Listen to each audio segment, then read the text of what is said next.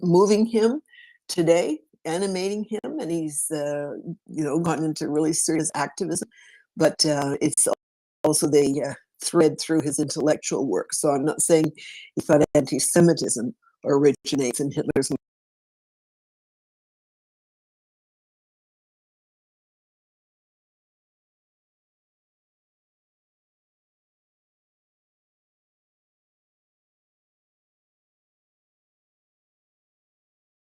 Darker than you gave it credit for, right? Yeah, no, I understand.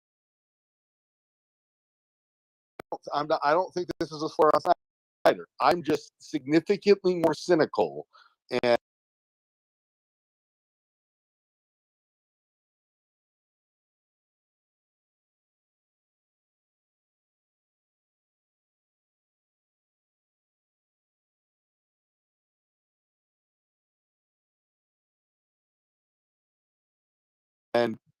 dour when it comes to my read on history.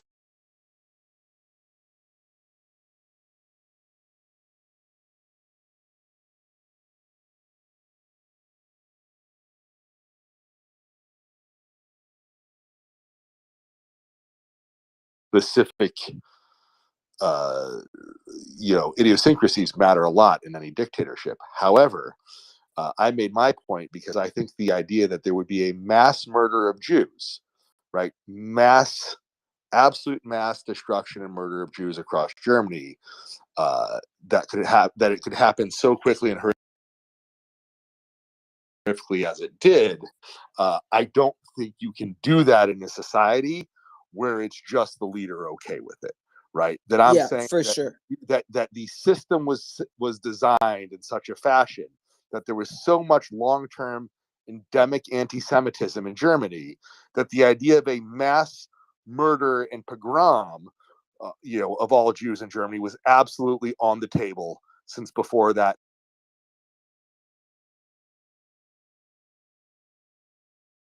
All of Europe was so accepted. 1000s. Yeah, but if you look at when like the newspaper came out, right? So if you look heavily at the history into modern sort of history, and you look at newspaper clippings and acceptance in social culture of advertising and memes or at the time. The entire of Europe was just steeped in anti-Semitism, and to be honest, so was America. Right? You couldn't join a golf club in America if you were Jewish through the 1920s. So yeah, I mean, we should stop thinking about these people, these authoritarian genocidal killers, as if they pop up out of nowhere and nobody knew they were coming. Anybody with decent hindsight could see that coming, the same way you could look at in Central Africa and see Rwanda coming to pass between the Tutsis and the Hutus. Months and months and years of othering and continually dehumanizing people before anything happened that was violent overtly. This is why I say I'm just aghast how many times this has to keep happening before we do something about it. And now David has been incredibly patient. David, what have you got, sir? Yeah, so I mean, that's very, very interesting what you're saying. So the fact that we've watched this happening, right? We've watched this happening with Russia. So we've watched Vladimir Putin come into power and him gradually move Russia in the direction of Adolf Hitler. And we've not done anything about it. And it's an interesting thing to think about. Why this happens over and over again. I mean, the parallels between the rise of Nazism and the rise of Vladimir Putin are somehow it's not good. David, I hate to interrupt you, but I think we could actually just use a Russian parallel here. We don't need to go to the German. Yeah, like the guy who puts a picture of Peter the Great into in his office, right? He wants to be Peter the Great. This is what Peter the Great did. This is what these monarchs were about. Exactly. Idolized the Russians about that life. Yeah, exactly. But there was never any debunking of that in the West. So I mean, that was kind of regarded as a legitimate heritage, if you want. Whereas yeah, it's clearly not. Anyway, the point I was going to make is that there was, I think, Liberal was asking about, you know, how does Muscovy kind of claim this Rus identity, and they do it interestingly as well because of what we've been talking about through genetic means. So they basically claim Muscovy as the continuation of Kievan Rus or Rus.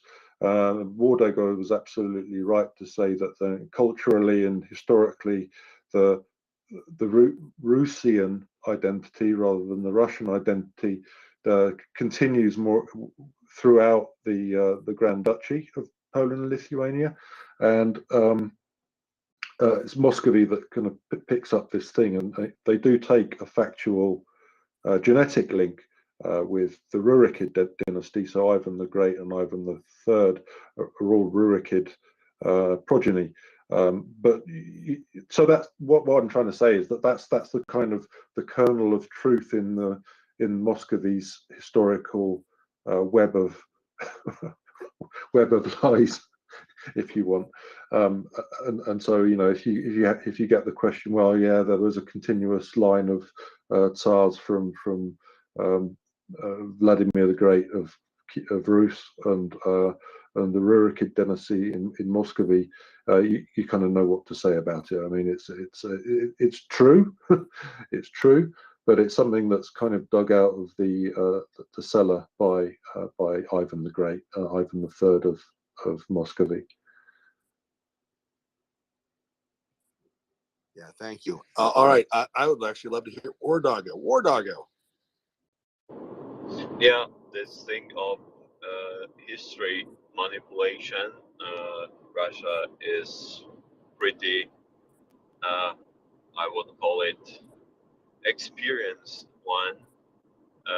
They did it since many years, and they have the whole institutions justifying their existence, just manipulating the history. Actually, they say that the Kiev Rus, as they say, the Rus itself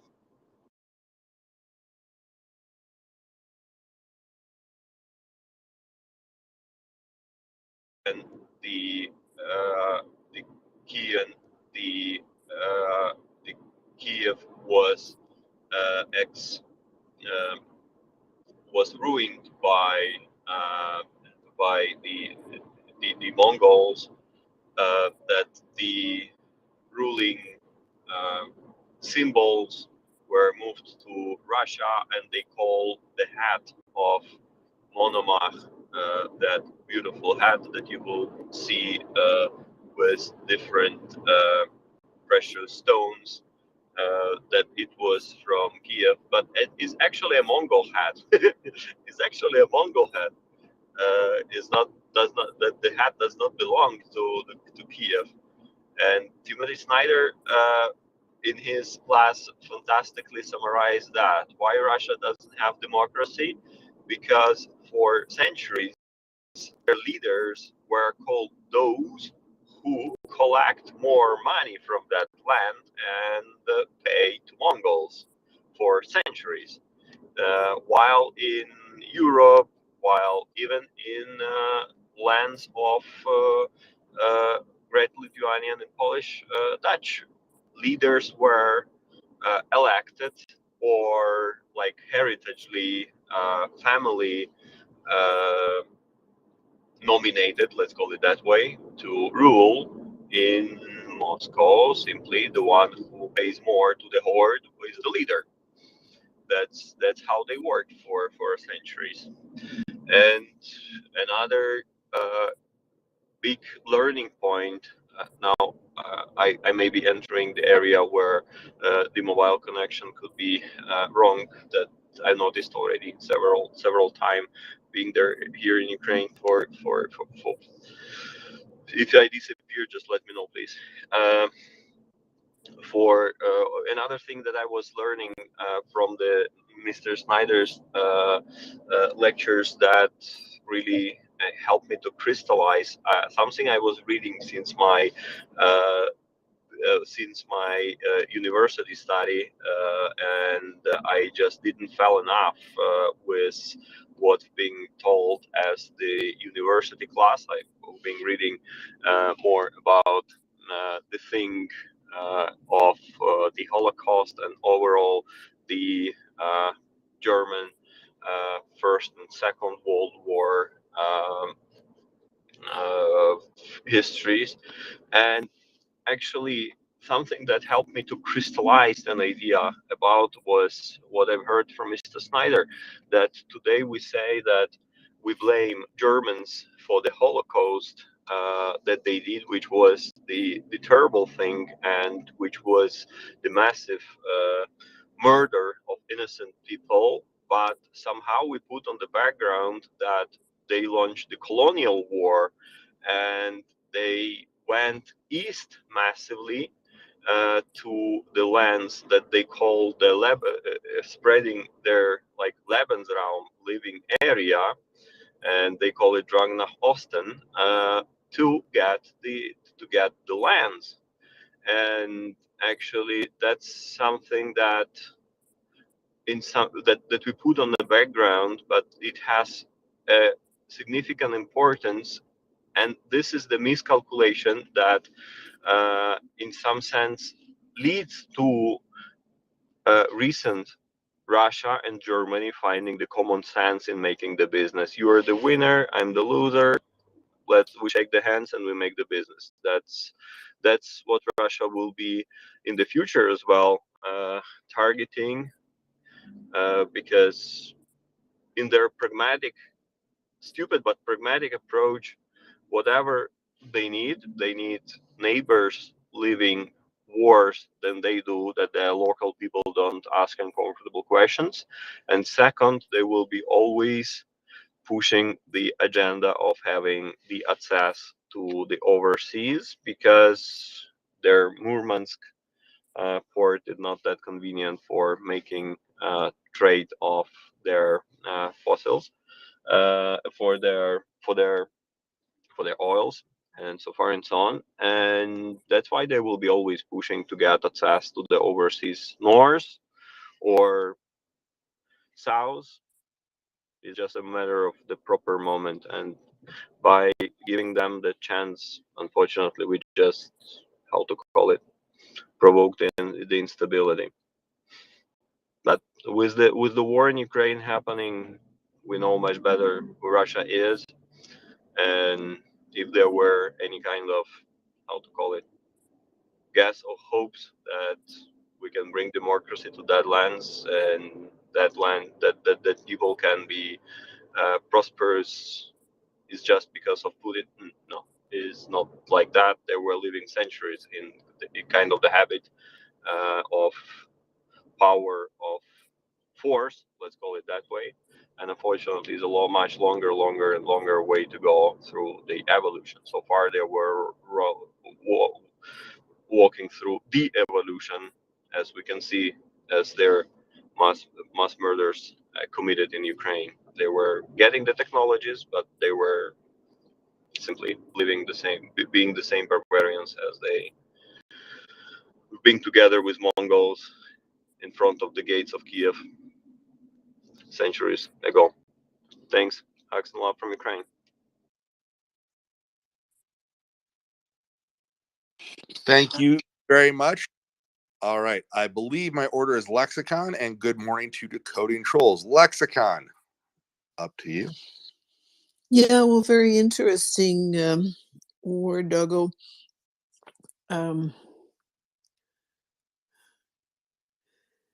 What in the very last lecture at Snyder's series, so it'd be lecture 23, I think that's where it is. He talks about an unfinished business, or in the analysis of in our modern history, in the analysis of the war, of the Second War. And he says that while Germany and Europe were able to say, oh, we learned a great lesson, making war is bad, we must be good, we must not ever make war. And it was nice, comfortable lesson about bad and good. All shall forswear to be good and not make wars. And Germany went along this route. But Snyder said they never made an analysis that what Germany is engaged in was an imperialist war of conquest, this Drang nach Osten for Lebensraum. So once again, casting covetous eyes upon the very rich land, and the Ukrainian people and use this would be very nicely organized to and because Snyder is calling upon people to understand that the defect in our history of World War II and our understanding of Russia is that both Hitler's project as well as Russia's project, again gazing upon Ukraine, is an imperialist project. For Russia, it has gone on for a long time. It has gone through Tsarist and Soviet and Putinist times. But it's a project to take back both, his access to the sea, the fleet, the Black Sea Fleet, but also his desire to control the riches and including the human resource riches of Ukraine. And people have told us over these years, I've learned over these months, Ukraine was the brains of the USSR.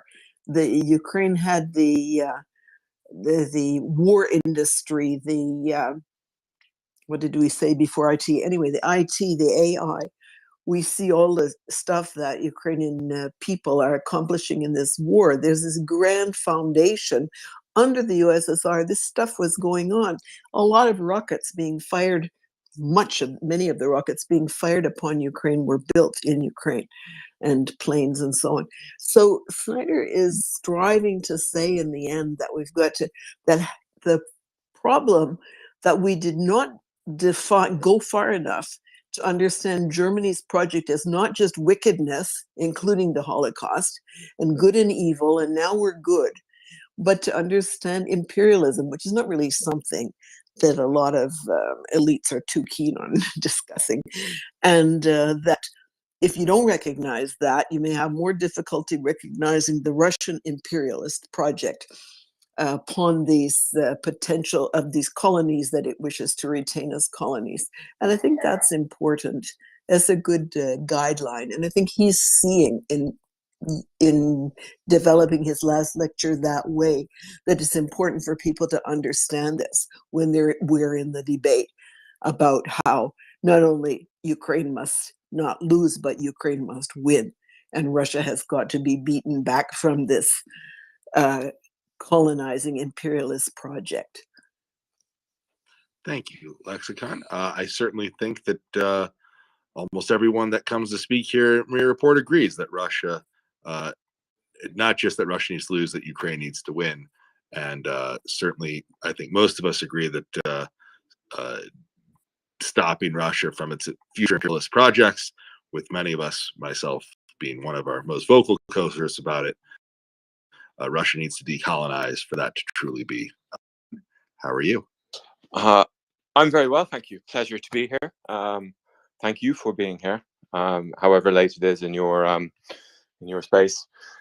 So on the question of Mongolia, so I've spent quite a lot of time in Mongolia, and I've also spent quite a lot of time studying history, and as my moniker suggests, decoding trolls. And the trolls I'm concerned with go right back to the very beginnings of Indo-European civilization and every moment between then and yesterday in Melitopol. So with the Mongolian thing, what I'd like people to think about is most of us were completely ignorant, obviously not War Doggo, of Ukraine until relatively recently. I arrived in Ukraine in early 2015. I could have, the way I express this is I probably could have spoken from I read quite a number of papers. Particularly political, academic papers, sociological papers.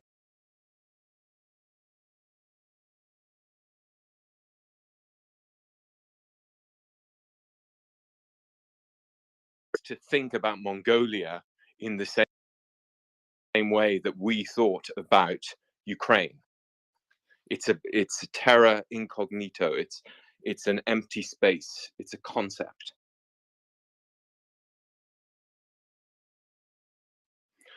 So in most European history, i.e. history as a discipline was invented in Germany in the mid-19th century. And a lot of things, as we learned from Timothy Snyder, became ossified inside European history from then.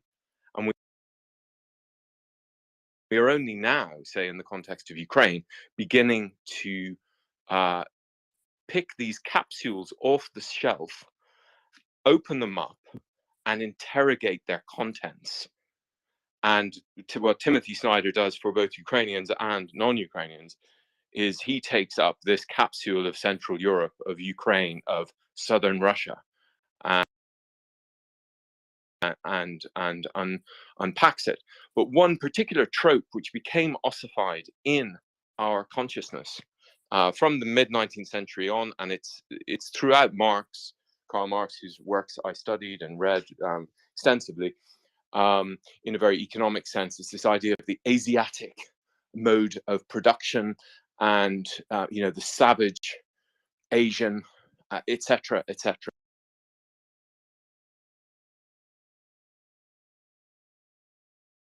I can't remember his name. He was a Finnish intelligence officer who was he gave this lecture on YouTube, which many of us may have listened to, on Russia, and it was brilliant, except for the foundation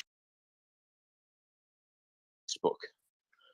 And it's part of a European national story, is this trope, this myth of the savage Mongol coming, and of the European Muscovy saving Europe from the savage Mongol. Putin refers to this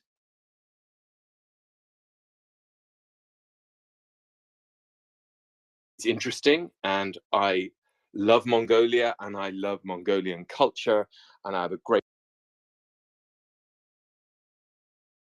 understanding of it. I'm a Buddhist, so I understand its importance in protecting Tibetan Buddhism.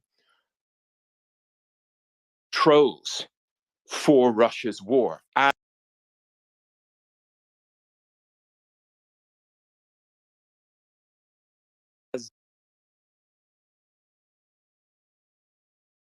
the great foundation, the capstone, is that they saved us from the Mongol horde, and we now repay them by arming Ukraine. It sounds nuts. I don't make this stuff up. They do, and it motivates millions of people and infects the minds of loads of tankies. So, I mean, that's the second point. The third point is there is absolutely no horror or savagery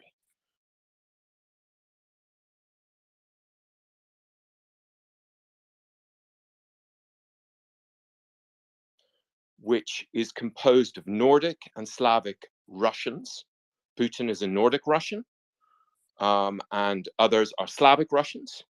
They are in total control of everything. Shoigu is the only Asiatic face you will see in any of the leadership with any power. So it's not only the axis of misogyny, it's the axis of European imperialism.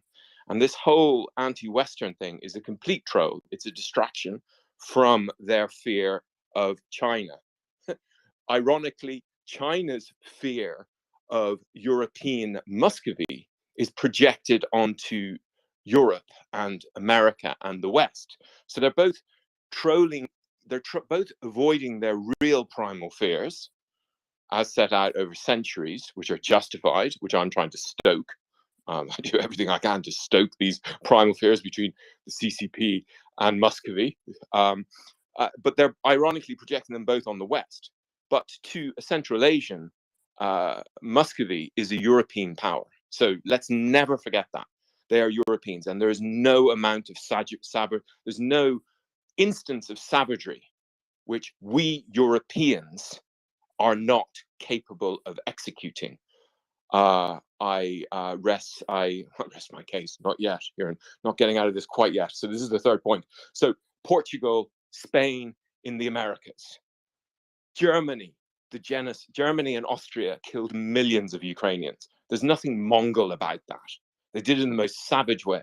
And yet in every Russian textbook and at the beginning of every kind of telling of Russia's story, you hear about this Mongol horde, and projected into this Mongol horde is this ossified view of the Asian, the savage Asian.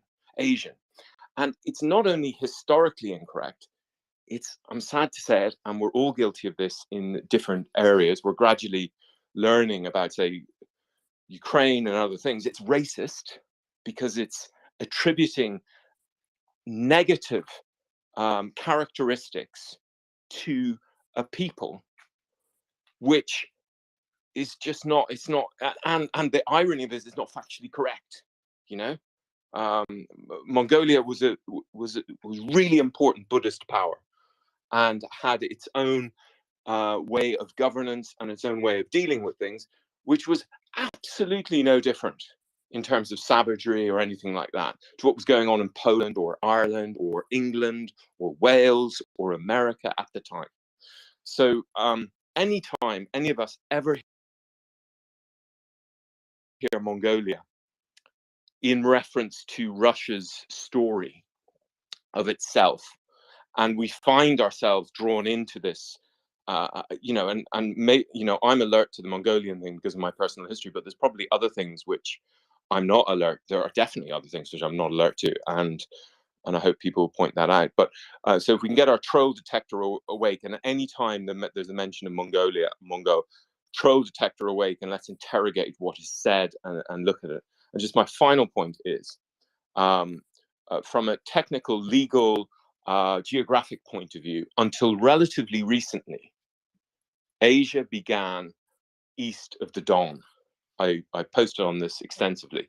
Isidore of Seville, in their etymologies in the 6th century, which along with Ptolemy of Alexandria's map, is one of the main sources of antiquity's view for this whole area. And Asia began west of the Don. So if we're talking about Asians, then European Muscovites are now Asian. But we don't even need to go there because it's just not right to attribute and project into Russia the savagery which came from Mongolia, because it's factually wrong, it's racist, and it's just not nice. So anyway, that's my my defense of Mongolia. Out. Well, never ever let Russia miss an opportunity to sneak a little subversive racism into their origin story. War Doggo, what have you got, sir? Look, every modern country, call it that way, in order to justify their existence, and like that's why history is like sex. You better that be in the dispute between two professors or those who spend their life learning that as a science, but not your neighbor next door telling you how that works. That's my joke about history. That's my favorite joke about history. Overall, decoding, as you mentioned, Russia is saying that the troll that goes deeper than you think, because with that mentioning, they put their justification of their existence rooting from Lithuanian, Great Lithuanian Dutch. Why? Because actually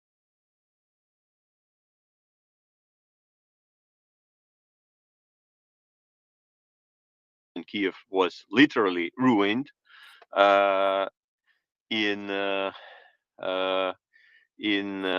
13th century. Actually, what was then happening? Actually, every cultural influence is happening with trade, and bigger nations and like inter country, or how to call it, international influence is also finishes with the trade. Actually, the Asian influence in Europe was simply weakened because internal struggles between the ruling people in the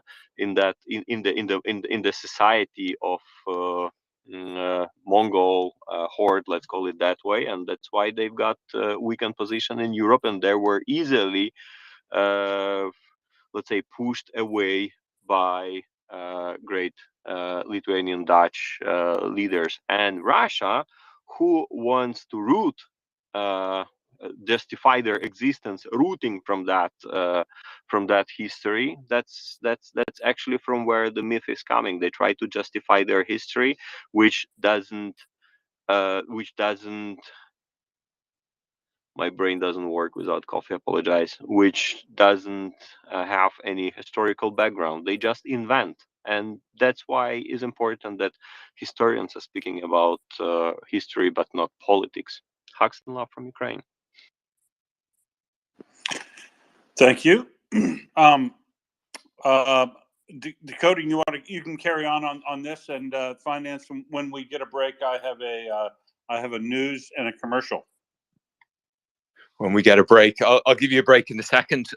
Yeah, my fourth point, actually, where Doug reminded me of it, is so some of us might have missed this yesterday or 2 days ago, but for me it was a classic moment where Den John was describing how the Russians are threatening to annihilate Sweden, and Den John's response was, well, we were the Vikings once. Do you understand this, Russia? And so there can be a positive use of this kind of tarnished history if it provokes fear. And I think surely the intent, and I've blogged on this several times, that one of the outcomes of this war must be that whenever the word Ukraine is mentioned in Muscovy and among Muscovites, that the same chill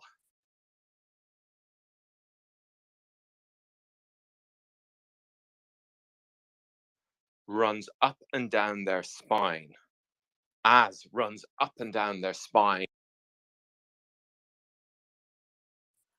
Let the record show while I will defend Mongolia and decode the troll which is generating Russian history, there can be a use of these traumatic events in a positive way, and what Ukraine needs to be doing, as indeed it is doing. And I think when the average Russian understands the truth of what Ukraine has already done to it, even by the end of a year ago, by the end of March a year ago, defeated it in such a resounding way, and as they calculate the economic damage over the coming decades, which is just continuing. I posted on this morning. There's a good article in Atlantic on it, or the Atlantic Council did a good article, which complements the one in the Wall Street Journal yesterday. So, I mean, Russia is totally sunk. And that is Ukraine that has done it to it. That is President Zelensky and the people around it who have convinced President Biden and everyone else to rally around Ukraine, because this could have gone a very different way. At every moment, this could have gone a very different way. None of this is inevitable, as we know.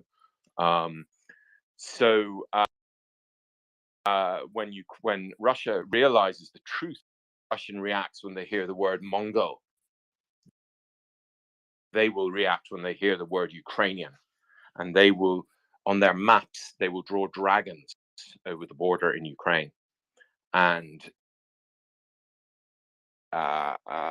yes, with that resounding fourth point, I will leave you to your announcement. Out.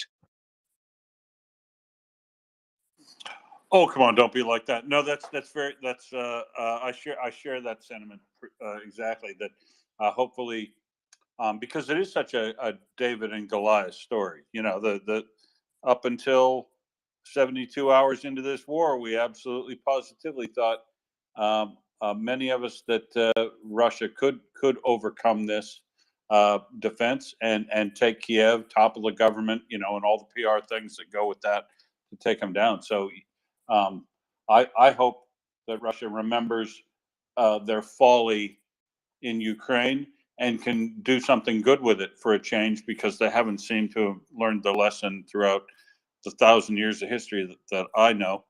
Back to you again, Decoding. I've set you off. Yes, you have set me off. Sorry, this the last point I'll make, and maybe Lexicon will get this, but I recently. You always say that. I will. I've recently written a paper on the Indo-European number of Indo-European kings in what would become Israel, about 2,500 BCE. Sorry, 1,500 BCE.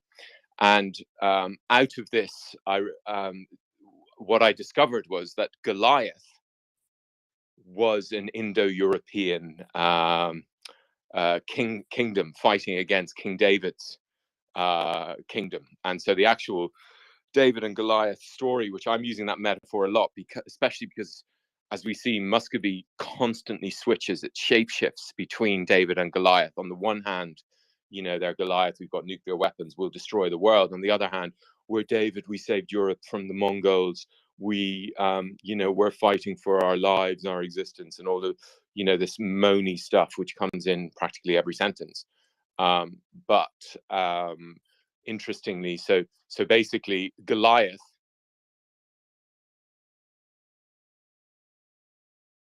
king in what would become the state of Israel is an Indo-European king with probably an Indo-European name like Indorata or something. There was many kings of those names around there, and therefore their genetic and cultural descendants, because of the language they're speaking, came from Eastern Ukraine. So had Russia known this, I would have pointed it out to them, and I would have said, you are David in this, but you're fighting Goliath and you will lose. So Ukraine can be shape-shifting between David and Goliath. But that's just my clever point.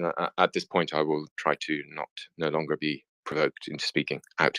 Oh no, everybody! I'm going to get you again because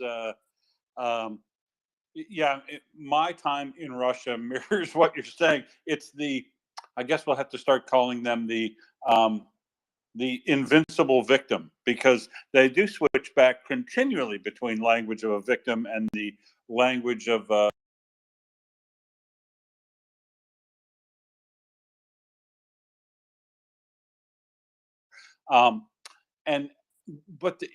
but so precious about it, because I told the story before that when I was living in Russia and taking Russian language classes from a private university tutor who happened to be from Odessa. So I figured I'd impress her one time during my break. I was actually reading my Russian lessons when I wasn't in Russia during my holidays, and I read a book that talked about the evolution of Russia in a historical sense, and how it essentially grew out of Kievsky Rus, Ukraine Rus, it called it at the time. And so I got back to work and was started to take my lessons. And I thought I'd really impress Tatiana by telling her the extra reading that I'd done on history and in Russian language, and told her about the factual history that about what I'd read in relation to the generation of the Russian language from Ukraine Rus, and how, as you say, it grew out. And my God, she was very, very, very angry for me. And I thought, I mean, she literally scolded me like I was a little school kid. And I'm like, wow, you're from Odessa, right?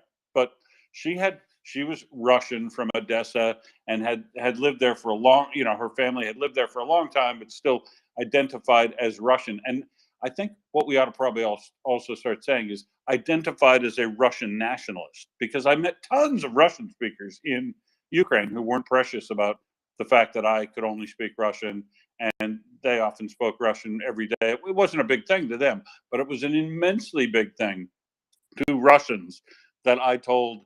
Well, this Russian nationalist that I told about the history of the Russian language is just factual. It's not a. It wasn't negative about Russia. I wasn't demeaning Russian culture or anything. I was simply pointing out the historical movement of people, the limited amount I knew about it, and the obvious factual records of when Kiev was founded and when Moscow was founded and how they settled on the Golden Ring and all that sort of stuff. But you would have thought I was exterminating 1,000 years of Russian culture.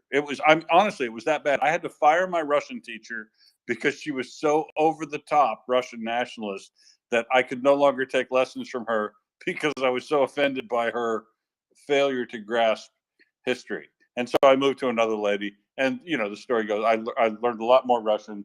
It was a lot better time, and all turned out well, except this old Russian woman. She stalked me. I'd never tell her when I was coming and going, but man, she should have worked for the KGB, because every time I arrived in the country, within a few hours of me arriving, she would call me and say, "Are you having Russian lessons tomorrow? Are you having Russian lessons tomorrow?" Forever. See, I told you I'd get you. Come on, decoding. I told you I'd get you. Great story. Yeah, I mean, it is one of my, and this is again based on empirical evidence, working with lots of diplomats, that the Russian state uses language lessons to entrol an ideological education as they are teaching them Russian. And this counts for most of the foreign ministries of many of the countries that I worked with people from as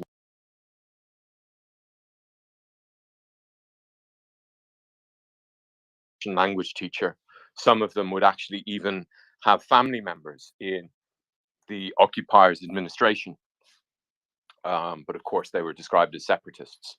And so while you're learning, and I posted in the stadium the thing about David and Goliath. Sorry, I misremembered. I just checked one of my footnotes, which I probably got, is that Goliath was a Philistine warrior, and the Philistines come from the Aegean coast, and they get a bad rap, obviously, because the Bible is written from the perspective of the Jews and the future Christians. So the poor Philistines get a bad rap.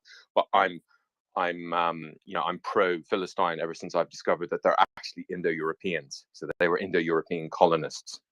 And so Goliath was his ancestors came from eastern Ukraine and spent probably 500 years in the Aegean, where they learned Greek, and then they ended up trying to colonize the future state of Israel, which is always probably, or I would have advised them against that.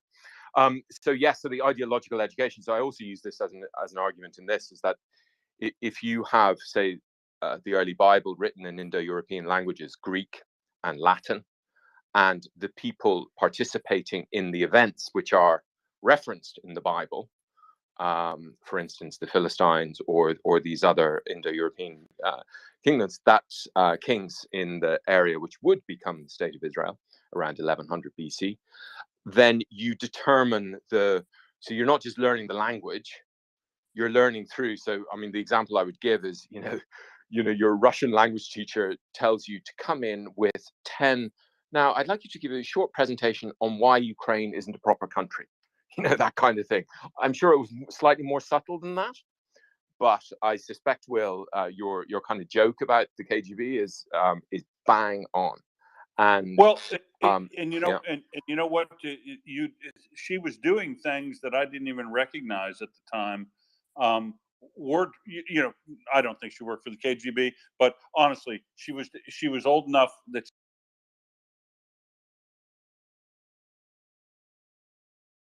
specific books. She wouldn't teach Russian out of anything other than these books that she wanted to find, which were the old ones that they used to teach English speakers when they came to Russia during the Cold War. Which I did buy into her argument at the time, which the method of instruction in them fit me better. So we did that. But when I swapped Russian teachers, my new teacher was like, why are you reading from this 1947 textbook? There are much better, more contemporary things that we could use that are full of language that's more used today that, would be probably better for you conversationally. So I agreed. But yeah, so I didn't care, right? Because I was just there going to learn Russian, took everybody at face value.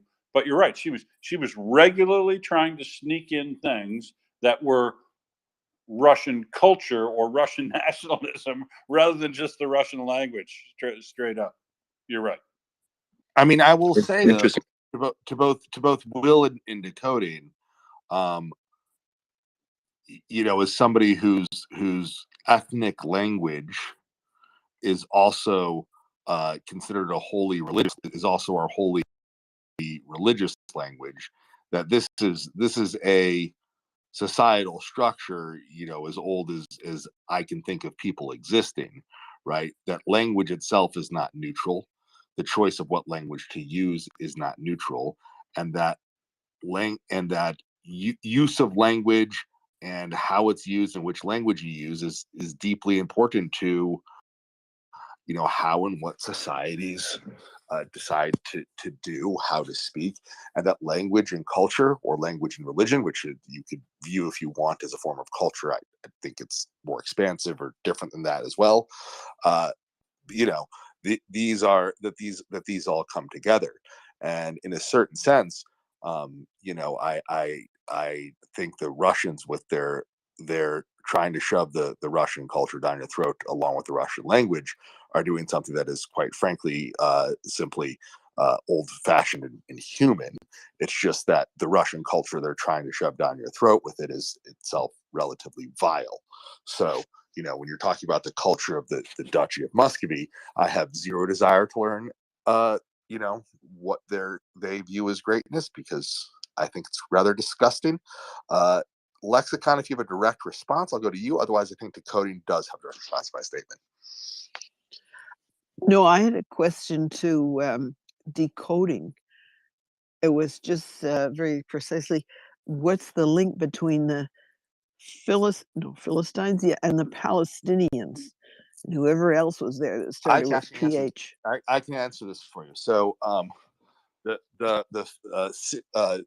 name of the area of say where the Gaza Strip is right now was called was given that the Syria Palestina by the Romans, basically, and it came from the name Philistine,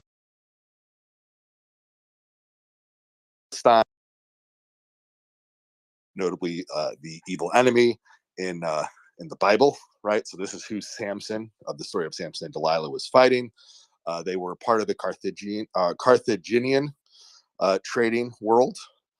So that's who they were. So it is actually the name of the area. People, whether there's a link between the current Palestinians and the ancient Philistines, there is actually some sort of open question and debate. It is generally considered that that's a no, and the current Palestinians are sort of an Arabic people that are not the ancient Philistines, but there's some sort of debate there as well. So that would, but it's related to the area, because the area that's basically the Gaza Strip was ancient Philistia.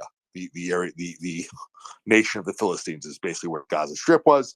It was a very good place to trade from then, as now it could be, should it have a non-terrorist regime there. decoding. Yeah, Lexicon, you may be, and I just posted in the stadium, you may be interested in that paper and particularly the footnotes on that, exactly as Finance has just said, it's the name of the place. And yeah, you what was I going to say? Oh yes, so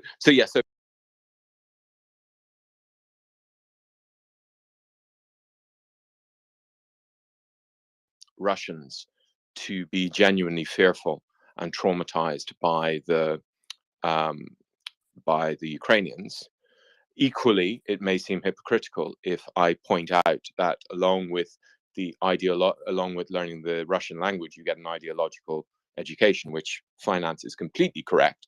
And my entire argument in the Indo-European immanence in early Christianity rests on the point that you cannot learn or practice a language without being determined by that language and the syntax and the grammar and the roots of verbs and the structures and the whole ideology of it. And that we often think of languages as, oh, I'm just going to learn this new thing, but it's not going to change me. It's kind of something outside of me. And so again, as Finance points out, when we're learning French, I had it myself, although I didn't realize I was getting an ideological education, though I learned it in Montpellier, which was part of Occitan, which is a very ancient kingdom and culture. And it took me several months to realize that they weren't talking, that Occitan actually was the place I was in, Oc, land of Oc, rather than meaning Westerner. And I'll tell you, the day I discovered that, so many more things made sense. So, but what defines what is the standard against which you decide whether this is good or bad is international law. And is this culture justifying invading Ukraine? And is it using all of these trolls deep within its history? Because all of our countries have these trolls in our history. But if you invade another country or you start a genocide, you're guilty of the crime of aggression, then everything in your culture is up for grabs, and that's what triggers me to start decoding you. And that's how I would just say it's, I don't mind if French, while you're learning French, you learn this, or while you're learning German, this, or English, that, provided those countries aren't doing what Russia is currently doing. And so this is, again, why when I realized that this missing link about why so many people I worked with and so many people in the French foreign ministry or the German foreign ministry had adopted a Russian perspective on Ukrainian history. And I then test this hypothesis on people. And of course, people resist it because they're not as clever as Finance to understand that this is a universal aspect of learning a language. And I realized, wow, these guys are being brainwashed by their really sweet Russian language teacher. And obviously that wouldn't matter. But I mean, the whole point is we wouldn't have been there had Russia not occupied Ukraine. So, in the first place, they're in the bad place. But, it would just be a nice bit of gossip or, point it out to people so we learn how to detect trolls or when we're being trolls, because it happens to us all the time with advertising, with our cash, with, we're being emotionally manipulated constantly. But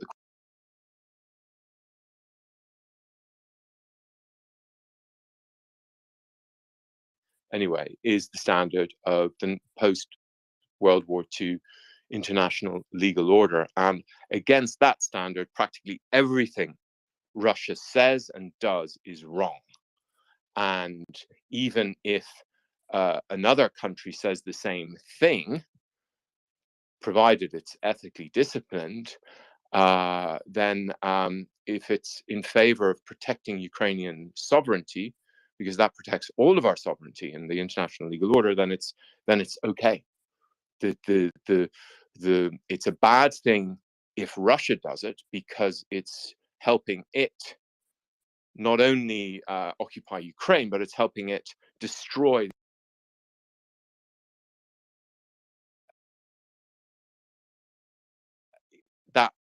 makes it a bad thing. And so when the Russians go, oh, well, you do this and we do that, which is a constant refrain, we're like, yeah, but we do it, but we're not occupying Ukraine, or we're not committing genocide, we're not doing all of this stuff.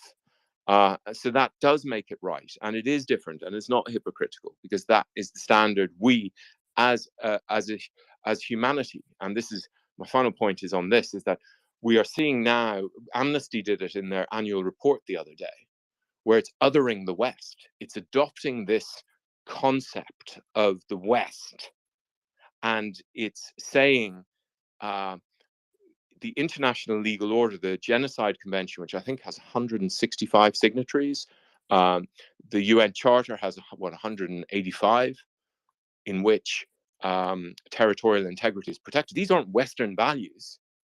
These are the values of humanity as written down. You can Google it. You can Google the UN Treaty Depository and go in, and you will see the actual signatures of the heads of state of all of these countries saying we will adhere to these values.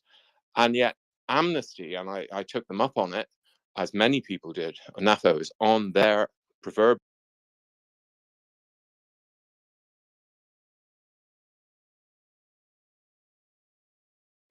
No, it's humanity. And there's no neutrality. I said this again to the Austrian foreign minister yesterday, obviously in a tweet rather than phoning him up. Like, you can't be neutral against international law if you're a state, because you can't, if you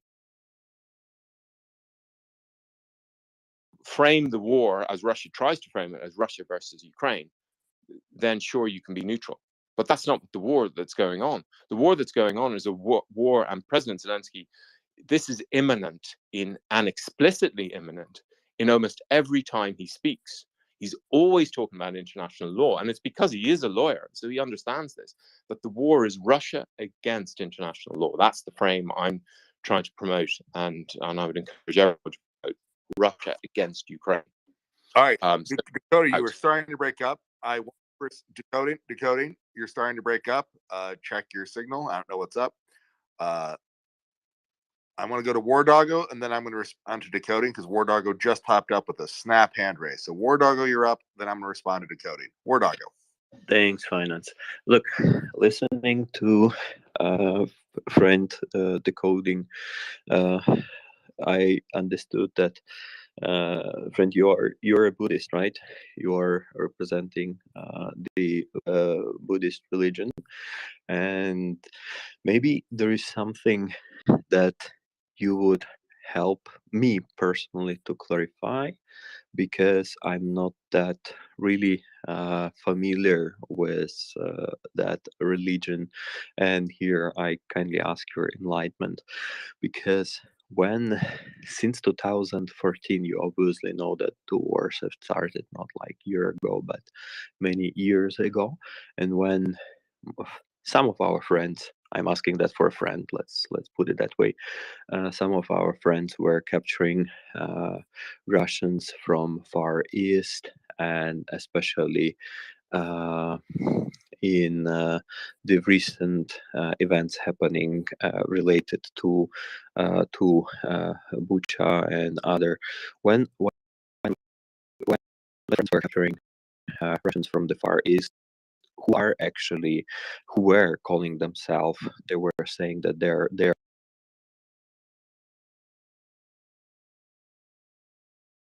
if your commanders are like letting those things happening, and then they were saying some strange thing. I don't want to put it like dark on like Buddhist religion. They were saying, like, in our religion, they said, we don't really glorify the human life, they said, and like something like we don't really value the human life. That's why for us it's like, it doesn't value a lot. That's why we're not that sensitive to all of the things that are happening in Ukraine. That were said by several guys. I'm like just summing up, but to me is like, is that kind of the Russian Buddhism thing? I don't connect it really to Buddhism itself. Is that more like a Russian thing? Maybe you could help me to clarify being a really a representative of that religion, because to me it's something that I was like, it never fits my mind. I hope I made myself clear. I think you did, and thank you very much as always, War Doggo. Well, we have more European friends waking up. I am certainly up way past my school hour bedtime, but I'm not waking up for school tomorrow, so that'll get me longer. Decoding.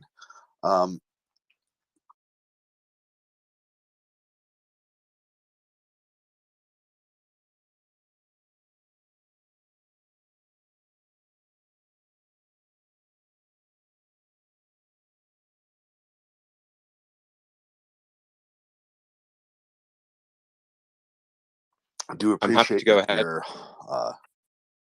no, I actually had a response to your earlier comment, which is one.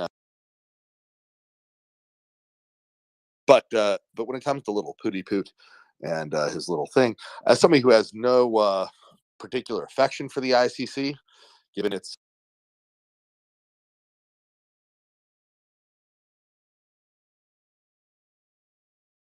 penchant towards being far harsher to democracies and especially almost all international organizations and regimes, and the fact that for however much you can blame or discuss the very China, there's a whole civil war with genocidal overtones in Ethiopia, etc. And combined, the whole world tends to get less complaints at the UN and other international bodies than the one small Jewish nation that has like less than 10 million. This total citizenships under 15 million people. So yeah, there's I would say that international law has never been something I've been particularly fond of, because I find it to be fundamentally anti-Semitic, because the only thing the world seems to agree on is that they hate us, and us being the Jews. And the international law is also very heavily weighted towards whoever the large nations that have, shall we say, sway, right? All the different soft power politics that go on. And the Russians and Chinese and other objectively horrific genocidal regimes, internally, externally, etc., are able to use these international bodies for their own nefarious purposes. So I find their legitimacy to be questionable in the first place. So I don't know about the whole world agreeing, because I think unfortunately too much of the world just doesn't care. But I would say that many of us agree, and the idea that Amnesty International is anything but an anti-Semitic pro-Russian regime is, to us who've watched it be broadly anti-Semitic for a very, very long time, is it literally simps for Hamas terrorists while discussing, and suggesting the real problem is, we're not dead yet here in the Jewish world. Would say that I've never thought anything highly of them, kind of like I've never thought highly of the Red Cross, who defined in World War II the problem with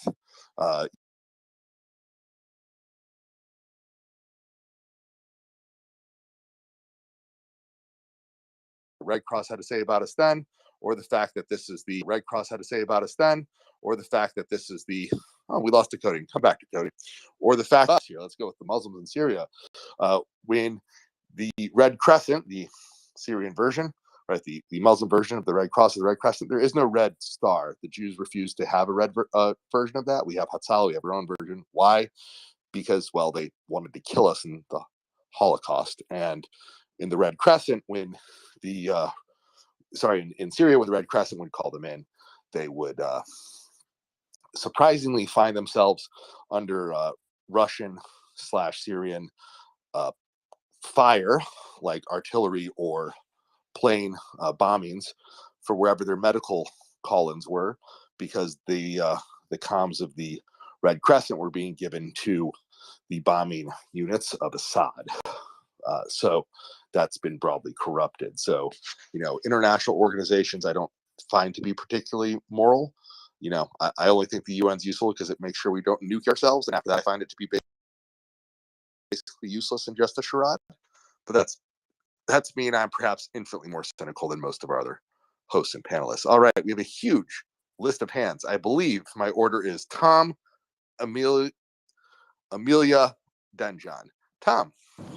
Yeah, because decoding's dropped down, I can try to answer War Doggo's.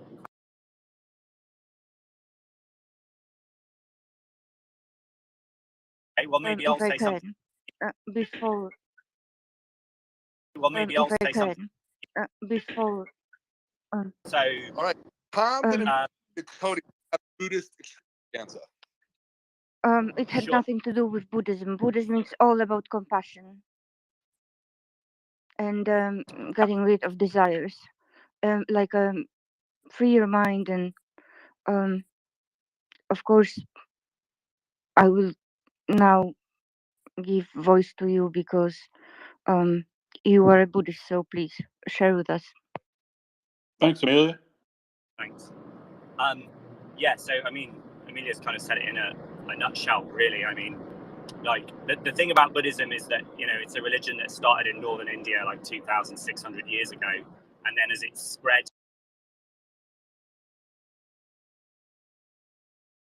in a sort of being assimilated into that culture way.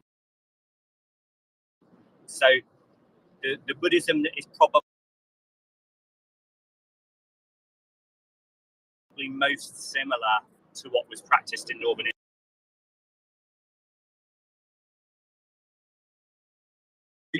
Amelia, please wait for him to finish, and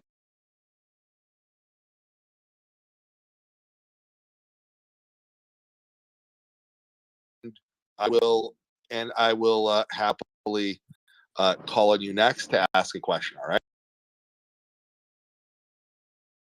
Harming any living beings, like loving kindness as a spiritual emotion to develop, compassion as a spiritual emotion to develop, and letting go of like clinging, craving, thirst, desire, without which you've very little desire to harm anyone anyway. However, as Buddhism has spread into different cultures, it becomes somewhat different. So, like, you know, Zen has more of an emphasis on emptiness and letting go of a sense of self and other, and less emphasis on compassion, but would still emphasize not harming people. So I can't really speak to the form of Buddhism that's being practiced in the sort of Buryat type regions in sort of Eastern Russia. I know that when Buddhism has gone into places like Tibet, it's merged with animism, which is a sort of spiritual or shamanistic tradition. And it may have also done that in the Buryat type regions. So, you know, just like Finance was saying about the Red Cross and the Red Crescent, any organization or group can be corrupted. Like, anyone can say that they follow a certain religion and just be total scum. And I think that's probably the simplest explanation here, is that these people have been brought up in a Russian army culture and a Russian culture.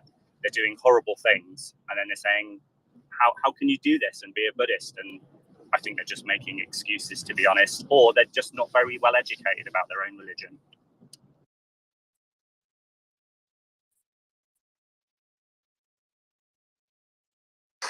We learn in Poland Buddhism is not religion, it's the life philosophy. Just like maybe, and we learn about it. And I had a little discovery, maybe it's like off track, but in the subject. I was listening to Shaolin Master. He was a monk and he practiced Buddhism. And something about what he was saying, it was like Jesus would be talking, like a modern Jesus.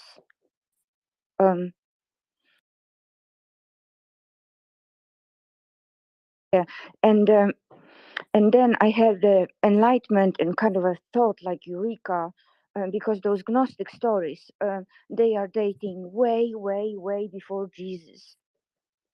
Those are stories. This like according to John, these and that. Those are stories.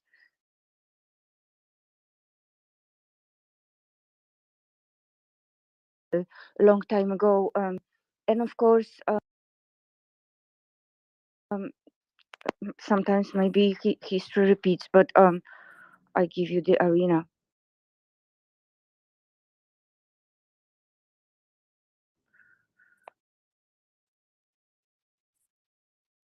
All right, thank you.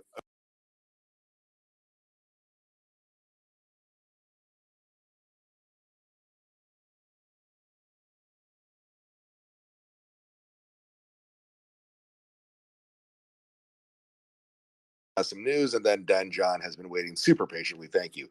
Dakota, finish up the Buddhist extravaganza, please.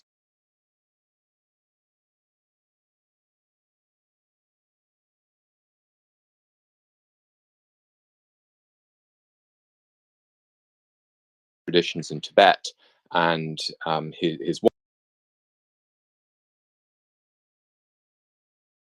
so this middle way idea has a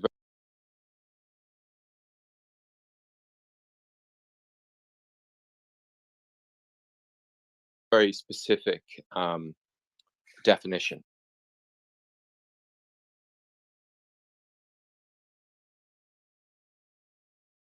It's core to my paper on the Indo-European immanence in early Christianity. Means is that at a certain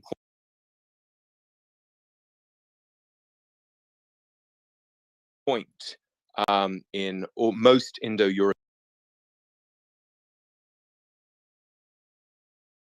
something had to come from nothing. Buddhism sidesteps this and says, we can't know this. Everything comes from something else. So it's this long continuity, which is known as Tantra.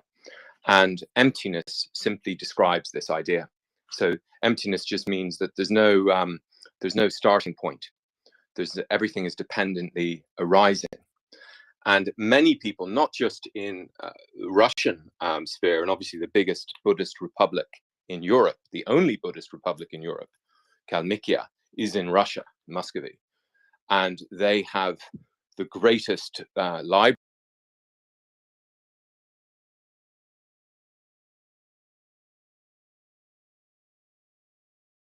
and monasteries. But they also have many which are subverted by Russian teachings, or just by not very good teachings. They're not taught what the Dalai Lama would call the right view. And so this nihilism element, this extreme, which is this idea that, you're telling me there's nothingness. You can immediately fall to this extreme of nihilism. And as we know from our Dostoevsky, the Russians are really addicted to nihilism. And this is a struggle all of us have to face in our lives when, the bottom falls out of it.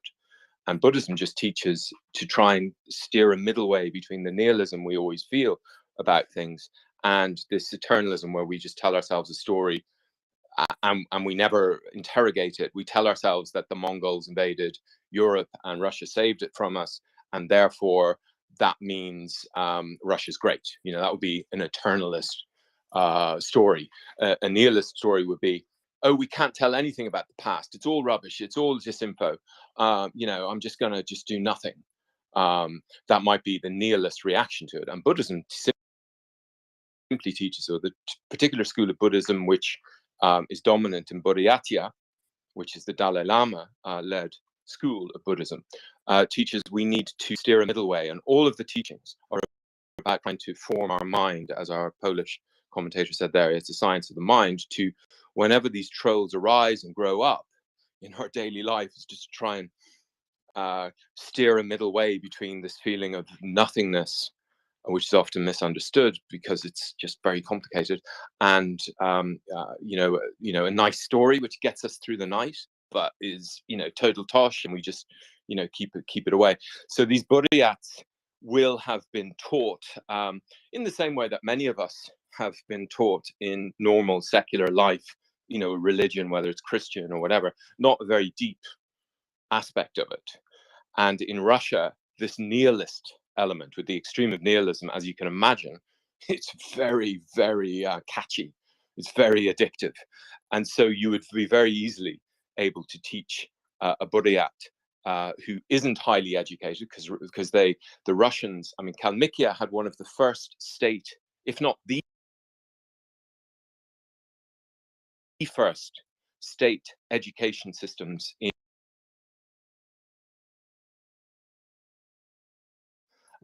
and so the what they learn isn't very strong, and the nihilism that we read in Dostoevsky and in the brothers Karamazov and Crime and Punishment is perfectly, and they probably even blame it on the Mongols that they got this from it, but it's an extreme. And so that war doggo would be how they could profess Buddhism. But I can say that one of the very few things you can never come back from in Buddhism is, and this comes back from 15th century, or this is when it arrived, attacking a town. It's, I mean, literally you can come back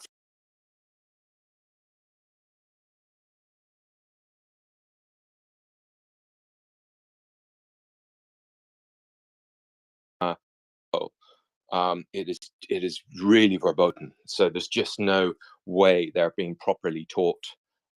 They're just as deceived as many of us about their own background and their own religion. So they've been taught, you can say you're Buddhist and do these horrific things, but they have not. It's not what the Dalai Lama would call the right view, because they're falling.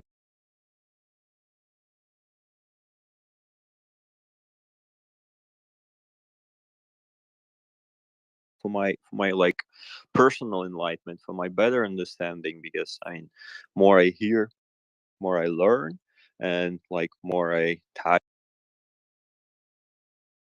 Correct me if I'm getting it correct.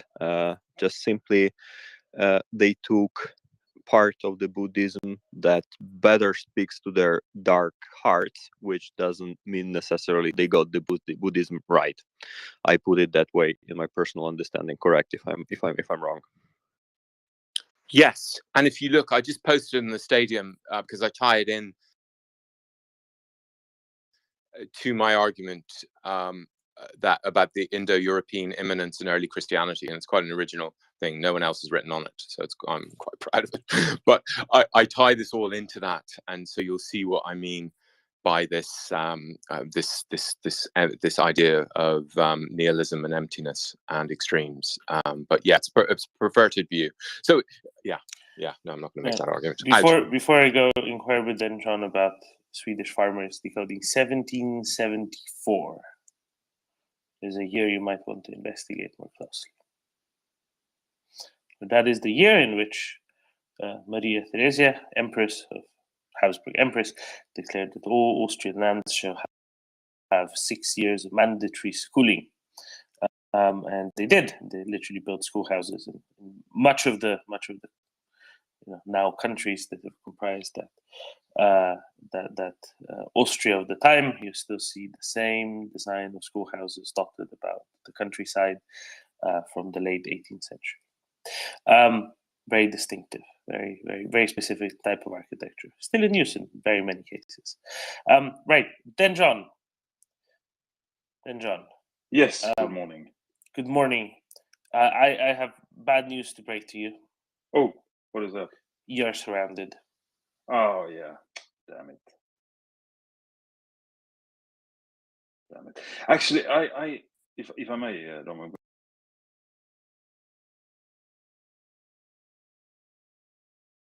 appreciation is due. And I would like to extend on behalf of many of us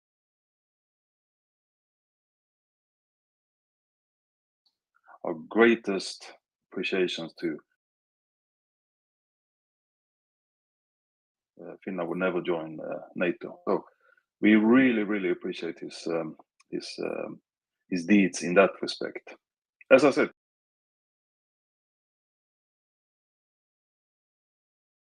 condemnation is should be given when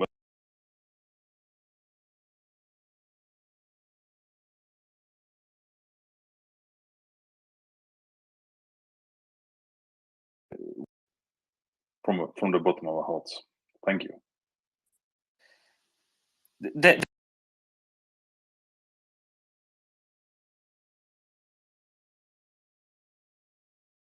John, do you think that at this point of a ground-based home game is just impossible at this point.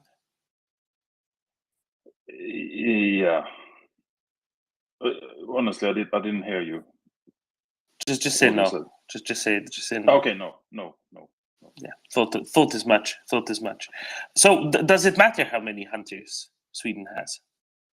I think it does, because it seems we have more hunters than the entire military forces. So I think it matters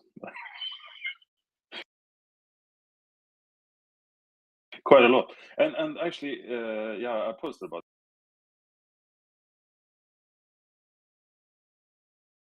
that because it was kind of woken up by 122 that because I made a joke about it, and then he said, well,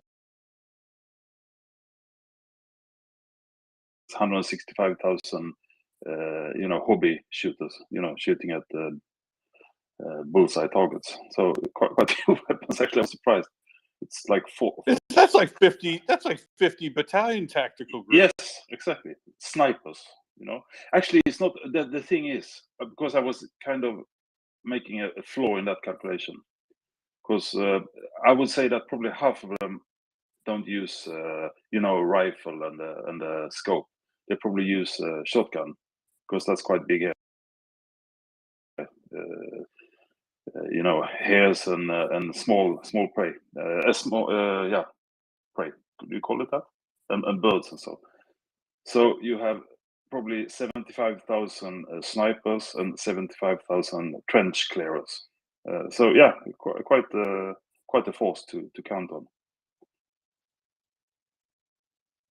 Indeed.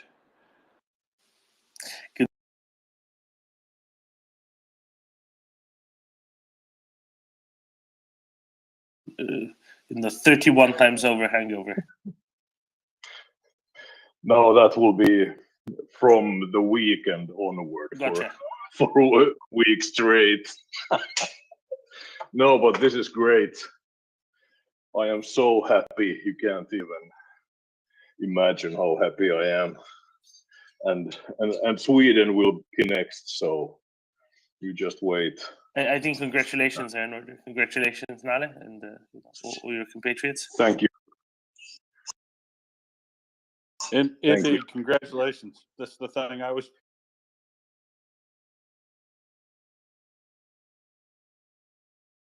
Going to bring up for an hour. Yeah, But thanks. I've done that. Thanks, Will. Yeah. No, I have an idea. If it drags on, this thing with Hungary and Hungary, Orban.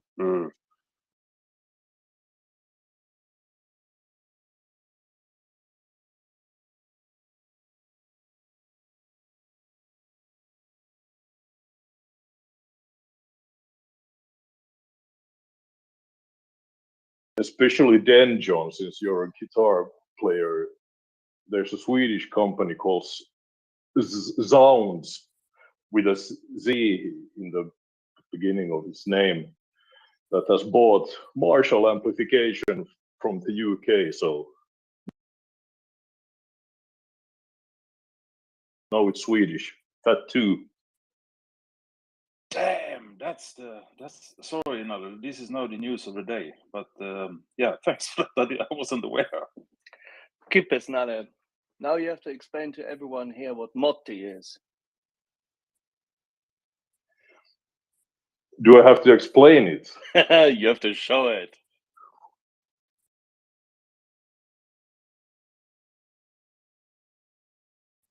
Oh my God. How do I show it on a Twitter space? Okay. You paint a picture with words. Exactly. Paint a picture with words, like Dolan does. It's very simple, straightforward. Why is NATO so much stronger now that it has Motti? Because you can't live inside a Motti for very long, can you?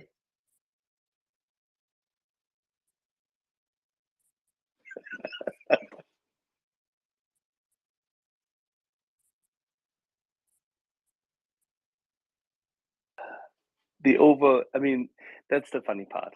Only that fiber, that resilience, that absolute belief Finns have that their land is theirs and they are invincible in it is what is required. Russia is toast. Yeah, this is about an hour and a half ago, with this we had a big long conversation, and I was trying to sneak in this news and an advertisement, right? Because not just a PSA for MriyaAid.org, like I always do, and I had another ad because on this historic day when this has all been confirmed is happening, a Finnish brewer called Olaf Brewing has put out this beer that I put a link to in the net. Strong ale, I guess. It's 4.5%. Oluta, I don't know. But it looks fantastic, and the slogan is the absolute best. A taste of security with a hint of freedom. Now with 31 times more security. And I thought that was hilarious, and congratulations to Finland. Are you familiar with the previous exploits of Olaf Brewing? Yes, I do notice that they also have the main table beer as one of their stable items. So Olaf Brewing started off last year in, I think, May, when there was a discussion in Finland on whether to apply for NATO or not. Which on the box, Axel, what does it say on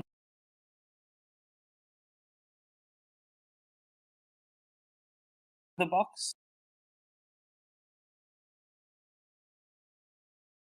But on the Go to have a look at the box which I have here. good, because you will find something. I'm glad that you don't know now, because you will read it out loud and we will hear your impressiveness. I think you knew, but you forgot what it says on the side of the box. It's a long time ago. It's a month ago that we had it. Hold on one second. Let me walk across. We will wait for this because this is important for everyone here. We had him here. We had the good people.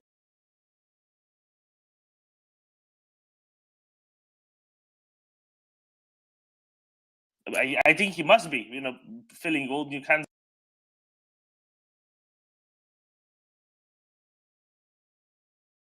of beer. I think that does make one pretty busy.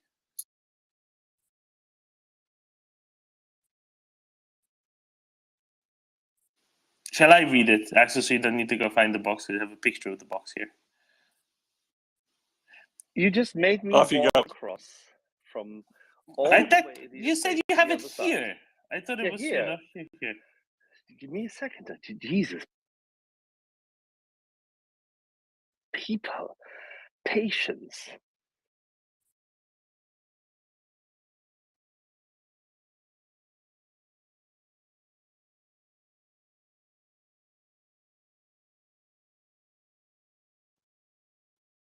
The main battle beer, Leopard 5 ABV ×6. Main table beer. This is main battle beer in the box. I don't know. Maybe this is a main table beer. That's for Daryl. The main table beer. Yeah, I see Leopard 5 ABV ×6 main table beer. Oh, plus the original blue and white. Maybe it's a main battle beer and then change it. Still waiting for Axel to maybe Axel so impressed that he didn't even know what it says inside of the box. I want to go to the expert opinion. Nale, have you tried these O-Town beers, and can we have a short review, please? Yes, I have, and I had the NATO beer, as you said. It was quite like a IPA type of thing. It was quite bitter for a lager. It was too bitter to actually be a lager, but it's that kind of beer. But in the IPA world, it wasn't like overly hopped up, so it was quite good. And I don't usually drink that sort of beers, but it was nice. good to have in a sauna. Yeah, I was just about to say, it's a very hoppy wink. lager. It's not fruity, fortunately, so it differs from a number of beers which have come out of Finland in recent years. It is not too bitter. It is lighter in taste, very distinct, and you can. You're absolutely right, Lala. I agree with you. It's great sauna there. But so I posted a photo on line 99 just for our boys. So, and here is now the full readout. The leopards are free, but the war is not over. Read more and donate. u24gov.ua. Special thanks to MriyaReport on Twitter. And it says, of course, main battle beer on it.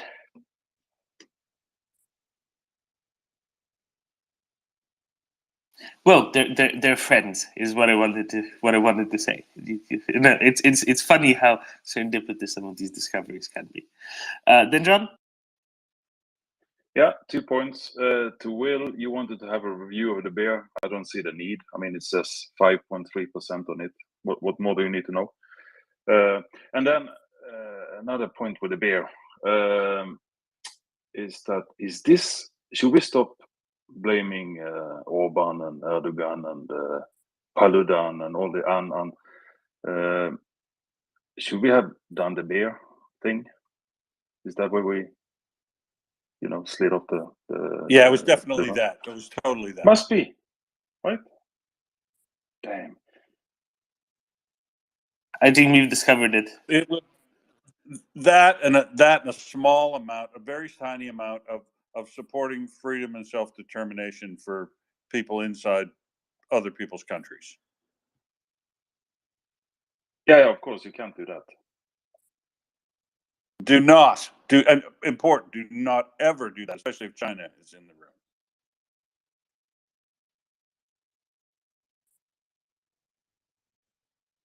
Jussi. Congratulations, Jussi. Here. Congratulations. Here. Yeah, thank you for the congrats. It's a cold day again for this time of year in Finland, but it's a good day. It's a very good day. All right, there can be some background noise as I'm walking, but I actually had a different topic in mind. If you want to hear, I was in the space yesterday, and the space is it's held by Canadians. Let's say that they're more on the pro-Russian side than they are with the Ukrainians. But they are civilized in their discussions. And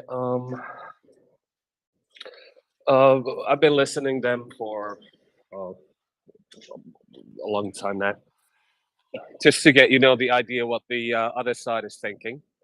And this particular time was really, really interesting since they had 4 soldiers, and they were all American or Canadian. At least one of them was Canadian and 3 of them was American. But the thing was that 2 of them fought on the Russian side and 2 of them fought in the Ukrainian side. And it was a bloody interesting discussion to hear. I mean, they were all civilized. They didn't start to kick each other's balls or anything. But it was bloody damn good discussion. And I was wondering if I would, when I get home, I would write down the points, the basic points that they were saying. But one thing that I can say now is that one of those guys were actually fighting for Azov. It was really interesting to hear what they had to say. So that's all from my side. Understand what we're really driving at. But what I would say is, I suspect, because it was what I will say is that I think it will be very difficult to for me to even listen to anyone who says yes, I shall go and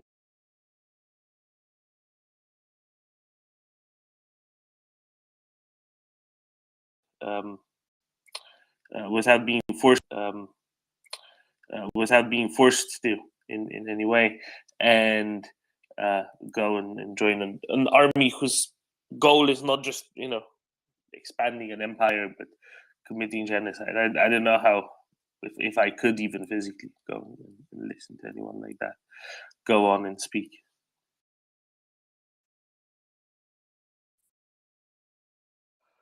Yeah, that's the thing with the civilized genocide. It's very hard to commit, right?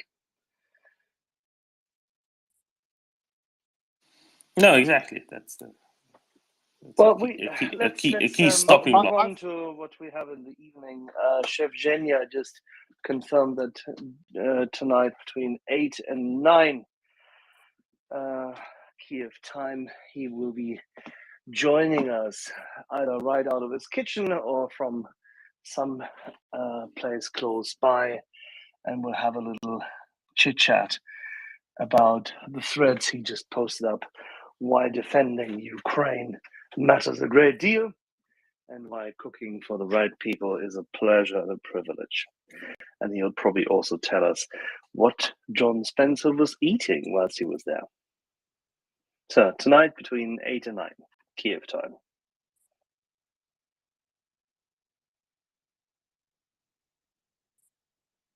Cool. Well, hey, Doman, I was hoping we might get mockers up early to provide the numbers, but I've been sitting on those for about an hour or two, assuming she was going to sleep in. And so I can give you the numbers and where the disappointment that you'll undoubtedly have, because I know your favorites as well. We can go through that if you'd like, and I can I already know what the conclusion is. Oh, fair enough. So I'll just summarize them anyway for the folks. Or do you want mockers to do it? Because you can have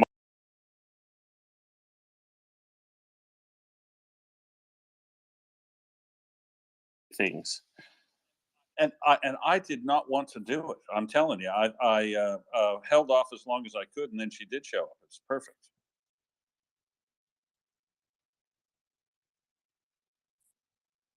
I am so sorry, guys. Yeah, apparently I'm quite married to the numbers for some reason. No idea why. I meant to get up early and read them to you all this morning and completely slept through, which, yeah, let's just say I must have needed it. So it's a good job Will's here. Otherwise, you wouldn't have seen me till, well, now.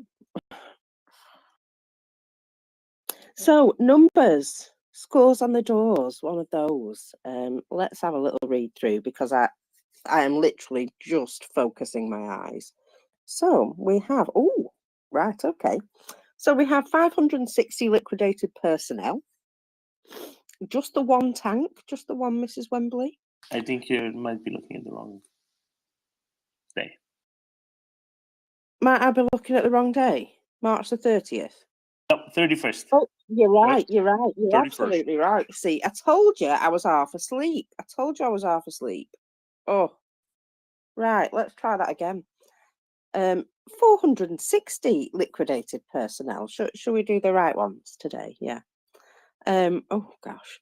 5 tanks, 3 armored personnel carriers, 4 artillery systems, 9 UAVs. We have 3 vehicles and fuel tanks, but 3 more of those special equipment.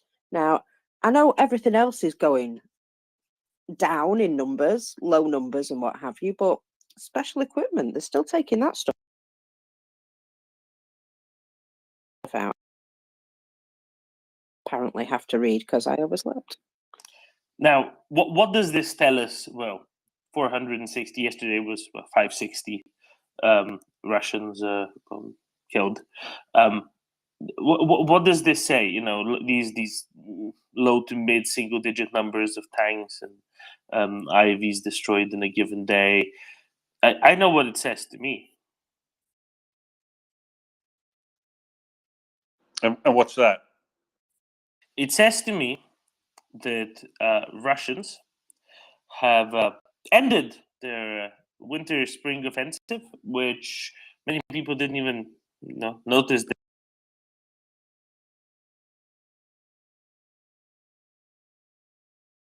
That's why the numbers are lower, because they are actually pushing fewer people forward. A signal of culmination, you say? You can call it whatever fancy word you have. I'm just saying they finished it. They're not doing the offensive anymore. Yeah, I mean, if you're attacking with artillery and then men, if the men don't show up, they don't die. So yeah, I agree with you. It definitely shows things slowing down. The number in those numbers that I was going to point out was of the 9 drones that were shot down were 9 of 10 that were launched. So they did a very good job shooting down the Shahids. That's excellent. Of course, it's good to take all of those down naturally. Just underlining that it's definitely a case of Russians just not pushing nearly as much forward as they were previously. I mean, for a week now, this is why I'm relatively comfortable saying it. For a week now, we've been in this sort of 600 a day range as opposed to 900, 1,000 even, that it was for many weeks before that. I mean, that in itself is meaningful, right? That means that they're not, as you say, if they don't show up, they don't get killed. Yeah. Then John? Yeah, I was going to say that I can see 2 possible reasons. You named one. I can say it in a slightly different way, that they have decided to stop what they were doing and regroup and do something else. So that's the first possibility. The second one is that they are running out of stuff, people and material. But I mean, that's less likely, I would say. No. They have plenty of material. I mean, the IS-3 tanks haven't even shown up yet. What they are loading onto trains in large numbers are 100mm anti-tank cannons, anti-tank guns. So that's a with iron sights, right? What are these sights you speak of? From 1972, yeah. No, much older. No, they're from the 50s design, made in the 60s. Nice. What I mean, Domin, is a sight where you have 2 points on the barrel, right? One at the start and one at the end, and then you have to line those 2 up. No, I know. Then John, my supposition is that somebody, like, well, we don't need those, and cut them off and sold them for scrap metal. Ah, okay. Better, yeah. That's some kind of precious metal, isn't it? Could probably get a few dollars for a kilo. If you put enough together, you can do many things with it, right? You might even be able to buy a washing machine someday. And Domin, do you reckon that these 100mm anti-tank guns from 50s and 60s will have any serious effect even on modern Soviet armor or the Russian stuff? Yeah, I'm sure that it can do a lot of damage in MTLB. For an MTLB, yep, fair enough. In service since 1961. There we go. Yeah, with all the cost and difficulty of moving them around, you'd be better just ramping up production of RPG-7s. Exactly. But these things are already there because they made, who knows, thousands of them probably, and that's why. And we got shells lying around for them, yeah. They probably do. They probably think they do. So I've looked this up. So in 1958, Nikita Khrushchev saw this gun, a prototype, and was so enthusiastic about it that he wanted to that he wanted this gun to be installed in the T-55, but the ammunition was too long and they couldn't fit it inside the turret. So there we go. That's why this is a separate gun and not on a tank. Yeah, apparently they do have sights, then, John. Multiple of them. I don't know.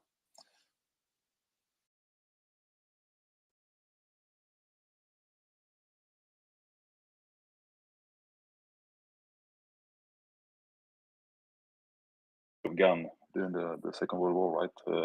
Some The kind of Pack artillery. 40. Yeah, exactly. I mean, it was so it's an efficient thing. I mean, if you have many of them, we have to remember that. I mean, a gun would kill, even how rudimentary it is. If you hit something, it's bad. And also, if they have many, and they have many, lots of people who are willing to risk their lives using them, then they are lethal. So, yeah. Just want to say that. But they require a lot of drilling on, right, Denjon? The Pack 40, which was a 75 millimeter gun used by the Germans in World War II, was very effective if you were set up ambushes and things like that. It was not to be fouled with, nor of course was the 88, which they converted to that role as well. But the key was the guys had to be really well drilled on and very accurate in their early, first or second shot. Otherwise, they were going to get destroyed. And here again, it's a training issue. They'll bring these things out. They'll spend all the money to get them there, move the shells, and then they'll go to waste because nobody will be able to operate them effectively. Yeah, exactly. That's what I meant. I mean, you need brave men to man them because it's probably from a quite close range, and you have one. Let's talk about the role, right? I don't think that they're going to be using them in an anti-tank role. I think that's the other thing. I think they're going to be using them as additional artillery. I think they're going to be using them as probably short-range artillery, as long as they have any sort of high explosive rounds, not just armor-penetrating, sable discarding rounds for these. They're probably going to be using them as artillery. It won't be very long range, but with the number of howitzers of theirs that have been taken out of commission, this might just be a relatively mobile, relatively quick to set up piece of artillery that they can use. It won't be very effective, but it will be fine for relatively short range area fire, which is what sometimes they really care about. And that might just be all there is.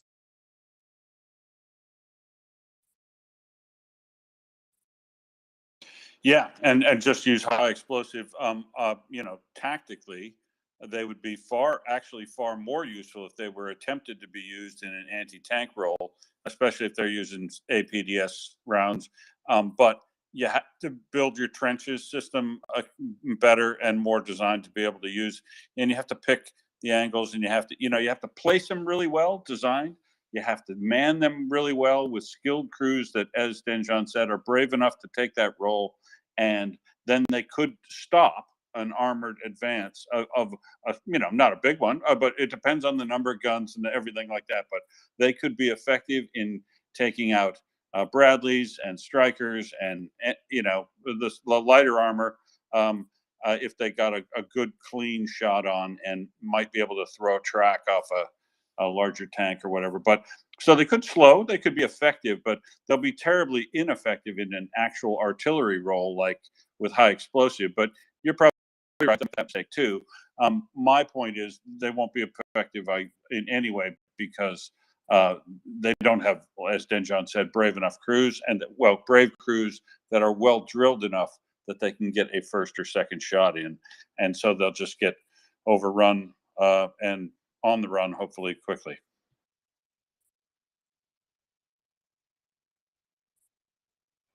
It's also a matter, and it's not just the lack of precision, it's also a matter of the overhead scouting, which the Ukrainians are carrying out, even whilst moving equipment fast. So, in that regard, tactics from yesteryear do not really have an impact on this matter anymore. Yeah, that's right. It's more of the waste, right, Axel? Because the other thing I'd like to throw into the mix here is the other little bit of news that I was going to touch on, which is the weather. Right? Have you seen the weather? What the weather was like in the last 24 hours in Rostov-on-Don and all the way over into eastern Ukraine? It's terrible. It's one of those spring snowstorms that I still dread to this day. That really wet snow that's piled up heavily. Apparently, over in Sochi, they got 100 mils, and in Rostov-on-Don, 40 mil, no, 40 centimeters of snow. So it was.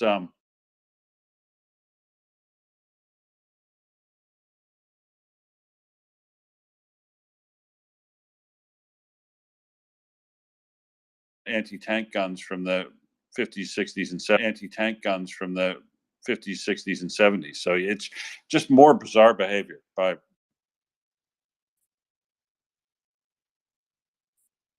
Well, maybe the Have a look nature at and the line stuff. 99, and you can see what happened a few days ago in Estonia when the weather system, which was created in the northeast, started and then cycled down behind the lines quite literally and ended up where you just described it. Well, and it's that heavy spring wet snow. If you see on the, I mean, I hated that the most. Right, a cold winter where the snow's dry because it's well below freezing and forms powder or blows off. It's easier to move. This wet snow's nasty. I mean, it clings to everything, makes trees sag and break, and it's just a sign that you're going to be dealing with more mud very shortly.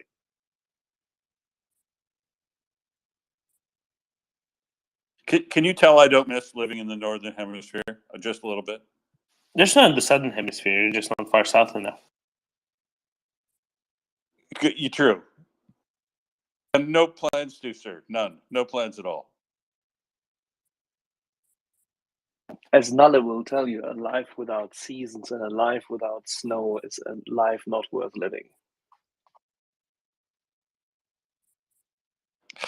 Rubbish. I've done both, and I can tell you it's very much worth living without snow. I mean, you can get snow here, right? If you go to the right place, but not most places. And I prefer it not to be bitter cold and raining. Den John, talk about the weather. He's 100%, Swedish. 100%. He is Swedish. No, he yeah, lives at the Riviera from our point of view. Yeah, and the south parts of the Riviera. Actually, it's you can't almost get any further south. Palm trees.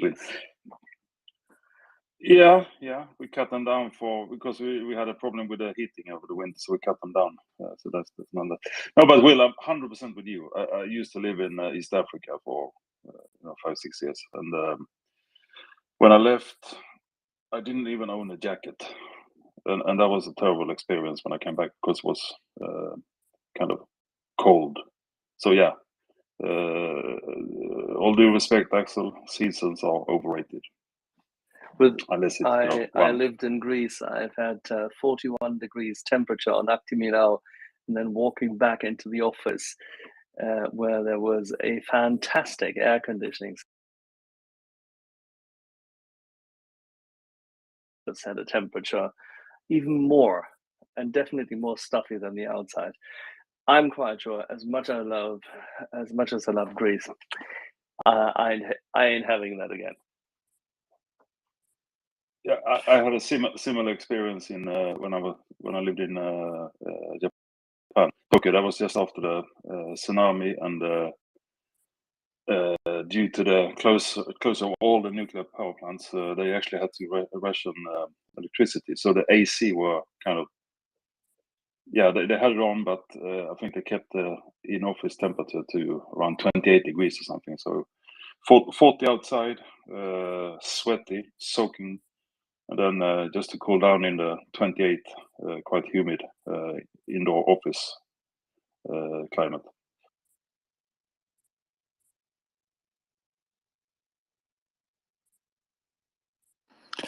Agreed.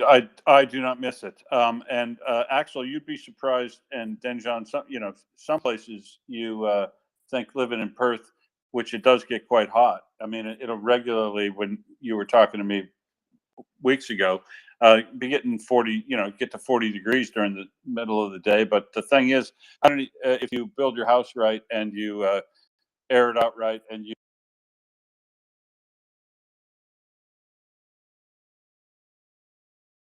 but you got to be able to move air around. And anyway, it's the best. It's the best place in the world to live, no doubt about it. Perth. We are so glad that Perth has found its fan. And don't come down, we're full.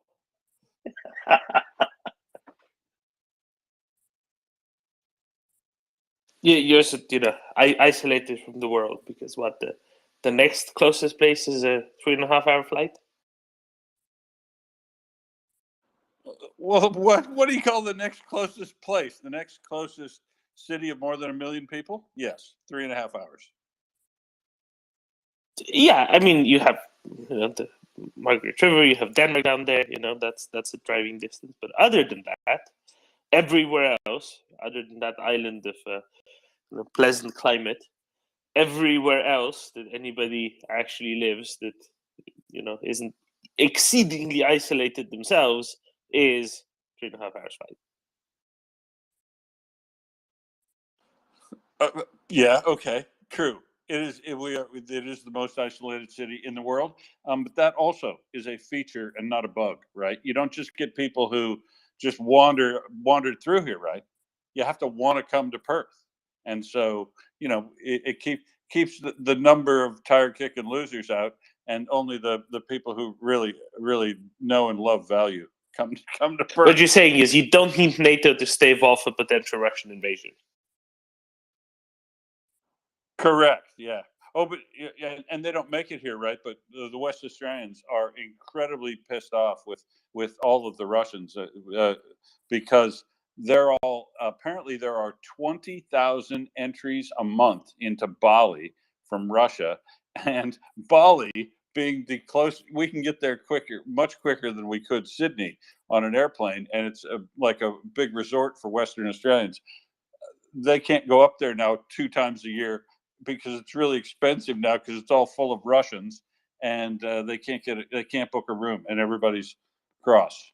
Oh, and apparently the people in Bali are also cross because they reported shyly that I think there's Russians are taking over businesses like prostitution.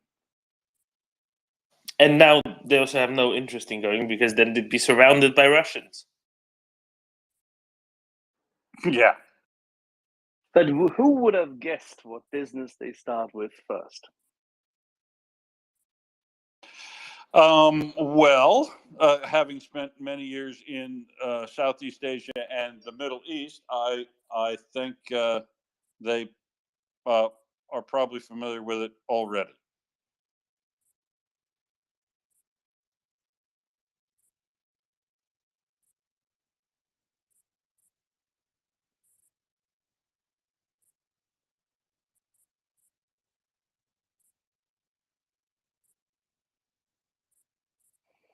So I'll have a word with Petteri, Domin, and we'll try to get him up after lunch.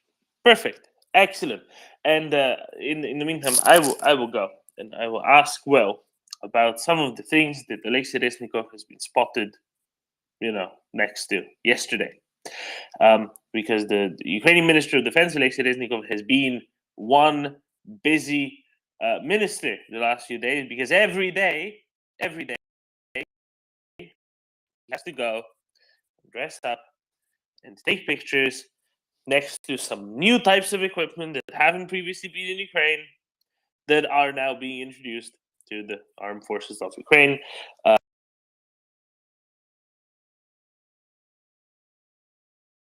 It was a double day. Now, it was a double American equipment day.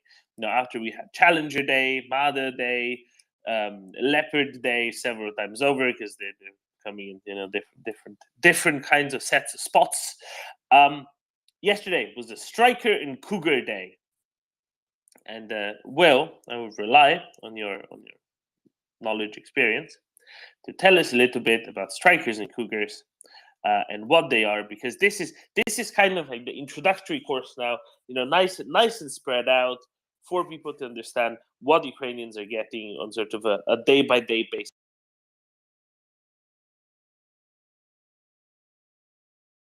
It's not all at once like we had sometimes previously, when things just were announced and being piled on top of one another. But what are these pieces of equipment that Ukrainians have been introduced to yesterday? Well, the operators have a long time ago, but now they're there and ready to rumble. Yes. Now, although my intelligence on these is incredibly limited, because I hate to tell you this, Doman, but these post-date my time in the Army significantly, right? We were still driving Jeeps at the beginning of my time in the Army. But Strikers and Cougars are infantry fighting vehicles that alongside the Bradley, which is an armored an infantry support vehicle, because it's got a big gun. The Strikers, I don't think, have nearly as big a gun, and the Cougars, I'm not sure if they're heavily armed at all. But those are really rapid, right? The Strikers are wheeled vehicles, so is the Cougar, and they to rapidly insert troops, a significant number of troops, into areas where the Army, they can get covered when they run out of these things like angry ants that angry ants used to coin the name of. So they're very good. I mean, they don't get the excitement of a main battle tank, but they're essentially just as useful in their role in combined arms by delivering infantry insertions. This is all about protected mobility, right? This is the role of these things. This isn't mechanized infantry. This is motorized infantry. Would that be fair to say? That is correct. But a mechanized armor group contains almost entirely motorized infantry, but not in trucks. In these sorts of vehicles, armored, mechanized, and those have to go along with the tanks. So yeah, I mean, they're not like a motorized rifle brigade where there'd be a lot of trucks. This is almost all armor folks in infantry fighting vehicles and armored personnel carriers along with those tanks. Very, very few dismounted troops, although there will be some, right? But not the large number.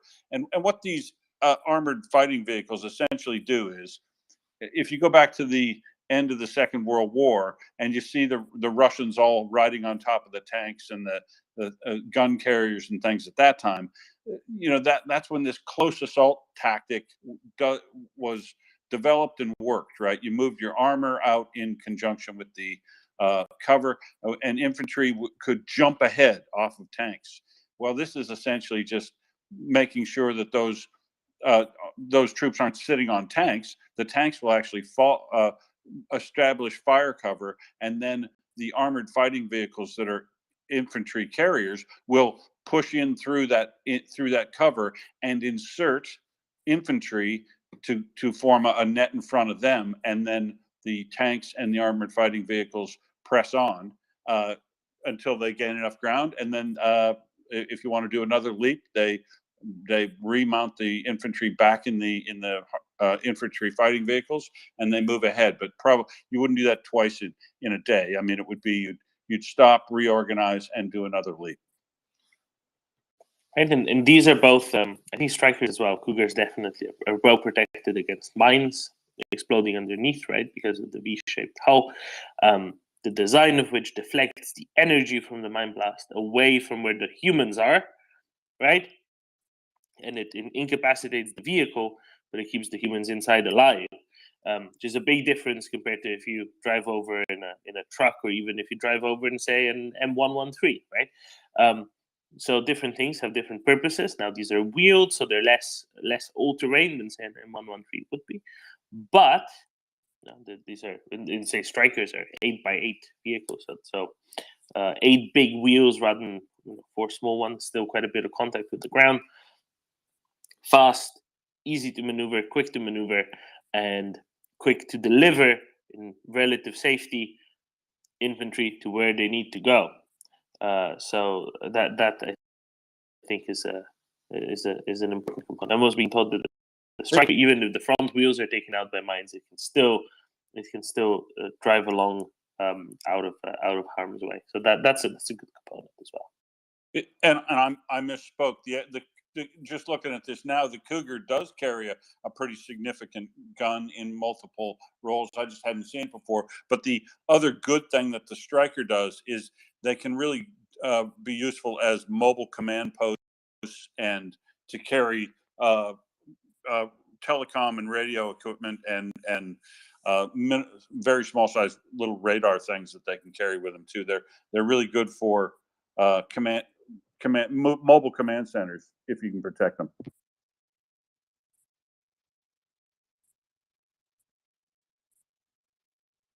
One of the things that Ukrainians need in great numbers is mobility, and specifically protected mobility, right?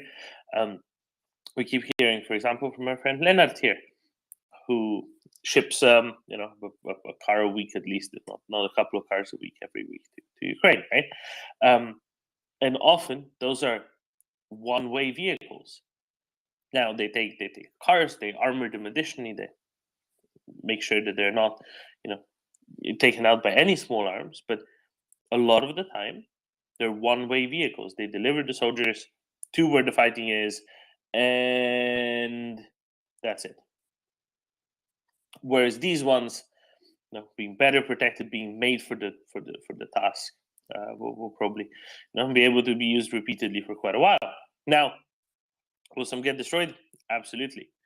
This is why Ukrainians need large numbers of them. They also need large numbers of them because Ukrainians have large numbers of troops, which need to be moved around. Interestingly, one of the things that we've also seen are mine rollers for strikers that are also on their way to Ukraine and probably in Ukraine by now. And I think that's an interesting component as well, right? You don't necessarily need a tank to clear a minefield. Apparently, you can even do it with a striker as a kind of a local solution. Is it the most optimal solution? No, definitely not. But clearly, they're well protected enough that they can be employed with a mine roller, and that's really that seems like a really good additional capability for these things. And yeah, right, and can move that mine roller between point A and point B much quicker than a tracked vehicle. So if the weather is hard, if it's summertime and the ground is firm everywhere, then great for removing, especially if you want to cut holes through anti-personnel mines. Right, it would be of danger of being knocked out if it took out a serious anti-tank mine with just a thresher on the front, but because they are still lightly armored. But for moving around a thresher of anti-personnel mine clearing equipment, great. Keep it up.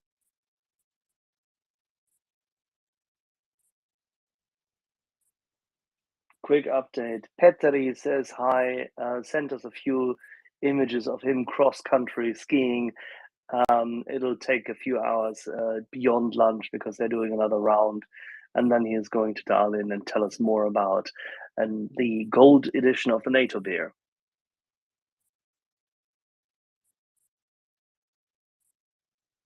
Well, I for one may have to get up for that because I want to hear his description and what they did special in any of them, as well as the ABV and all that. Because I want to be a bit more of a connoisseur than Den does. But you're right. I just bottom line is what's the percent alcohol?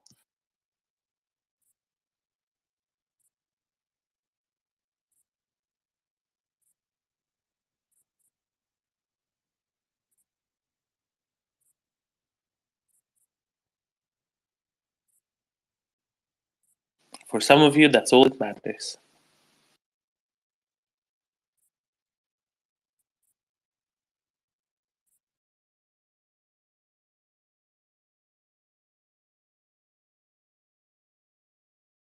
yeah, it's way to look at it. You can see which countries have you know, a stronger bear and which have less strong bear. You know, if you measure the waist size of men, then you can see, you know, slim waist, strong bear. Because you don't, I mean, you can't drink as many, right? Weak bear, and you know, bigger waist. So it's quite important. Yeah, that's why I drink mixed drinks mostly. Yeah.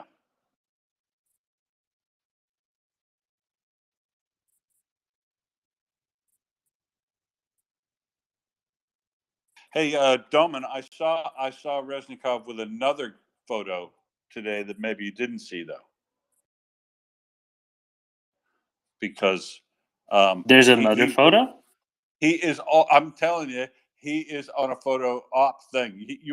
He's gonna have to publish a book of them all, because I've also got a photo of him delivering an M4A1 rifle to a fella out in the field in the, I forget which unit he's in. Oh, the 92nd Separate Mechanized.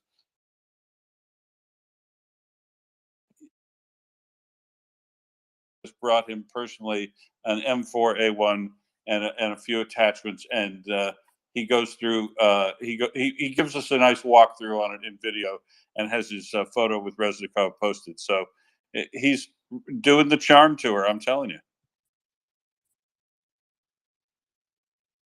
So people remember Predator, I trust, for about a month ago, a video emerged, a couple of videos emerged of two men in a dugout, two Ukrainians in a dugout, one shooting, one passing him weaponry, taking out Russian after Russian after Russian, as they were assaulted by an infantry platoon and a BMP. Right, and actually, a couple of days ago, a few days ago, earlier this week, there was a full interview came out with him, and if anybody wants to see it, I can link that up in the nest, because I think I don't really get to watch videos on the internet because I don't have the time. I'm here, all of you guys, day in day out. I don't have the time to go watch stuff on YouTube. And it has subtitles, and it has his running commentary of the entire video. Predator being the guy who, destroyed all of those Russians assaulting their temporary defensive position up in northern Luhansk Oblast.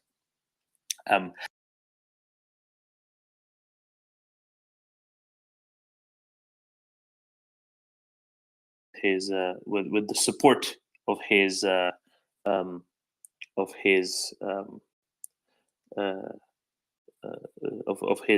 partner there, who was not in the best mental state, clearly, but passing him ammunition, passing him weapons, to be able to fight back, and after 20 minutes, half an hour, destroy and push back the assault. When it was a 15-1 or 20-1 ratio, whatever it was. I think with 12 fewer Russians among the living at the end of it, and that, I mean, if that's not impressive, what is? Indeed, it is very good, and if people haven't seen it, they should search for that Predator video.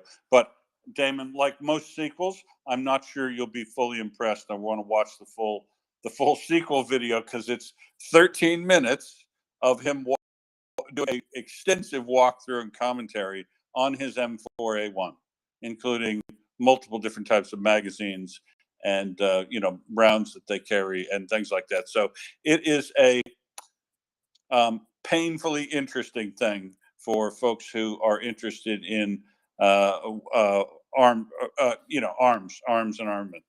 But you probably will want to read the Cliff Notes. Yeah, I probably will. His new gun less interesting. But best of luck to him in his future exploits. Goodness, that was impressive. Then John. Yeah, I can plug it as well, because I think most of us have seen the shorter clips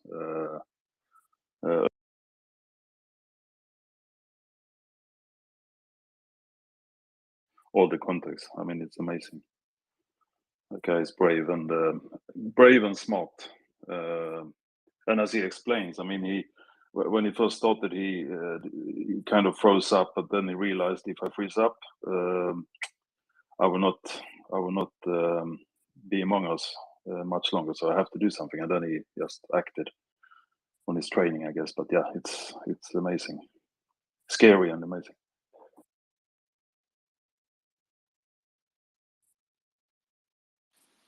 Precisely. All right. It's something else I wanted to say. It's been a while since we were on this, then, John, but I have a serious question to you. Do you think that when it comes to the question of not just Turkey and Hungary ratifying the Swedish accession to NATO, do you think that the Finnish vote will be forthcoming soon? Yeah, I assume so. I don't think it will. Okay, tell me. Because there was a trick question. Because it's not needed. Because the Finnish ratification is not needed, because they applied together, and the way that the Finnish government's NATO legislation is structured, the one that they voted for to apply, right? It already included Sweden in it. So even if in general there might be some questions, does Finland not need to ratify Sweden or not? It doesn't, because it kind of already preventatively had, or it basically said, well, we don't need to because we're applying together. So there is no need, even though Sweden's accession to NATO has now been decoupled, application has now been decoupled from the Finnish one for obvious reasons. Finland does not need to ratify Sweden. And it's just the Hungarian and Turkish ratifications that Sweden awaits. I'm preventatively putting this out just because I know that these are questions that are going to be asked, and it's good to have the groundwork set out clearly. In a way, it would have been a good symbolic thing if they did it anyway. Well, I've seen a wonderful proposal, then, John, from Mina Olander, saying that I'll read this. This is fantastic. I have a solution for Sweden's NATO dilemma. Here's what Finland needs to do. The Finnish NATO representative should insist on eating surströmming at every meeting until Sweden is fully ratified.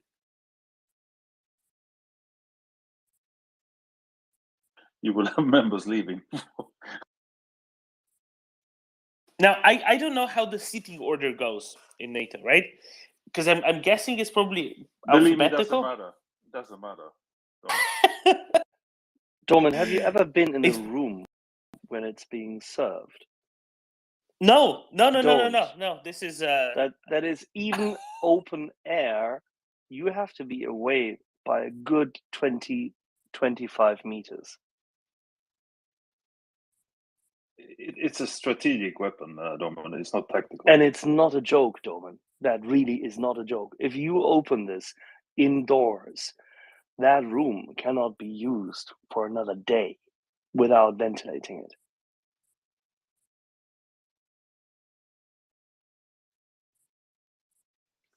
See, this is why it would work as a good threat. You should send it to Hungary.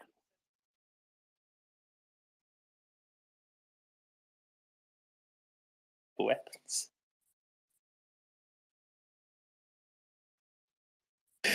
No, but on a serious point, what's the seating order in NATO? Is it alphabetical? And if it is alphabetical, is it by country's own naming? So Finland under F in the English sense, or Finland under S for Suomi? Because I think the flags are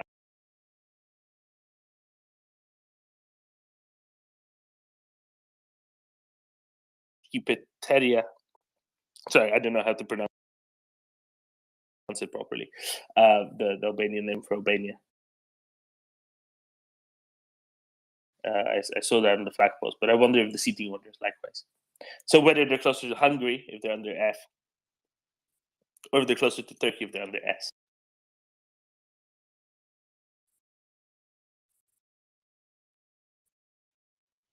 Ming, good morning. Morning, Damon. No, I was just going to say that your surströmming solution is a bit too brutal. I mean, that's kind of basically a shortcut to getting banged up for war crimes in The Hague. I mean, you know, that's total overkill.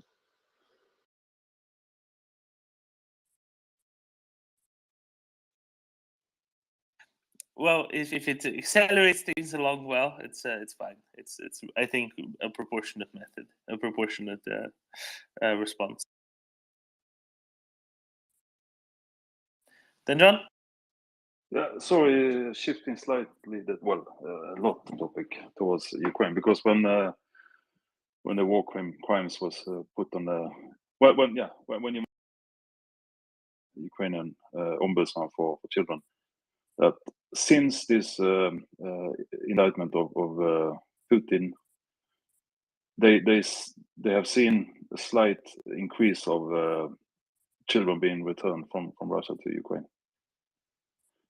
Of course, there's no evidence of the connection, but there's some indicators towards that.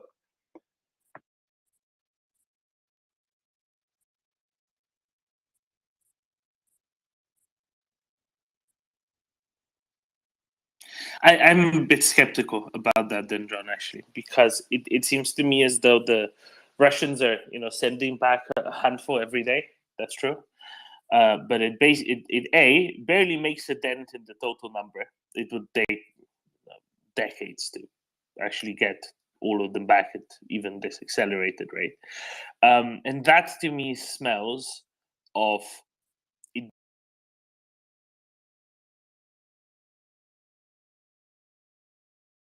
smells to me a little bit like Russians are trying to get everyone else off their case about this, and are trying to kind of get some wetter decision makers in the West to say, oh, look, they're sending them back. We just need to now be nice to them and get them to accelerate this and get them to send more back, rather than doing definitely don't do anything that could anger them, like provide more weapons to Ukraine so Ukrainians can expel the Russian occupation authorities from their territory, right?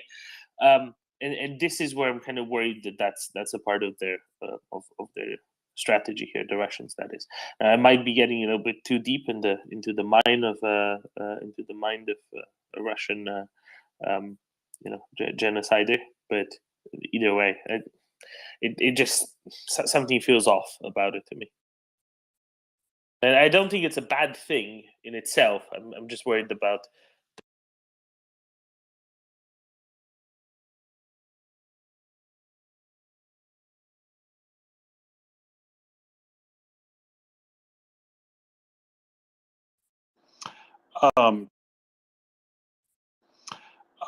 Doman, today also marks with the 31st of March being the day that Ukraine liberated Bucha after 33 days of occupation by the Russians, and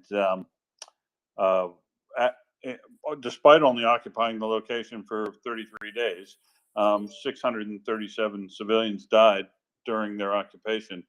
So that's a kind of a depressing anniversary, but it's great that they did liberate Bucha so early in the war, but a sad day to commemorate. Yeah, and we had Irpin before, and onwards to Borodyanka and Ivankiv. Yeah, here. On this day, Prime Ministers Heger, Plenković, and Golob are also visiting Kiev, in part because of this anniversary. And there will be many more, as you say, Axel, these bittersweet, is that the word to use?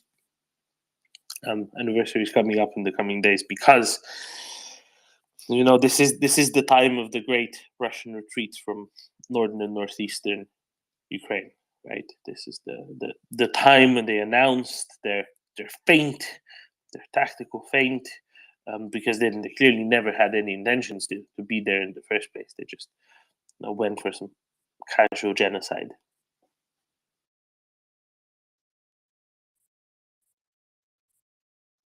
Right. And that's almost what it's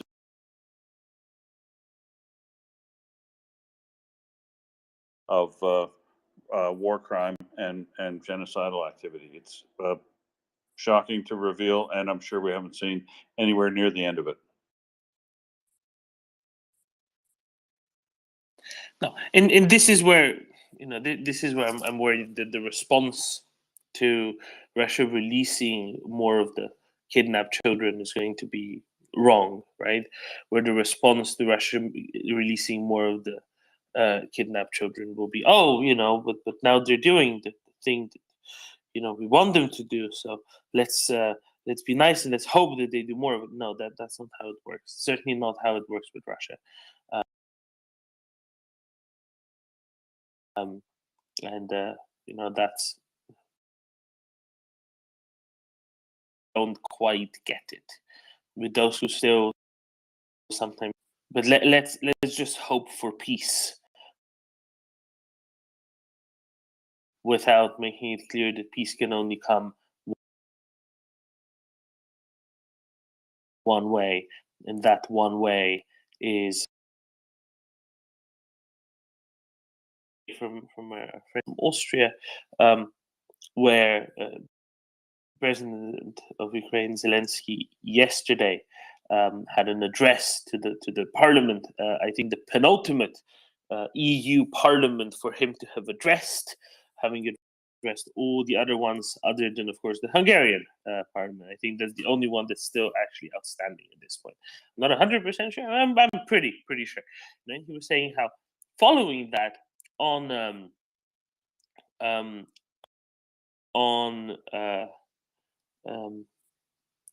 Austrian state television on ÖRF, there was a discussion about how far should the West support Ukraine, and but what if they tried to take Crimea back? But you see, but Russia thinks Crimea is theirs, so wouldn't that be really dangerous and really a problem? Well, some still don't quite get it. It's people like that I'm worried about, because there are too many of them still in far too important positions who still don't quite get it.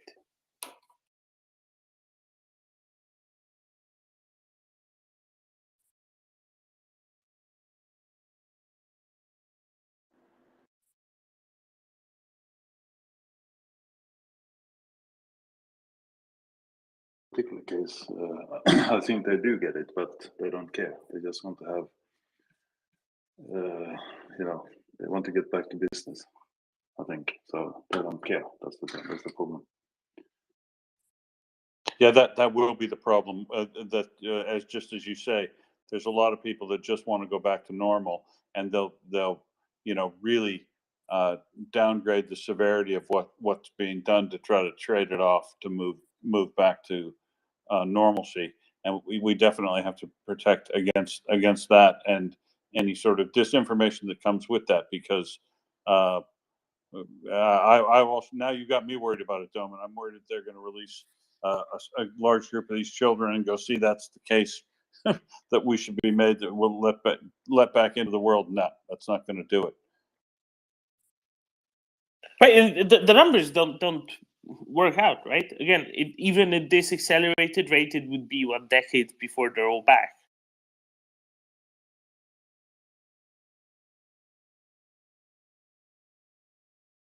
Because though there's the capacity to accept those numbers and say, the Finnish,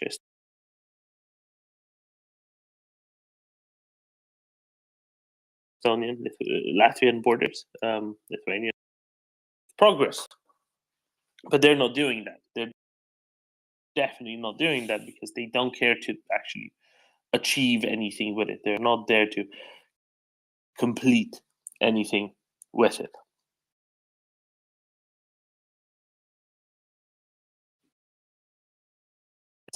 It's a troubling situation in its totality, but so it is. Such are Russians, right? Such is the Russian state.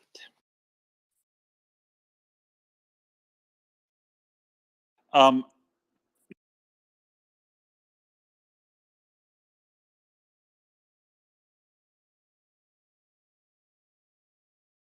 I wonder if I should sneak in the Ministry of Defense has its latest update as of today, too.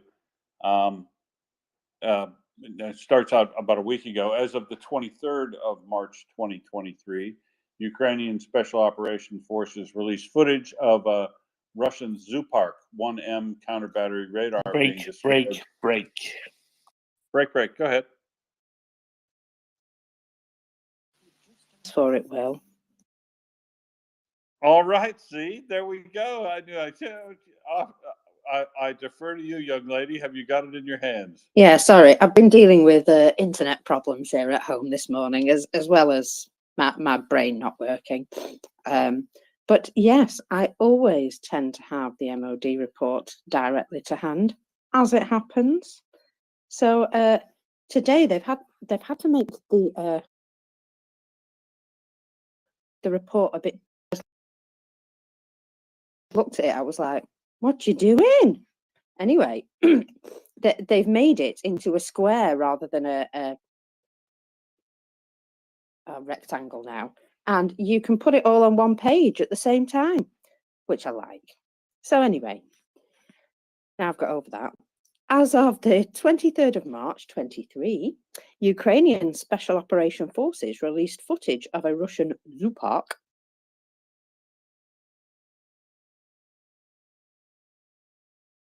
neutralize their opponent's counter-battery radars have been a constant element of the conflict. These systems are relatively few in number, but are a significant force multiplier, and they allow commanders to rapidly locate and strike enemy artillery.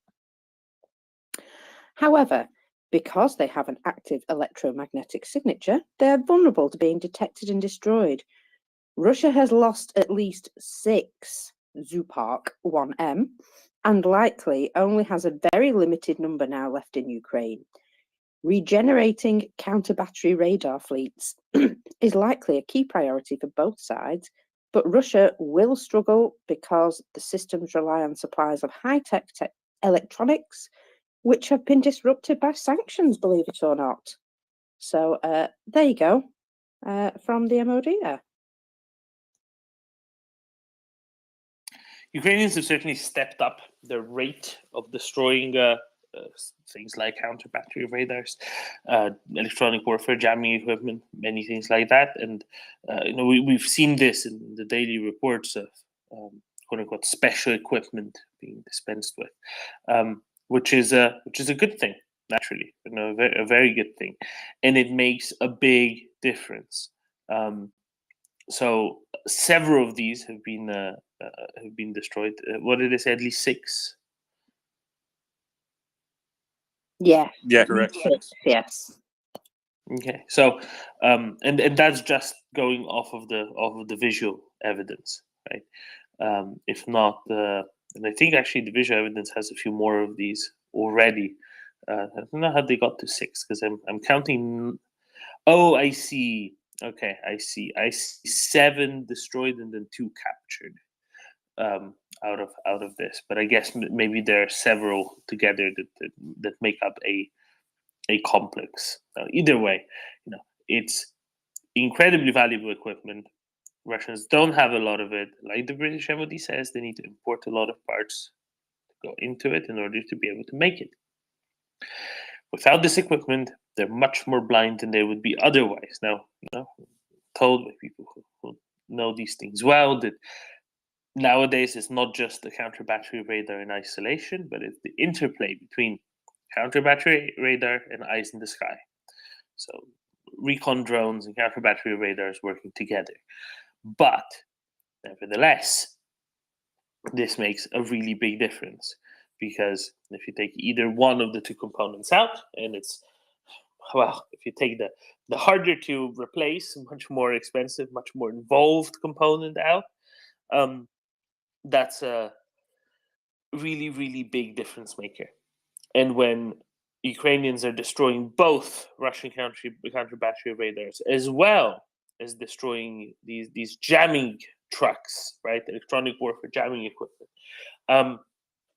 Combined, the effect is particularly marked, because what does the electronic warfare jamming equipment do? Among other, it makes it more difficult for Ukrainians to fly their reconnaissance drones.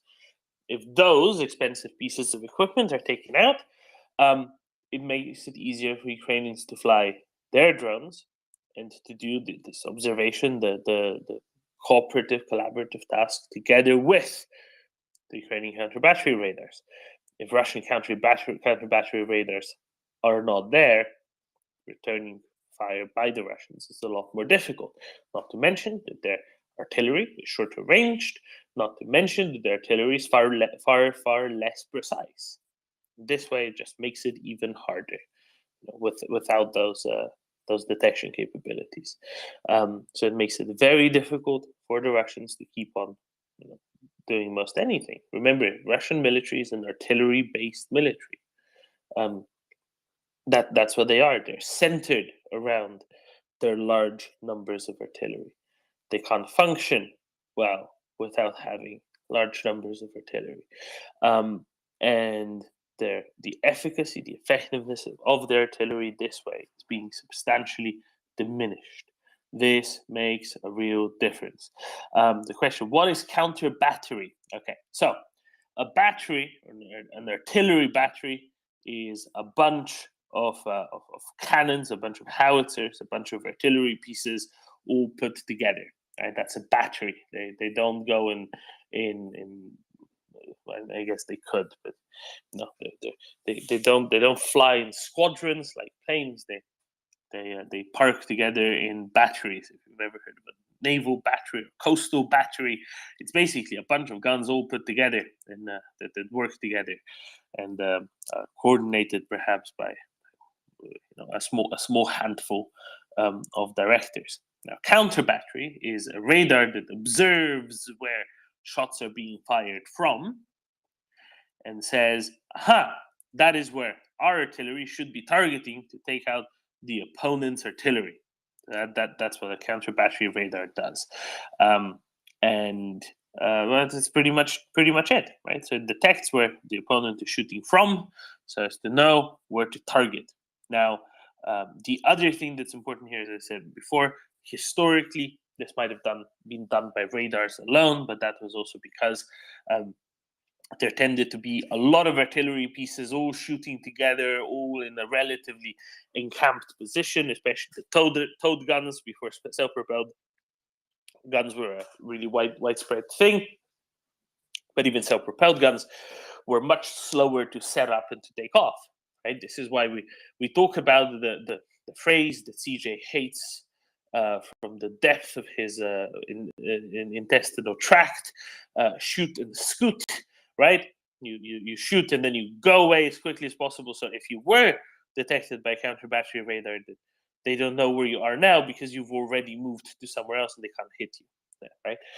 So this is the purpose of it, and this is where these reconnaissance drones working in tandem with counter battery radars becomes so important because it allows you to see, has the gun moved? Is the gun still actually there? The counter battery radar really what it does is it detects where it's been shot from, but then the drone says, "Oh, are they still there? Are they not still there?" No, it tells the drone where to go look. So I hope I explained that that well enough, and it really makes a really substantial difference for the Ukrainians if Russian counter battery radars are out of commission. And it makes a particular difference in this situation, Doman, because Russia is so incredibly heavy in its reliance on artillery. So being able to do counter battery fire quickly on the Russians and not have them be able to do the same to you is a force multiplier, as they said in the case of the MOD report.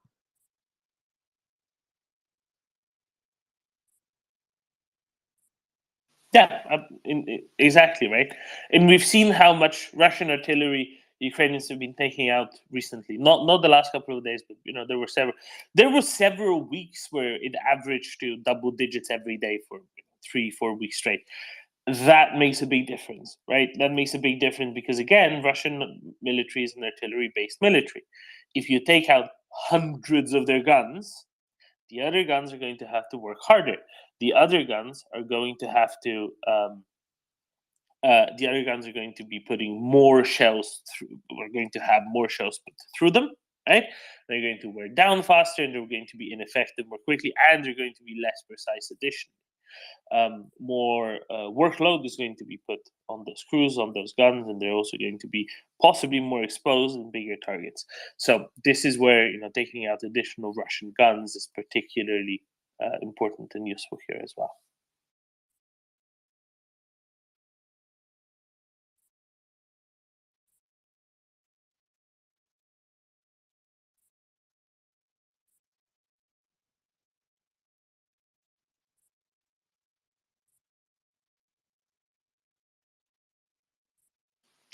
Well, do you like mysteries?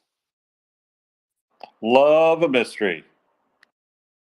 You love mysteries. So you're the sort of person who goes and buys those books, those mystery novels, just to kind of enjoy a mystery.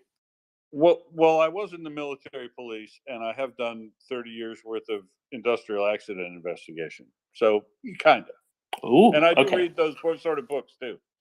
Excellent. Okay, so would you like to hear about a mystery? And I have the whole story now, so it's gotten resolved. Right. A week, 10 days ago, something like that, an eagle was spotted in Ukraine. Not the flying sort of eagle, not a football player from a Philadelphia football team. No, not an eagle like that, but an eagle on 4 wheels and with light armor. Do you know what kind of eagle I'm talking about, Will? I don't. Who makes the eagle fighting vehicle? Nobody at this point, I don't think, but they used to be produced by MOWAG in Switzerland, or MOWAG in Switzerland. And the question was, how did the eagle show up in Ukraine when other examples of what MOWAG produces, such as, for example, the Piranha APC, was blocked from being re-exported for example, Denmark to Switzerland to Ukraine by Switzerland in May or June last year.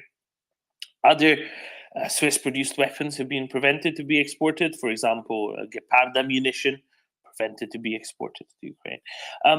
But this is also Swiss-made. So why and how did the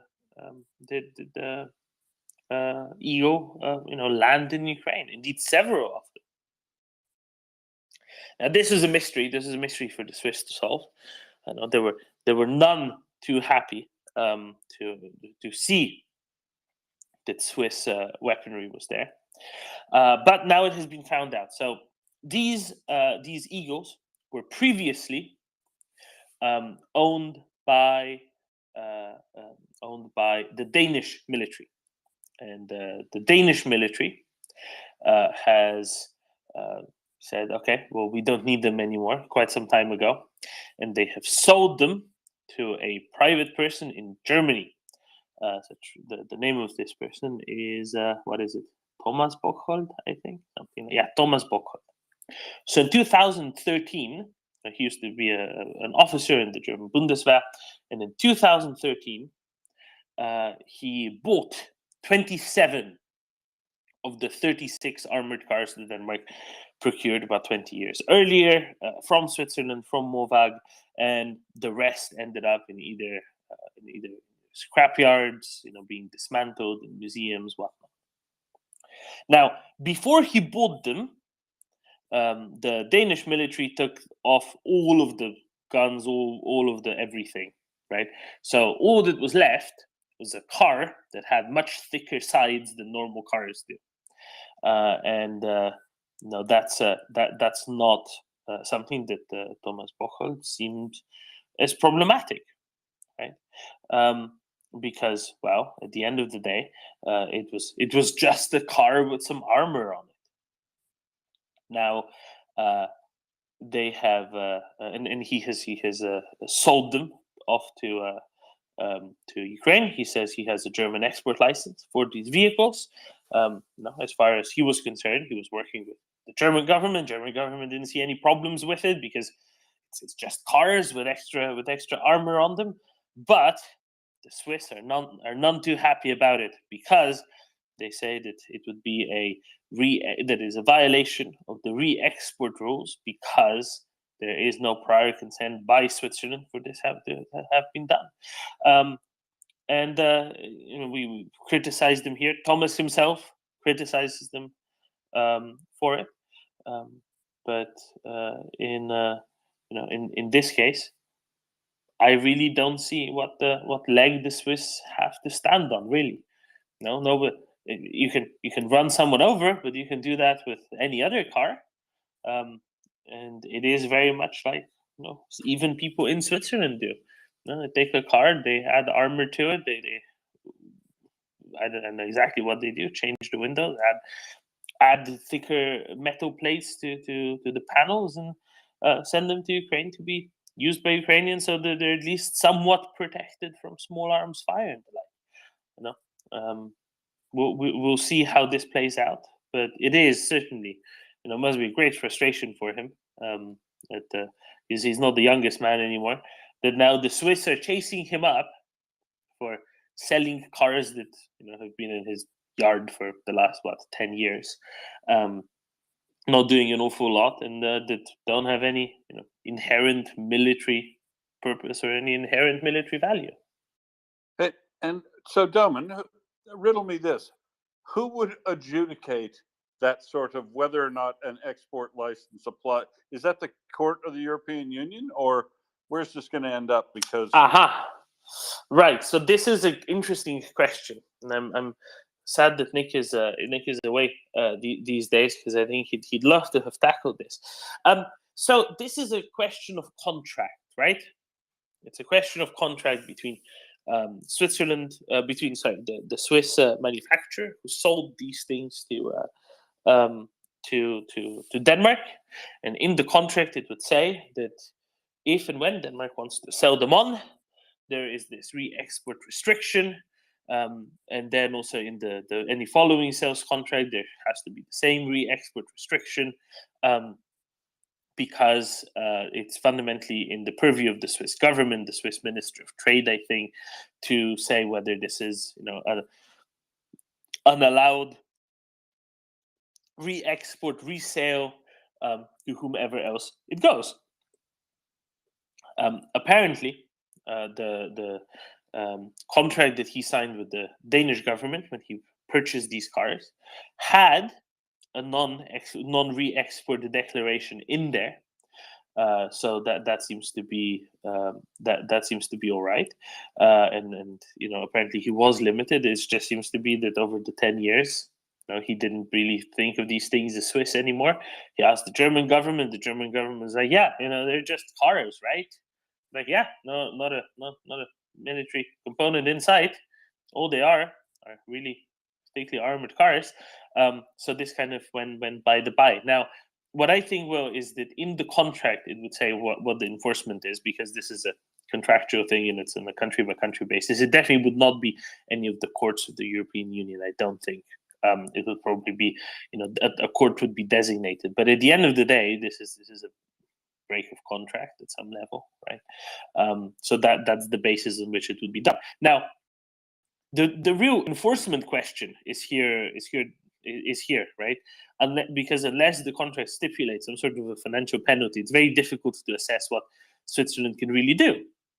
Because what can it do? Say, well, we won't sell you any more weapons, Herr Bockhold? That's not really a big threat for him, is it? Because he doesn't want to buy any Swiss military material. So the enforcement is very much lacking. It's a little bit more serious than, say, when the Russians are now saying, oh, Slovakia violated re-export restrictions by sending those MiG-29s to Ukraine, right? Because nobody obviously cares about that one. People might care a little bit about this one. But I guess in this case, it's more of a case of, well, Herr Bockhold will now just not be going to Switzerland for his skiing, will he now? And I think beyond that, it'll probably all be all right, except for some kind of annoying press in the media. But isn't the big problem? I mean, the big problem I would try to attack if I went after this, regardless of who was the court, would be that look, these vehicles either don't meet the definition of what was required for military export technology. So the vehicles at present don't meet that definition anymore, or the the person who sold them to me in bad faith, because like the bullets for the Gepard and stuff, you can't sell somebody something knowing through that it's incapable of being used what you sold it for. I mean, that's fraud. And whether you commit that fraud by deliberately manufacturing something that's not capable of doing something, or you've put in contract conditions that don't allow them to use it for the express purpose that they purchased it for, seems to be a breach of contract in itself. Well, yeah, yes and no. These restrictions are kind of matter of course for arms sales, from most countries. For deadly stuff. Or yeah, I know, but it was done through the rest of the steps. So the sale from Denmark to him also included this clause, which basically said, whomever you want to sell this to, it needs to be approved by the Swiss government. So he did, at the time he kind of knew about it. The thing is, this can be only prosecuted by Swiss courts. It can't be done in Germany, Pendulino tells me, because there's no criminal act associated with it in Germany. So really, it's just a bureaucratic nuisance thing at this point, as far as anyone's concerned. But it's nevertheless, I think, interesting. And recently, I think what has to be said as well is, if he had sold these to someone in Ukraine in like 2016, 2017, nobody would probably have batted an eyelid. If he had done this in 2013 immediately as he purchased, then really nobody would have batted an eyelid. The Swiss only really started enforcing this very strictly in the last few years, after discoveries of some of their weapons in some less than salubrious places were made. Back some years ago, this just probably wouldn't have been the case at all, which is quite interesting. But I do hope that this doesn't reverse the course and the slow progress that the world has been making with Switzerland on the question of getting Swiss made ammunition, for example, to be released, to be allowed to be re-exported into Ukraine. Then, John? Yeah, question on that, Roman. So when was this transaction taking place? Was it after the 24th of February last year, or? Yeah. Okay. They were spotted a couple of weeks ago, so I think this is quite a recent thing. All right. Okay, and then what you said about him not going to the Swiss Alps to ski, I think that it shouldn't only concern him; it should concern everyone. It's not a place for good skiing. Neither is Austria. There's other countries, good slopes and good intentions.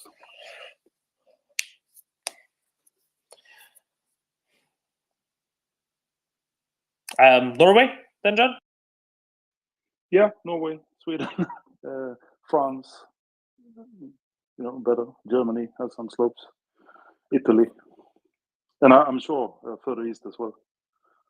I don't know all the places, but avoid certain places until they shape up.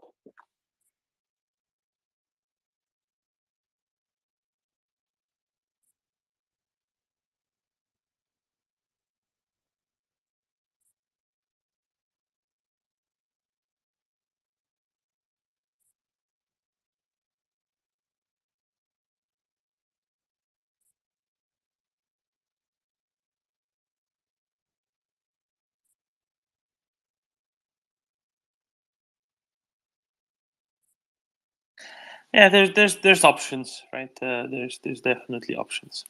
Anyway, we will see what happens. But is Germany really a good substitute? Who knows? Who knows? Südtirol probably works pretty well. Anyway, hopefully it does. It doesn't stop the progress that's been being made on some previous moves, right?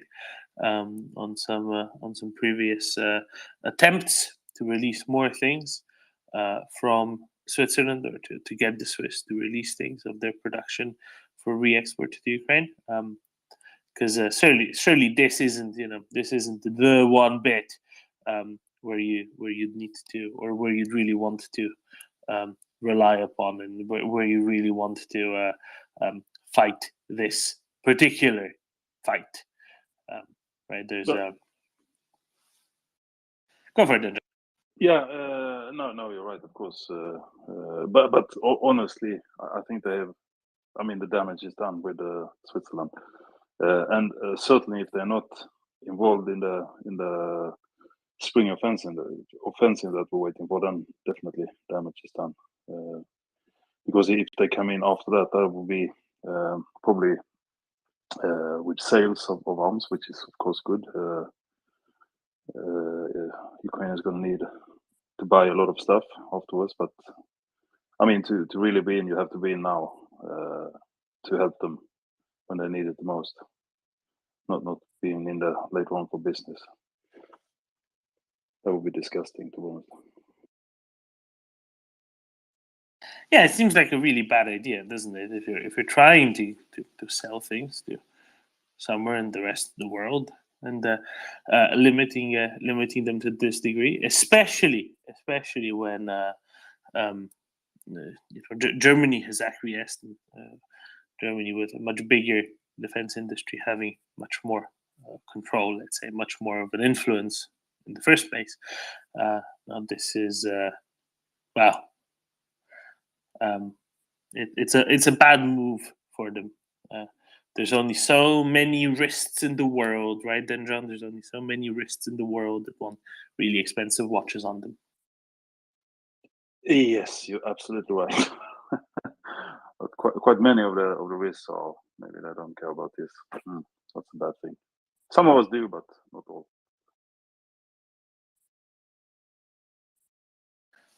Precisely. So, Denjon, what are you doing?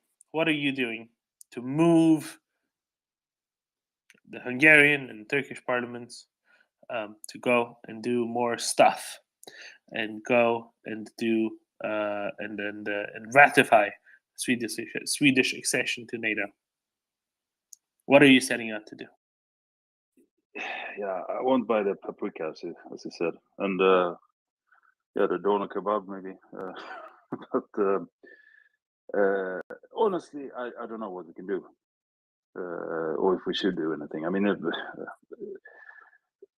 for the government to give in, that would be look ridiculous.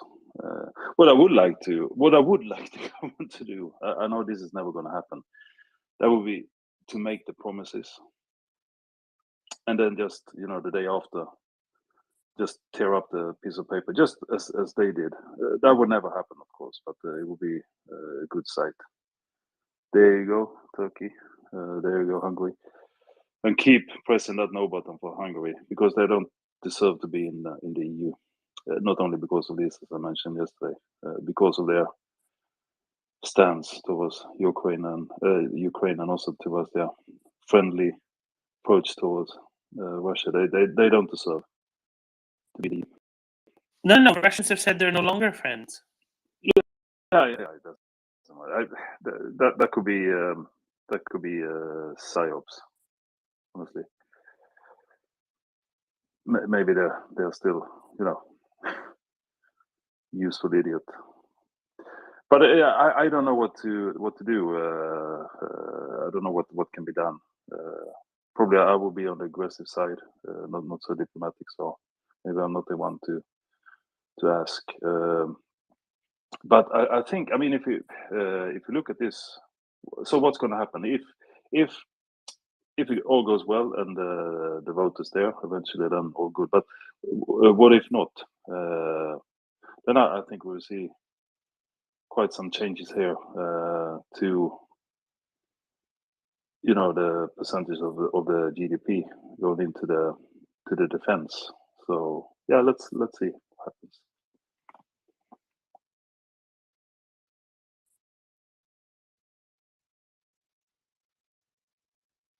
I mean, I think it's I think it will happen. I do think it will happen by the Vilnius summit. Yeah, but Because whichever way the Turkish election goes, unless it's an absolutely total indecision mess, whichever way the Turkish election goes, I think the Turkish certification will be forthcoming, and then Hungary will kind of be, well, fine, we tried, we got nothing, but at least we tried.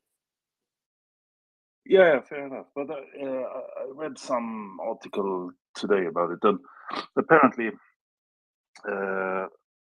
after the election there won't be any parliamentary sessions until October in Turkey. So unless it happens before, this is my understanding, I could be wrong. So unless it happens before the election, then it's not going to happen before Vilnius, because it can't, unless the current president is inaugurated again, or there's a new one who can sign a executive order. I don't know if that works, but I think the parliament will not be there to do it. Simple as that.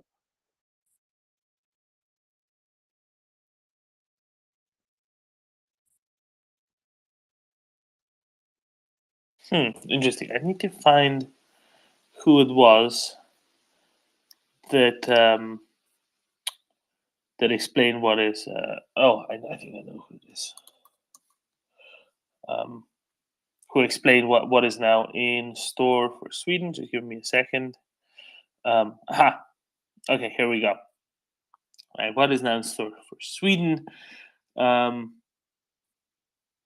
No, it doesn't. Sadly, it doesn't go into those details. I was hoping that Eric Adamson from the Atlantic Council would go into those details, but sadly he hadn't. I thought he did, but maybe somebody else had. So anyway, we'll see. We'll see if that's an important component. I thought they will have something before Vilnius that will allow them to. That will allow them to ratify it anyway. I think they can always do a rescheduling of the parliament. They said no parliamentary sessions between May and October. Yeah, that's one long summer break. That's what I have a long hot summer. That's what I read. I think it was on SVT, the Swedish broadcaster. But I'm not sure. I can't remember where I read it. So, but I mean, it could be wrong information, or maybe I misunderstood it. But I think that's what I read. I think it's probably right information. That is a long hot summer, isn't it? I think by now it might be time for I don't know, the parliament in Ankara to get some air conditioning. Likely, yeah. That's a good idea. Or did they spend all the money on budgeted for that on Erdogan's palace, and then it ran out for the parliament's air conditioning?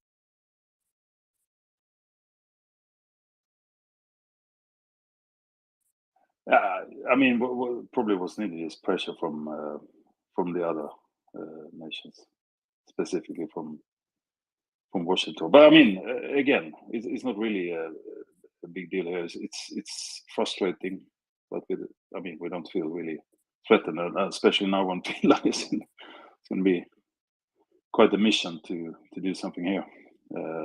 At least boots on the ground. Of course, they can do other things, but I think from that perspective, we are quite okay. I mean, we have the Air Force and Navy capability. So, yeah, I don't know. But anyway, it's very frustrating. But security-wise, I don't know if it really matters. It's time to go listen for the minks swimming around Gotland. Exactly. But do you still have minks? Denmark? You mean the Russian minks? Okay, sorry, misunderstanding there.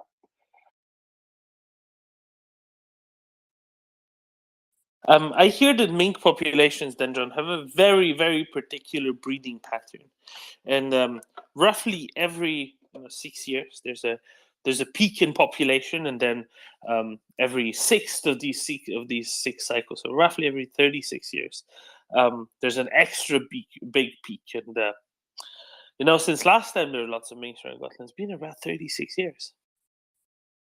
So are you saying it's exponential and then explosional? If you can, something like that, yeah, something like that. I'm not very good at the population ecology questions, but something like that. And we're really due, the spring and summer for absolutely vast numbers of minks to be swimming around the Baltic. Do they have sharp teeth as well?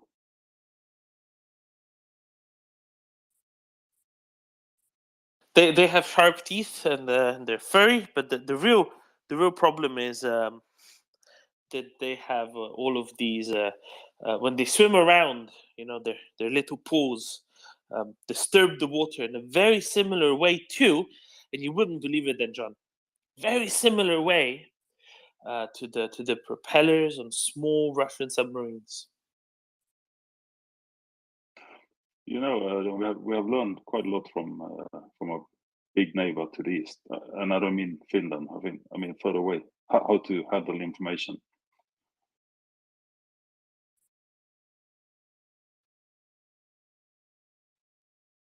A little bit, that socionome who was seen near the nuclear power plant. He was here doing some instructions on how to, persuade highly educated people.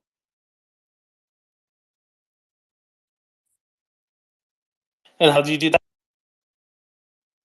Straight face and just just tell it how it happened, and never take questions. That's the thing. Never take a question. You have just give your information and don't take questions.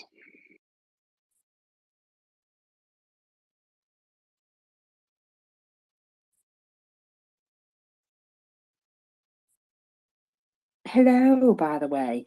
I thought I would take Welcome. this moment to jump in and say hi properly. I'm awake now. It's good stuff.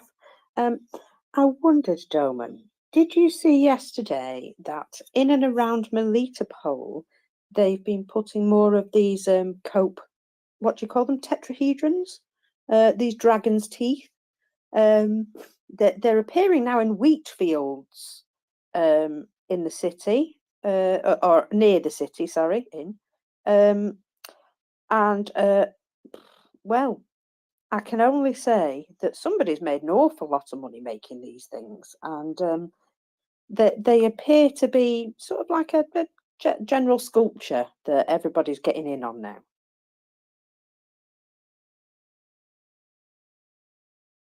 Cope tetrahedron wheat fields. This can't possibly be good for combine harvesters, can it? Of course, that's it almost seems like, Mockers, it almost seems like the Russians have said, nah, we're not going to have this place much longer, will we?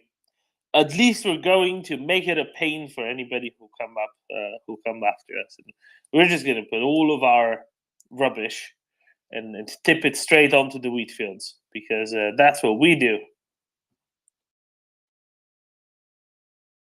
Basically, yeah. Considering they keep saying this is Russia forever and all that, and then suddenly all these things keep popping up, all these defences, it would lead me to believe that they don't have an awful lot of faith in themselves. Maybe they need to go to some like motivational groups or something, Then, John? Actually, something struck me just now. Do you think, is it possible that there's some Swedes making a lot of money on this as well? Do tell. The housing, the Tetra Pak founders family.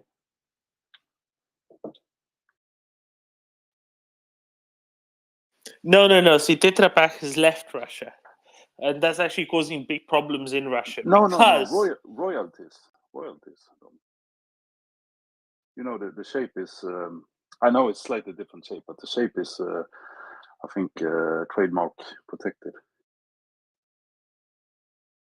it only shares a name, not even the shape. Then John, and tetrahedron Slightly. is a platonic solid. So unless you're nature or Plato, I don't think you get to complain. I don't think Plato's around anymore to complain. Oh, is it not? I used to have loads of that stuff. My mother hated it. What? Sorry, what? I was just commenting on Play-Doh. I used to have loads of it. My mother hated it because she found it in my hair. Play-Doh. Oh, yes, I see. Oh, that is a whole new level.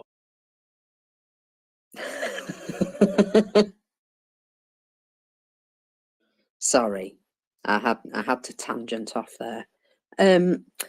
Talking of another tangent, Russia appears to be doing this new recruitment campaign, doesn't it? And apparently, one of the main promises that they're making is that their conscripts, anybody signing up right now, will not be sent to occupied Ukraine. So they're obviously they've cleared out their bases that much that they need some new people, perhaps. And well, you know what their promises are worth anyway. Yeah, we won't send you to Ukraine. We'll send you to somewhere that we consider Russia, which is actually in Ukraine. Yeah, I see how that works. But that didn't apparently help one soldier who managed to get himself shot and wounded in Bryansk overnight. I just wonder if, handing guys who drink regularly, who, don't necessarily get on with each other, a bunch of guns and not training them in any sort of discipline, I don't know. I just think that might be a bit silly.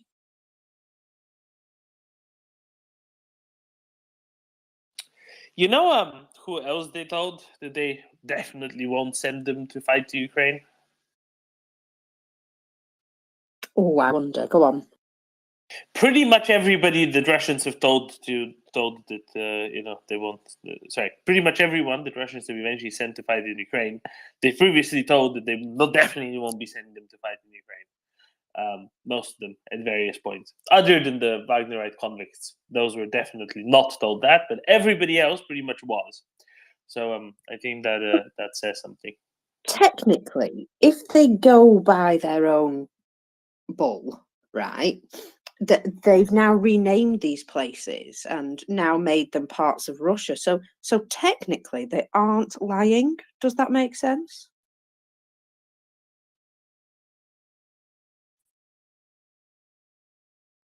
Maybe that's a good point. I haven't thought of that one. That's very plausible. They're just so spontaneous, right? Yeah, so they can say, we're not sending you to Ukraine at all. No, this place here, Avdiivka, we captured it ages ago. It's ours. So off you go. You know what I mean?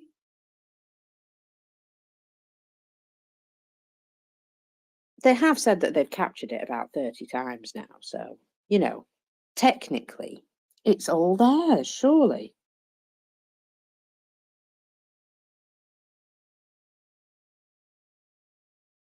Yeah, it must be. I mean, they've said it, so it definitely must be, right? Then, John, that's how it works.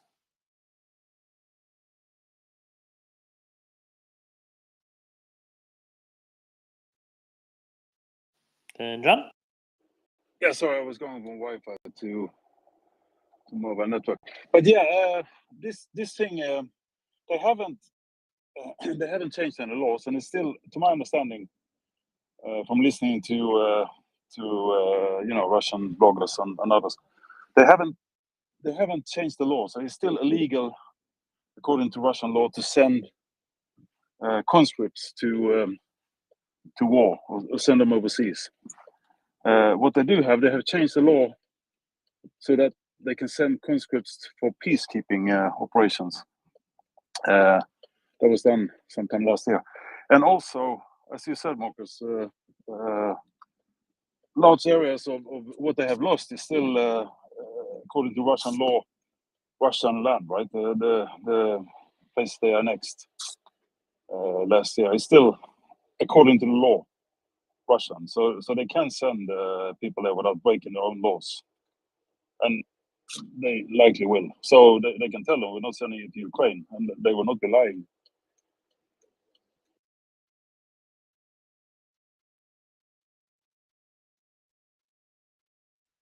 Well, yes, on a technicality, they won't be lying. On a legal technicality. And I think that's the thing, isn't it? They use these legal technicalities to get away with an awful lot of things that just shouldn't be the case. Well, you know what I find most amusing, though, right, is when they believe the lie in the first place, and then they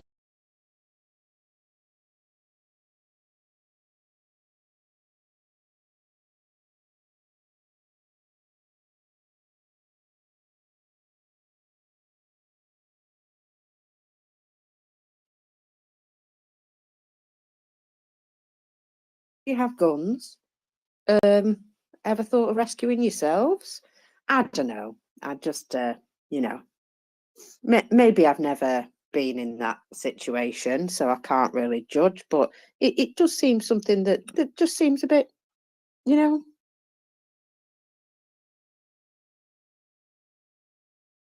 something for themselves. It's very much this sort of slave mentality. This, we can't possibly help ourselves. Been drummed into them from an early age.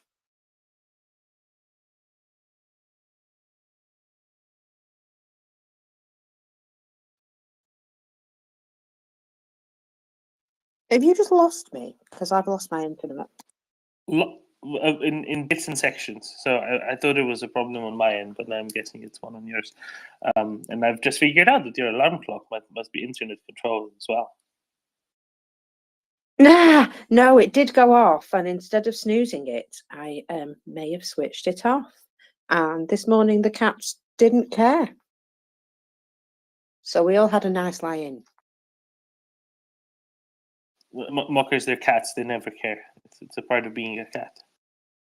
Oh, they usually care when I don't get up to feed them, but apparently this morning we were all having a lazy one.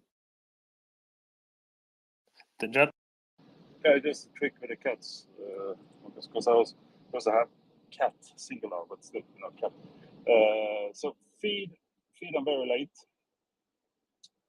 I mean, now this is assuming you are letting them out. Maybe you're not. If you're not, then disregard. But feed them very late. They do their own thing. Yeah. Yeah. Feed we're all about freedom in this household. Yeah, our cat, we feed him very late, and then he wants to go out, and then we don't see him until the morning again. So never bothering me in the morning because he's used to it. And now we have a good place outside the house where he get warm actually. So that's the trick. Oh, I'm too soft. They sleep on my bed. Anyway, then John, did you know that even Finland has a few vatniks? Yeah, it was 7 or something, wasn't it? Exactly. It used to be 7. So there was this vatniki protest in Finland a few months ago, and there were 7 people there at the protest, and apparently now they're all coming out and they're all complaining, and now we will be attacked by Russia because we're in NATO. They really don't get it. But I guess now maybe we will get a full count. Maybe it might even reach double digits.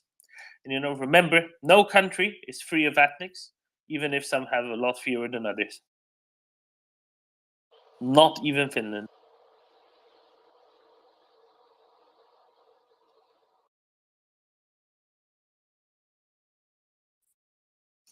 Vale. Yeah, you have summoned me by mentioning the Vatniks. It is exquisite at this point what they are saying and how they are reacting, because Johan Beckman, who is Vatnik #1 in this domain, is going to have a stream in the evening, and his under the rubric "Is Imatra the new Bakhmut?"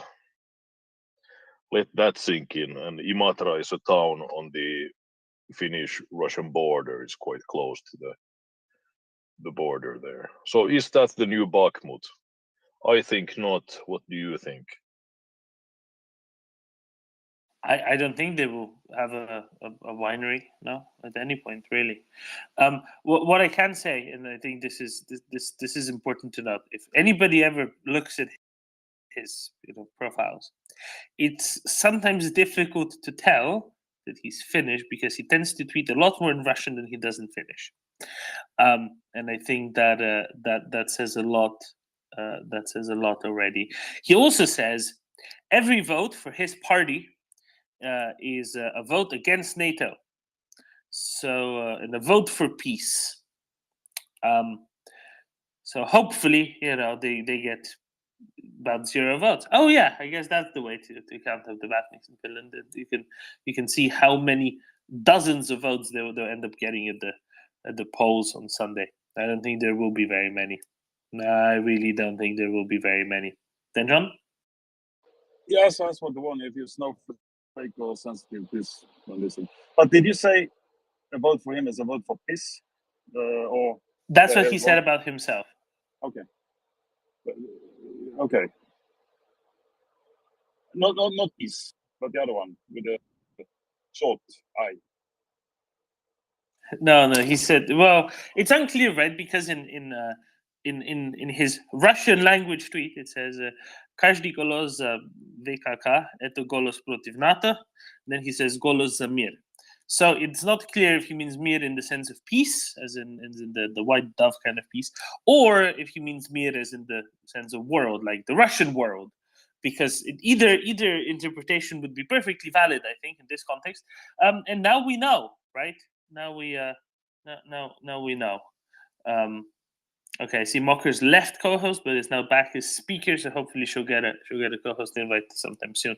But that gives you an idea, right? That gives you an idea, then, John, of exactly who they're dealing with. I really don't think they're going to be very successful. Something tells me that the only problem this Sunday during the Finnish election might be that everybody else will be celebrating far too hard for finally having gained full ratification, then, John, and will be maybe too hungover on Sunday to go and vote. But I'm sure that by then they will have powered through and figure it out, right, then, John? Yeah, I mean, imagine the political uphill they're now facing to turn this around. That's quite a battle. So they have their work worked out for the next few decades at least. So yeah, happy for them. Very happy for them. I can say we also have 7 Vatniks, but that's 7%. Remember the EU polling, 93%. No, 3%. Sorry, I turned the numbers around. 3% Vatniks, which is more than 7 pieces. But yeah. No, but then, John, that's Vatniks and Tankies combined. Remember. Oh yeah. You're right. There is a difference there, of course. Very good. Klaus, welcome. Thank you, and congratulations to Finland. That's very welcome. Most parents can't choose between their kids who is best and who is worst. But and so we can't choose between Finland and Sweden either. But in the short term, wouldn't Finland's long border with Russia have a sort of a more irritating effect on Russia because it's a direct border? Thank you. Oh, for sure, right? And this is the beauty of this, right? Of if the two countries, if only one had to get in before the other, it was definitely always important. And Swedes agree with this. And there's been public statements abound from both Swedes here, like John and Daniel and so on, as well as Swedish politicians, making it quite clear that if they're fine with Finland going in first, because Finland really is, in practical terms, something of a buffer between Sweden and the Russians anyway. And with Finland in, it's not as though they're going to be letting any Russians through, are they then, John? No, of course not. And as I said before, I mean, now the only viable approach is over the sea, right? I mean, there's no land connection anymore. Well, we still have the Öresund, but I think the Danes, well, probably the Poles, Germans, and Danes maybe will do something before. But on a serious note, I think now the Swedish government, they have, they're almost walking on a knife's edge now, because obviously it's a very good thing for Sweden, even if we didn't apply for the membership. But just the fact that Finland is now there, it's a huge buffer, right? It was a buffer before, but now it's a huge buffer, almost impenetrable. So on the one hand, they have to keep, because we still need to join. Obviously, we should be a member of the club. So now they can't, give us a sense of security too much. They have to still give us some sense of security, but not too much. And at the same time, say that we are safe. Say that we're not. We still have to join from security point of view. So yeah, it will be interesting to see how we communicate to go forward. Oh, absolutely, and hopefully this is a case of Sweden by the summer, and then Ukraine within the next 12 months or so, because the sooner and the soonest Ukrainians kick out the Russian invaders, the sooner their process can begin as well. Now, Hungary has already preemptively said, "We're not so sure. We're not so sure. We want Ukraine and NATO. That would be awfully, just be well, very problematic for them." But since then, the Russians have told the Hungarians that they're no longer friends. They've officially broken off the friendship, so maybe even they would have changed their minds once it came to that. Although, of course, Hungarians are used to having non-NATO members on their borders, Serbia, but also, of course, Austria, and that's not too much of a surprise. The JEF, the Joint Expeditionary Force account, has come out with a lovely welcome Finland to NATO picture that has been well used already by the NATO memers. So very, very well done on that. I'm a fan of that. And soon, the Joint Expeditionary Force will indeed be just a subset of NATO nations once the Swedish situation is figured out.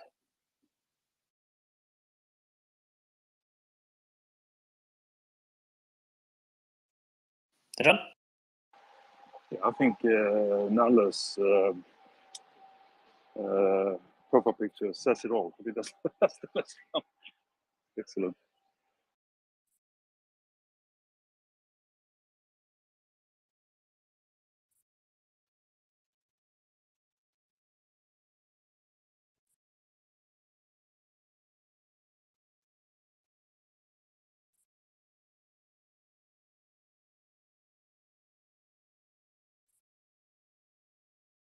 Nale, I have a question for you. How many people ended up watching the Turkish parliamentary session broadcast in Finland yesterday?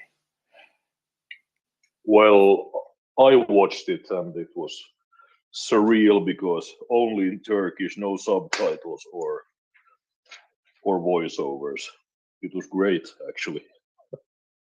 I'm just really the 5 wondering. million? Exactly, right? This is what I'm wondering. So last night there was, I think, the final pre-election debate in Finland. So I'd be very curious to hear, first of all, what was more watched, the election debate or the Turkish parliament without subtitles debating pension reform, right? And just how many Finns actually tuned into that. It might set some sort of a record, at least for the incomprehensible watching. I wonder, really, my question is, and maybe Klaus can help us with that. I wonder if more Finns watched the session of the Turkish parliament, not understanding anything, or Norwegians, because Norway and Finland have pretty similar populations, a few years ago, watching that train just slowly progress through the country, or maybe the fireplace show. And now, Klaus, any guesses, any thoughts? It's NRK, the Norwegian Broadcasting Corporation, became very famous, at least in Norway, for showing these slow moving. They also had a camera on the ship. I don't know whether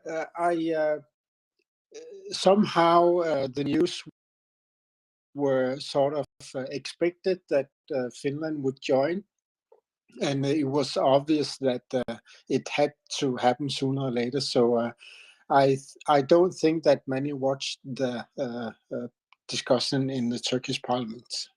So. Apparently, shockingly many did, says Finnish Twitter. Because remember, Finnish Twitter is also Finnish mill Twitter. There's just almost a complete overlap, so it's often a lot more interest. Marcus? Well, we were talking about people being brought in to the fold, and I thought I would segue off that with what the Moscow Orthodox Church have actually now been kicked out of their place. I can't remember the name of it. Thank you. It was the first word I was struggling with. So they were encouraged to leave because they had been told that their lease was not going to be renewed, and that it was incorrectly given in the first place, this lease to continue to have this piece of history, because it is a historical site. And so obviously, as they left, they couldn't possibly just leave in peace. No, they stole paintings, religious items, objected that they were being discriminated against, that's the word. Generally made a nuisance of themselves. In fact, one of them was caught in Kyiv trying to steal a particularly expensive icon, or, well, priceless these things are, aren't they? They're not supposed to be given a price. Religious icon, shall we say. And also, drunk and disorderly at the wheel was also something that was found. One of the lovely Orthodox priests was happening to do. They seem very, very holy men to me.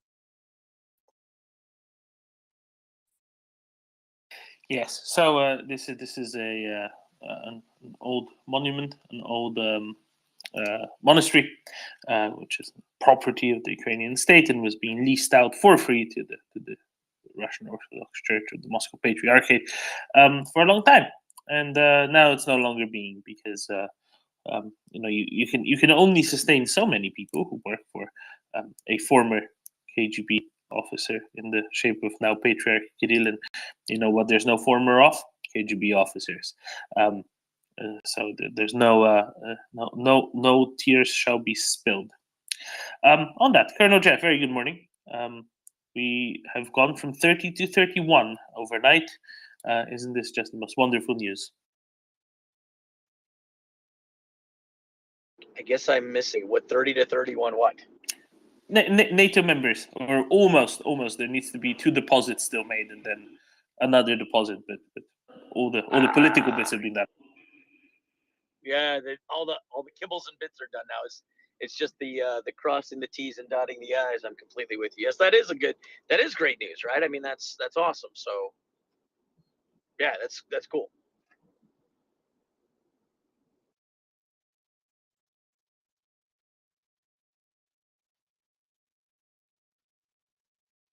Did I lose you? No, we have you. We have you. Yes, all that awaits now is Hungarian and Turkish deposits with the State Department in Washington D.C., and then another little piece of paper, accession instrument, to be signed by Pekka Haavisto, also deposited in the U.S. State Department, and then that's it. I think that's the only bureaucracy that's left to be done. And I think the Finns are saying, well, yeah, this is fine. We're good now. We're settled now. How much of a difference is this, Colonel, to Northern European security? I mean, it shows alliance cohesion, right? I mean, I think that's a wonderful thing, and the alliance is growing, and it's a coalition of the willing, right? I think that's always important to remind people that this at any time anyone can leave if they want, right? And at any time, if you want to join, you have to go through the process. That no one in NATO is forcing another nation to join. No one forced Finland or Sweden to raise their hand and say we want in. No one's forced Ukraine, right? That it's somehow a free democracy, and not only, I'm not even talking at the individual vote, but the choice of a nation, right? That the voice of a nation can be heard, and they can raise their hand and say we want to be a part of this entity is critically important, and it speaks volumes when you juxtapose the CSTO and the way in which Russia expects, right? It expects its friends to act. I sometimes chuckle, right? We talk about the nuclear missiles that are going to Belarus. I wonder, I mean, this is a joke I ask a lot of my friends. I'm like, how much pre-coordination do you think Vladimir Putin did with Lukashenko? And do you think there were some meetings and some strategic discussions, and that Lukashenko, said, well, you can put them here, but I want these certain guarantees, and I would also like X, Y, and Z. Of course not. I mean, to be fair, Putin goes, Belarus is Russia. I don't need to ask his approval. I'm going to come out and make this statement and say it. I mean, it's almost comical to think that somehow Lukashenko had any say in this decision-making process. No, absolutely not. And there was a Finnish commentator who came out and said, can people stop talking about NATO expansion? Look at how hard it was for us to get it. Look at what all we had to do. Look at all the time and effort it took of us. Nobody was forcing us. If somebody was forcing us, do you think we'd go through to these lengths?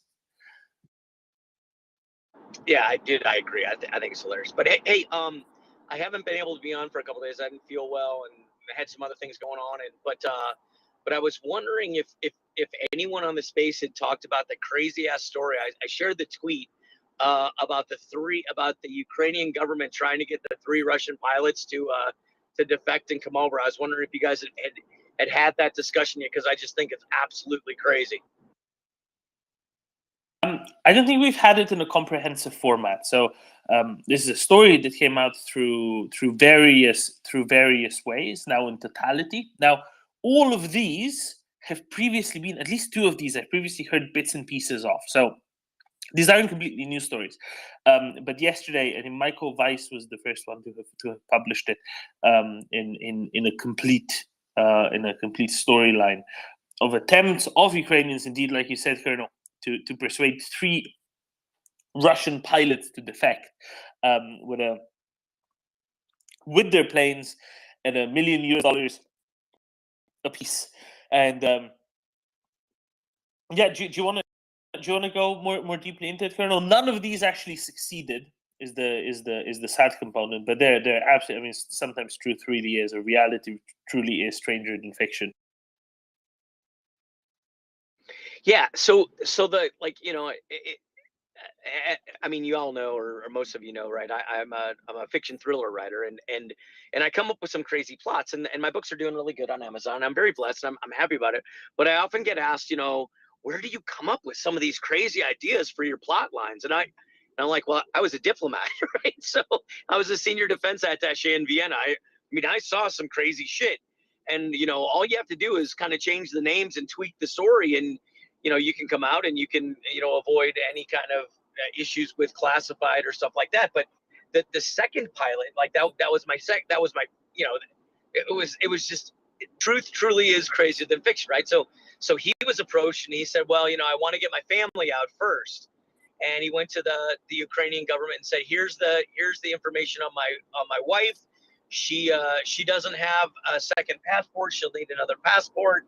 And so the Ukrainian government started digging and found out that this wasn't his wife, it was his girlfriend that he wanted to get out. And oh, by the way, she wasn't just a girlfriend, she was a prostitute. And she had lied to him and actually had multiple passports because they placed her in Spain during a diplomatic event. I can't remember if it was the UN or which one, but so clearly she's also doing other work. But they also had It ties. was a catnap. It was Yeah, the Catalonian incitement where the FSB sent many of their operatives. Right. Yeah. So, and then she's working for the FSB. so I mean, and of course, when you tell that story, you're like, "There's no way that's true." There's, but it is. I mean, so it's one of these situations where facts trumps fiction. That real life is absolutely 100% crazy, and yes, and these are kind of the ideas where I come up with my plots are things that have happened to me in my diplomatic life that. For many times I sat around bars and I would tell my friends, I'm like, dude, you're not going to believe this, but this is what happened. And I mean, I've had friends who've fallen for honey traps, and their lives had gone to kind of shambles, but they kind of kludged them back together and put them back together, and they're moving on with their life. But these things really happen, right? It's crazy.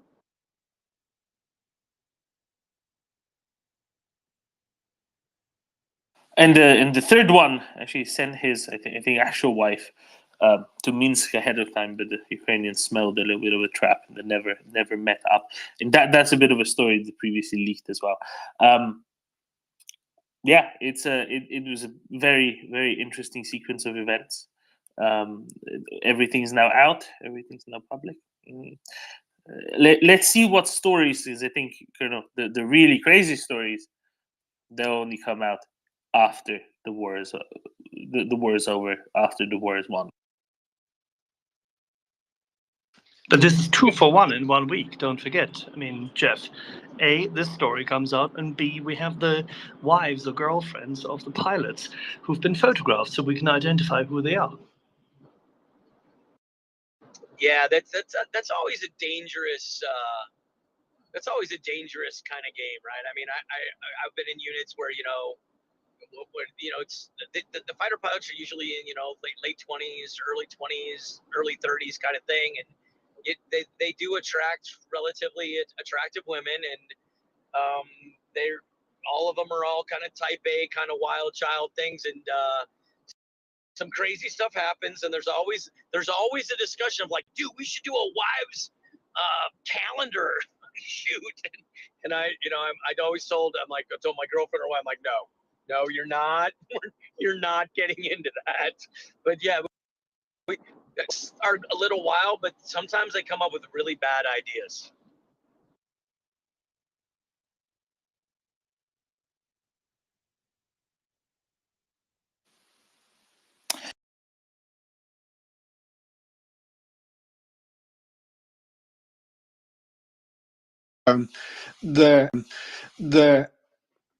The two allow Sweden to get into NATO shows a real problem that wasn't envisioned when NATO was formed back then.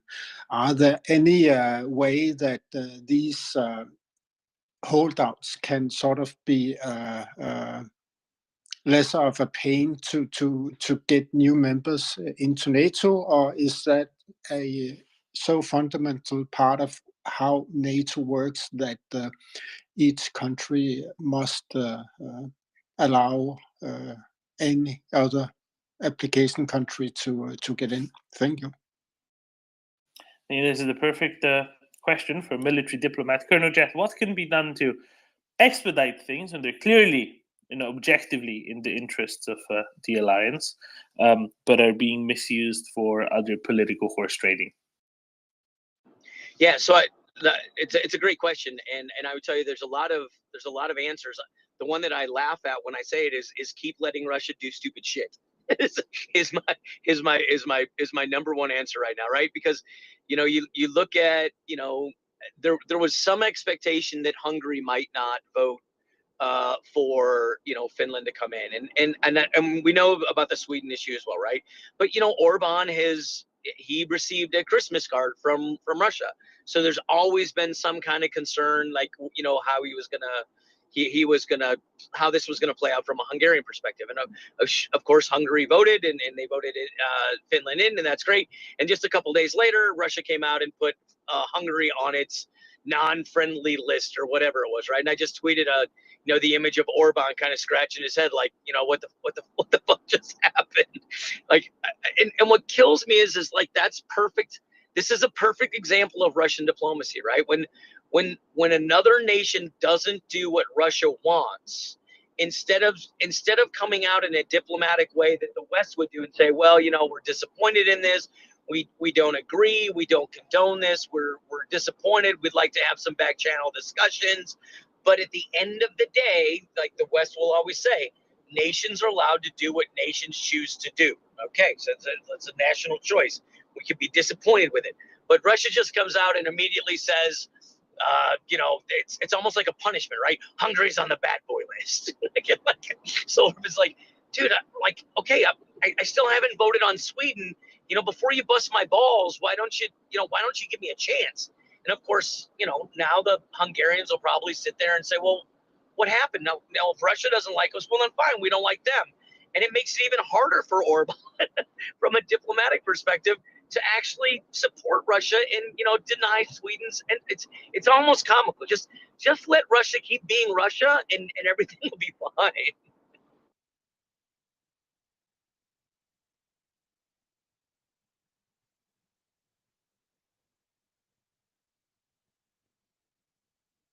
Oh, yes, absolutely. Russia being Russia, Russia doing Russian things. They never seem to be terribly productive, do they?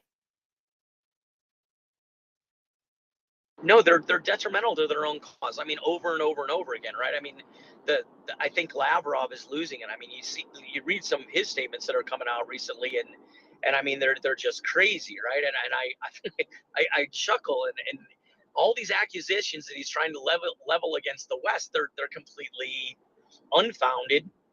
Anyone can see that.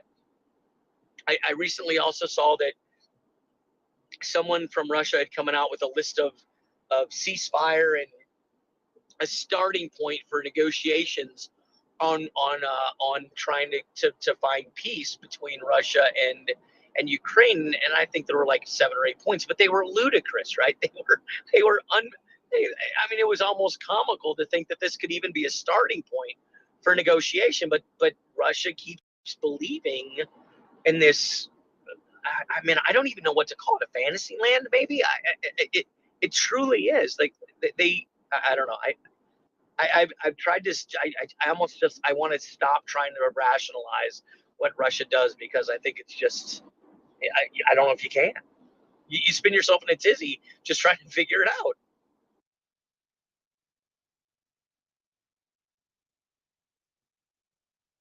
I agree on that, Colonel Jeff. You cannot get in the head of the Russians, because then you have to be crazy or totally stupid.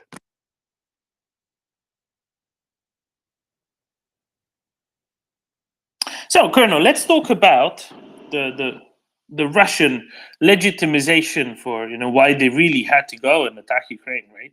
Which was NATO is encroaching on their borders.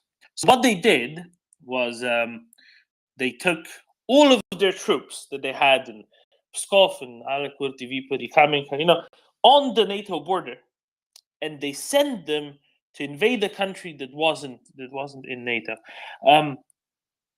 Yeah, Russians are really clever about these things, aren't they? Yeah, so it's interesting. I had to drive some friends to the airport earlier this morning, so I jumped into MriyaReport and I got someone asked a question about East and West and this idea that Russia's being threatened, and I said, look, I studied Russian history in college. It was a very, very long time ago, but I actually agree with Putin. Everyone, hold your breath when I say this, right? Because there's very little I agree with him, but I do believe that the West, the concept of the West, is getting closer to his sphere.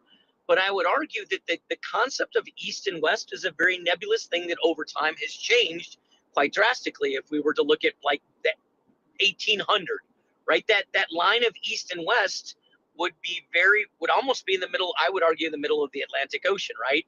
And as imperialism kind of and democracy started to foster their way into Europe, that line moved a little bit farther to the east. West moved east, right? And then at the end of World War II, when the Iron Curtain fell, that was the line of West. As the Iron Curtain fell, the line again moved a little farther to the east. And as time has progressed, it keeps moving east. So I don't disagree with Vladimir Putin on the lines moved. Where he and I viscerally disagree is why. Like, why does that line keep moving? And why cannot Russians genuinely reflect on why that line moves?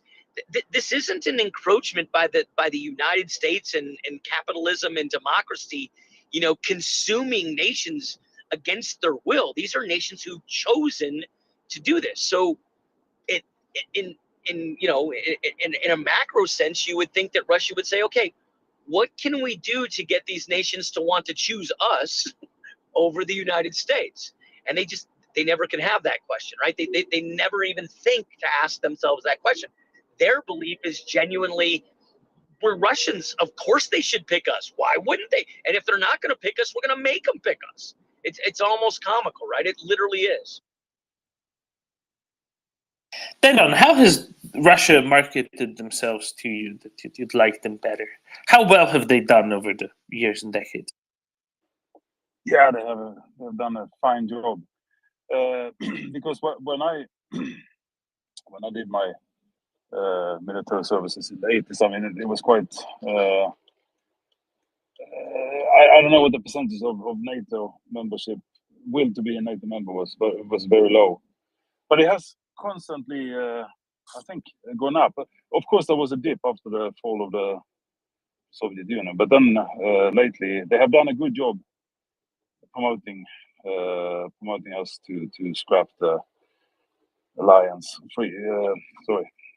non-alliance policy. So yeah, they've done a good job. No, but seriously, I mean, the history with Russia is a bloody one.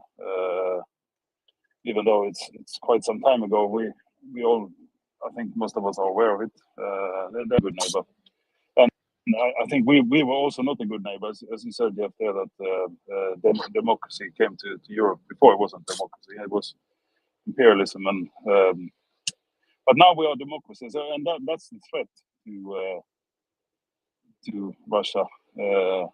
It's not a military threat; it's the threat of a different system, which they can't fight on level ground.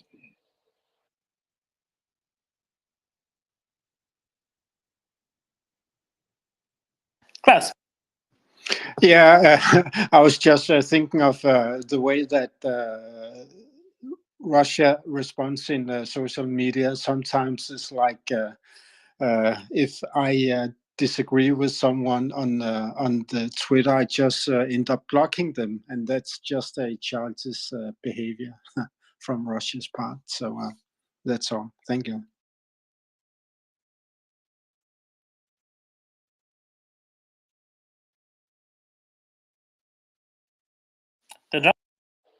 Yeah, just an idea, because as has been mentioned numerous times, and now also just now by Jeff, is that Russia, or some people truly believe that the NATO countries have been forced into something they deep down don't want to do.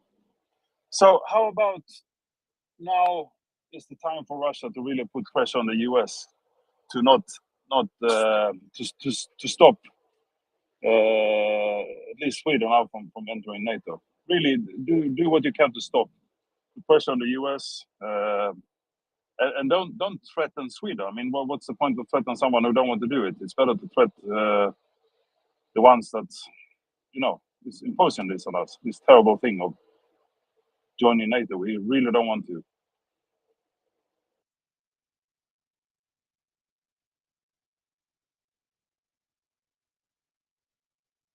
Colonel, what do you think? If you gaze deep into your crystal ball, do you see Sweden getting in by the summer, or at least early in the autumn? I think it's going to be the next NATO ministerial. It will probably be maybe around December. I do think that they have some serious issues that they need to work out with Erdogan and with Turkey and with what, how they represent, or how they perceive Kurds. I do think that is an issue that's really important to Turkey.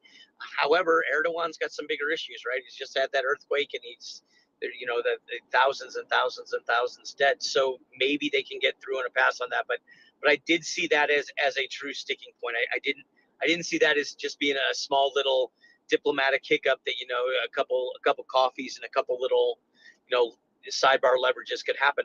I think they're going to get there. I do. I think that, Turkey will come around, but I think there's going to have to be some negotiations that are going to be a little bit more challenging. But throwing the Kurds under the bus completely is probably also not quite the humane thing to do, and in the long-term interest of the United States of America and all free nations, right? No, hold on. I'm not saying throw the Kurds under the bus. I'm saying there's going to have to be some. It's diplomacy, right? There's going to have to be a balance. There's going to have to be some middle ground strike point that's found, that Turkey's going to say, okay, that's enough. We appreciate you moving that far. I don't think Sweden would be willing to move as far as Turkey truly would like to see them.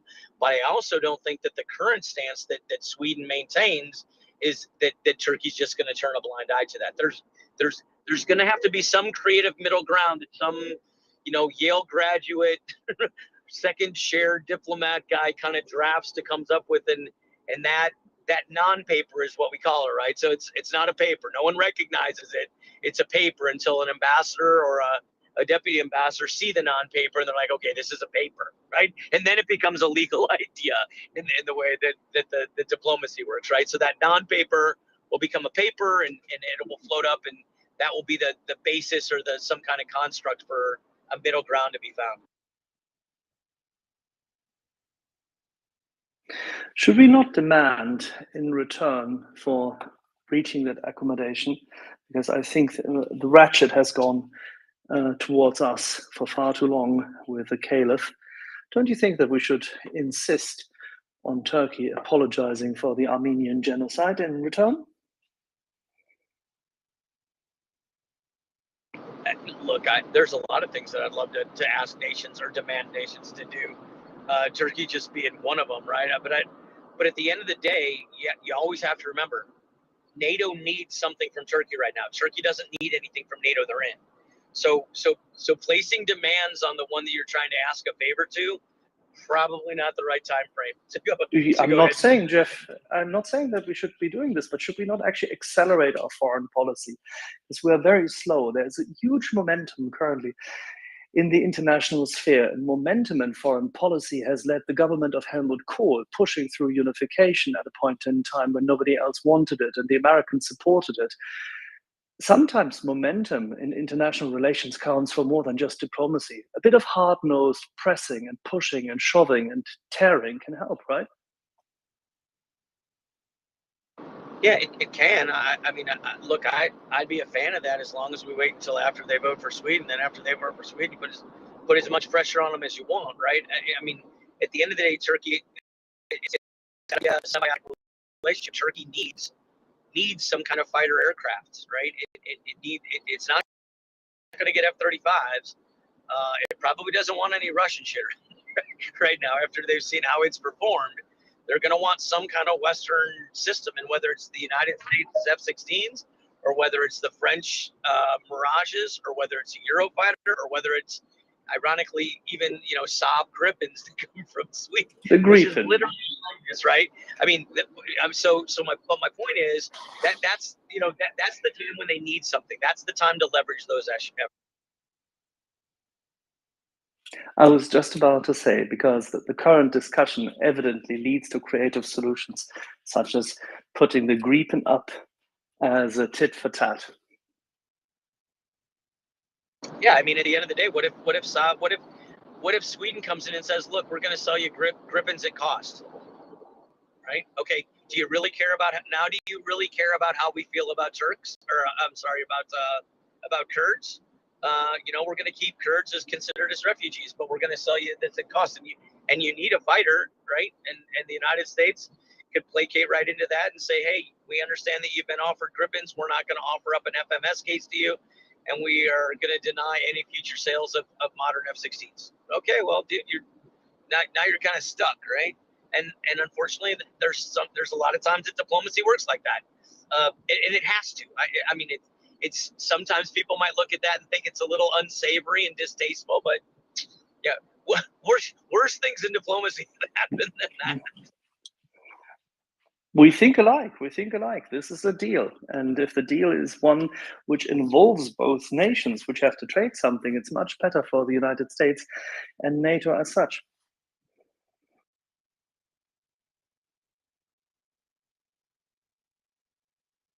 Then, John, don't you have a bunch of Gripen somewhere else already?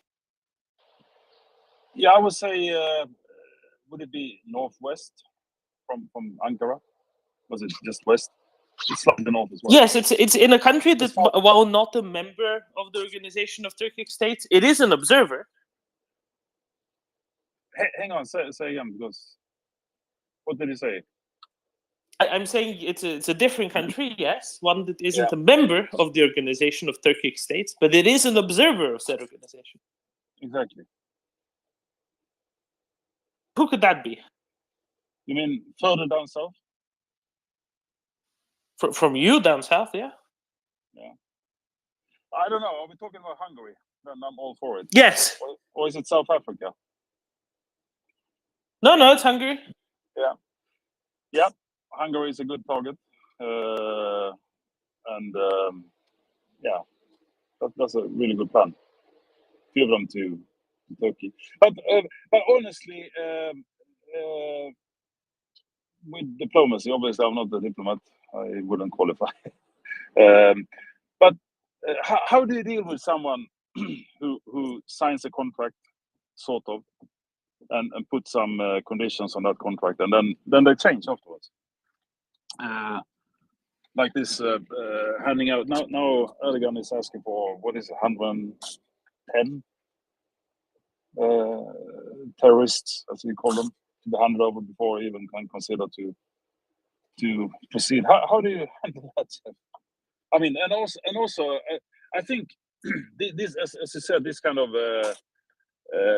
backstabbings and horse deals has been done in the past, but now this time is kind of it's on another level, because it's about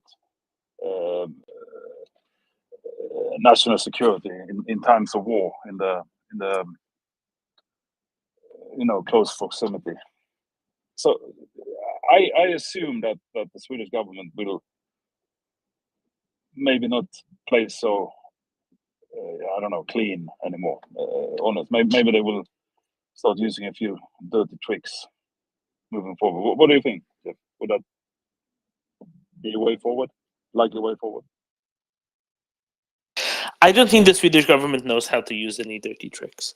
But I will say, Denjan, have you seen the most recent opinion poll out of Turkey for the presidential election? Yes, it's not favorable. I haven't seen the latest, but maybe it is the latest. A few days ago, I think it was like 10% point something difference between them. Kılıçdaroğlu at 51%, Erdogan at 42%. So a 9-point spread, and a first round win for Kılıçdaroğlu if this were to come through. I think that it's important to be prepared, of course, for continued Erdogan presidency, but I don't think one should assume that it will go on forever. Yeah, and then the question comes whether that would be better or not for this particular question. Money from Qatar, money from Saudi, competing interests, all pro-Muslim, hardcore, and completely against the interest of freedom. All of them to help Erdogan tide himself over. That's how it's going to be. And he's going to close the gap by money.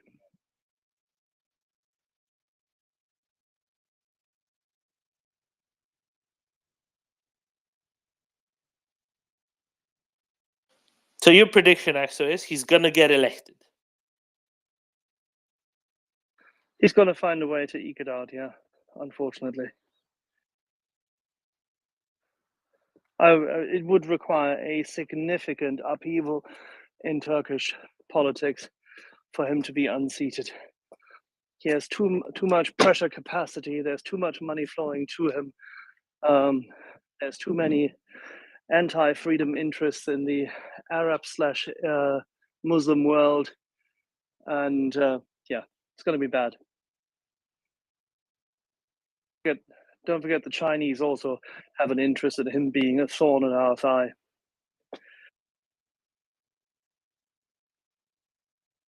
I agree. He has a very good chance to close the gap. I just wouldn't be so sure that he will.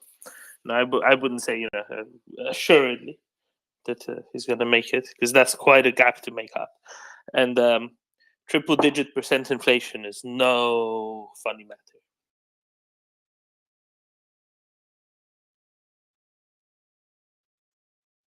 So was the indebtedness of the city of Istanbul when he was a mayor.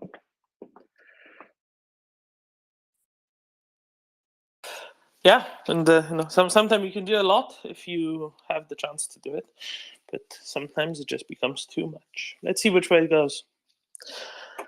Klaus? Thank you. I just saw that the Hungarian Air Force have the C version of the JS Clipper. So that's the a bit smaller fighter jet they made some years ago. And the one they make now is a bit bigger to carry more load and more fuel and some updated electronics. So was that the one you thought could be given to Turkey or to Ukraine? Or? No, I was going, we're talking about incentivizing Turkey with a carrot of sorts, a carrot and a stick. I was thinking whether Hungary could be incentivized with a straight up stick. Yeah. I'd give them the stick. But I don't know how that would be done. So I think that EU is trying to do its part in allowing sort of nurturing for a solution. And von der Leyen has been, in my opinion, have been very good at handling the war in Ukraine, trying to be as supportive as possible in an economic sense, creating connections within the EU system. And she also sees that if Hungary should allow Sweden to get into NATO, that would require some legwork by EU as well. And she does everything she can, I guess. But that's we hope that he will come to a certain realization that holding this up is that will just hurt Hungary in the long term. But I guess he doesn't care for that. Thank you. No, because he cares about himself, right? He cares about getting reelected, regardless of how much and when and whether it actually harms Hungary, and that's it's quite frustrating. By the way, that's another show of apologies, Norman. Ursula von der Leyen, just whilst we're talking about her, this is another case of momentum in politics.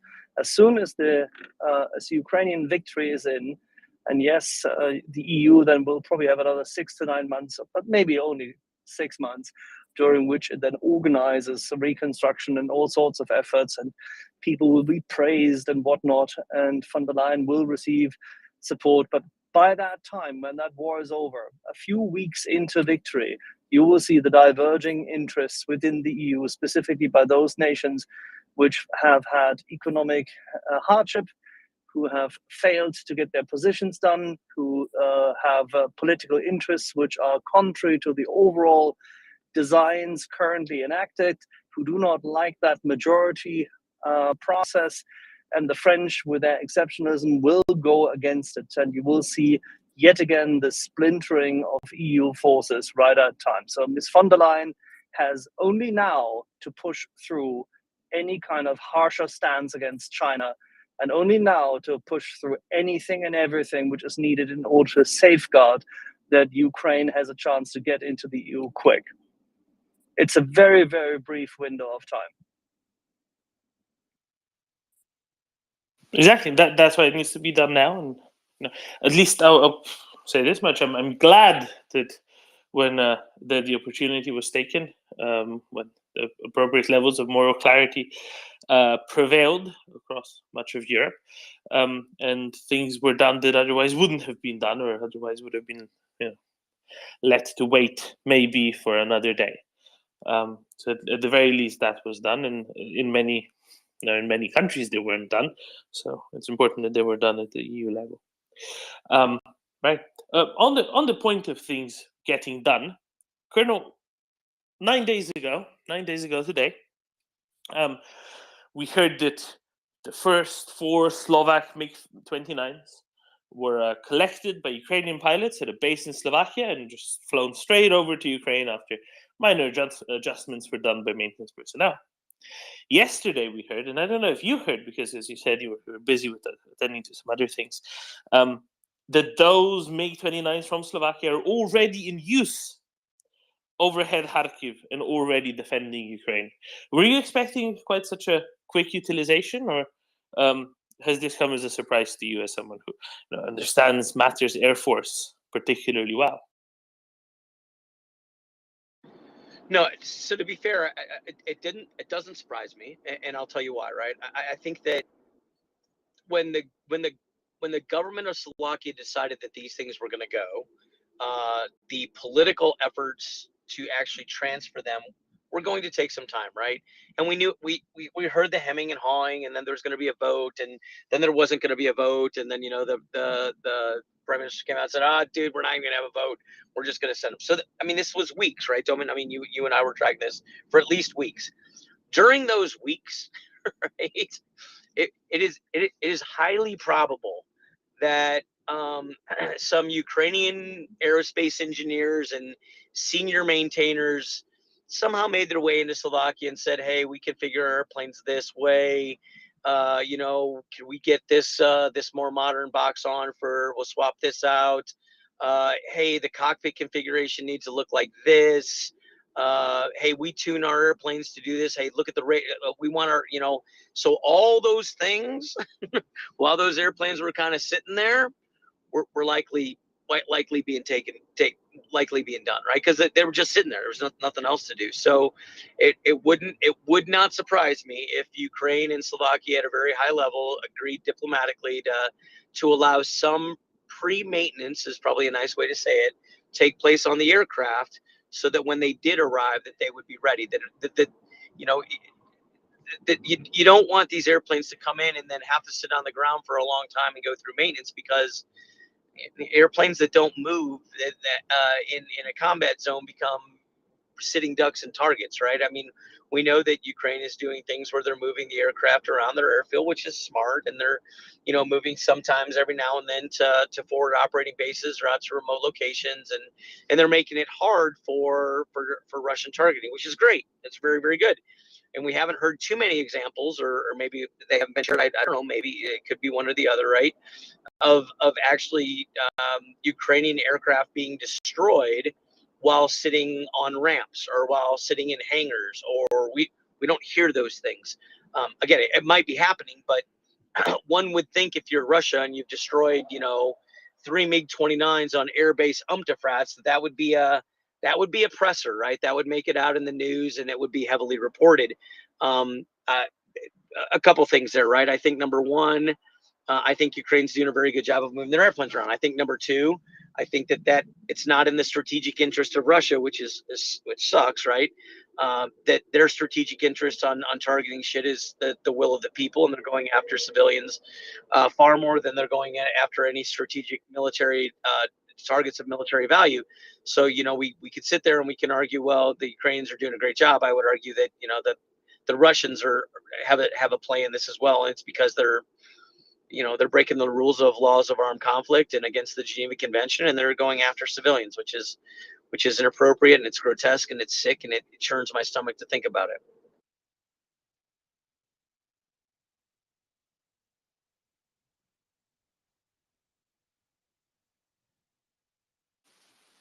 And it's time for those rumors to become reality, right? Colonel, what do you say to Defense Secretary Austin's words a few days ago, where he said, Ukraine needs air defenses, precision fires, long-range weapons, more armored mobility, but that F-16s would take at a minimum 18 months? I would just tell him that's a political answer, and it lacks political will. If you want to say, I would, if I was with him, I'm like, look, dude, you're the Secretary of Defense. You've got a Chief of Staff of the Air Force that says it's 2 months. Instead of all this infighting and haggling, why don't you just be honest? Why don't you just say that there's no political will from the White House right now? Just tell the truth, right? Whatever that reason is, just tell the truth. I don't buy it. I think it's a horrible answer. Whether it's the training issue or the almighty powerful S-300 and S-400 that can shoot down fucking amoebas and fucking mosquitoes at 300 kilometers. And these are all freaking boogeymen that I'm sick of chasing, right? And I think there's other people like me that are writing op-eds. We're sick of chasing the bullshit narrative. Just come out and say, like to be fair, President Biden in his first answer did that, right? When he was asked, "Are you going to send F-16s?" he just said no. Right? And of course the media kind of sat there for like 15 seconds going, okay, well, why? And he's just like, no. So at the end of the day, that no theoretically could have just been, no, I'm not doing it because I don't want to, right?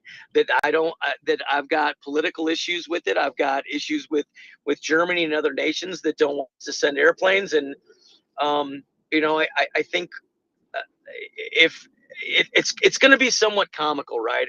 And perhaps just good karma. I mean, karma against the United States. When I say good karma in this, right?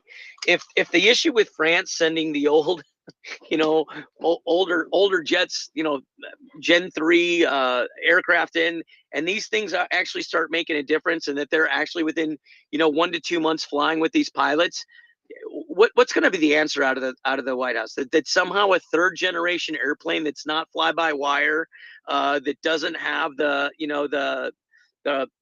capabilities against an S-300 and a 400 are making a significant difference, or at least some difference in the battle space, and yet the F-16s are going to take 18 months for the strongest and most powerful nation in the world to actually get them there, and that they weren't going to make a difference. It's going to be comical, right? There's no answer to that, and other than, yeah, it was a political answer, and we just didn't want to send them. So, Colonel, let's say the 18 months number actually came from somewhere that wasn't totally political. What could it be? Let's assume that for a second, and let's just think of what could it be. What are they thinking about? Are they thinking about refitting, de-NATO-fying, whatever it needs to be done for them to actually be sent into a place where they might be shot down over Russian lines? What is it? What could go? What could be there that might be going into that number of 18 months? The 18 months is the number that the Undersecretary of Defense for Policy is sticking to. He's the one who said it. He said it on ABC News, right? And he is sticking to it. I saw the letter from the Secretary of Defense to the congressional members, right? I mean, it's open press. You can find it if you go look for it. And it says it's going to take 18 months to train the initial cadre of of students to fly the airplane. It literally says it 18 months in that. Don Bacon got that, he got that, and Zach Nunn both got that letter, right? So it's not a boogeyman number. They're anchoring themselves to the 18 months for the initial cadre to be trained. Okay, so the next step then is, are French jets, which are widely exported and have been for a long time, right? I think that's pretty clear. Are they quicker to train people on? No, they're going to be slower, right? It's going to take longer because they don't have the training structures and things like that. But at the end of the day, we have what's called A courses and B courses in flying, and an A course is what you would actually give a brand new student who's actually never flown before, right? So he's going to learn BFM, basic fighter maneuvers. He's going to learn, BVR shooting, so beyond visual range. Someone who's already flown a combat jet, it would go through a B course, right? They've got all the combats and tactics and training and all that. They just need to learn in the jet. Those training things, like the Chief of Staff of the Air Force said, right? He said, hey, this could be anywhere from 2 to 4 months. So why the Chief of Staff?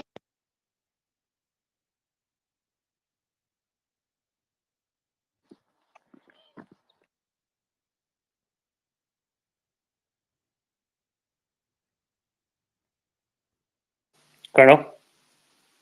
Yeah, did you lose me? Yeah, why the Chief of Staff at that point? Yeah, so why the Chief of Staff of the United States Air Force and why the Undersecretary of Defense have such radically different ideas on what that number should be is probably a really good question for someone in the Defense Department. Maybe one of the press representatives at DoD could ask that, right? I mean, at the end of the day, the Chief of Staff of the United States Air Force flew F-16s, right? You got 3,000 hours in freaking combat jets. Again, I would like to believe that the guy knows what he's talking about.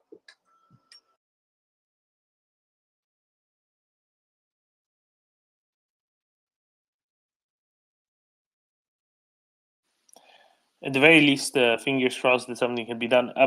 One thing that has come out yesterday, I think, is that the French, there's a number of sort of French, let's call them military companies, non-state military companies that do a lot of these training things, as well as act as Red Force, OPFOR, and that's who would likely be doing much of the training, and that maybe that's also where the news came out that Ukrainians are being trained in France, not by the French per se, but instead by French pilots who are not in French Air Force service anymore. Yeah, I mean, I don't know. I think it's funny somehow we as a society, whether it be an American society or whatever, let's say society that all cares about Ukraine, to put us together. Somehow we stopped talking about that whole the 2 Ukrainian pilots that went to Tucson, Arizona, to actually just get a feel for how quickly they could learn how to fly. Like, where's that outbrief? Where's that lessons learned? Where's that report? Right? Is that what is that what the Undersecretary of Defense is basing his 18 months on? Because I had learned from others that these guys actually could learn really, really fast. Like, we have a proof that actually counters that letter. And to be fair, from an even greater perspective, right? If the United States government is willing, at least somebody did, right? If they were willing to take 2 pilots from Ukraine, right? And they were willing to just assess how quickly they could learn. Imagine if the United States government was also willing to say, I'm going to send an 8-pack of F-16s to Ukraine, right? An 8-pack means an 8 ship, 8 aircraft. And to be fair, the United States Air Force trains religiously on what we call ORIs or OREs, Operational Readiness Inspection, Operational Readiness Evaluation. In other words, a message traffic comes into the command post and says, on order, you'll be ready. You need to be ready to fly your airplanes out within 48 hours, right? 48 to 72 hours. And no kidding, the whole base mobilizes really fast. In the next 72 hours, everything's a whirlwind. And within 72 hours or 48 hours, depending on what the call is, those airplanes got to be airborne and flying, right? So this whole notion that we can't move airplanes, okay, fine, that's ridiculous. But imagine this, right? Imagine if they send an 8-pack, right, we're going to deploy 8 aircraft to Ukraine for 3 months. And this is after Ukrainian pilots are trained. And we're not going to send any of our maintainers, but we're going to do contracted logistics maintenance, right? For 3 months. And we're going to assess how effective an 8 ship of F-16s can be to help Ukraine. 3 months. We'll see how good they do. Okay.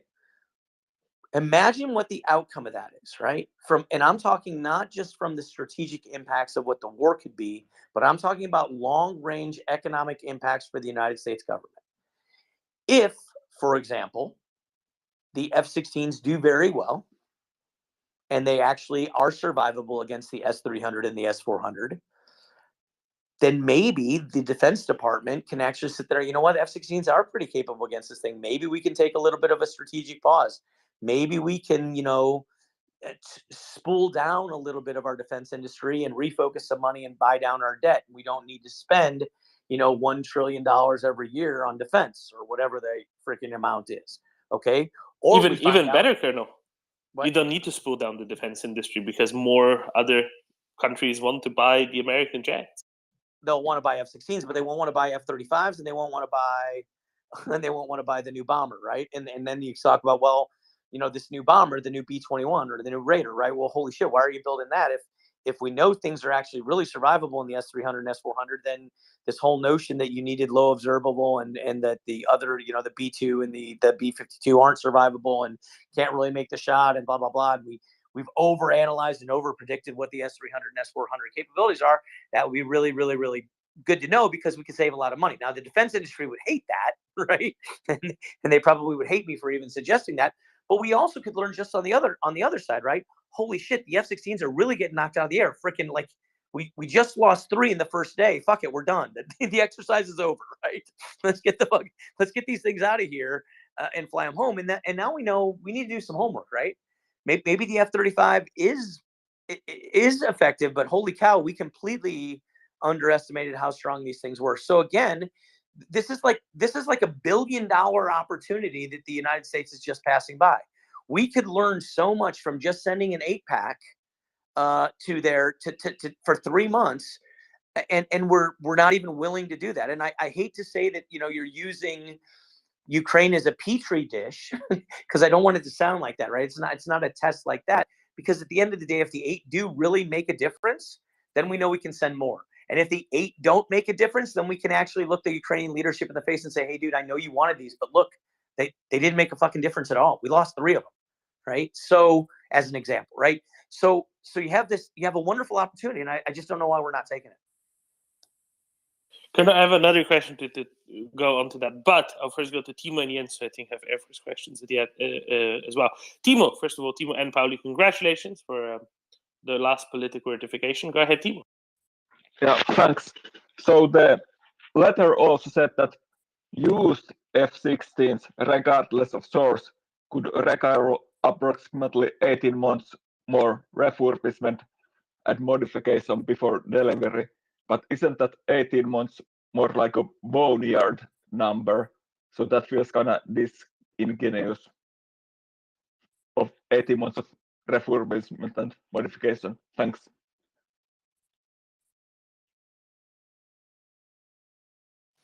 Colonel, do you want to comment on that? So the statement was that any used F-16s would need 18 months. Why?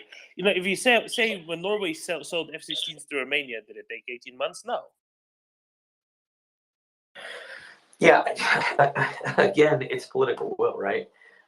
If we wanted to move F-16s, we could move them in a heartbeat, right? If you wanted to take F-16s from an active duty unit and stand it down, you could absolutely do that, right? Say, hey, this unit's going to sunset. I chuckle, right? It would be uncomfortable for the Air Force, right, to stand down a unit, get it, but this is not something that is completely foreign to the U.S. military. For example, when I flew carrier-based aviation for the United States Navy, as soon as we got back from being on the carrier, we had 4 jets. All 4 were gone. As soon as we get back, they go into the jet pool. and they went to some other unit, and we stood down for basically 2 months. And then after 2 months, we all kind of, after taking our vacation, our leave, and doing some academics and getting caught up on some other things from a military perspective, we finally got one jet back, right? And all the air crew had to get recertified on just simple flying after 2 to 3 months, right? And then after another month, then we got 2 airplanes, and we got to fly formation, right? We started back up and flying formation, and slowly we built back up. So, like I said, this isn't.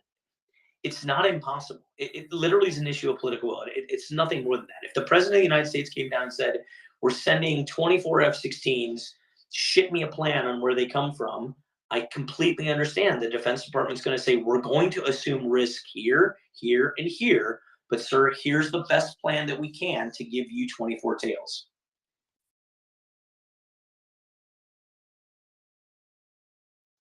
Thank you, Colonel. Jens. Oh, wrong key. I think I have a different perspective, in the sense that I think that there's a point to obfuscate. When I hear could take 18 months, I'm thinking, but does it mean it will take a minimum of 18 months?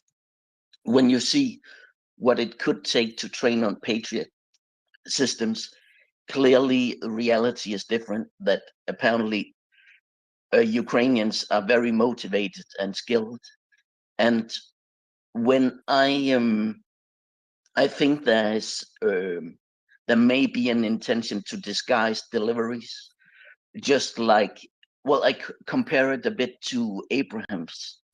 When I tell this all the time, that I went down to the harbor in January to see American Abrams being delivered. Only, they were going to Poland, but then America changed its tune and said, "We will deliver Abrams. We will manufacture them." Then they said, "Oh, the deliveries will come from stock." So the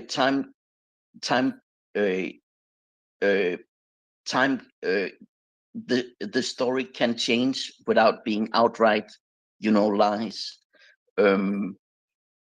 And I think because 2 Ukrainian pilots went to America to get a first look on F-16s, doesn't maybe mean that they haven't been having a first look at F-16s in Denmark or other places. So when I hear it could take 18 months, I'm thinking, but could it take 14 months? And I'm thinking, when did the clock actually start? Did it start last fall in Denmark or other places? I don't know. So I am a little reluctant to make these demands that Biden or Austin have to be completely transparent when what will deliver and when will deliver. That, I think that's my point. I'm saying a little bit of Finnishness can't hurt even here. And it's kind of what Chuck was saying the other day, right? It's good when countries don't say everything up front. I think it is true that America has a lot of flexibility here, because it does have these very considerable stocks, and sometimes being a little bit Finnish kind of works, right, Jens?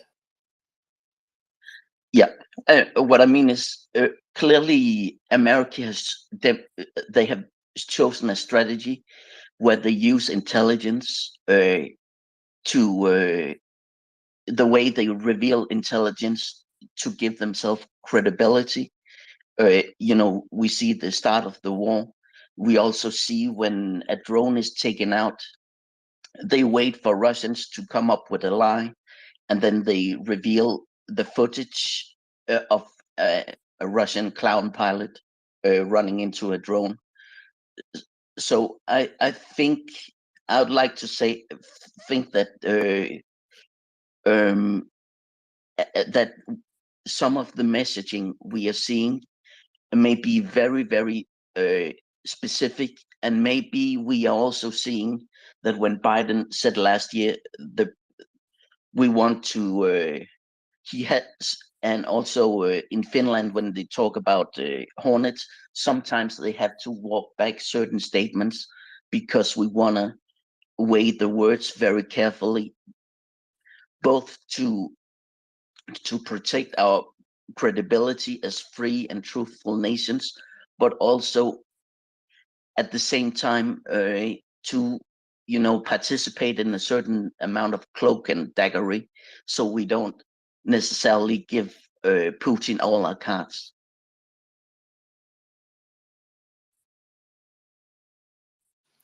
From being a little Finnish to being very Finnish, Pauli, congratulations, first of all. Thank you, Domin.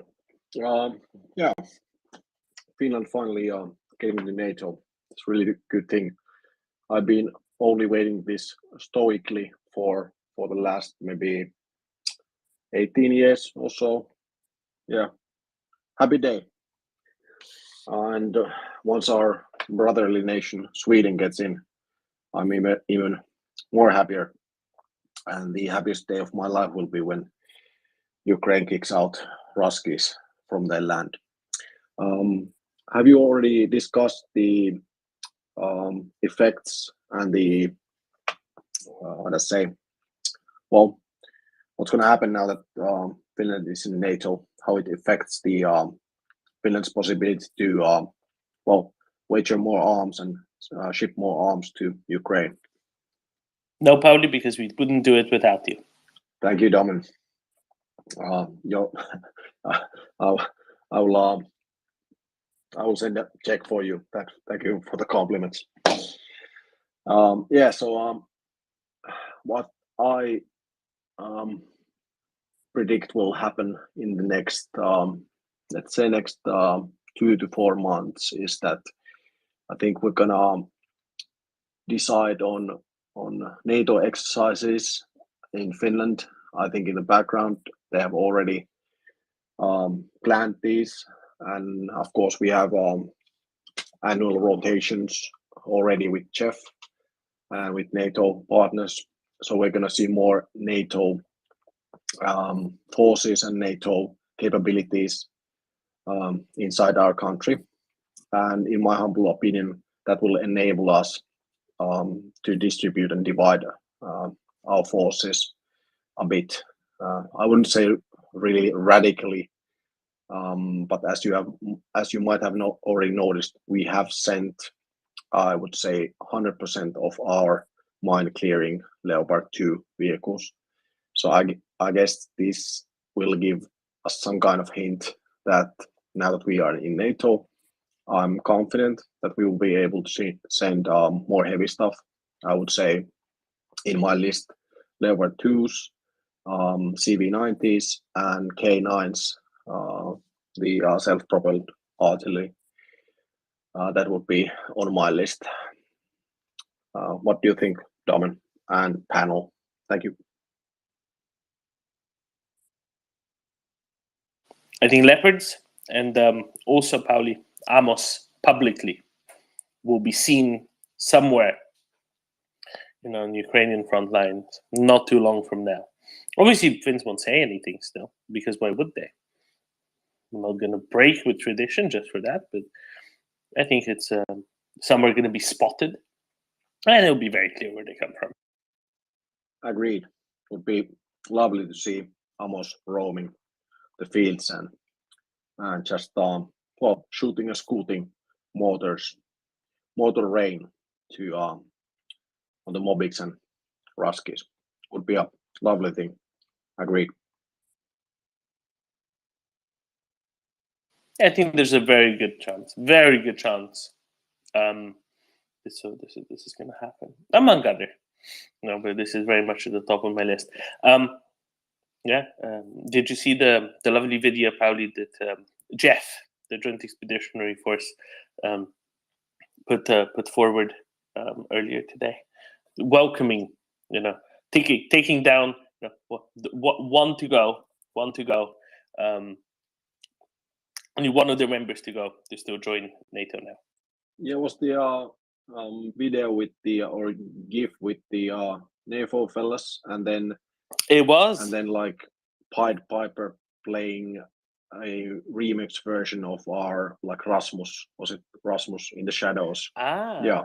It wasn't just a remix; it was a collab. It was a mashup of Rasmus and Kalush Orchestra. Exactly. Yeah. Exactly. That's what it was.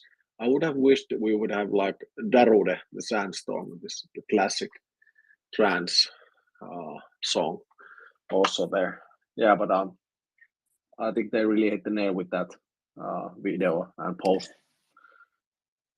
The PR officer notes, the Jeff PR officer, who's a Brit, notes that he's been waiting a while to use that Finnish-Ukrainian collab on a press release, and the moment was right, and I couldn't agree more. Yeah, it was really well done and well timed. Kudos for them. Exactly. Edward, bit bittersweet perhaps. Finland got in. Sweden's still waiting, but Sweden's a lot more secure now that it's only threatened by the Baltic mink. Yeah, exactly. No, great for Finland, really, really great. Domen, I was going to propose maybe, to touch upon some things that Colonel Jeff mentioned before, and maybe to touch upon a bit of conspiracy theory. Maybe, I don't know, Domen. You have to decide, but first and foremost, right? If we look at the excuses, so to say, by Hungary and Turkey, right? Hungary have bullshit excuses not to vote Sweden into NATO. That's obviously the case, right? Turkey sends a list to Sweden with names of people they want Sweden to handle to them, right? It ain't gonna happen. That doesn't work like that in Sweden. We're a democracy, right? And Turkey knows this. So my question to you, Domen, and to the space, these, in my opinion, bullshit excuses, right? Can there be something else to this, Domen? Can there be like, to not, advance NATO too fast, so that there is, some kind of agreement, where I'm heading here, Domen? So, all right, we take Finland in now, but we'll wait with Sweden a little bit. Is there a possibility for this, Domen, do you think? Or am I too conspiracy theorist here? I think it was close to that, but not quite that. I think that Erdogan kind of had to take Finland in to show that he's still on board, and it was a little bit of messaging, right? It was a choice between two. One was kind of had much more positive side effects for the other, right? So Finland was clearly the more important one of the two for reasons of geography, right? And I think it was kind of like that, right? Everyone was like, look, just one has to go in, Finland has to go in now. We can wait it out to Sweden a little bit. We get your political game, but let's do Finland first. I think it was similar but kind of flipped.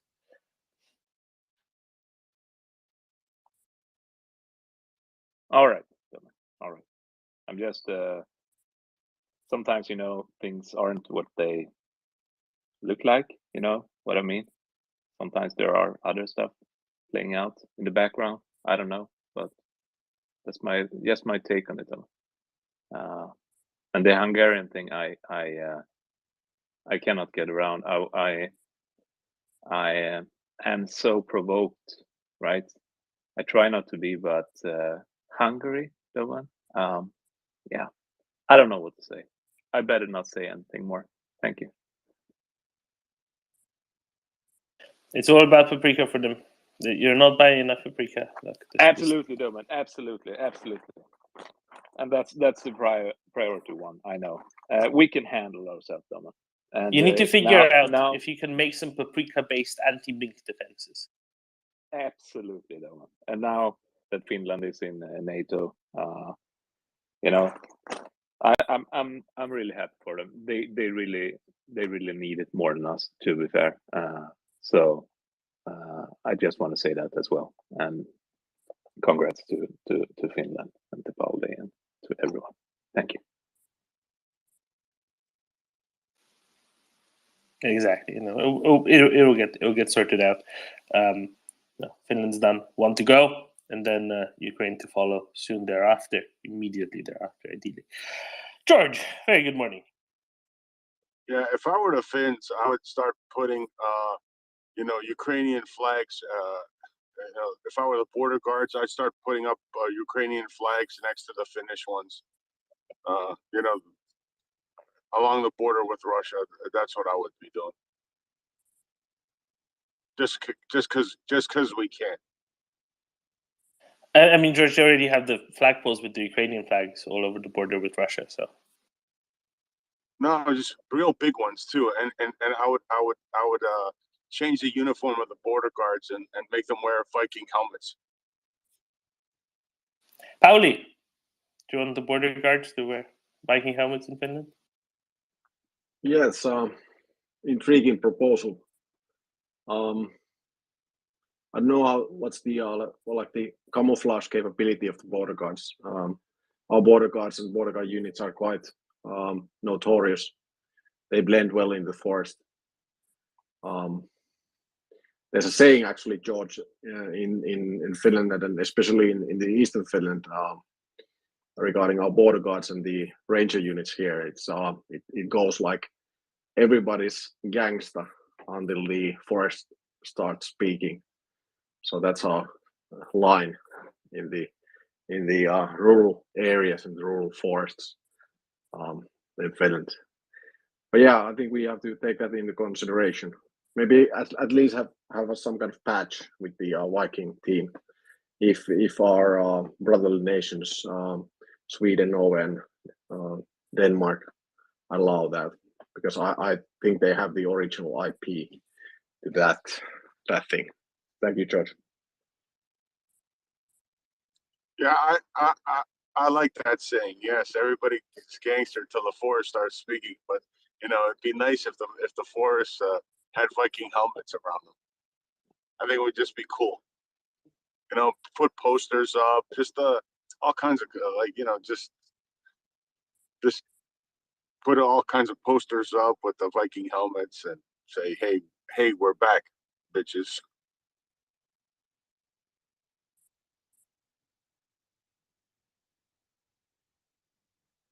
Doman, do you remember the video? It was at the beginning of the war.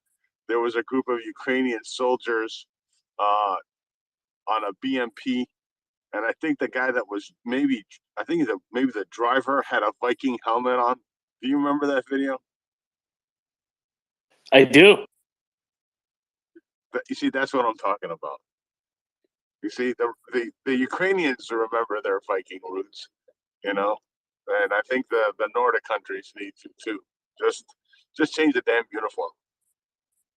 Actually, that should be their parade uniform. I think the Scots and Irish I think they are ahead of us. They got this kilt game strong. We just have our mind composure.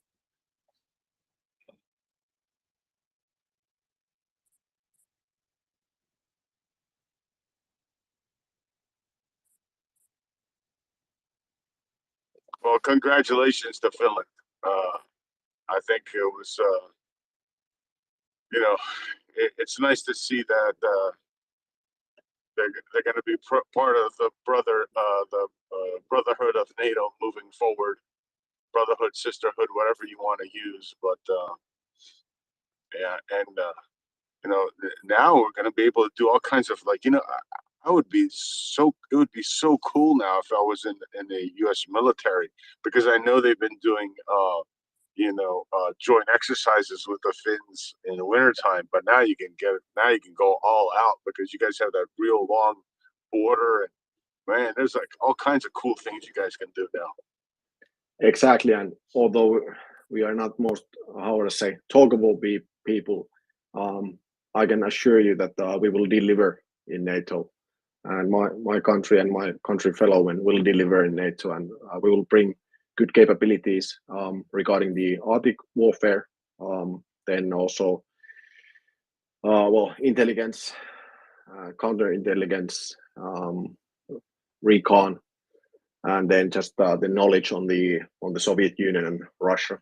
That's something we have, and I'm confident we will have that. And if there's anyone in the crowd that's actually deployed or in NATO, hopefully you will get to Finland and in these winter exercises, and why not summer exercises as well. You will see good things here. Thank you.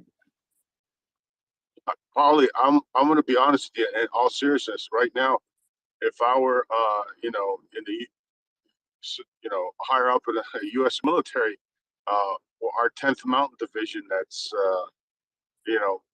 they would be rotating a battalion, if not brigade, into Finland every so often, every winter, so they can do, joint training with Finland. Obviously, winter exercises.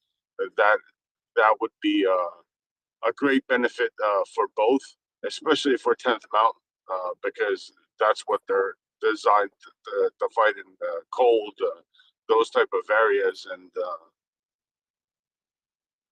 we know that you guys are the gold medal winners in the Winter Olympics of warfare. So it would definitely be nice to see those type of units rotated through. Yeah, I'm quite confident we will see more and more NATO forces here, and of course, I'm really keen and happy to see that we can deploy our units in other NATO countries and learn, because that's something we are really thirsty for. Finns like to learn new things, and we like to develop things into something better. Yeah. So although you might not hear it in my voice, but I'm really stoked, really happy. Thank you. I know you're really stoked. Now there's some quote unquote realists going around saying, "Oh, Finland is now less secure. It's now it's a target. It's a NATO member. Now it's not going to end well." A target from what? Aliens? No, exactly right.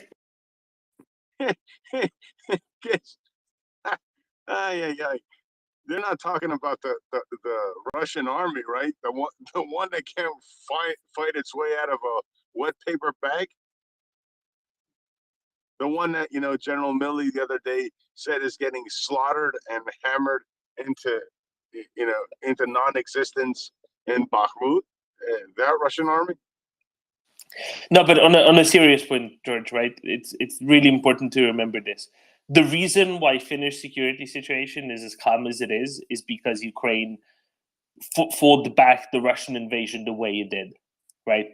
Had Ukraine not fought back the way it did, the situation for Finland could have been very different.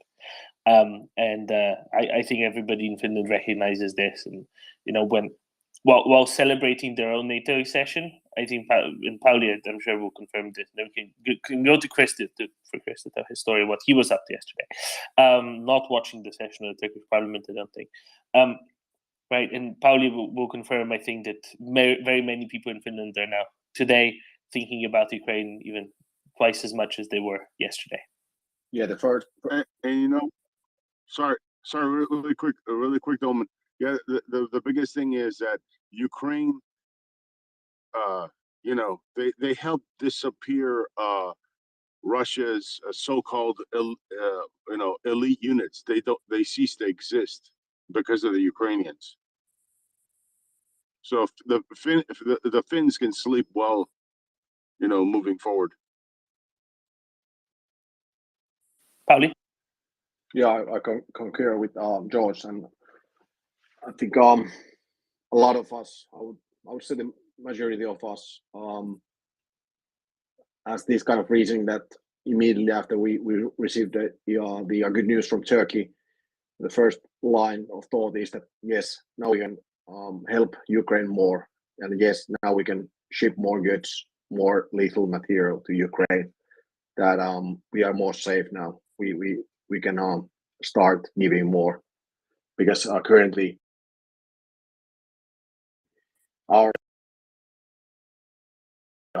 sacrifices made in Ukrainian blood, and that has also helped us to gain more insight and more knowledge on the Ruski forces, and that's been done in Ukrainian blood and sacrifice and civilian lives. So we are really grateful. I think you know what I mean.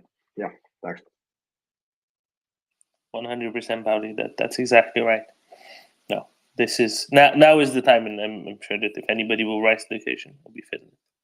Speaking of deliveries of things that Ukrainians need to fight back the Russian invasion, our dear Chris here wrote a very nice letter a few months ago, a couple months ago, 2.5 months ago maybe, and immediately, his ask was fulfilled, wasn't it, Chris?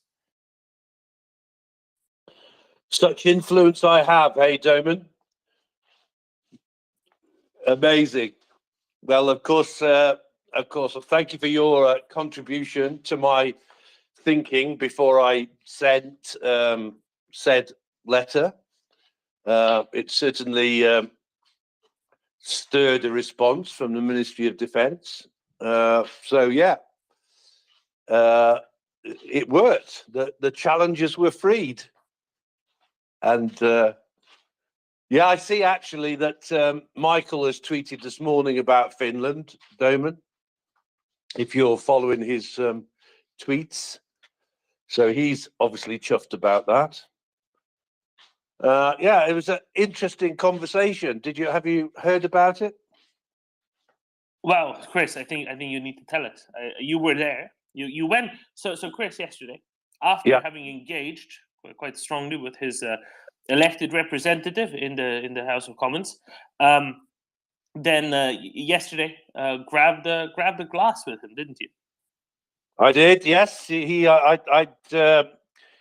it was announced that the challengers were to be freed, I wrote him back thanking him and suggested that we have a beer to celebrate sometime. And so I got a call from his, an email from his secretary, and that saying, "Yep, he's up for a beer on last night."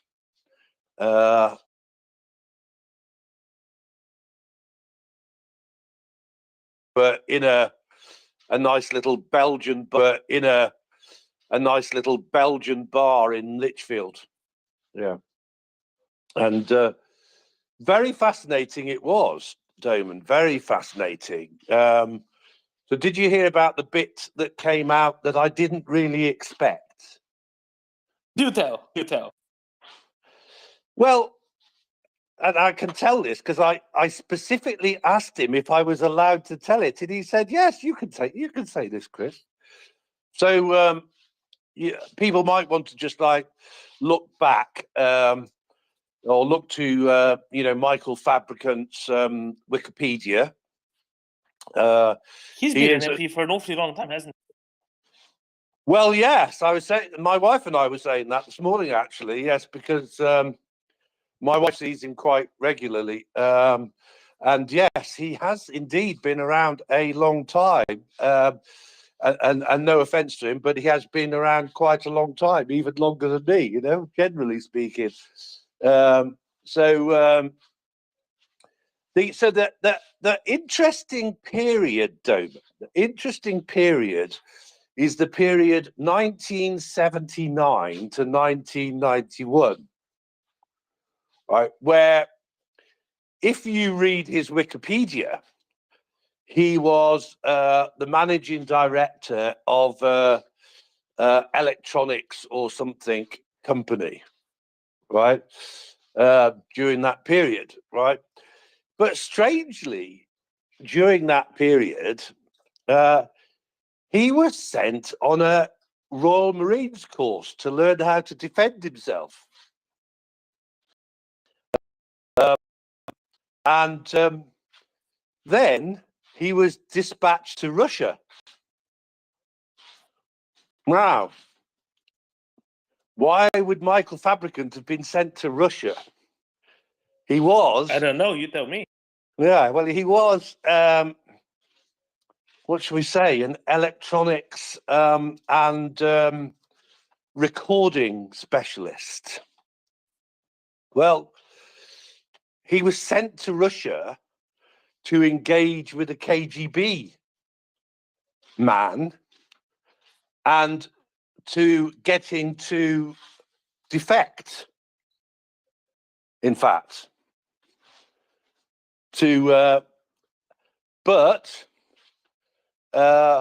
obviously somebody found out about this attempt to get a KGB person to defect, and then he was surrounded by KGB goons and frog marched, if that's the right term, out of Russia. So interesting, right? So I don't know what job you'd be doing if you're doing that. Probably not exactly being the managing director of a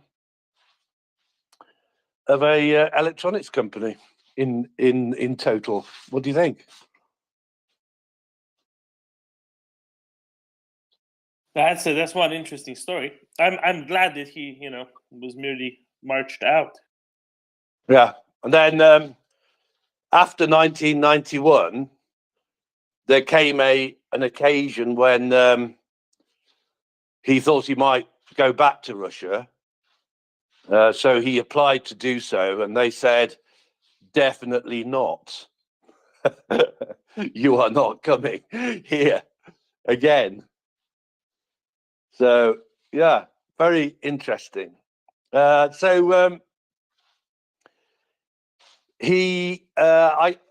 basically, it was a very, very busy bar, but nevertheless, he wanted to know about the MriyaReport Twitter space. So we pulled it up and we listened to Nuno a bit. He was rather amazed at it. He was amazed at it. And I think he was also like, because I'm like, well, we could go on and speak maybe after Nuno. Actually, it would have been, to be honest, quite difficult because it was raining outside and the bar was absolutely packed. So I'm not sure that it had worked. But anyway, so we discussed the idea, but I think he was a little bit reticent because as you probably know, he's got himself into trouble a few times on Twitter, hasn't he? Did you know? Oh, yes. Yeah. So in fact, like I think he spent the first whatever it was, how long we were together, I don't know, 3 or 4 hours. Spent the first hour or so, like digging into my past, shall we say? Because I think he was like, and then when I said to him, "Well, can we get some photographs taken as well?" What are you going to do with them, Chris? What would you say? Well, what could I say? So anyway, I was allowed to say what I said, basically, and I was allowed to post the photograph that I posted. Yeah, but I guess you can't blame him for being a bit careful, right?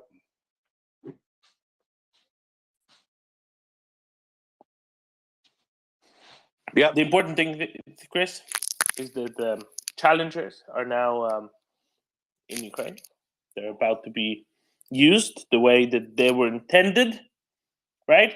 And what were challengers designed for originally, Chris? The original Challenger tank?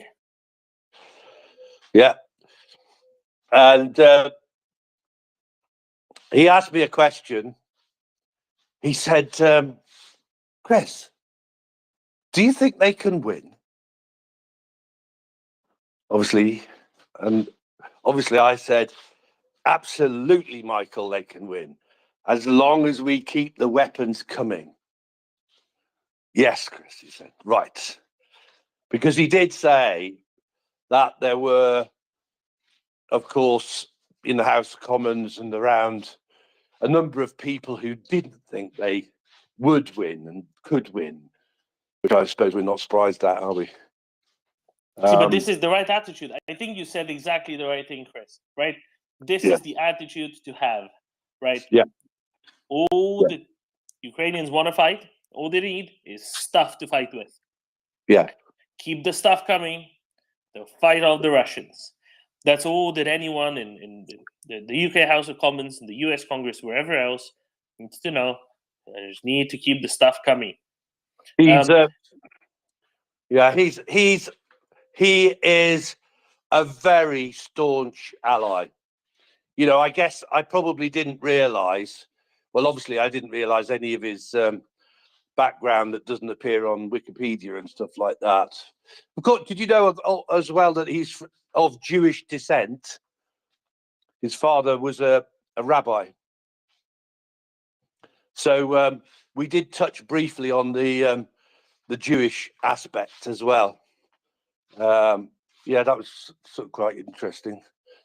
And yeah, but he is very staunch, very solid, very determined. Big fan of Ben Wallace. Obviously, as we know, he's a big fan of Boris, but apparently he said that Boris would actually have liked to have gone out there earlier, but everybody was basically saying, well, hang on a minute, Boris, probably not quite so safe yet. But so I think he basically went there as soon as he could, which was good. He was there pretty early on, I think. He wasn't the first prime minister to visit. The first were the three, right, from Poland, Czech Republic, and Slovenia last year in March. But when did Boris first visit Kiev? Yeah, that was. See, I actually thought he was the first, but now you've said that, I think you're probably right. But I remember, didn't they all turn up on a train or something like that? Yes, they did. I see. Yeah. Boris came on the 10th of April. Boris came last year, or maybe the 9th of April, something like that. Okay, yeah. So fair Yeah, enough. So the three from so Morawiecki, Fiala, and Janša, I think, came around the 25th of March, something like that. So about 2.5 weeks earlier. Yeah. Oh, there you go then. Yeah. Well, close to the first anyway. Yeah, I think probably that annoyed him actually, because from what I could gather and that, he was he'd like to have been the first. I think. I have it. Would you like to hear the list? So the Go on. three that I mentioned visited on the 15th of March. Luckily, there's a Wikipedia list for this, which is just nice. Heads of state and government visiting Ukraine during the invasion. So the three of them visited on 15th of March. Then the Slovak prime minister, who's there today, actually, among the ones who are there today, visited on the 8th of April. So no one came for quite a while afterwards. And then on the 9th of April, it was Karel Nehammer from Austria and Boris Johnson visiting together on the 9th of April. Then followed by the three presidents, not prime minister, but presidents of the Baltic states, as well as president of Poland, all four together on the 13th of April, and then et cetera. But he was, let's say, joint fifth. Boris was. Well, fair enough. Yeah. So that was good anyway. So yeah, so it's we just have a very well, obviously. I don't know what your current view of Rishi is actually, but I think I might have heard you saying a few negative things about him. Is that right? Look, my view of Rishi Sunak is linearly proportionate to the amount of stuff that Britain sends to Ukraine. Yeah, exactly. Yeah. So my assessment is very easy to find out. You just look at the list, and you figure it out. Yeah. Well, fair enough. Yeah, exactly right. Yeah, and I'm sure you're applying the same formula to everybody else as well. So you're not particularly biased at all. No, that's pretty much it. I'm currently very much a single issue kind of person. Yeah. So anyway, so it was great. I've not given up about getting him onto the space, but you could tell there was a lot of cogs turning in his head, and he'd literally never heard of Twitter Spaces before, right? So Yeah. Chris, I have an idea. Yeah. I have an idea. You should speak to Colonel Jeff. Right? Yeah. Colonel Jeff has had a couple of sitting U.S. representatives on. We've had the interview that Colonel Jeff and Peter Duran did with the U.S. ambassador to the OSCE a couple of days ago. Maybe he's the right guy to have. Yeah, I don't mind. Yeah, Well, so the thing is, that I was saying this to Axel whenever we spoke last night, was it, that so basically, once we've celebrated the challenges being released and, he's clearly solid, there's obviously just needed somebody to say to him or somebody else to say to him, yeah, they're going to win, just give them the weapons to do it, so, he's solid at that. So I then moved on to my one of my next things with him, which is to secure his support for an initiative that I'm doing, which is basically to create a Ukrainian space in the International Security and Cybersecurity Show in September, and to get lots of Ukrainian cyber and IT companies over there. And the chairman of that exhibition happens to be Admiral the Lord West of Spithead. And so I have another little angle in there because I'm in communication with Admiral the Lord West of Spithead, former First Sea Lord. Sorry, Chris, can we just clarify? That's his actual title. Right? Yeah. That's not Chris isn't being funny. His actual title is Baron West of Spithead. Correct. Yeah, I've also seen it written as Admiral the Lord West of Spithead, I think, which is why I said that. Yeah, but There's a few ways to put it, but the so he's Spithead thing, if anybody's confused, that's a place name in Britain. Yeah, and he's obviously, well, not obviously, but he is in the House of Lords.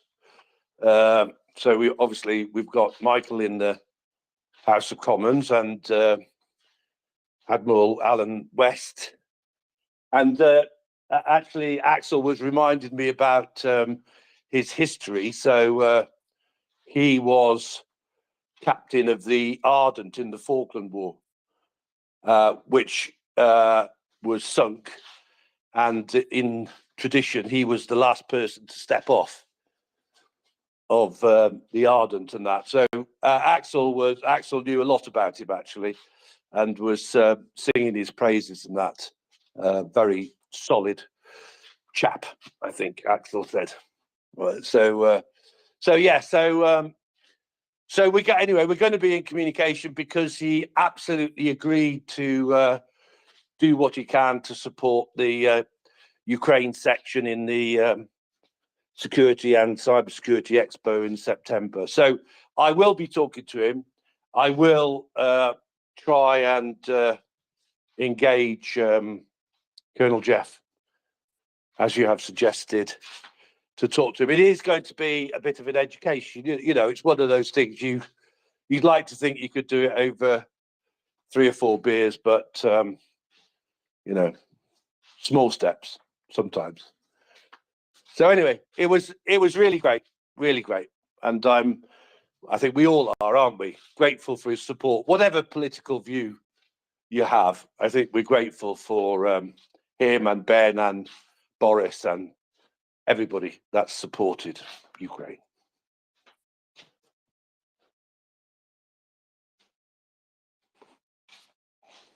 I think I'll just come in here a second and say, I'll be honest, Chris, he's never been my favourite politician, but right now I have no objections with the way he supports Ukraine, definitely. And also, he has been caught out in the past by journalists and, people generally taking pot shots at him. So I am unsurprised that he was a bit wary. I suppose it only comes with the territory.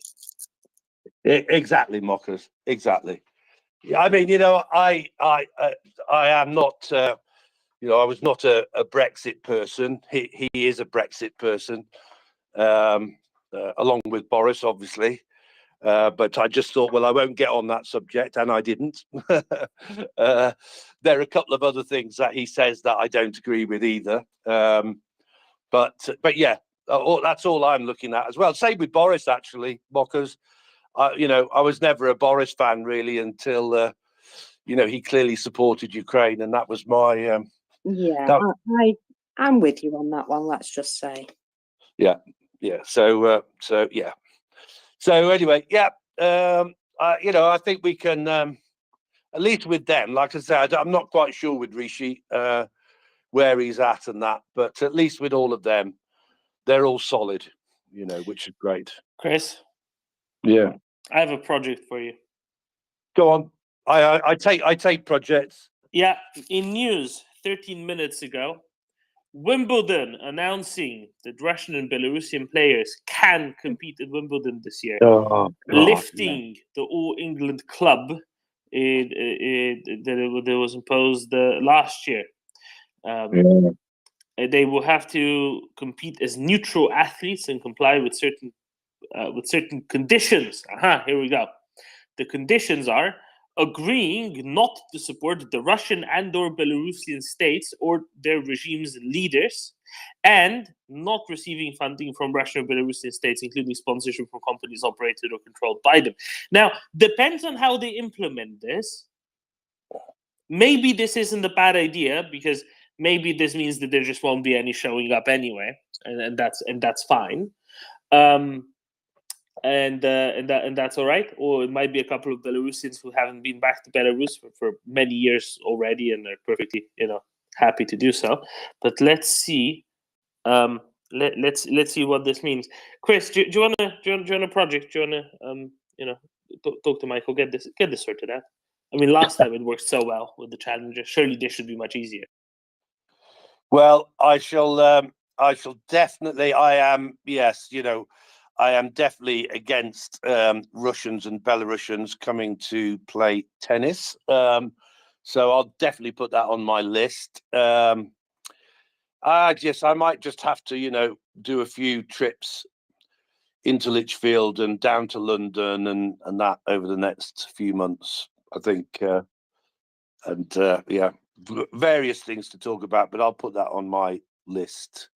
On that subject, Oman, there was a discussion about this, wasn't it? But in relation to the Olympics, and I'm not a lawyer, and certainly not an international lawyer and that, but by indicting Putin, that meant that he was, and I'm not going to be able to say this in the right legalese, right? But that meant that he was basically responsible for and that other woman was responsible for the actions of the Russians in Ukraine, right? The Russian military in Ukraine. He was responsible for it. Yeah, at the very least, the bits that the indictment deals with, which is kidnapping of children and transfer population, especially children. And yes, of course, it is, and this has been well established for a long time. It is those in charge, in command, that, and in this case, it was very clear, right? The reason why they indicted him for this particular bit is because the Russians carefully documented and publicized all of this information, including he himself, including Maria Belova. Exactly. Right? They are indicted, Chris, for things that are considered by the Genocide Convention genocide. Right? Specifically, those are things the things that are described in the indictment are specifically things explicitly noted in Genocide Convention, I think paragraph 5. There are 5 things that constitute genocide. The last one is the removal, the transfer population. I think is the last one. Transfer population, especially children, and there's some other details there. But that's exactly what they've done. That they've documented it thoroughly. So the leader of the country is indicted for something that constitutes genocide. Absolutely, Chris. So just dealing with those that are in the Olympics and playing tennis and all the rest of it, right? If the responsibility flows upwards, does the indictment flow downwards? If you see what I mean, right? In other words, does the indictment affect the military that is underneath Putin? Yeah, it's a little bit more. I see where you're going. I see exactly where you're going there, Chris. I like your thinking, but no, it doesn't. Not directly. Okay. So that's that's what. Yeah, I see where you're going. What I would say is that people who are on the less formal way, right? On the less formal way, I would say this.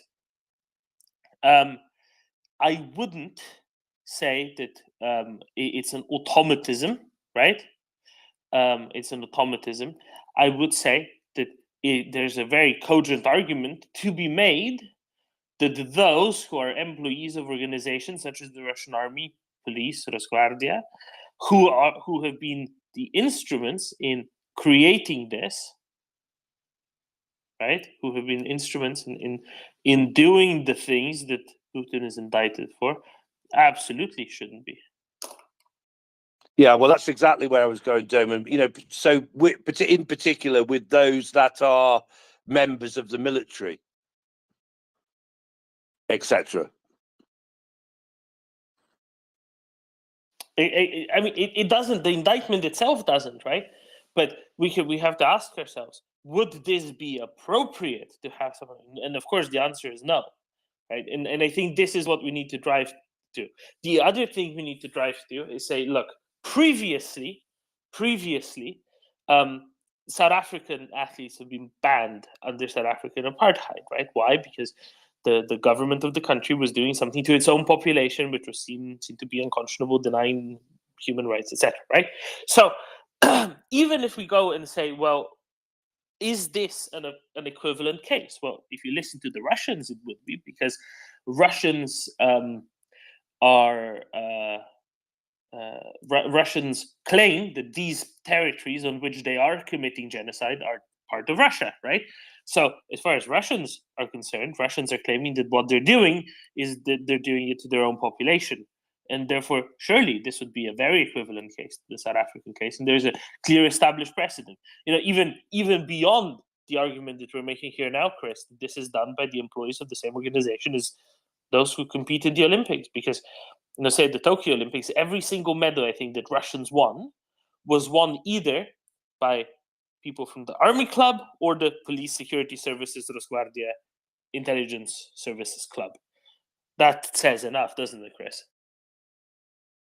Well, it does to me, Damon. Anyway, yeah, interesting. Yeah, so actually, yeah, that may be the case, and in any case, there's probably precedent for it going beyond military members. Anyhow, is I think what's being said, isn't it?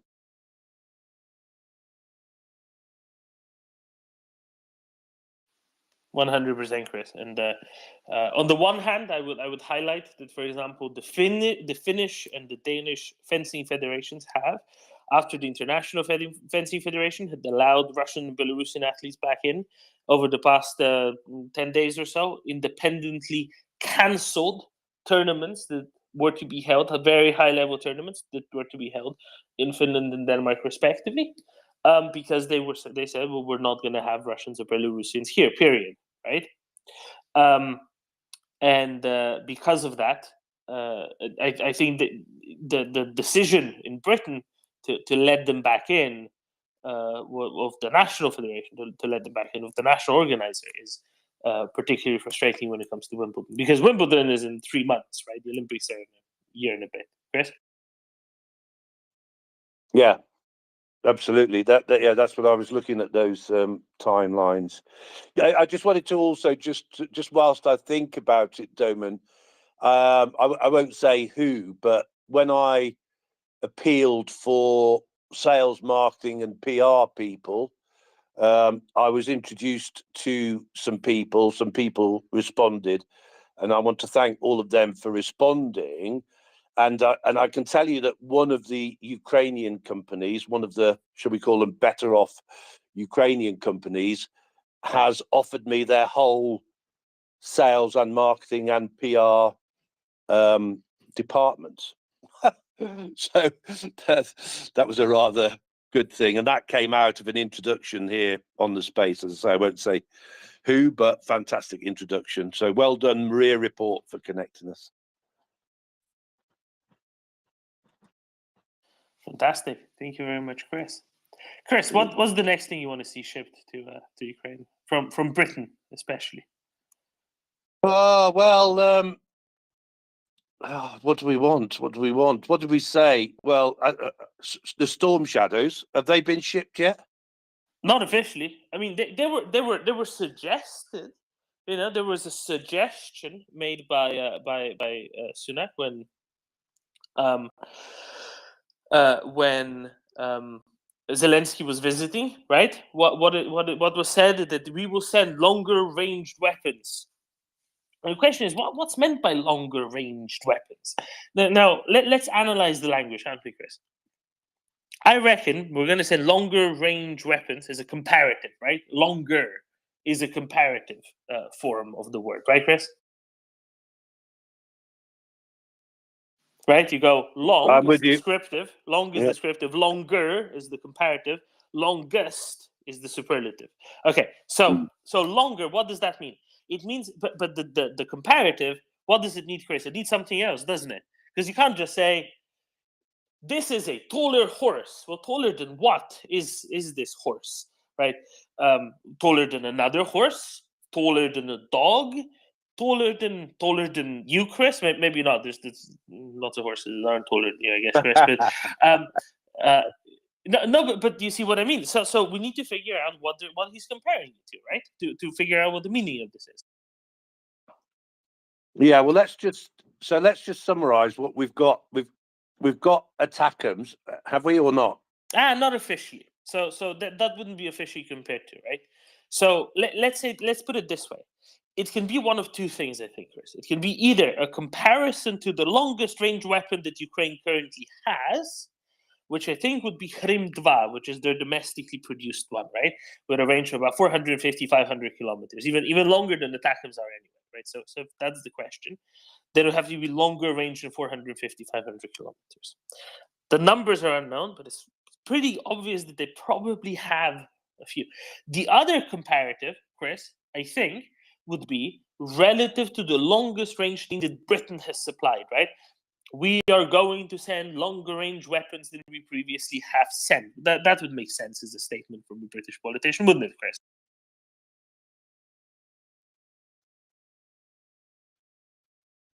I'm with you. Excellent. So, if you look at what Britain has said, they have sent, the longest range thing that they have said that they have sent are the Harpoon anti-ship missiles. Right? The Harpoon anti-ship missiles are have a range of 100-something kilometers. Doesn't really matter what it is. It's the fourth longest range thing in the British arsenal that we know of, right? So logic dictates that the statement refers to one of the other three things that Britain has in its arsenal, which have a longer range. That makes sense, Chris, right? Well, that is a yes. So what are the other three things? Well, the other three things are, one, the Storm Shadow, an air-launched cruise missile. And then the other two things are Tomahawks and the Trident. So those two are both launched from submarines. Now, I don't think that the Royal Navy is going to be giving any submarines to Ukraine for quite a while. Certainly not, during the course of this Russian invasion of Ukraine, because they'd have no way to giving it to Ukraine. There's no way that they could be, to call into a Ukrainian port, because they'd have to go through the Bosphorus. And just because of that, right, I conclude, Chris, that they must have been referring to the Storm Shadow, because there's literally nothing else. I mean, they're not going to have something submarine launched. And I mean, if it is a Tomahawk, it's the same range as the Storm Shadow, give or take, anyway. So it'd be just as useful if they did have some sort of a ground launch system, which did, at least historically, did exist. But I think that kind of answers it, right? That kind of explains what they were referring to. What they haven't clarified, the one thing that they haven't clarified, is what they would be launched from. And we've had quite a bit of a chat about this, haven't we? At the time, Chris, what could the Ukrainians possibly launch them from? And I think at the end of the day, it comes down to the following. These cruise missiles, GPS guided, right? GPS controlled, and you should be able to, at least in principle, put in the target, and then as long as you release it from the right location, altitude, direction, speed, envelope from a plane, they can make it to that target. That should be fine, right? That should be okay. So that's when we thought, okay, well, you can probably figure out how to launch it from a Sukhoi 24 or Sukhoi 27 or some such, right? Should be manageable then if all you need to do is just physically drop it off of it.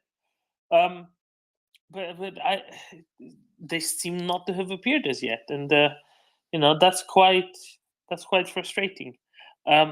However, Chris, what do you think? Do you think it's possible that the moment when we start seeing those, we also start seeing some other things being employed, and then some other things, and then lots of other things still, which aren't just flying through the air, but driving on the ground and pushing the Russians well back all at once? Do you think this is that might be possible? That they'll only be employed just before Ukraine embarks on a big push to push Russians out? I certainly hope it is, and I think it is as well. See, I do too, and I'd honestly be a bit surprised if it doesn't happen that way. Right? The employment of all of these longer range weapons that Ukraine have gotten of late, together in conjunction and immediately followed up by a ground-based push. I think that makes perfect sense, Chris. And at the end of the day, that's what we really want to see, right? We want to see all of it, all at once, because this way, parts of it amplify other parts of it. And maybe I'm too optimistic. Who knows? Maybe not. But I think this is really the way to go about this, and because it makes such sense, I think this is indeed the way that it's going to happen. What you visualize materializes. We're all visualizing. Yeah, we did that with the Leopards, the Challengers, many other things. And look where they are. Jens. Yeah. I don't know if you can hear me. I'm speaking from a headset, but perfectly. But I would suggest that this Kherson offensive was very effective because when GIMLers were introduced, a range difference was also introduced, and therefore suddenly Russia had to scramble.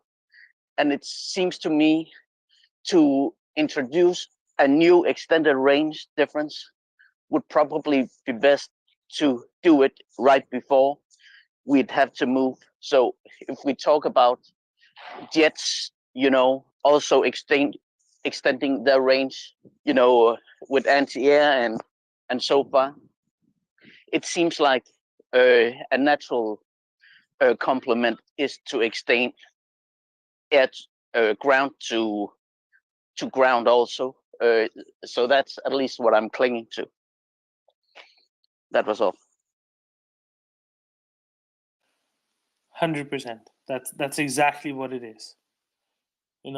That is exactly what this is about, I think, Jens. And being able to hit those targets further down, further away, get rid of Russians' ability to conduct logistics, to conduct their own, air campaigns. That's the way to go.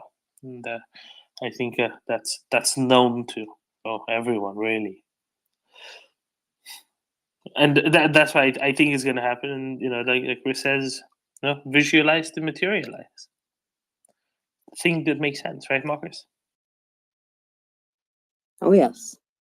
I have a little something to mention, which I personally find quite funny. Nothing to do with what you're talking about, but do you remember when Miss Universe put out a tweet saying, "Please send us your questions," and they got an awful lot of answers that they probably weren't counting on?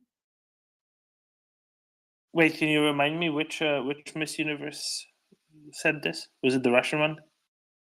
No, it was the competition itself that put Oh, I this see. out. Yes.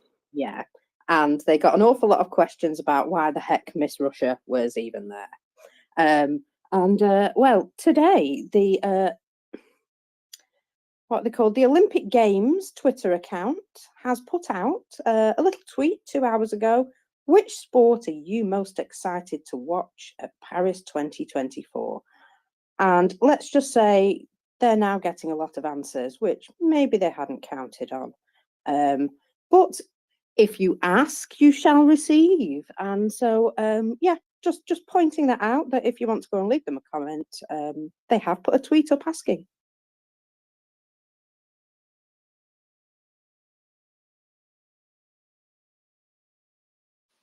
So how's that going to go? You know what? I think it's probably already not going the way they planned. If you have a look at some of the comments, let's just say that they're. I had a bit of a chuckle.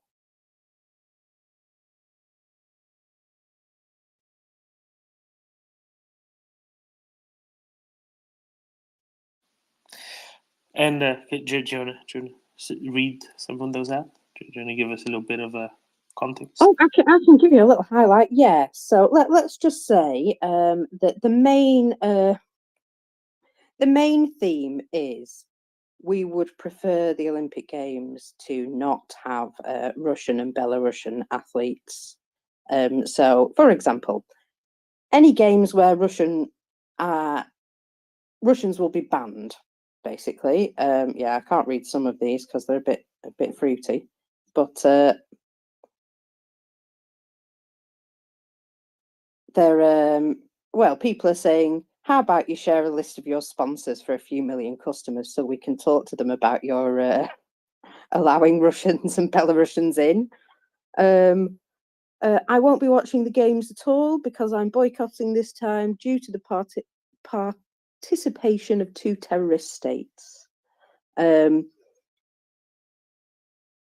That's very good. sport is cool, but without the Russians. And blah blah blah blah. It goes on. It goes on. Yeah, let's just say that the ratio is a beautiful thing.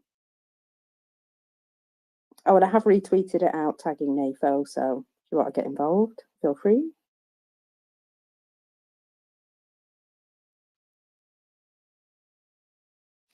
Excellent. That's a really good start. Well, let's see where it goes. Let's just say if they want public opinion, if they're courting public opinion, they will indeed receive it.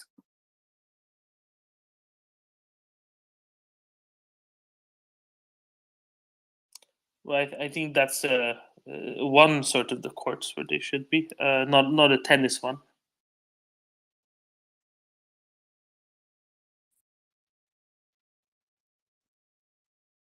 I know that David Brookfield, our friend, has a particular interest in this, so I have tagged him in it too. So when he wakes up from his very late night, he'll see that too.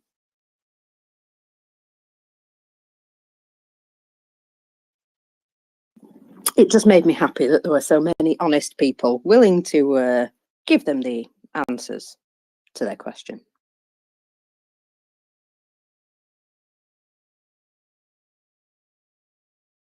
I'll be honest, my faith in humanity has been restored quite a lot over the last 12 months. Unfortunately, it's taken something like this, but, you know, regular people, grassroots movements, people coming together, I've never seen the like, and it absolutely gives me faith back that we might be all right, you know, we might actually get there. I sure hope we actually will. Vyshnikovsky, you're Hello. trying to give us less good news.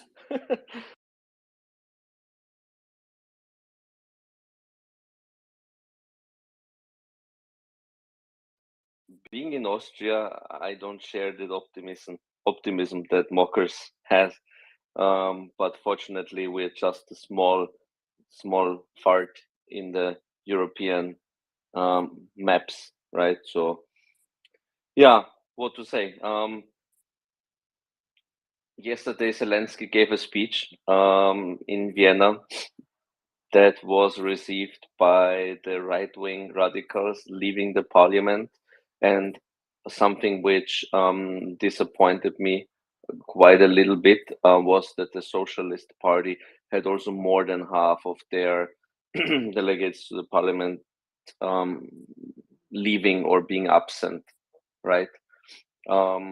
Fortunately, it had quite some backlash on them, especially satirical newspaper ridiculing them. That's that. Today I saw that there was some poll shared by an Austrian TV station, a private TV station, where they said that about 50%, I think it was 49%, opposed Zelensky's speech in the parliament. Of course, that poll was sampled 500 people out of 8 million that we are in Austria. So I think the sample size is quite small, right, and allows for a bit of bias.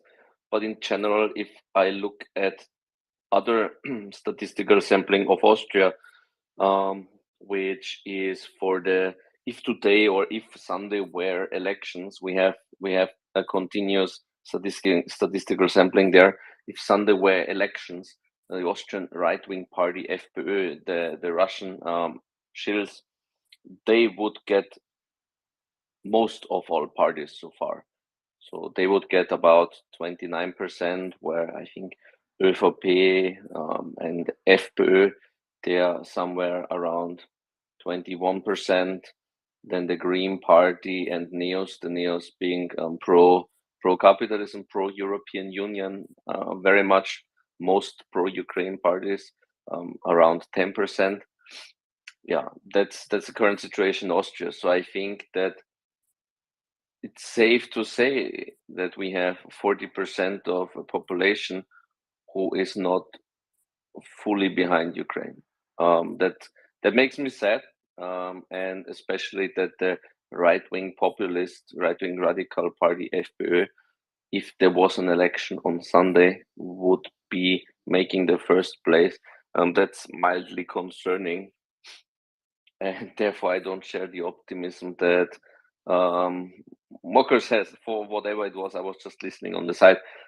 But to finish off with a nice comment, I also heard that Zelensky was interviewed this morning and asked how he felt about his speech in Vienna, and I can't quote him properly because I just have the interview in my head, kind of like what essentially the essence was of it.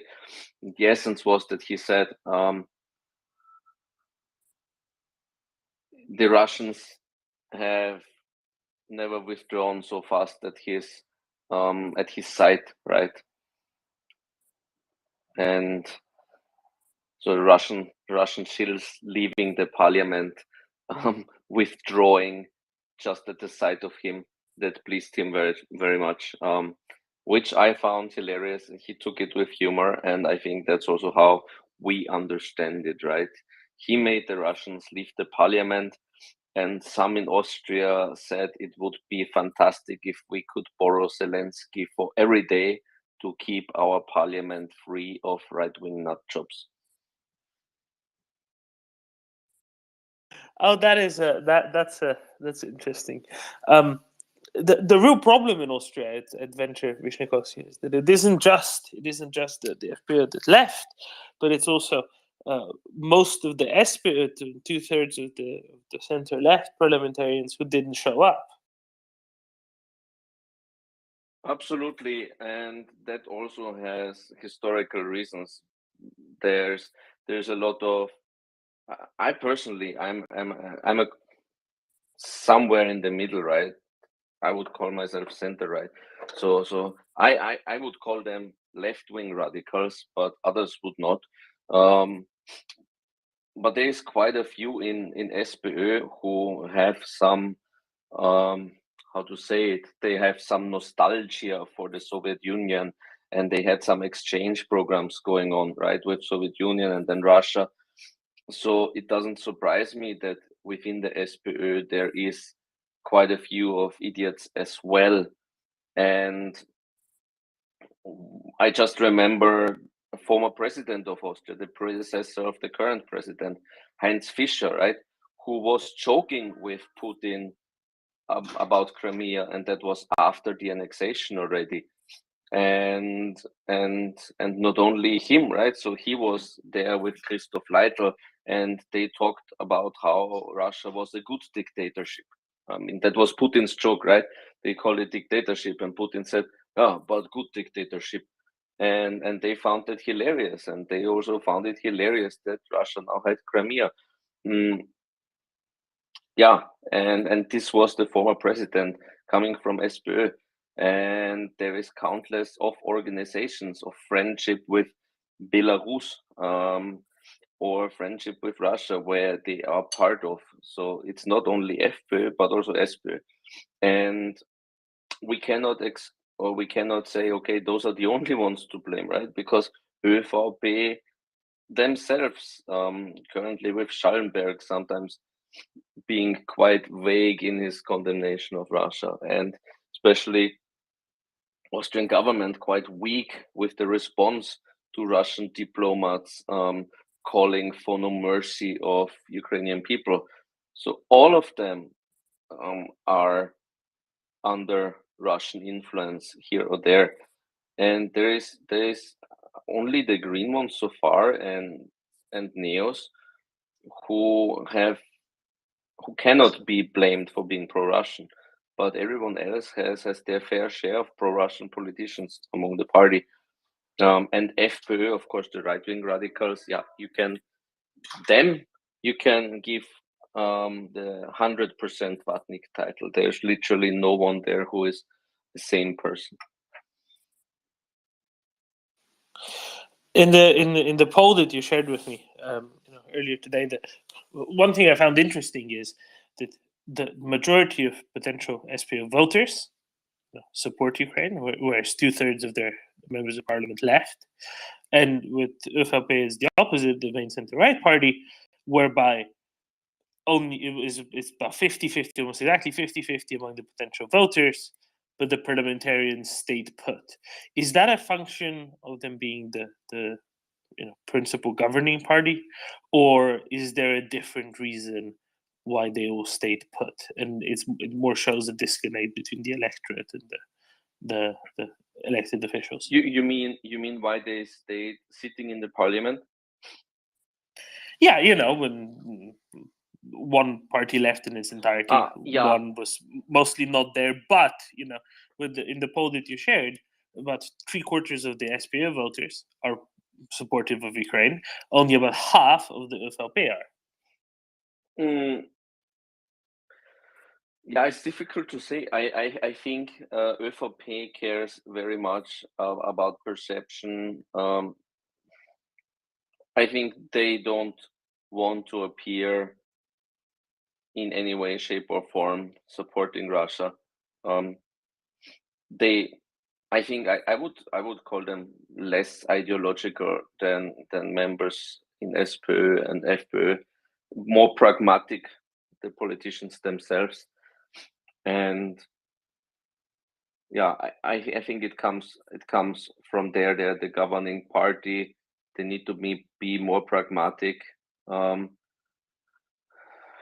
kind of play the adult in the room. That's how I would see it. okay, behind some closed doors, there is still some probably maybe not 100% sympathy with helping Ukraine to complete victory, because I'm conservative myself. I talk with some friends who are clearly connected to the party, and they condemn Russia, but they kind of say, okay, helping Ukraine to what cost, to some degree, right? Yeah. So that's where I would put ÖVP there. I would say less ideological, more pragmatic, and I think their stance or their voter space stance towards Ukraine, in my opinion, comes probably from the holy cow of neutrality, conservative party holding up Austrian traditional values such as the neutrality, which has been declared the holy cow. So I think that's where probably the thing comes from that you see in the voter base, I would say. No, and of course, this logic of neutrality is in reality much less a holy cow and more bovine excrement. But Fancy Pants, what needs to change, right? We know where the problems lie, how deeply ingrained this is. What needs to change for Austria to follow the example of, say, I don't know, Finland, Sweden? How big of a shakeup would there have to be of Austrian societal attitudes for a real change to come? 2 generations. Yeah, I mean, probably someone needs to attempt taking Lower Austria or Vienna. Even if Burgenland was invaded, Austrians would probably say, let's stay neutral. We never wanted that part of the country anyways. Give it to them.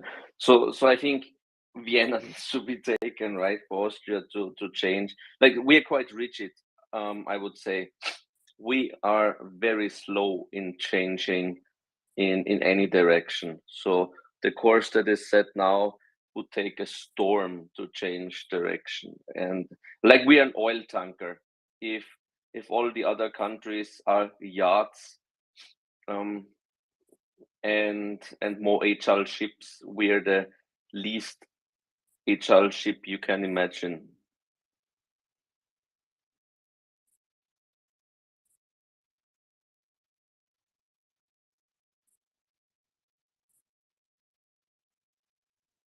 How's that for a comedy Friday lunchtime? This is not comedy. It is the tragedy of a society looking backwards and not finding a grip. I know, trust me, I've been there. I know the country in and out. I lived there. I studied there, worked from there, brought investment banks in there, did my thing. Love many things about it, but politically, the country is bankrupt. It has been for a long time.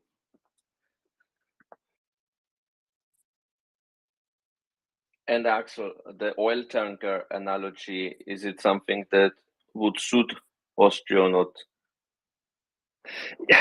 I like the idea, but I would think it's more like an old oil tanker on a dry wharf in a scrapyard. Okay.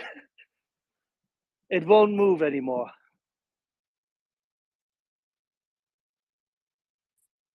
See, that's the problem with Austria, probably.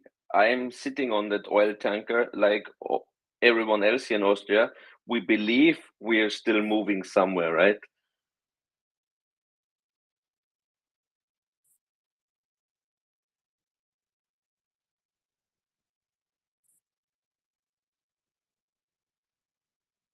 Moving happily into the past, into a fairy tale past where would happily play off the West and the East against each other, facilitate some exchanges of spies at Schwechat.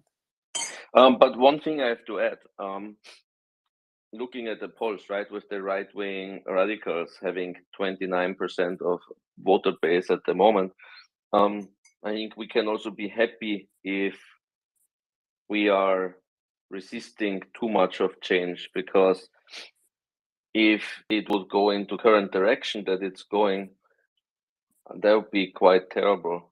It might be something, some pendulum swings that Austria needs, right? That we first need to see the total catastrophe again of what happens when these right-wing parties get into power. But on the other hand, I say we can be lucky that we are this rusty oil tanker on the scrapyard that doesn't move anywhere, because with such captains on the ship, we would be in deep trouble again.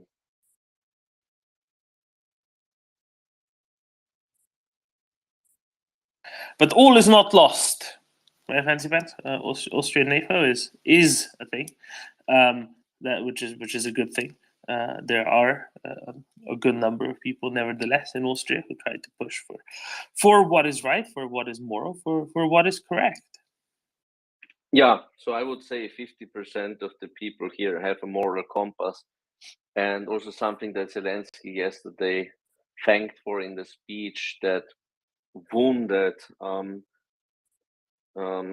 people from Ukraine have been treated in Austrian hospitals, is also a good sign, right? That it was not communicated in Austria as widely, but if we can help Ukraine by taking the severely wounded and giving them the best treatment, which I think in Austria you can get quite good healthcare treatment.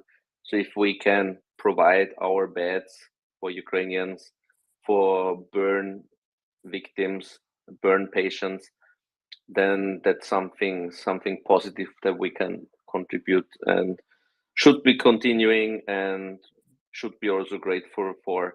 There's 50% who are helping in Austria, and also my family and the ones I talk to and try to influence, right? There is, of course, still a support, right? That while we have 50% who clearly are just, or let's say at least 40% that are pro-Vatnik, there's also the other half that we should not ignore. I agree. Let's finish on that positive note. Well, let's put it this way. The healthcare system is fantastic. The educational base of surgery, for burn treatment, for prosthetics, for essentially even for the treatment of heavy-duty post-traumatic stress disorder in Austria is absolutely world-class. There's absolutely no question whatsoever. It's one of the countries in the world with what can only be described as the densest net of high quality surgeons. So yes, Austria should be doing what it can in that regard. But what Austrian politicians fail to do is to educate their population as to what they actually will do, what they shall stand for, and what freedom is, and why dependency on authoritarian governments, be it China, which is investing heavily now in Austria, or be it Russia, which did so with its suppressive efforts for decades and a generation, why that is wrong. And Fancy Pants, there's a job for you.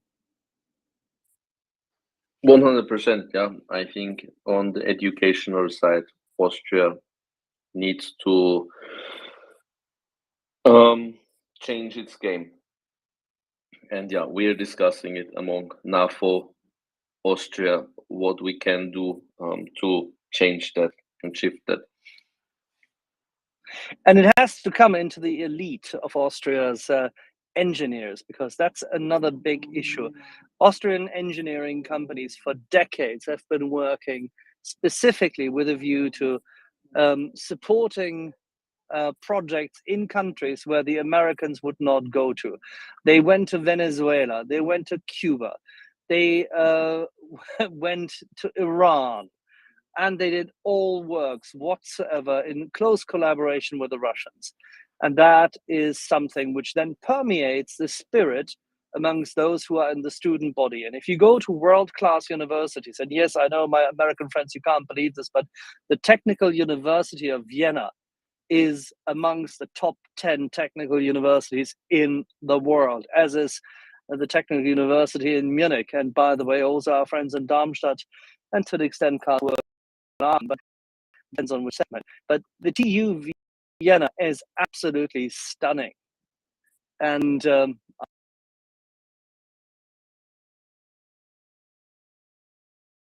property rights, liberty and justice for property rights. I concur with that. Problem. So first, yeah, technical university. I agree. Problem in technical university is that also quite ideological student bodies instilled anti-Western, anti-American thoughts in students. When I was studying at TU Wien, 2005 to 2013, I was going through this. Yeah, avoiding this influence by those student bodies because they were very heavy anti-American, anti-capitalist, what they only can. So I think that needs to change as well. Yeah. And talking about engineering companies, I share the perception with Axel that Austrian companies have been, as long as they possibly can, trying to do projects in Belarus, in Russia. Some of them now feeling the pain because it becomes harder and harder. And some of them had to drop their projects and their heavy reliance, and there is not much left now. And something which I heard, Axel, is that there is Austrian companies still at this moment working on some Russian project on a particular accelerator in Russia. That's quite interesting. Yes, they are. Yes, they are. And they're still working today, right now, on this. Of course, yeah. And they're working on the basis of the exemptions in coordination with Rosatom and general exemptions for research, which is absolutely terrible. We shouldn't be doing any kind of nuclear research together with the Russians. We do not need them. There's a straight particle accelerator at UCLA and Berkeley, and we have our friends in Switzerland. There's absolutely no need whatsoever for this project. It's just a money-spinning project for those in Austria who want to compromise our world, and that needs to stop. And by the way, when you were talking about, I mean, it's very nice and sweet that you said that you were at TU at 2005. I can tell you one thing, because I presume at that point in time it doesn't exist anymore, but at the beginning of the 90s, we had AGWU and the Aktionsgemeinschaft WU, which definitely was somewhat, I don't know, middle of the road, centrist, liberal, conservative, all of them in one big pocket as a coalition.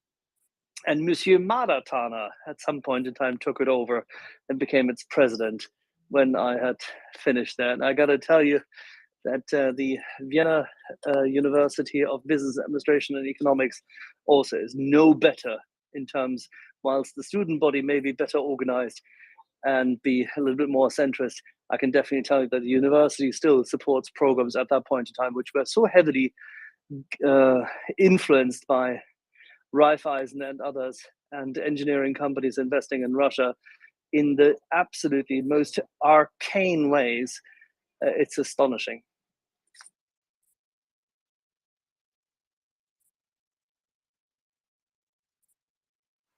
Yeah, that's our Austrian legacy, these close ties with Russia. Axel, are you up to give a very brief history lesson of Austria post, let's say, 1955? Oh, no, Doman, please, no. Fancy Pants can do this. I need to select currently a Montepulciano d'Abruzzo quickly. I think that's a very easy task. Medio Pepe. Fancy Pants, in that case. I have a Verga here in front of me.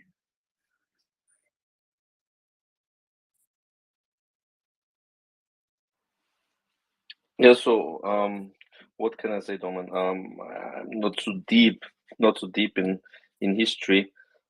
But what I do know is that post Second World War, the Soviet Union had some deep influence in Austria. For a long time, the Austrian oil company OMV, at the beginning, it was owned by Soviet Union, and until the 90s, you could find some workshops in OMV with Cyrillic writings due to the Soviet past. And yeah, party members from SPÖ have been very influential at the OMV, and we know their ties, right? So, for instance, now Gusenbauer from SPÖ being having been on the board of a Russian company. Was it Gazprom? I'm not sure now. But yeah.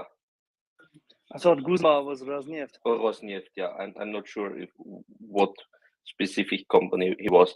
And then ÖVP not being any better, right? The Austrian Conservative Party, where Schüssel, like chancellor from the times around the 2000s, he's been on the board of Lukoil.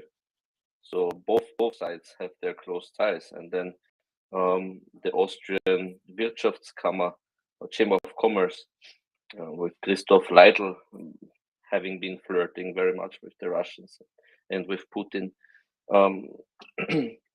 There has been the continuous connection to Russia and Russian business in Austria. Details about individual politicians, yeah, I'm not so well read on the topic, or not so well educated on that to give you accounts on which politician has been Russian friendly and not in Austrian history.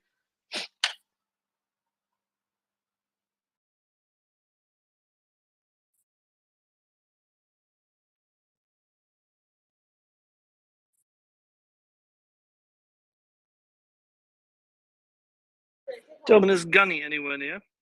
I see him among the listeners, and I hope he has the chance to come and join us. Yeah, I need him quickly because I'm currently looking at an Aberfeldy 12. Well, I hope he heard that. Probably rustling through notes.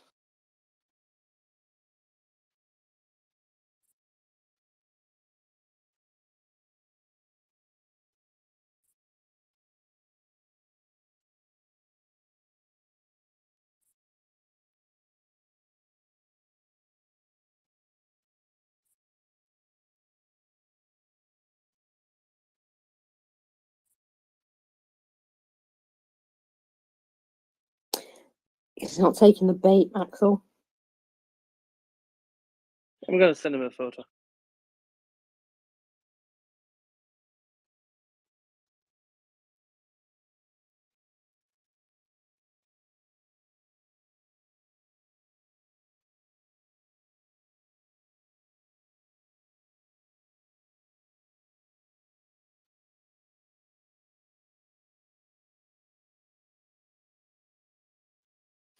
So, Fancy Pants, are leopards considered to be mountain animals? Probably not. You know, I fear it might be considered cruel treatment to keep them A, in the mountains, and B, rather cold ones at that.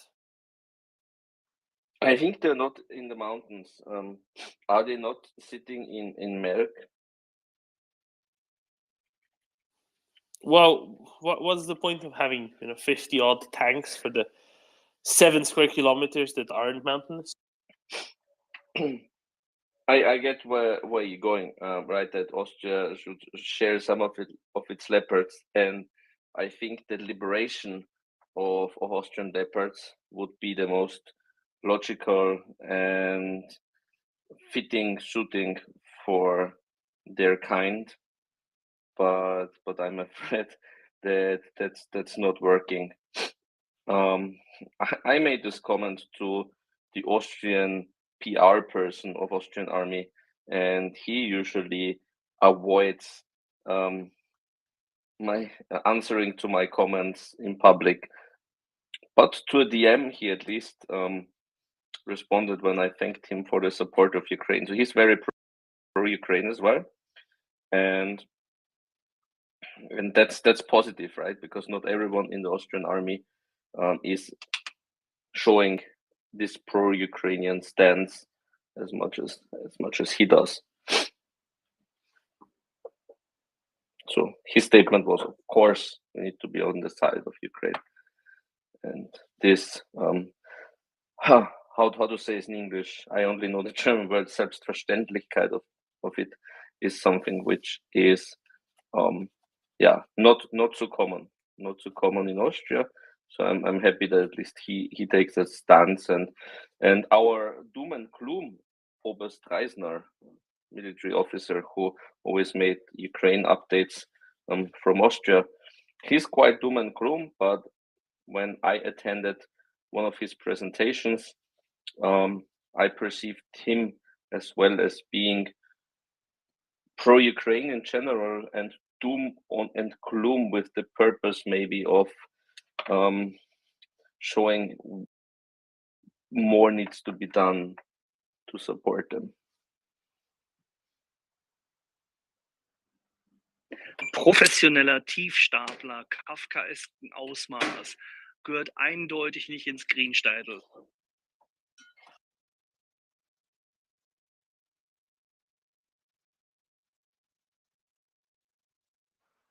Who's the Tiefstapler?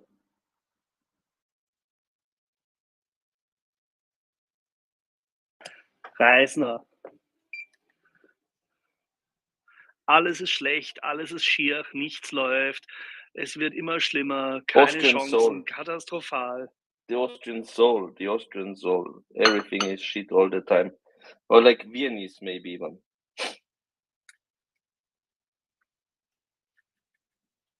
But yeah, I agree with you. General, these presentations, how he does them are abysmal.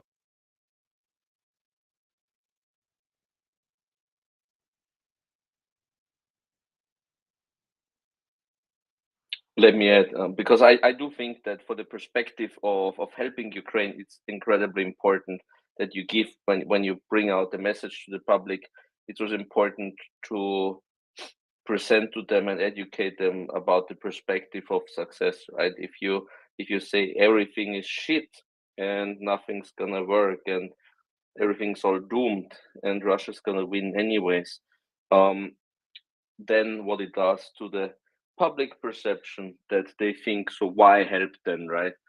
Why not make the shortcut of rolling over? And I think that's the big danger that comes from such presentations and expert opinion, so to say. So even if you are 100% pro-Ukraine, if you completely doom and gloom and ignore the victory, and we see that Ukraine is on the winning path, if you ignore that, then you inhibit help among those people who are scared. And Austrians, like the Germans, are a bit scared of Russia, and you need to take them this angst and tell them, no, like Russia can be and Russia will be defeated if we need to, of course, provide the proper weapons. Yeah, but there's a major difference when you say the Germans. That's true. There's a major difference in how, for example, the German army presents. The German army does not render regular, granular analysis of the battlefield. There's a reason for it. Whilst they have reasonably close intelligence and they have guidance and they are in contact with their Ukrainian counterparts, they have stated so, by the way, also, that they do not wish to impugn, they do not wish to state this is how it should be done. They're very, very careful in their statements, generally. And it doesn't really matter whether you have Freuding, von Sandrart, anyone. Mr. Reisner, at a very early stage, as if to influence the Austrian public, has done regular, near weekly updates. Now, this is from an army which has only Austrian military intelligence. It has only Austrian diplomats to feed it. It's an army which is not integrated into NATO. It's an army which is at arm's length with German military intelligence. Yes, they work with each other. They meet in Munich on a regular basis, and that's fine. But it's not an army which has all the means and assets at its disposal as, for example, any NATO army. And it's also not an army which has ever won anything. So it is a bit of a thing if the young man makes these statements. And if I compare this to the very careful, planned, methodical statements made by the likes of General McRyan, who, as an Australian general within NATO, has been embedded in the Pentagon and served in missions which involved combat and combat planning and leading people. If I compare this to General Ben Hodges or others like him, or even just on an urban or granular level or battle level or tactical level, our friend Colonel John Spencer, I feel that Mr. Reisner is leaning relatively far out the window, is he not? Yeah, I would agree on that one. I think that partially he's doing that because he feels in Austria he can build himself his own personal brand. That seems to be in his first interest. His presentations are on a level of professionalism which is based and vested in significant support by the Austrian army, which seemingly has used his presentations to support a political bent and view as to often highlighting what they have heard seemingly from their Russian friends more than anybody else.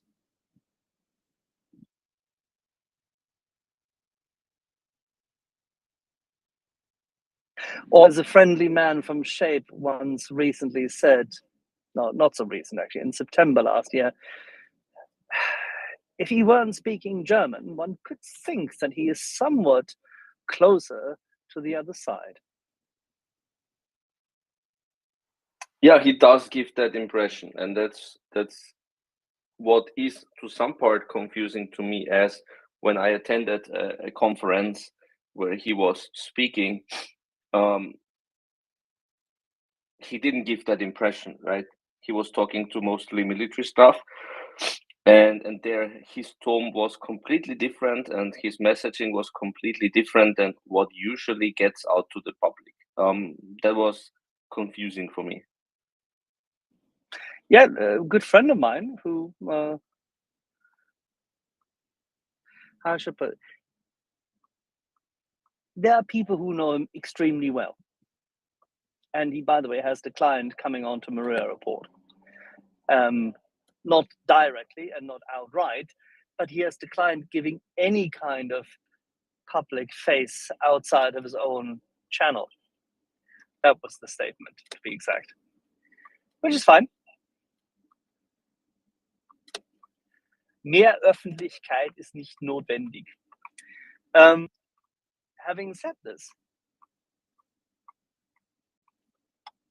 it seems evident that Mr. Reisner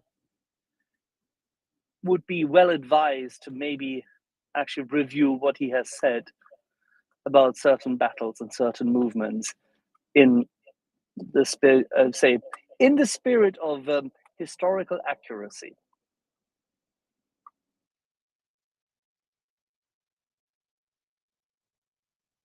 And how many of his projections have come true? Yeah, he's basically the opposite oracle. If Eisner claims one thing, the other thing probably is with 70% chance going to happen.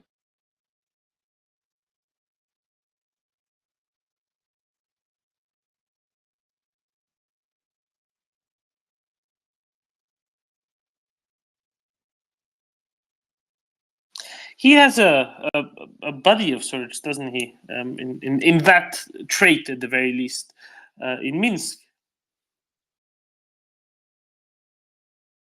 You know, the sort that everything he says, everything that doesn't come true.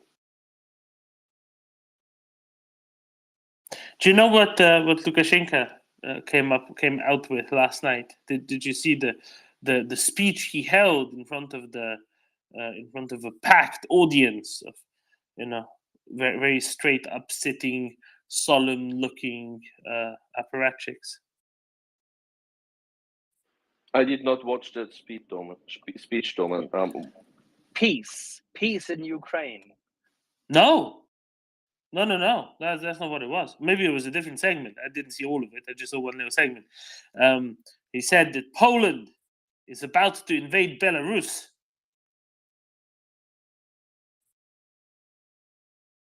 They are preparing, they're militarizing, they're establishing underground extremist organizations within Belarus, not just for fun, but to act as a fifth column. Their plans are specific and they talk about them openly. Preparing to invade, to mask the glory of Belarus and to destroy it. It's great, isn't it? Why does this all sound like Charlie and the Chocolate Factory? I don't think he has any Olympus.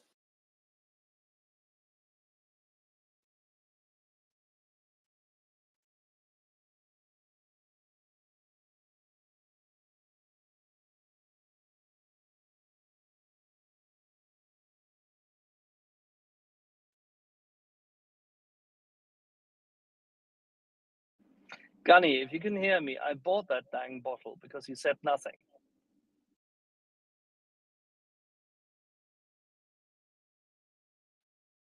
Can't be that bad. Sure, it would be perfectly fine.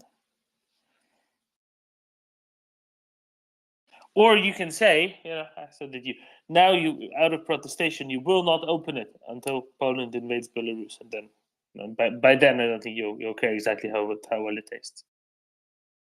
Or you can always polish the helmet of a Polish cuirassier with it.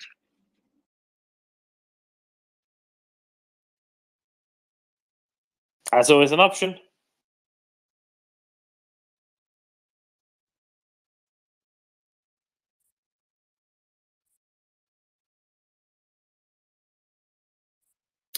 Doman. Hello. There appears to have been a boom in Crimea. No, really? Yeah, another one, I know. This one, though. They happen more often lately, don't they? They are happening quite a bit, yeah. This particular one, reports of explosions and Russian air defense activity in the Razdolny area, which is quite close to the coast there, just across the water, as it were. So it's in the top sort of shoulder of Crimea, and there seems to have been something exploding there. Certainly a lot of white smoke, which I'm told white smoke may be fuel. White smoke, maybe fuel. That's interesting. Because usually black smoke is fuel. Well, because most fuel is smoke diesel. is more, yeah, oil and diesel, whereas white smoke may be another Jet fuel? fuel. Yeah, that sort of thing. Somebody said white smoke. Do we have a new pope? Do we get rid of the Argentinian bastard? No, I don't think so. He's in the I think hospital, exactly. We'd hear of that bit first before they got a new one. Could you not just step down? I mean, come on, just say I'm an Opus Dei Marxist. I love Putin. I really think that Ukrainians are not worth anything, and I'm happy to sell out to that totalitarian regime. Just say it and just, go down in further infamy in history.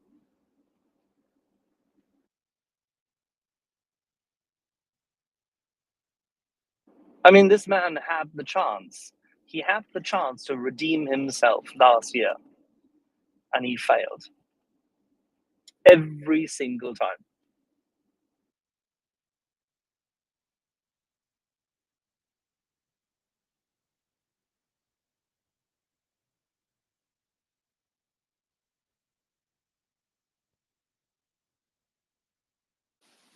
Tendran? Who? Didn't hear. You, I called on you. Yeah, but who? Who's the one who could redeem? Who's on first?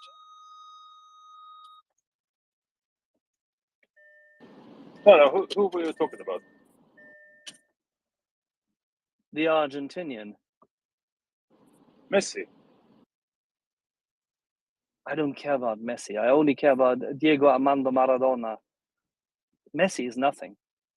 What, Grossi. What's his name? IAEA. No, I was referring to the Pope. Oh. Because somebody said white smoke, and I thought I'd missed something in recent days.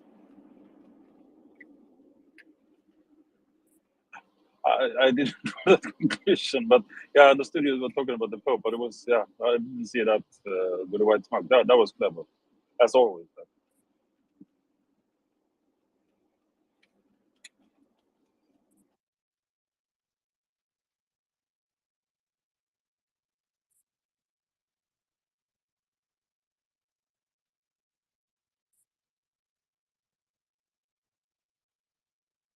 Sadly, nothing quite that exciting. Just a few explosions on Crimea, then, John.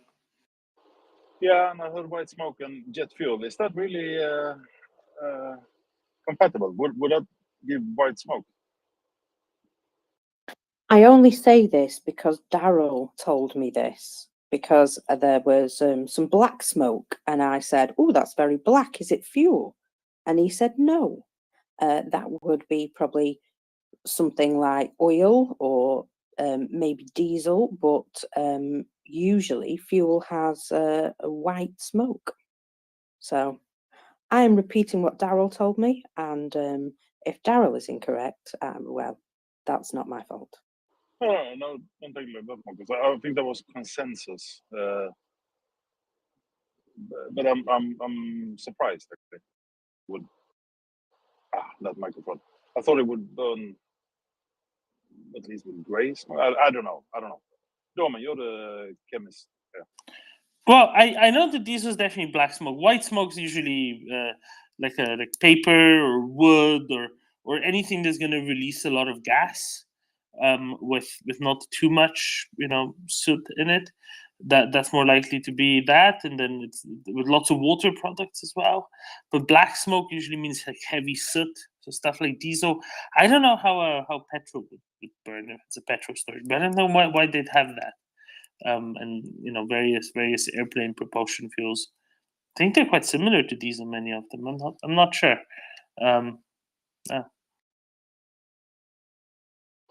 Anyway, as long as it burns, then yeah, it's good, right? I mean, it could also mean that it's burning more hot, right? The hotter the fire, the less soot it is, the less particulate matter, the lighter the smoke is going to be. So maybe that's a component. I mean, that is definitely a component of it as well.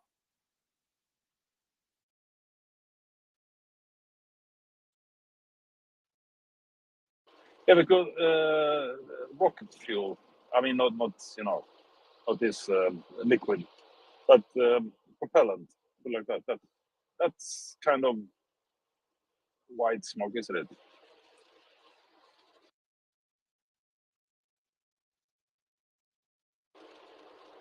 I don't have a shrug emoji, so shrug. Where in Crimea is it, Markers? It's like on the top shoulder. Bear with me 1 second while I find the actual name of it again. Begins with an R. Razdolny.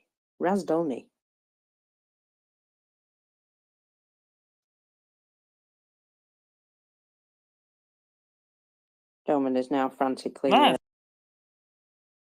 no, I'm just saying quite interesting. Quite interesting. Yeah, could be all manner of things, but yeah, we'll see, I guess.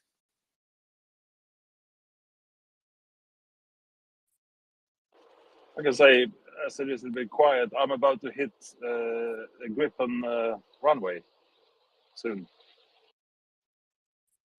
Then John says that he's driving on a road in Sweden. That's the extent of his comments, because there are dozens, if not hundreds, of road sections which are made to serve as runways in a time of emergency.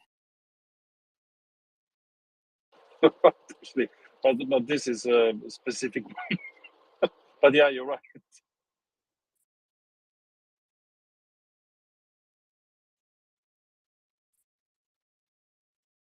It's true, though. That's it's good to be clear what the messaging is. Sometimes I get accused that we're being too cryptic about things, and it's not being cryptic. It's just very, very obscure cultural, geographical references, and that's how you end up with that.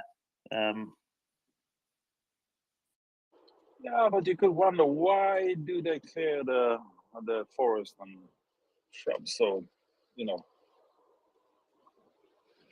well, yeah, there's a great distance between the road and the start of the forest. Why? That's a lot of work. So that if a plane goes a bit left or right, it's that's why.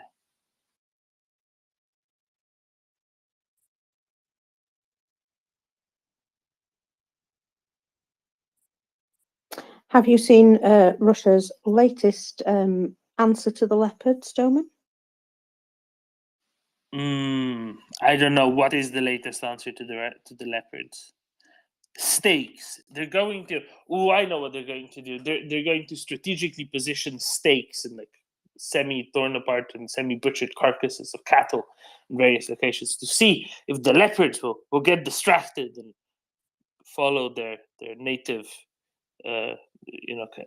big cat instincts as opposed to their tank instincts. Is it that? Is that the solution? No, it's not actually. Their solution is to add some more MT12 100mm anti-tank guns to the front lines. I believe they're sort of 1970s. Is that right? Older than me. Well, the original ones were designed in the late 50s under Khrushchev, and yes, there's been an update in the late 60s, early 70s.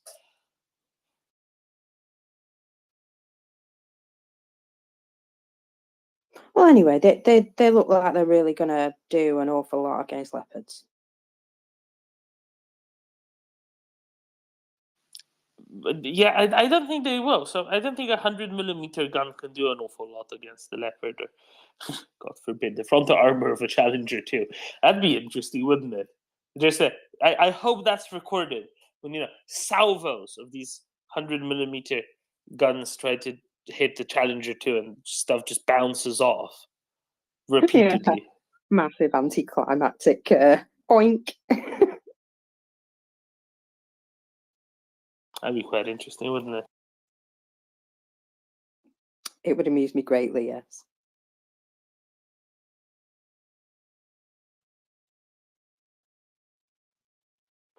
Yeah, it would be a bit like Doma. You're never watching movies, but for those who have, Fury, the tank movie, where the Sherman is, I think it's a Tiger tank. It's from the settings in the Second World War. I think it's shooting at the Tiger and just bouncing off.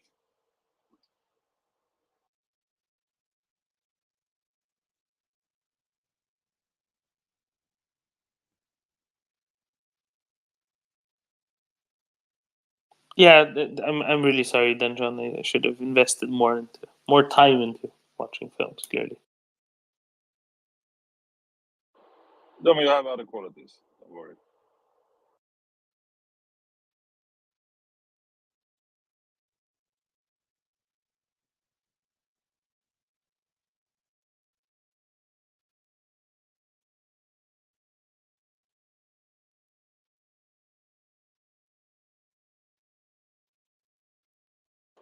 Where's all the Finns?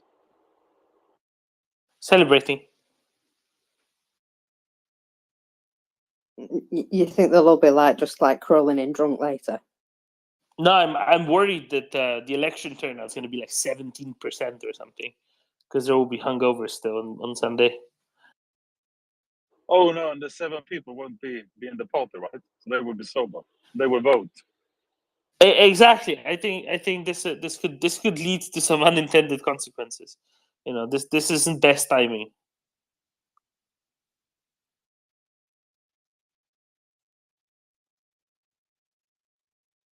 And for once, I'm only half joking. Actually, you're not.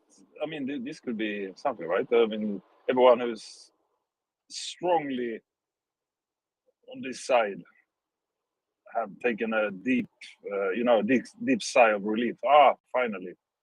So now, parliamentary election is not so important. But everyone who's against, they are. So yeah, it could actually have an impact. Well, exactly, and exactly, and I think this could not end up all that well. We'll see how it goes. We'll see how it goes. But I'm just, a little bit apprehensive at some level still. To see exactly, what the consequences will be. A good thing is at least the elections on Sunday, not on Saturday. That's the one good thing. Yeah.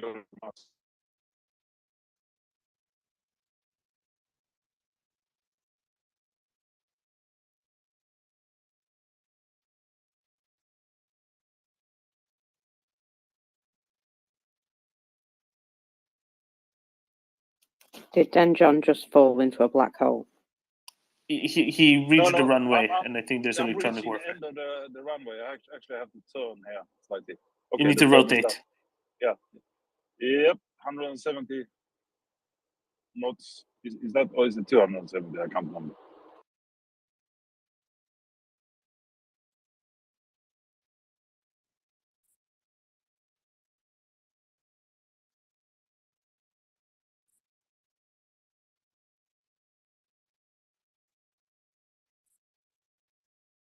I'm sorry, I amused myself too much with that one. I apologize. No, but serious point.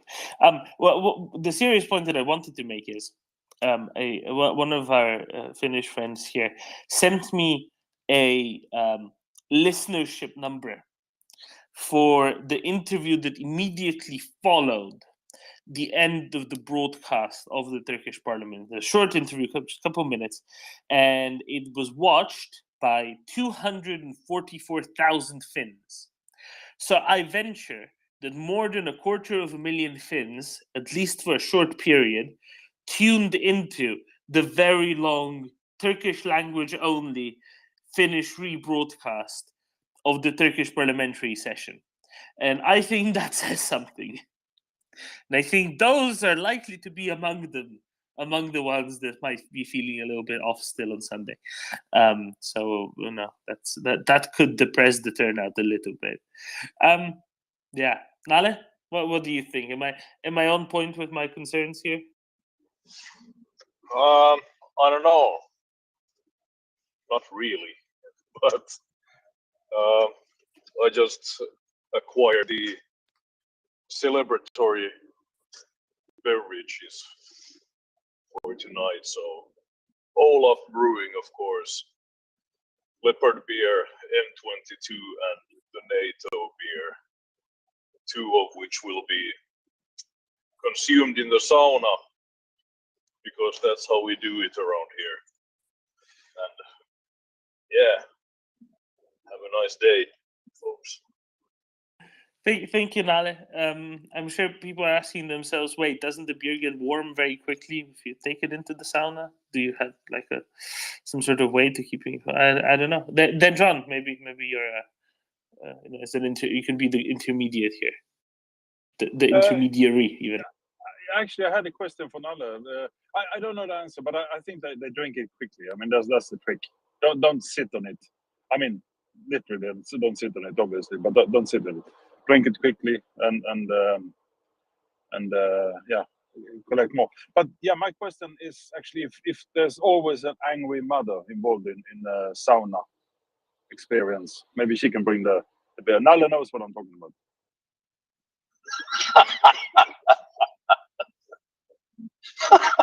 Yeah, well, not my mom.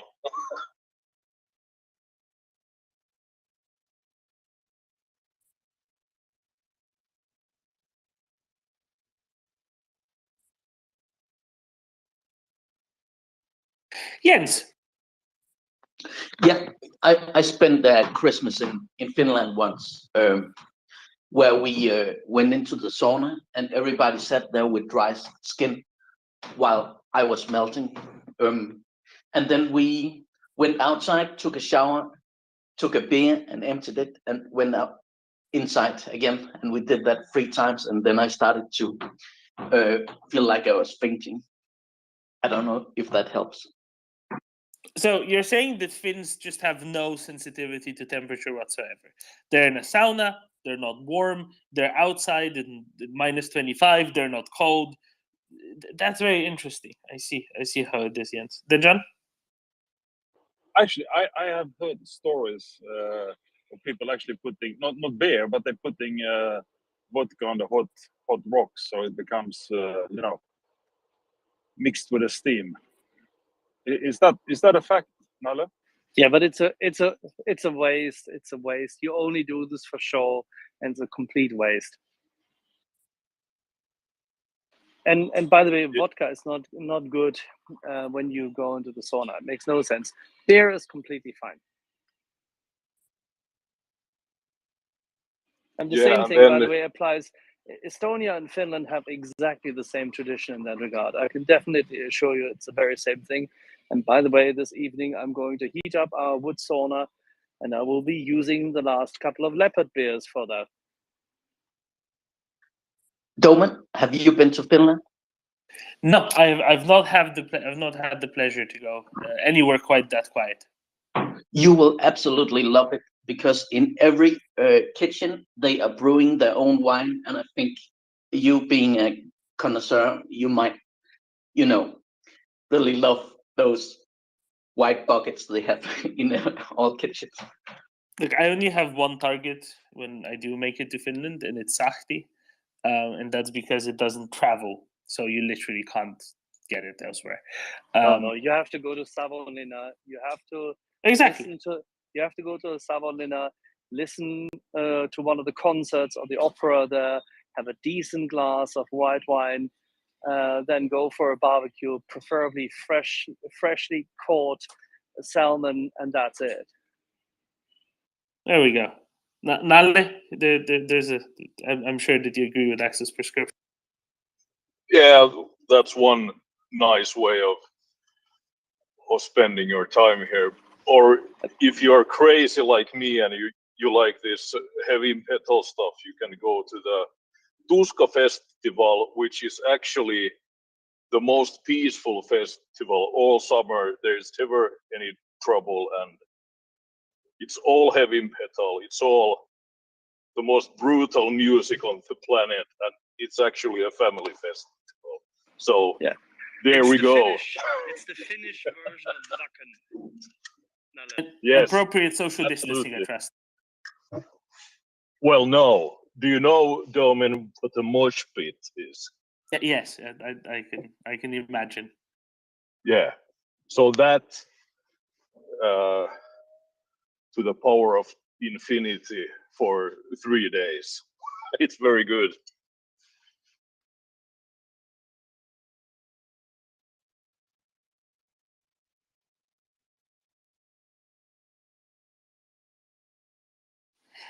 Axel, have you noticed any increased traffic today as people are coming across the Gulf to stock up?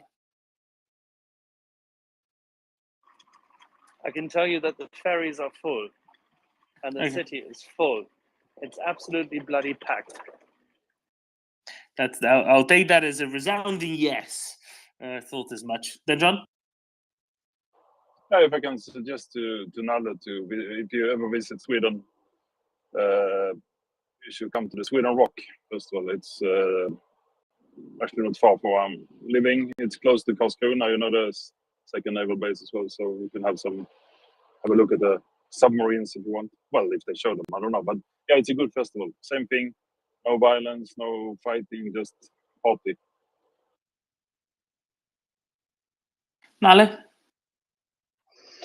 Yeah, absolutely. I'll come to Sweden Rock. And I actually wanted to answer Denjo's question. No vodka on the stones, but if you want to throw any alcoholic beverage, you could throw 3 drops of beer, because then the sauna will smell like freshly baked bread.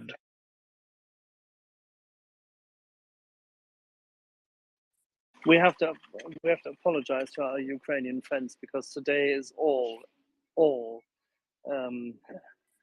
shall we say NATO celebration day. The city of Tallinn is full of Finnish and Estonian NATO flags. It's absolutely perfect.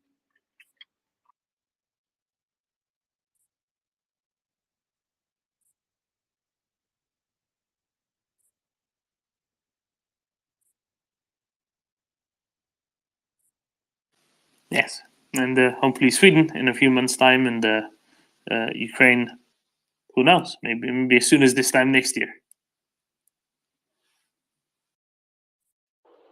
Do you think CSTO would accept us? I mean, you could found the CSTO, seeing that the previous one doesn't exist anymore. I think the trademark is up for grabs. Right, the rule is somebody needs to use a trademark for a trademark to be valid, right?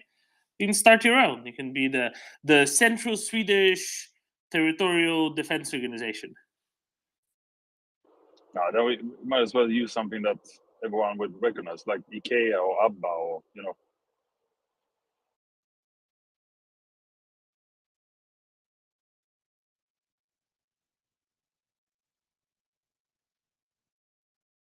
That's astounding. Imagine IKEA having to say, no, we're not the paramilitary organization. We just happen to have the same name as us.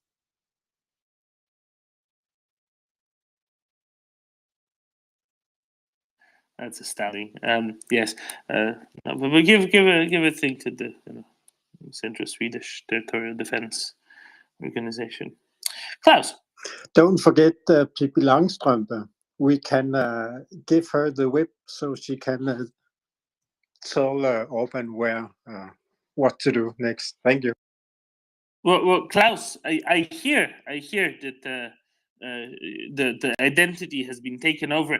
Axel, I don't know if you actually noticed this, but did you see what happened to Pippi Longstocking a few days ago? Pippi Langstrømpe? Yes. Did you see that she was abducted, so to speak? No, I didn't. Okay, so you know how German politicians, when they retire for good, they get like a send-off with a parade and music? Yeah. Well, and you know that they get to choose the music? Not necessarily.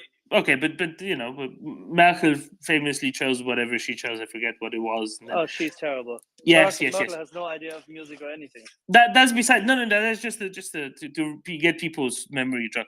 So Christine Lambrecht retired this past week, and the music she chose for the military band to play was the tune from the film of Pippi Langstrømpe.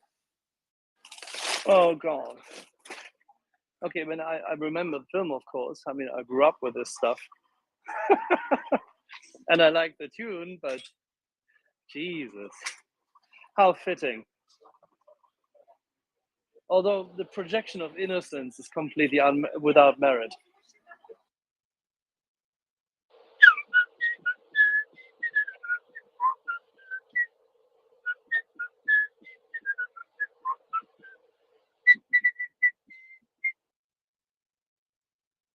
This was Dan John, right? Yes, it was. Yes, No, but it was just such a projection of obliviousness. It was terrific.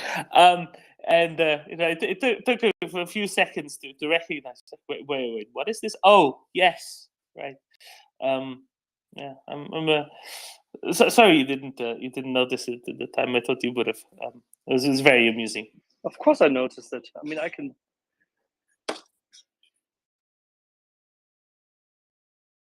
just let it play because I like the tune. Don't forget. Oh no, I mean the actual event, the retirement parade, whatever it's called. I don't know what it's called. Yeah, sorry, I'm so disinterested when it comes to Ms. Lambrecht. You have no idea. But yeah, honestly, it's beyond ridiculous. I don't know. Did she know the song or She what it chose was? it. She had to but communicate somehow, right? What to maybe choose. she just heard. Maybe she just heard. Oh, I want that one, and then No, she I don't know. is our age, so she grew up with it, so she gets it. But somehow that she would get a childhood tune of that sort, yeah, she can't be helped. Klaus? There's a quote that I've read many times on the social platform Tinder, as a matter of fact. I haven't tried this before. This can't be difficult.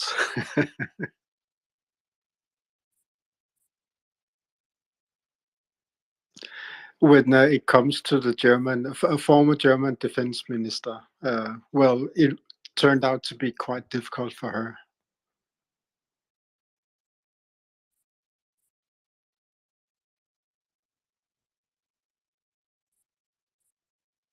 Yeah, it was definitely an ironic musical choice. George. Doman, I see you posted a link to the. It's an interview of the Ukrainian soldier Predator. But I wanted to. Yes, go ahead. I'm just going to say, yes, I did. And someone brought up that Reznikov gifted him a new gun, and that's why.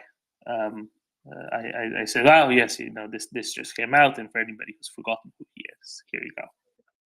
Yeah, it's what I liked about the interview was the time he took to explain what was going on with the other soldier in the trench with him.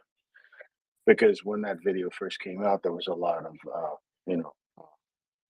armchair Brambos that were criticizing this guy for not fighting, but this Ukrainian soldier that was interviewed, his call sign, he did a good job because he explained first the gentleman had a concussion, so he wasn't hearing that well, and the other thing was it was his first time in a trench, his first time in that situation. But as the Ukrainian soldier pointed out, he didn't freeze up, and he did what the soldier needed him to do. Because if this guy Predator had to go into that bunker to pull out ammunition, they would have been overrun. Because you needed to have at least one soldier, firing on the enemy, keeping their heads down and not allowing them to rush the position. So if that guy isn't there handing those weapons to a Predator, Predator gets killed. That position gets overrun, and then I don't know what the defensive alignment was on the rest of the immediate battle space right there. But obviously, it was a position that he was told that at first he couldn't retreat from. So it was key. So the gentleman for his first fight in the trench, I think did outstanding, if you ask me, because he kept them both in the fight. So I just wanted to say that because I think when a video first came out, the guy was wrongly chastised from people that have no experience. And by the way, you can be in combat numerous times and for whatever reason, even without a concussion, you could freeze up, and this guy didn't. This guy at least took the directions from Predator clearly and did what he could, so they could survive that engagement.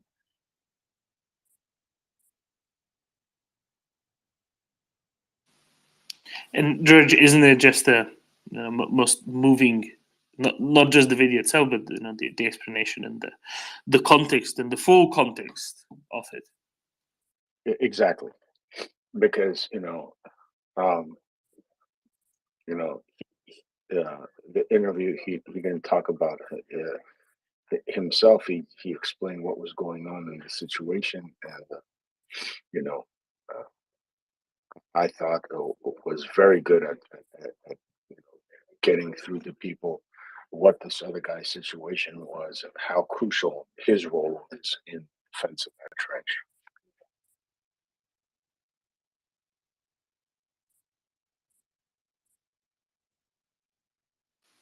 %, George. David, good morning. Hello, Dolan. Good morning.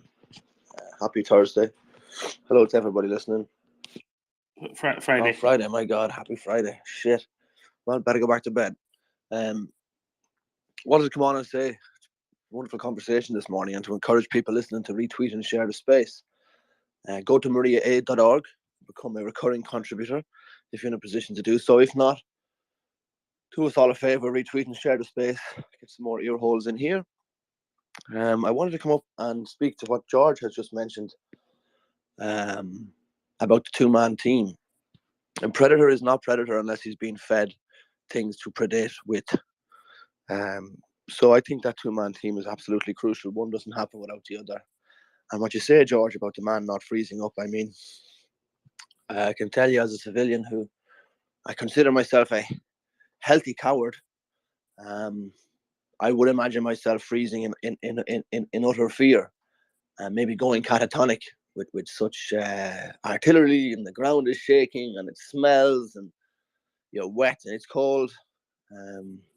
I was blown away by the man's fortitude, and also I wanted to say sometimes people in their lives who haven't had an awful lot of experience with loud noises or being screamed at or shouting, but feel they have experience with it, will misinterpret raised voices and aggression as disunity among the team. But that wasn't the nature of the shouting going on. The nature of the shouting going on was, well, we're both half deaf. It's getting hot and hairy. And I'm afraid that you may not have heard when I asked you to hand me that thing. I was most entertained when the video first came out with people talking about how just people spouting off their own misinterpretations.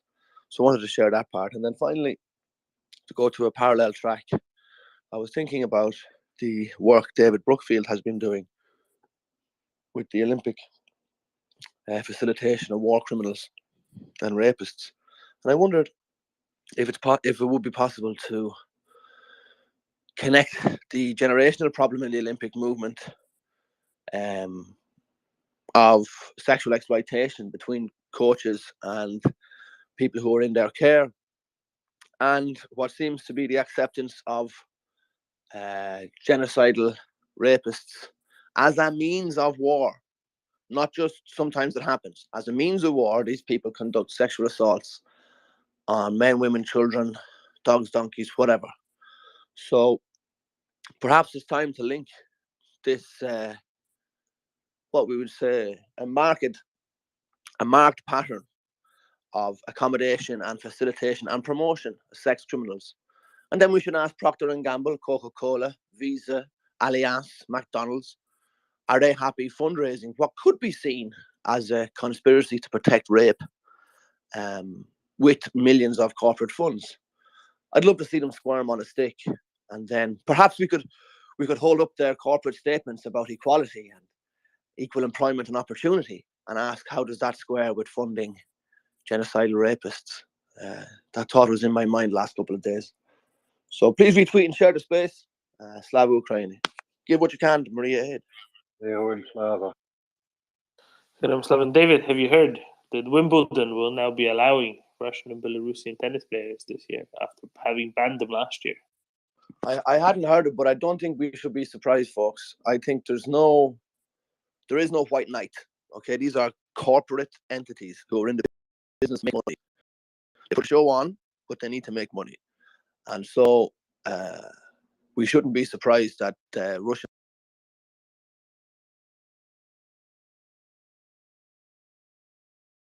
and Gazprom were prominently displayed, and my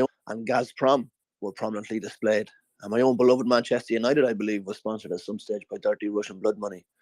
So no, we shouldn't be. We should expect it, and then we should tell them that they are an appalling shame on the great institutions they pretend to lead, and that their era will be marked with drippings and rank stench of death, because that's what they're associating themselves with. Okay, they're the bosses of Wimbledon now, but not forevermore. And when time changes, they'll be remembered with a black mark. And they do their jobs 9 to 5, but they have to go home, and I believe their conscience will eat them.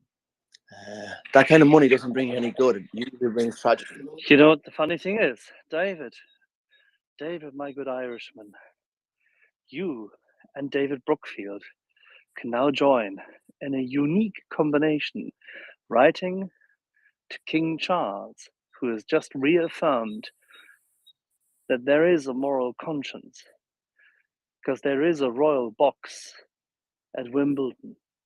We should ask whether the royal family is willing to attend a festival of genocide and rapists. Oh, God. You don't spend much time with Irish people, Axel.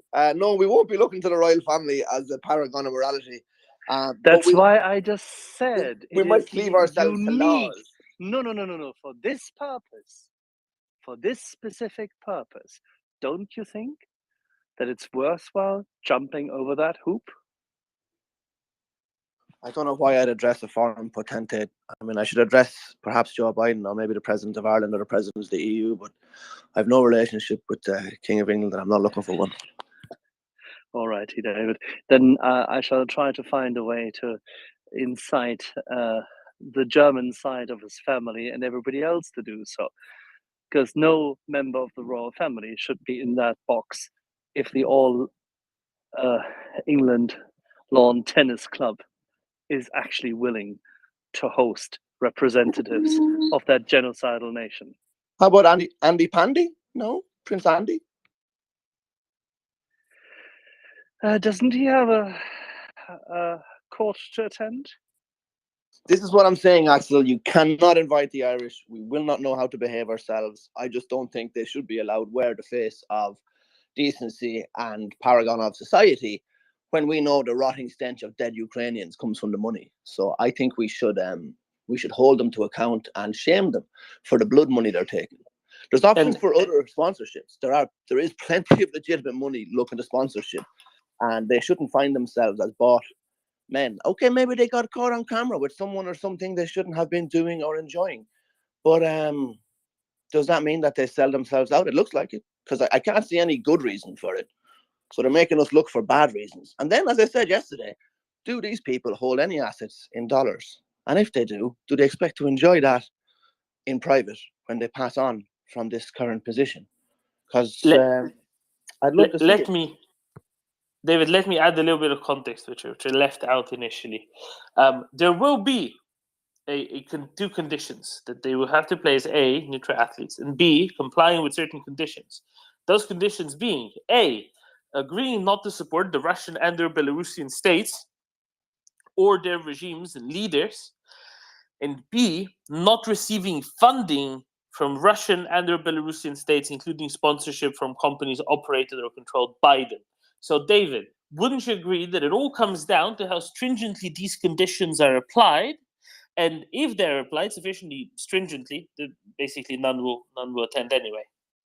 Fantastic, Tom. And yes, this really is the crux of it. And I would like to congratulate the English Tennis Club for their wonderful English solution to an English problem. You're very welcome to come, but you won't be welcome to go home. That's fantastic. Very well done. Happy to see that was the way in which they passed it through. But I don't buy, personally speaking, not to challenge what you've said, but just personally at the working under a non-state flag, to me, should be done away with, because these people didn't fall out of space and arrive at the Olympics. So it's a little nonsense that we should try and dispense with. But other than that, that really is a triumph. It's still not convincing enough for me to address the letter to the King of England, but it's definitely something that will make Djokovic not attend, I would think, right? He can't go back to Serbia or to Ruski Mir having denounced Putin, right? None of them could, really. Alas, the denouncing only applies to Russian Belarusian ones and not to Djokovic. So which is a shame. They don't consider Serbia like the Gibraltar. No, they don't give them a little. I'm obviously being inflammatory. I'm not looking to get killed by any Serbians. No, quite. No, but the answer is, David, as you can gather, no. Right. Let's go to George and then to the economy. George. Yeah, the whole I like Axel's idea. We need to bombard we need to start off with 10 Downing Street and Ben Wallace, and go from there and say, hey, are you going to be attending the Wimbledon celebration of genocide? Because that's what people are going to be cheering for. So get them on board. Maybe they can put old Big Ears to task on that. Maybe if Big Ears says, "Well, I'm not going because it wouldn't be good public publicity, right? Great Britain is sending arms to help Ukrainians defend against genocide, but we're inviting the athletes who support genocide. How does that pan out? I think we need to start that campaign, Axel.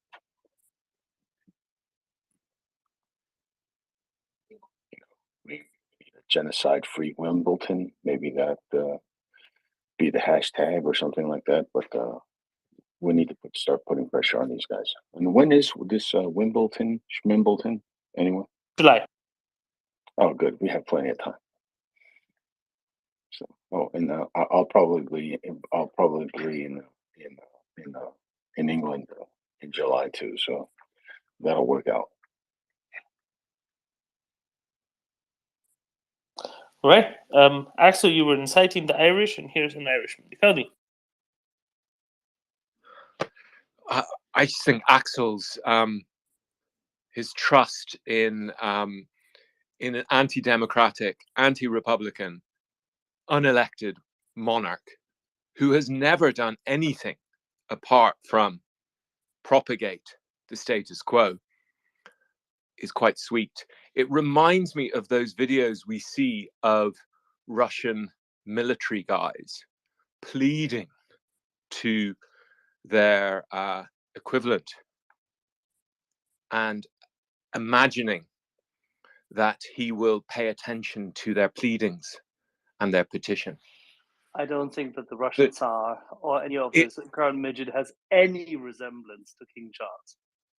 I understand that, but your pro-monarchist, anarchist, anti-republican, anti-democratic views have been long noted by many Republicans like myself in the space. And as I say, it's quite sweet. I'm Frisian, decoding. I am as Republican as they go. We haven't had a king since 48? So please, we're the first democracy on the continent. If I had a euro for every country and locality which claimed to be the first democracy on our continent, well, just read it. I would have at least 363 euros to my name. Don't, but just read it, decoding. Do yourself a favor. I'm happy to give it to you. You can look it up, by the way, even in the National Archives of the beautiful Netherlands today. The Frisians were the first ones to elect their leaders in a democratic fashion, and women had the vote.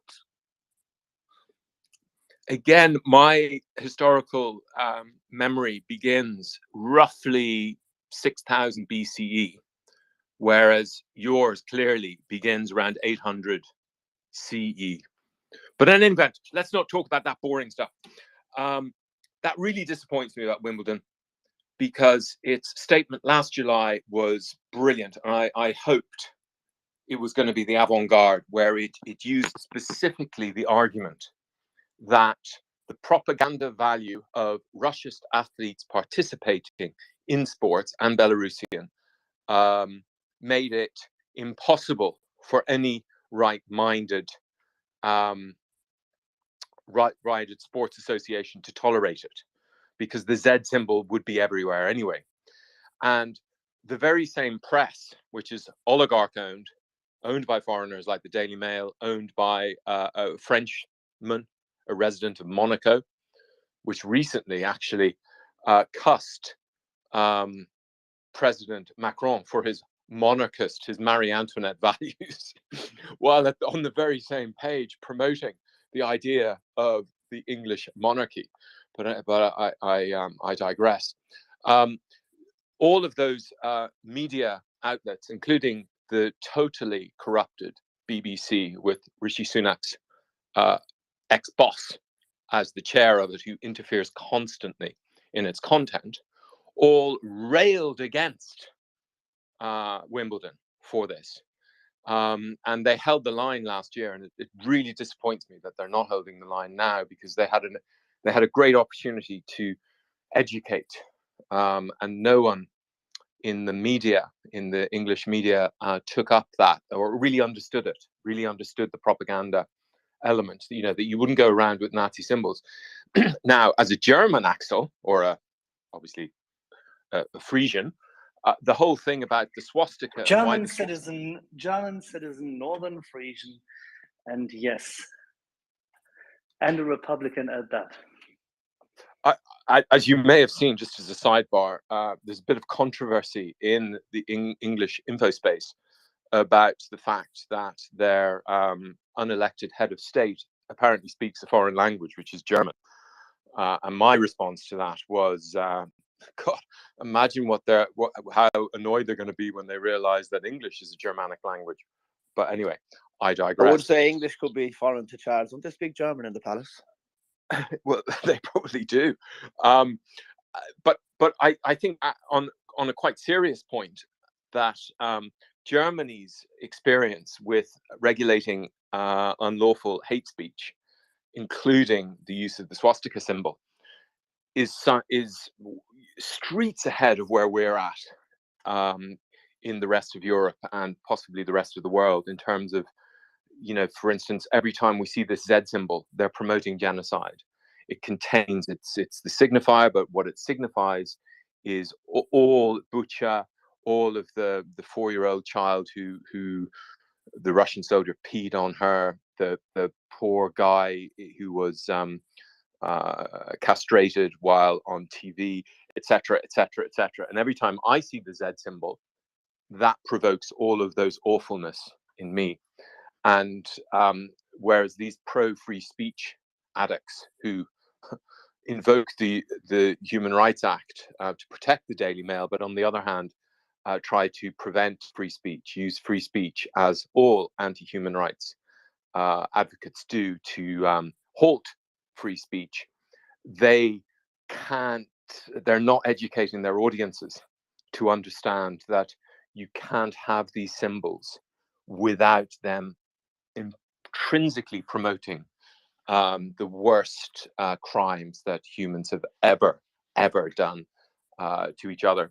So it is an education opportunity, but I think that's a really good thing for a German to be able to do somehow.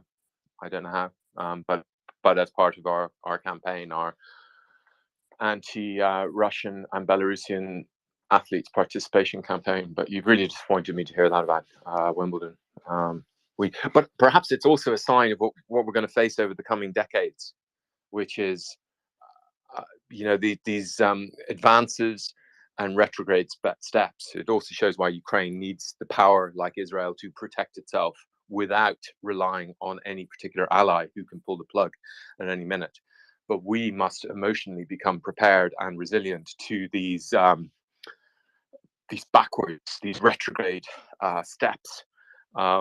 from people who don't really understand, from leaders who probably do understand, but they're just cynical, money grabbing, but from, you know, Joe and Jane Soap, who aren't really tuned into this stuff, and have a memory, the memory of the fish, which is promoted. That this lack of memory is promoted often in our media spaces. So I'll end on that positive note. It's good training for us. Out.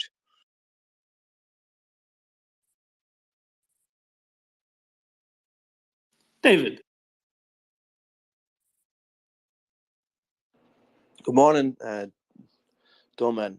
I can confirm it's also Friday here. I've checked. And thank you, Decoding, for speaking. And Axel, it's great to hear the conversation. Please do come up and join the conversation, people, if you're listening. I would think Wimbledon, George really sparked a thought explosion in my mind, and then Decoding kind of crystallized it a bit for me. There's probably a great opportunity here with Wimbledon, that they've definitely taken a position, but I think it's probably one of the only institutions, and I say this with just having bias because I'm familiar with this Wimbledon one, but more so than France, more so than Long Island, more so than Australia even, this Wimbledon is open to us influencing it for the good, for a good cause, in that their general, what we say, sports fan, the person who drops whatever X thousands of dollars when they go to this event, or, you know, tennis fans interested, can be got to on a moral level, I would think. And this can, you know, all fans could be, but just speaking about this one, is in the English language speaking sphere. And they have set their conditions quite stringently, as Doman said, which to me hints at, you know, they could be nudged a little further. They could be pushed for a total ban. None of this white flag nonsense, because they don't come in peace and they don't mean a truce. And then secondly, that I don't believe they didn't descend with the power of the Holy Spirit and then a light onto the ground and visit us, and then they go back up to this place that doesn't have a name and isn't a country. It's bullshit. They're in or they're out, and when they're out, they shouldn't be allowed in under a different flag. So I would say that Wimbledon could be for pushing further, but I don't think it is really something that can be. We can't solely rely on a moral outcry. We also have to pinch them in the pocket. So we have to pinch their money from their pocket. So we have to find our largest donors, corporate donors, and then find their. Everyone now has like a fluffy, patty statement. I think once you go over once you go over a certain million, you have to get yourself these corporate trappings. And that's a joke. And find what they say about inclusion and human dignity and rights and sexual expression and sexuality, because apart from using sex as a tool of war, they also use it as a tool of repression at home.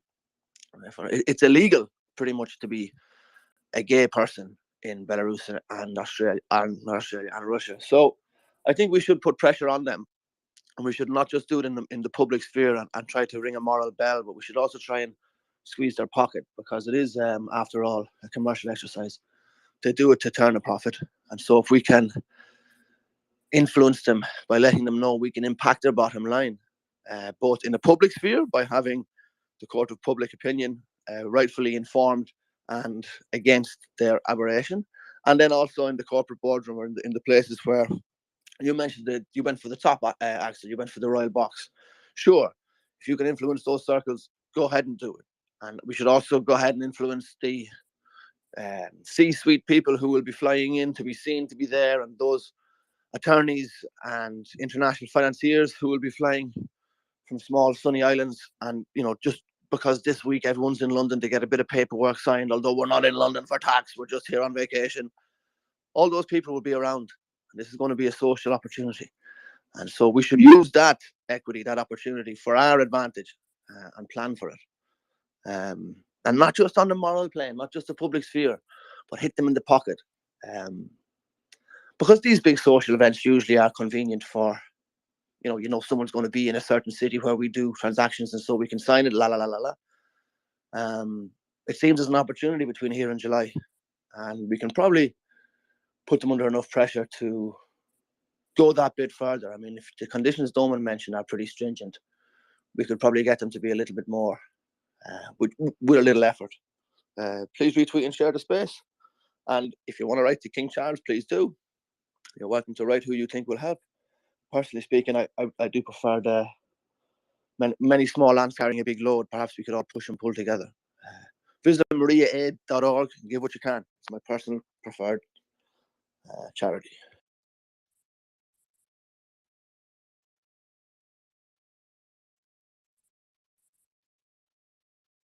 Thank you, David. I do hope that this goes, even if they stick with their decision to then particularly stringently apply said conditions, because this might well, be of some use somewhere down the line. Right. Shall we turn to something a bit different? Yesterday, the kidnapping, detention on what can be presumed are trumped-up charges of the Wall Street Journal reporter Yekaterinburg is, of course, echoed throughout. The real question being one that we here on the MriyaReport have immediately, of course, identified: who do they want? Who do the Russians want? Who do the Russians want back? Right? Because why else would they have kidnapped him if it weren't because someone of theirs got arrested somewhere in the West, and they'd rather they not stick around for too long. They'd rather not stick around for so long they might say something. They'd rather have them back. Slight problem, of course, is that Russians have had a number of their operatives arrested, a couple pretending to be from Argentina and Slovenia, the supposed Brazilian as a university researcher in Norway, another supposed Brazilian trying to get a job at the International Criminal Court. How foreshadowing, eh? Of course, the murder in Germany. Now there's a number that it could be, that this could be for. And because of that, it seems as though a number of Western outlets has slowly been removing their personnel from Russia during the course of yesterday and today. Hopefully that happens to a greater degree, so fewer might be targeted for such kidnappings and thus exchange extradition. David. Thanks, Dom. And I was wondering, with this generation of infiltrators you mentioned, they're all around the same age, right? So this is probably a class or a couple of graduation classes. My question is, where are the folks that have come before them, right? This isn't the first time they've decided to send a fake Brazilian to go infiltrate somewhere. So we should probably have a little look at other places. Or maybe, I mean, a good way of doing things is often having a native language speaker. But then again, these things have to be arranged. But the thought does occur. It's more just given the rank corruption and the crazy decisions we often see around us. And perhaps we've had fellow travelers visit with us before. I don't mean extraterrestrials. And then I come to think about not just speaking about Russian and Belarusian Olympians. I think it's an opportunity. I saw the reason this really sticks in my craw is personally just because of the appalling nature of it. And in the last couple of weeks, I saw a young man who had been injured and back to the lines for treatment. Back from the lines for treatment and returned to the lines 3 times. And unfortunately, the 3rd time was the time that took his life. And he was a boxer, champion boxer from his, I think it's a province, and then his country, and he would have been representative at European level. So I would have seen him boxing over the last couple of years, like as a young man. And then he was Olympic qualified, Olympic set, but he's never gonna grow old. A man is 22 forever. Lord have mercy on him. And we have I won't dehumanize the Russians and say human filth and human scum. They're not. It's just a result of what humans can do to each other when we fall from grace, and we can make ourselves into horrible, evil things. And there are going to be people boxing in his grade who are not as good as he was, getting medals, and there'll probably be Russians in his weight grades as well, standing up with the Russian flag. If God forbid they win something, which they probably will, because they buy the judges in boxing, the flag will go up, and there they are singing this anthem, and the man will be in the grave still, his mom visiting to change flowers. So I mean, it's not really sporting, right? The Olympics is not sport. It's not for free. It's not done in charity. It's not done for the pure love of sport and the pursuit of human excellence. It's done for Coca-Cola, McDonald's, Procter & Gamble, Allianz, and a couple of massive Chinese companies now sponsoring it. And of course, they're going to put on the Blood Olympic Games because it's in their financial interest. But we should not let them use the cloak of sport and human endeavor to do that. And if they're determined to do it, we should tell them it's bullshit, and we can see that it's just a money game, and that they keep making these strange decisions from closed rooms, which could only mean, they know something we don't know, and probably has 6 zeros or 7 zeros at the end of it. I just don't think they should be allowed to use one of the most noble and beautiful things of humanity, competition, trying to make oneself better at one's art, to then dress it up and have these Nazis parade, to go back then and put on their uniforms and go to state functions and get medals for slaughtering men, women, and children. That's what the Olympics want to be, but it's not what decent sports people want. And so we should tell them that they've lost the moral clarity, and they've lost their way. And so let it be just a corrupt load of overweight fellas telling each other how brilliant and genius they are, businessmen bribing each other, and let us take away legitimacy if we can. Slava Ukraini, retweet and share the space. Visit MriyaReport and give what you can. If you're not in a position to donate, that's all right. Retweet, share the space. You're more than welcome. Bring a friend along.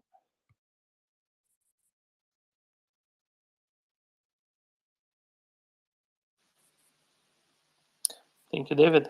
Cody.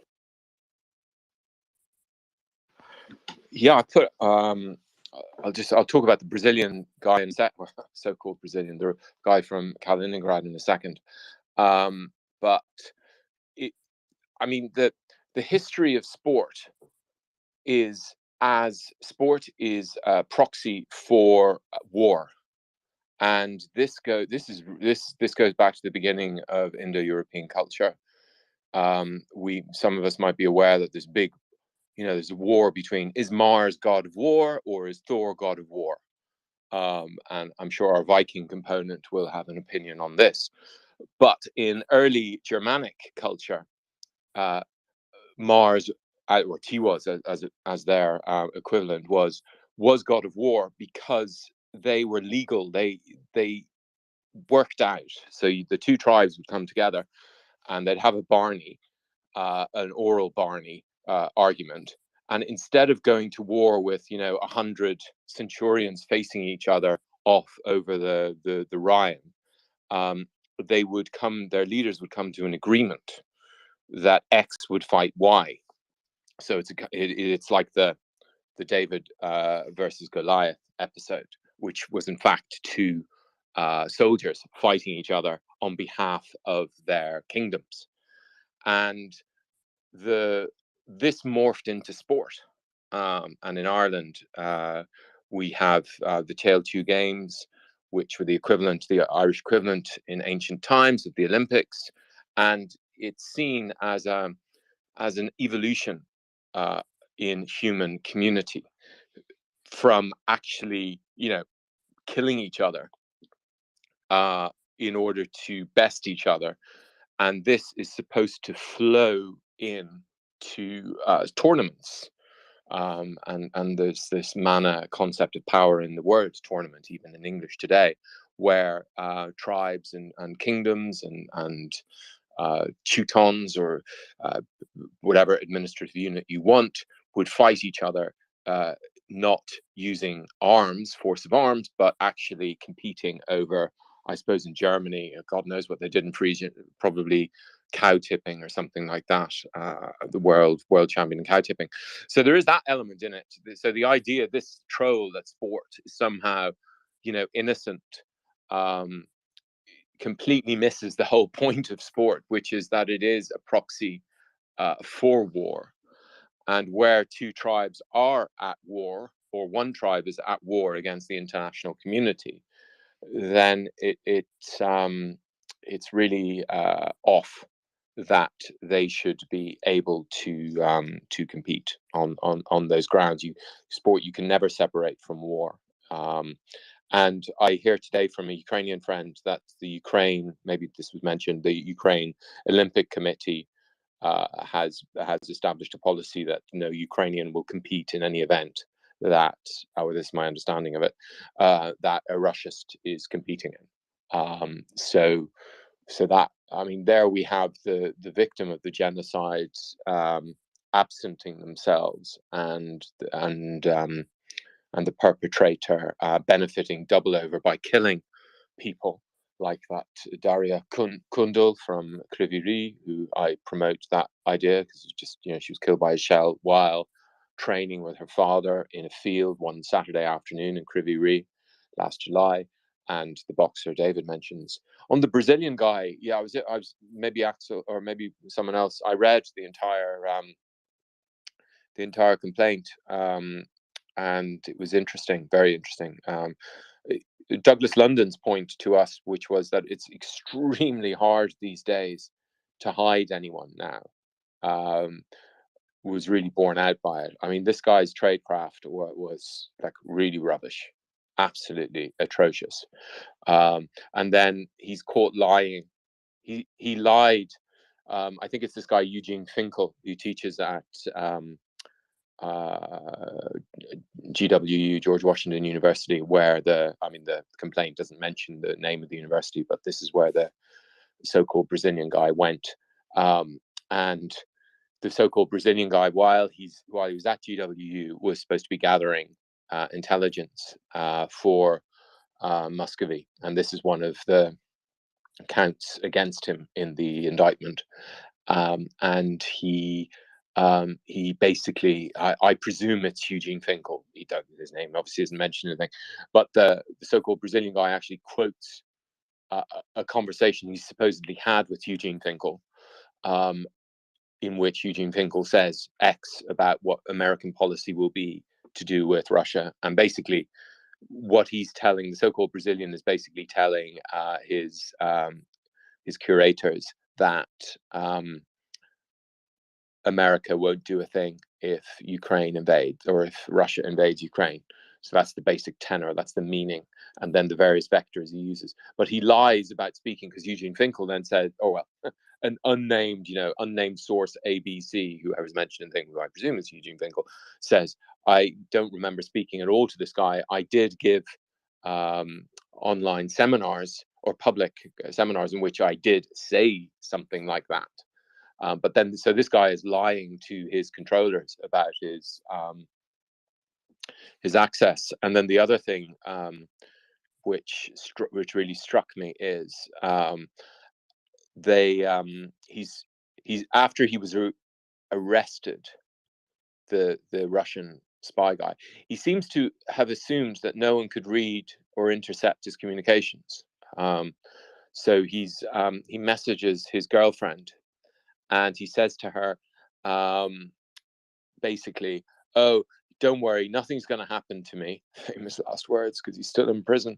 Nothing's going to happen to me, because they know if they do anything to me, that some American who's captured in Ukraine will have his, if some of us remember that event in near Severodonetsk, in the sanatorium where a Ukrainian I think we know exactly what you speak of. Yes. Yeah, you know what I mean. Yeah. So he's connecting it in his conversation with his girlfriend, which is interesting, Doman, that you connect the WSJ thing to Ukraine. But the thing which comes through in this, and I presume it's written in that way, is to try and portray this guy as total amateur, complete amateur, and he's. The timing also of the ICC thing, it's the end of March last year when he goes for the internship. And then, who was it earlier talking? Oh, it was Finance who's no longer with us. Decoding.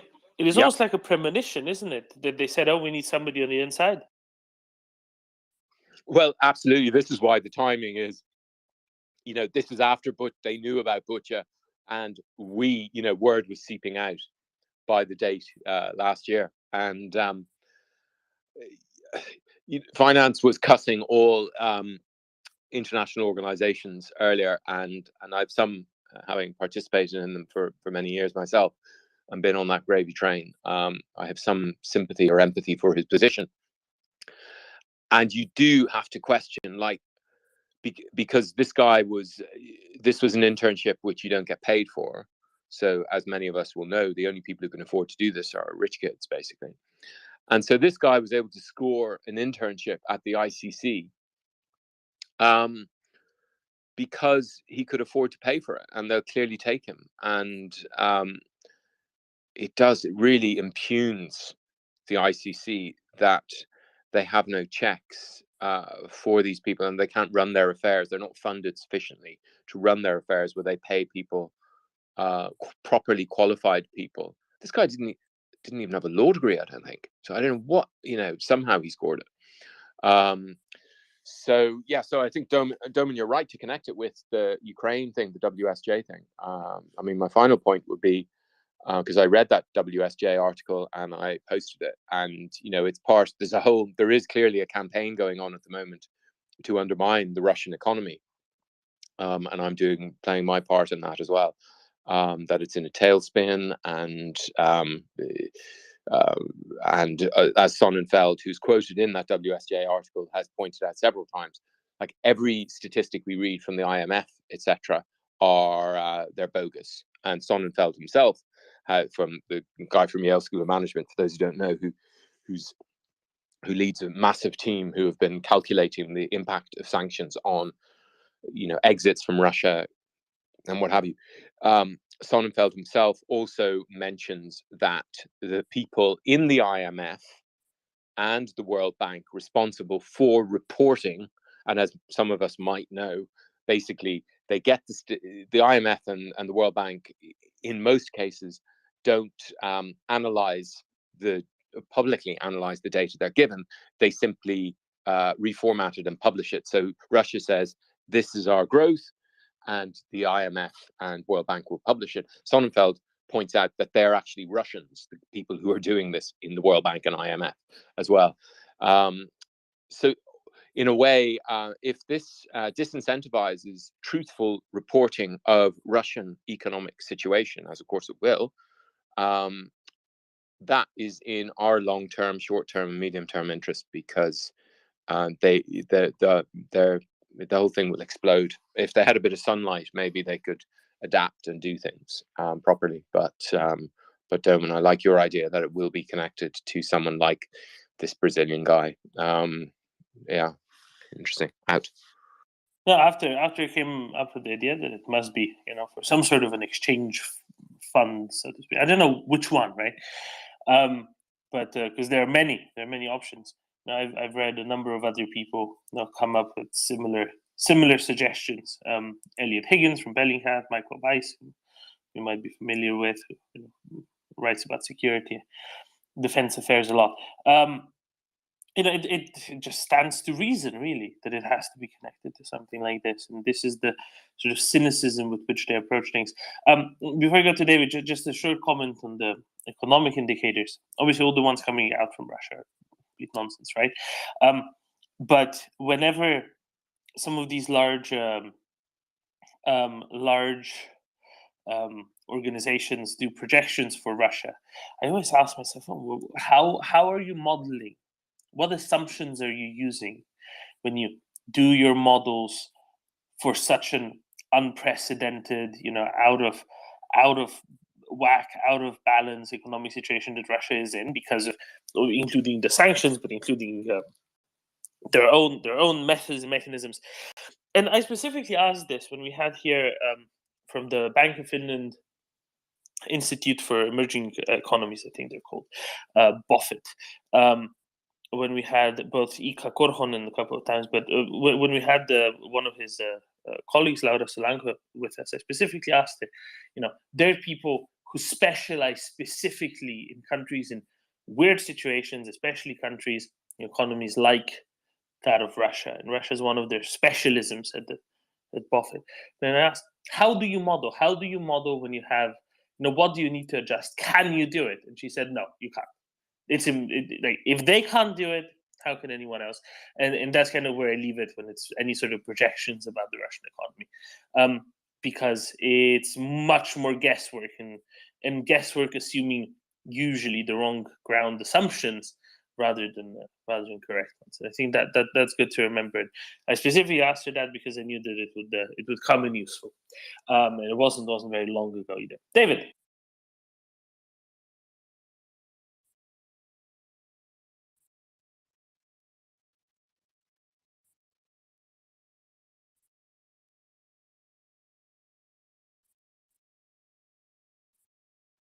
David?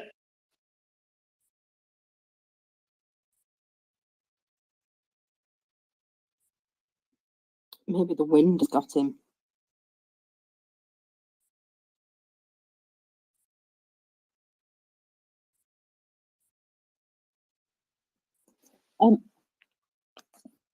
I do have something that I could bring to you, Toman. There are early reports of explosions in Kursk.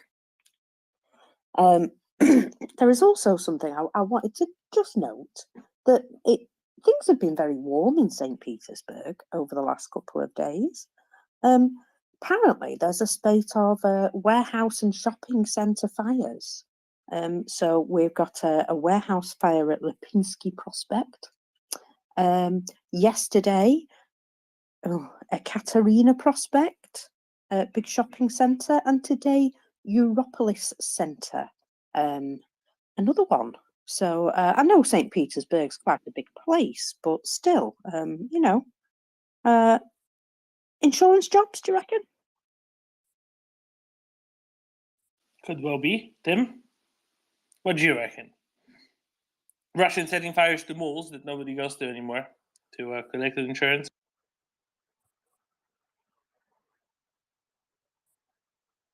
Okay, I think Tim says yes, no, wind, wave. Interesting. I have a funny feeling that he did not have any ability to speak. Maybe he's been kidnapped. David, have you been kidnapped? No, David's definitely been kidnapped. Jerome, third time lucky. Yes, we can. Yeah, I just want. Yes, we can. Yeah, Russians held the Olympics in 1980 as they invaded Afghanistan, right? So that precedent's been well set, and that ship is well sailed, I think. And just thinking back to Soviet times, I went to Philadelphia to watch the Flyers play the Soviet ice hockey team, and they were all firmly members of the Soviet military. Sorry, my dog. I don't know whether, Russia's such a mess, but back in the Soviet times, these guys were, how much they served, I have no idea, but they were firmly in the Russian military or Soviet military. So, I don't know. I just wanted to raise this fascinating discussion on hearing David speak and decoding. Always fascinating. All right. Thank you.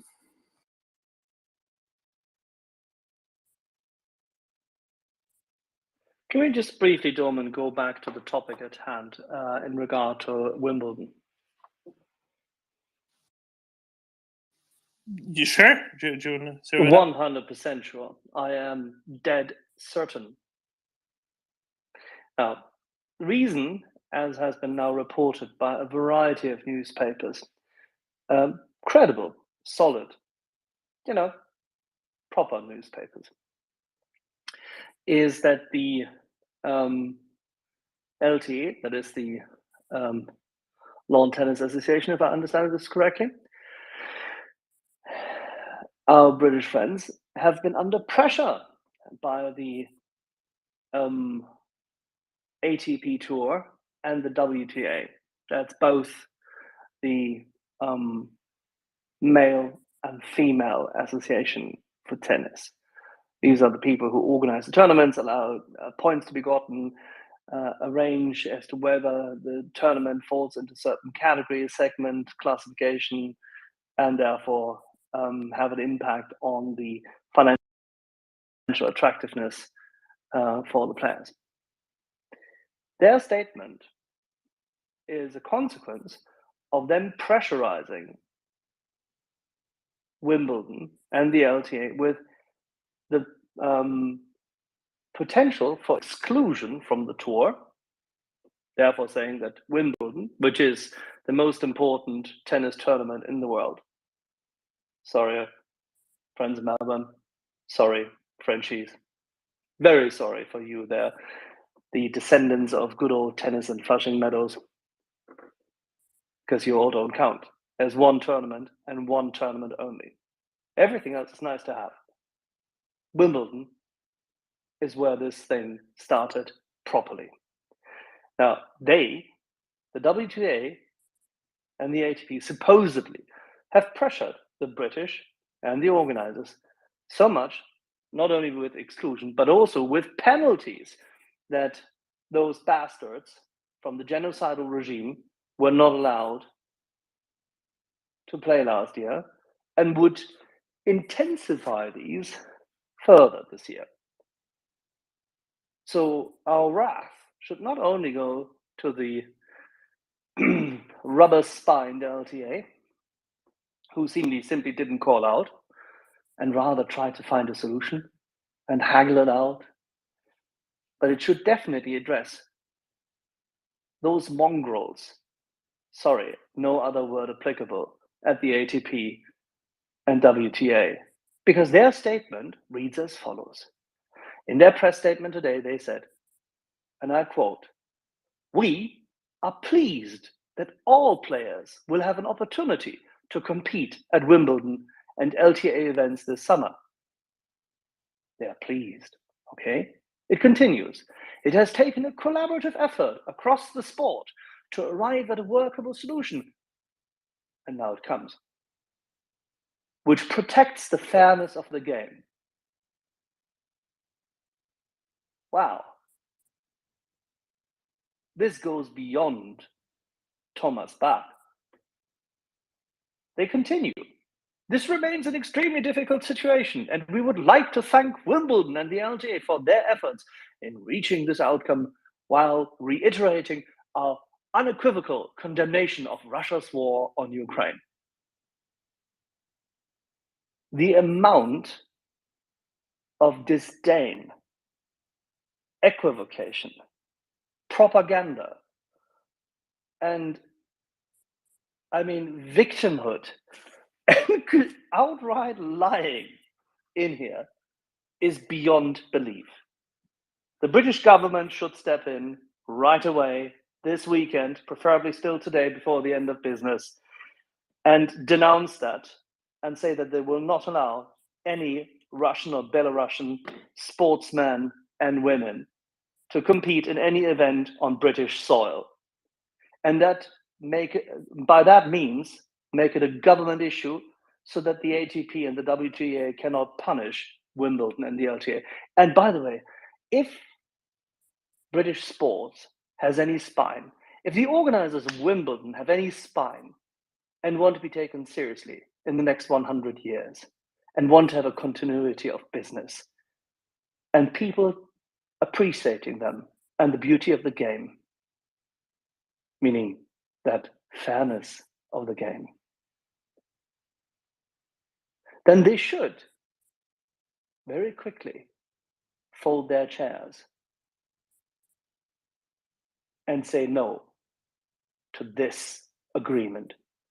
This is insane. It is despicable. It must be stopped.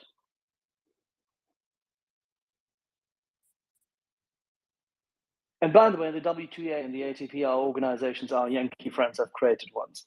So somebody, somewhere over there, before summertime, should act. And I don't care whether the French have their tournament. Really, I really don't care. I couldn't care less.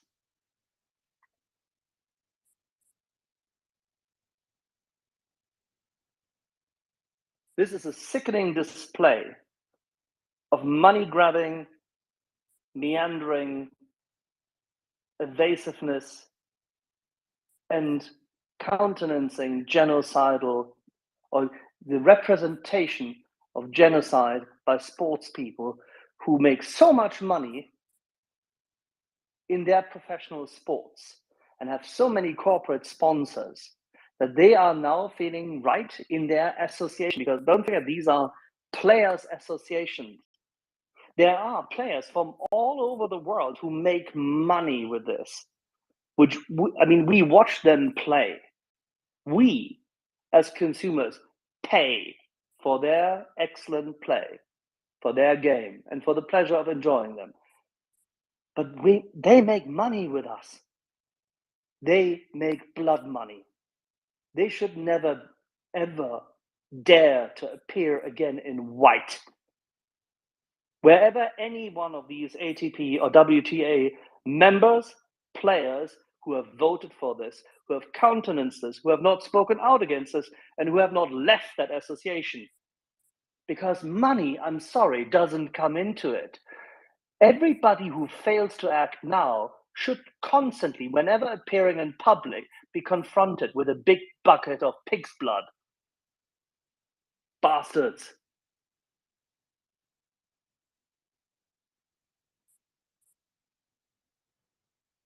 Now, Doman, how's them apples? Disagree with you, really, Axel? Sorry? I said, I don't think there's many of us here that would disagree with you.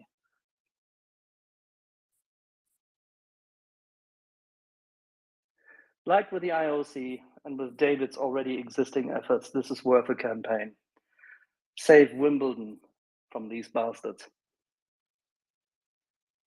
The fact that the British government would allow this, Jesus Christ.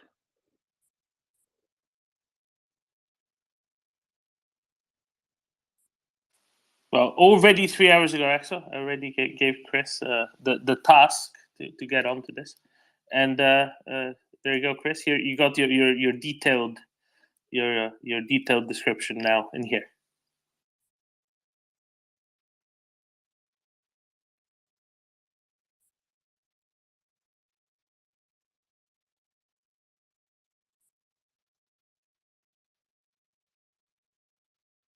David, you're back. Thank you very much, Doman and Mockers, and Axel and everybody here. Sorry I was so rude to leave my hand up while I was on the phone. I just think that we have a very... so if you're ever enjoying something and you wonder, well, how can this be for free? More than likely in the modern world, it's not for free. If you can't figure out what the product is, you are the product. So that gives us leverage. The next big sporting event you're watching, hark and have a look at the billion-dollar corporations flashing up 3-word slogans, 4-word slogans. The brave ones have like 5 or 6 words, but they don't really do as well as the 3 or 4-word slogans. That's why authoritarian states often appear very slick, because they're quite adept at marketing to their own people, and then it can look anachronistic to the rest of us who don't have the same societal historical context, and we're like, what the fuck are they talking about? That looks so weird. But if you're there and you're in North Korea and there's a mountain and a white horse, and oh my god, it all makes such good sense, right? Marketing bullshit, that gives us leverage. So the next big airline you see at Flushing Meadows, or whoever it is, whatever alliance it is doing the corporate flights and corporate receptions and booking out all the corporate space and paying for all the best restaurants to cater it and all the society dues, if they're all happy to making their money with gaudy war criminals dripping blood as they hit ball across Wimbledon and those who support them, let's not fool ourselves. These are the prancing ponies of the Wehrmacht. These are the highest and brightest lights. These are the uber Russians. These are the white supreme Russians. These are the very best, right? Not in my mind, but in their sick logic. And we allow that. In fact, we fuel it and confirm it by putting them out with other normal, decent societies. people and letting them mix and having this blood rub off on the rest of us and authenticity rub off on them that they bring home. And if that's the bargain we're happy to make, then fine, strike the bargain. But I won't be sold because it's a bill of goods. It's bullshit. And I think we should tell these corporate people that, yes, your slogans are very attractive and they appeal to the lowest educational achievement of the people that you're trying to hit. And that's how marketing works. It's base and it's very emotional, fantastic. But we're also cognitive, and we also know these people like to go to tennis clubs, they like to go to cricket clubs, they like to go to wine bars. Chris is listening, God forgive me. You know, these are people who mix around and pass themselves off as having these wonderful corporate jobs. So, I mean, take the money, good for you, make profit, even better.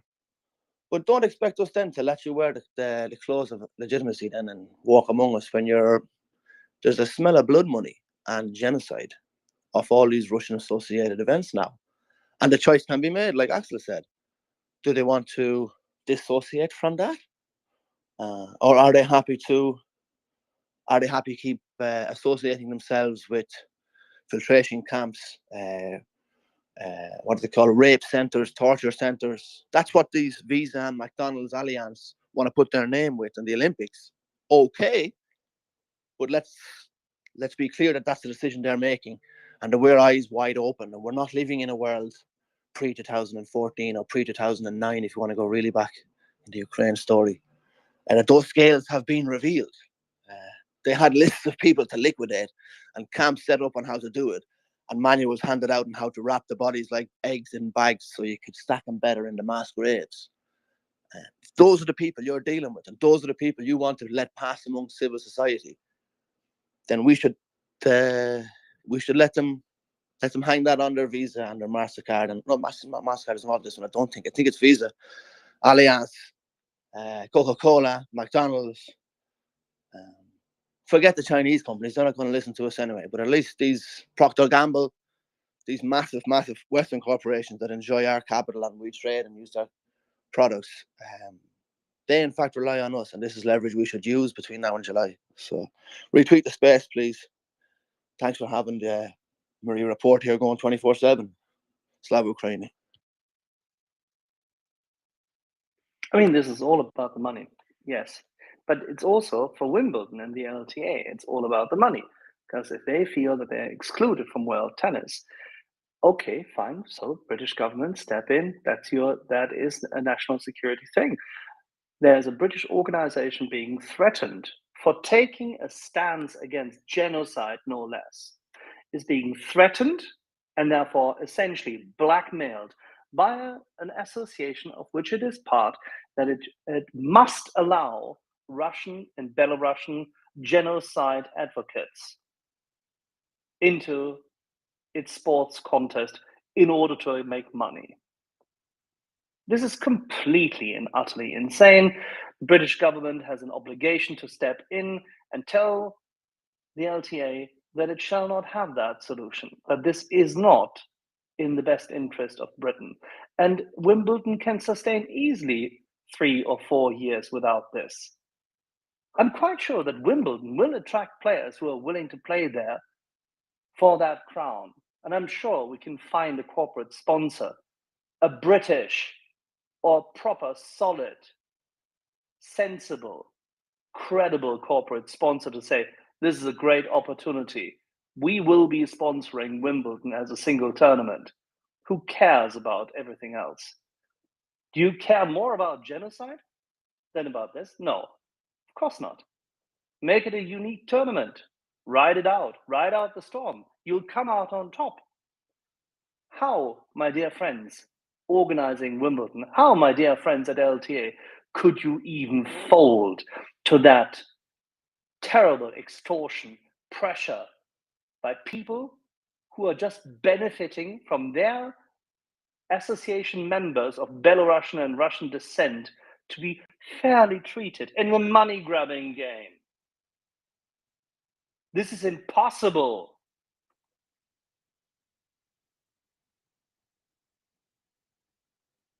Tim. I was going to ask a question. There was the I'm just reading a news piece on this, saying from Sky Sports, saying that the Lawn Tennis Association was hit with a fine and world ranking points were removed from last year's champions, blah, blah, blah, blah, blah. The Lawn Tennis Association said that if the ban on Russian athletes remained, there was a real prospect of the termination of our membership. What practical impact does that have on Wimbledon? I don't understand. Does that mean that athletes from other associations would not be able to compete at Wimbledon if the LTA is expelled from the global federation, or what does it actually mean? Like, why don't they just say GFY? Yeah, it's exactly, that's the point. Athletes from the WTA and the ATP can still, because they are all, whilst members, they are still free agents. They can compete in any other tournament if they so like. They can compete, for example, in the Davis Cup, because it's a national tournament. Yes, it's aligned and it's organized. And yes, the ATP will try to strangle them. And the ATP might even decide to counter program, so to say, create another tournament, probably in such a great freedom-loving nation as China or the UAE, for goodness sake. Maybe Venezuela, who knows who they can find who is on that track, or with the Oompa Loompas in North Korea. Hey, ATP, WTA, that's your brand, right? You partner with genocide. Thank you very much. That's the consequence, Tim. They can just counter-program, or they can try to prohibit members, and now it comes, members who technically have free agency from the ATP and the WTA, that they should be penalized if they participate in Wimbledon. I want to see those lawsuits. I want to see them try. And I want to see that organization, which puts pressure on the Lawn Tennis Association and Wimbledon as an organization, on the most eminent tournament. This is what this is about. The Russian government is laughing its bloody head off now that the most important tennis tournament, one of the maybe 10 or 12 most important sports events in the world, is being corrupted by these guys.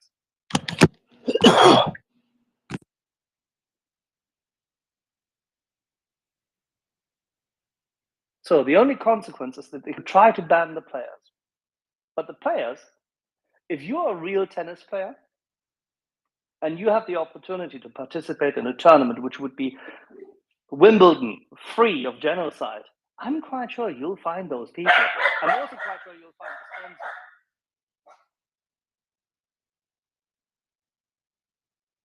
We have the poodles vote. Absolutely.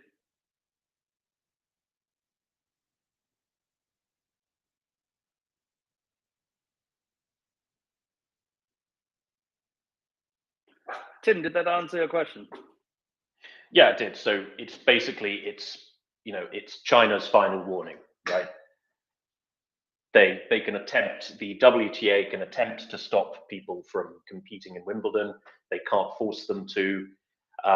They can fine the Lawn Tennis Association or expel it from the WTA, but ultimately that doesn't mean anything because the Wimbledon brand is the strongest tennis brand and is the most important competition in the world. Therefore, it's not going to affect them one tiny bit. And still they decided to fold, Tim. That's bizarre. The government have been making kind of slightly wet noises about this. There's a statement out from the Culture, Media and Sports Secretary, Lucy Fraser, that says, throughout Putin's ongoing war in Ukraine, we have been clear that Russian and Belarusian athletes representing their country should not be permitted in domestic and international sporting competitions. That position still stands. Individual self-funded Russian and Belarusian athletes can compete in the UK, subject to following our guidance on neutrality. We therefore support the approach of the All England Lawn Tennis Club and the Lawn Tennis Association on the basis of following that guidance. I mean, they could just not issue them visas, right? Exactly. They want them to compete. That's all there is to it. Making them neutral. They are not neutral, even if they say they can appear there with a white flag. What did they do in Melbourne, these bastards? What did the Russian fans do in Melbourne? They behaved like they always behave, like pigs. And the British government wants to tolerate this because some culture secretary doesn't have the guts to act?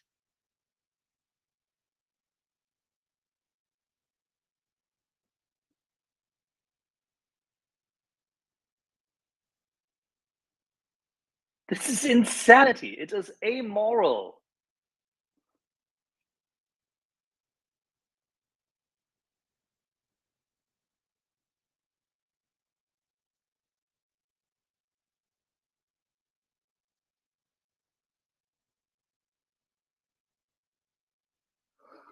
I, for one, am not very impressed with their decision, but there may be other ways.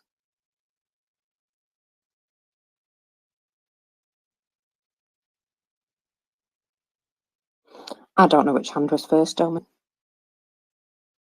Then we have the coding back to David, and then Fancy Pants decoding.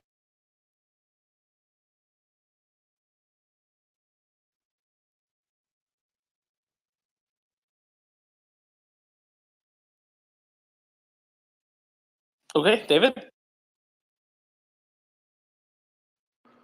Hey, sorry, Doman. I was expected to hear from decoding. Good morning, everybody. Please retweet and share the space. If you've just joined in, you're very welcome. Time is 5 minutes past 10 in the morning. I'm reliably informed today is Friday, 31st of March. You're listening to MriyaReport 24/7 here on Twitter Spaces. Go up and follow MriyaReport.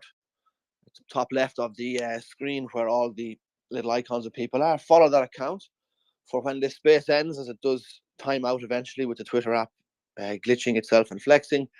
If you're following MriyaReport account, you can just pop over there. And when the new space arrives, you can just join in and be right back in without missing very much at all. I don't know if the coding has left and gone down. I'm happy to say Slava Ukraini. Please retweet, share MriyaReport. Let folks know you're here. Visit MriyaAid.org. It is a fully registered charity. My personal preference, I encourage folks to give what they can when they can. That is my little piece done. Doman, if you want to go back, and I think Fancy Pants has something. Let's go to Fancy Pants. Thank you, David. Yeah, hello, I'm Slava, David.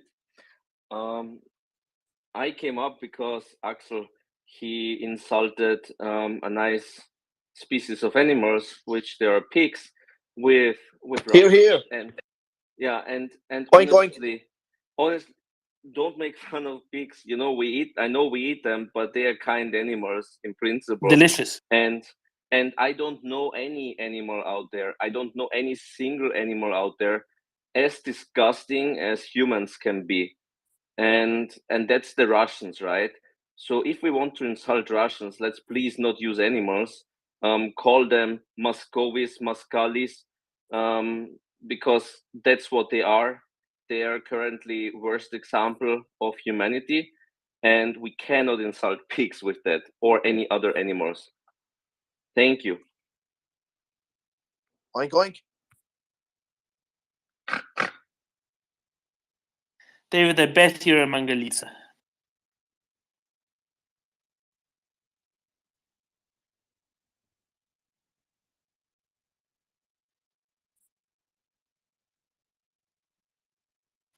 I'll take that as a yes.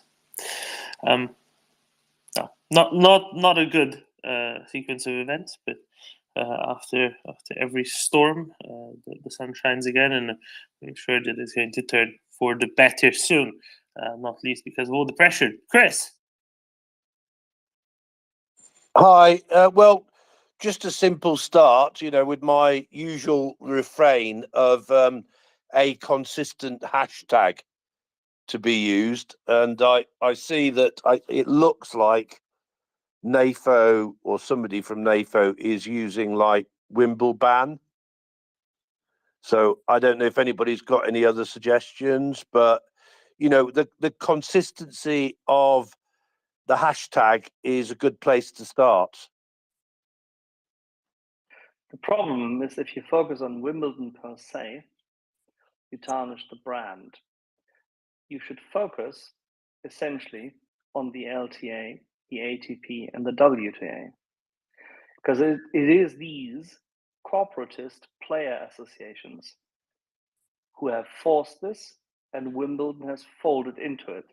So we need to think about how to word this.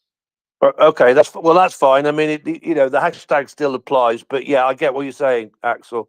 So have a think about it, and if the hashtag's appropriate, and then particularly, obviously, if NAFO, I don't know if they've picked a hashtag, but I see that one being used and that, but if that's the one that they want, then just go with that, unless there's some good reason not to. But yeah. Well, wait for your guidance. If you could connect somehow the image of the white sport of tennis with the blood of the genocide, then you can get this done. All right. But you have to admonish the WTA and the ATP. Well, I would think somebody's already making up images based on that, Axel. So yeah, we'll start sharing them as a start anyway.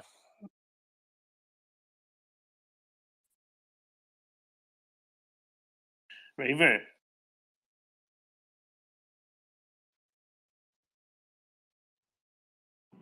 I really don't like my new phone. The button is not nice. So just a call to arms to my fellow Americans that at least for the foreseeable future, we are actively going to have to fight against Ukraine being completely ignored due to the Orange Revolution. And so I would encourage all Americans to daily try to move Ukraine up in the conversations in the spaces they're in, because Trump is going to suck all the air out of everything right now.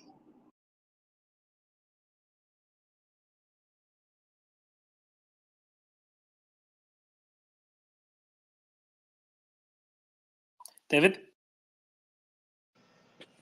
This country has a wonderful Fifth Amendment right against self-incrimination, and if there ever was a man who should enjoy the right to silence, I would think it was the man just previously named. River, it's great to hear your voice, champ. And I can't but help agree or see the sense in what you've said, that's prime time, that's Hollywood. And so now we go into the gaga goo cycle of repeat, what do they call the snippets, the 15 seconds of what do they call them? The little piece of camera that everyone's looking to get, so it gets cut and repeat, the little memeable things. That's the cycle we're kind of going back into. But we should also remember that media machine was effectively broken before the last election, which is why it wasn't as successful as a 16 campaign for the Trump house or for the Trump cohort.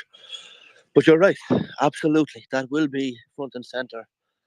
And whether the rights and the wrongs of it are beside the point, it is going to be a fantastically interesting case. I mean, but I think it's also true to say that in the American consciousness that the Ukraine issue will probably still be there, maybe not as complete in all. Like for those who are Trump supporters, or for those who equally on the other side who are Trump opponents, yeah, this is front and center.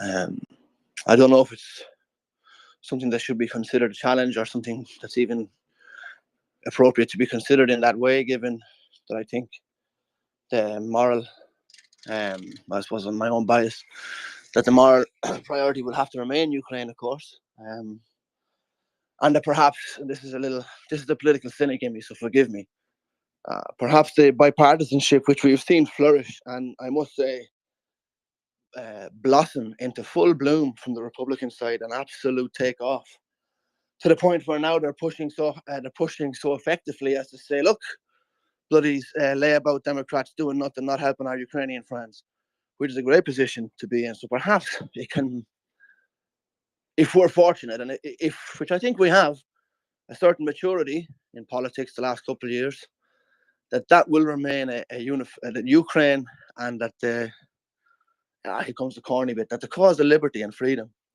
will still remain in the heart of any American, whether they're party affiliated or not. I've seen that happen the last couple of months and years, that it's something everyone feels comfortable being proud about and speaking strong about. I hope it continues And I hope that whatever legal entanglements people get themselves into doesn't, domestically, though will take a lot of attention, doesn't draw away from that ancient love that, you know, people are deserved to be free and we should help them when they need help or when they ask. So retweet and share the space, bring a friend along, and I salute you, Raver. Lovely to hear you. Raver, I have some good news and some content which you can amplify and maybe bring the attention, something that will catch the attention of your fellow compatriots. 2 bits. Yesterday, you must have seen that strikers and cougars are now in theater. Ukrainian Defense Minister Alexei Reznikov had a bit of a look around now that the troops have finished training on them, and I'm sure that they will do just a tremendous job in Ukraine. But also, this is more or less breaking news, come out in the last hour or so. The Yuri Ignat, the spokesman of the Ukrainian Air Force, said the following: "We now also use JDAM bombs. These are Western-style bombs, which our aviation successfully strikes important targets with. These bombs are no less powerful, but extremely accurate." He also believes the Ukraine needs more of them in order to be even more successful. And then it's just a description of what they are. Now, see, this is some explosive news, well worth of putting front and center, I think. We don't know what sort of aircraft they're launching them from. They know what sort of aircraft they're dropping them from. But the important bit of news, Raver, is that this excellent bits of American technology, fundamentally a cost-saving technology, is being employed the way it should be right on the Russian positions. That is very good news. Although I'm waiting to see Reznikov in a Bradley. I think that's what'll make the Russians start to sweat a little bit. The Strikers and the Cougars are APCs, and they're not really all that much in terms of firepower. The Bradley is a different story. That's the one that'll make them nervous. As for the JDAMs, you can probably start tracking JDAM strikes by looking where Ukraine starts taking out using the HARM missiles to do seed and deed missions. It's an excellent point, Raver. Yeah, one precedes the other. Absolutely. I'm just glad to get firm confirmation that they're actually being used finally. Because we kept thinking, what are they going to launch them from? It's going to be this, it's going to be that. Well, whatever it is, they're using them. That's the crucial bit. Raver? Okay. Also, apparently related. I hate the button on my new phone. The Norwegian supplied Hellfire shore defense system has apparently been used in combat on the Kinburn Spit. Yes, it has indeed. You're right. RBS Süden or something like that. It's called locally, which is a specific adaptation of the Hellfire for coastal and naval applications. Which is fine because it doesn't care if there's the sea there or not. You can still take out the tank if need be. But you're right. There has been leftovers of one found on Kinburn Spit, or at least let's say Kinburn Peninsula, because the spit's only about 3 meters wide, much of it, or 5 meters wide or something like that. The peninsula that the spit is attached to, and that is likewise. It's good to see that they're being used. I think Norway might have offloaded actually everything they had in that respect, and Sweden sent a number as well. But it is terrific, right? To say, well, this is Western technology correctly employed.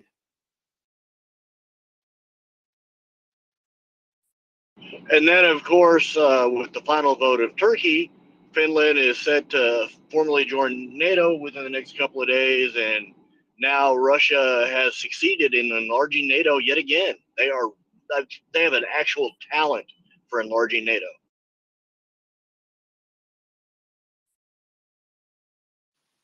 Yeah, it is really ironic, isn't it? Just absolutely dripping with irony. Now, Raver, we've of course had the first reports of so-called realists saying, "Oh, Finns are now afraid because now they feel less secure because now they're part of NATO. Luckily, in Finland itself, there's very few such supposed realists. Maybe even as low as single digits numbers of individuals, and you might see them tremble, but it's not fear; it's just the coffee jitters. I don't know why they would feel less safe, because just a couple of days ago they quadrupled the size of their air force. Yeah, I know. It's they're not, right. They're really not. No, it's a crucial step on making the Baltic Sea NATO lake.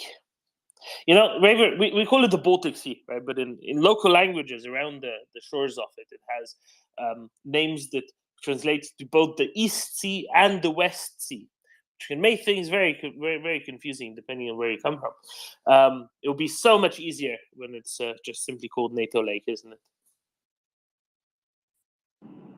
LOL.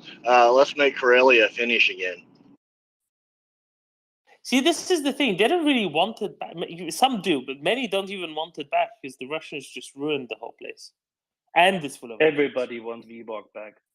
And that's not so clear. Everybody. Talk to Sandy, talk to Mikko, talk to a large part of the Finnish parliament, ask them privately. Okay, a large part, but you said everybody. So yeah, I don't think it's everybody. Yeah. You'll get a majority in Finland, easy. If you tell them, if the Russians were saying, okay, guys, we're going to retreat from Vyborg, you know what's going to happen, right? That is a different question, right? So let me find some polling on this and come back to you.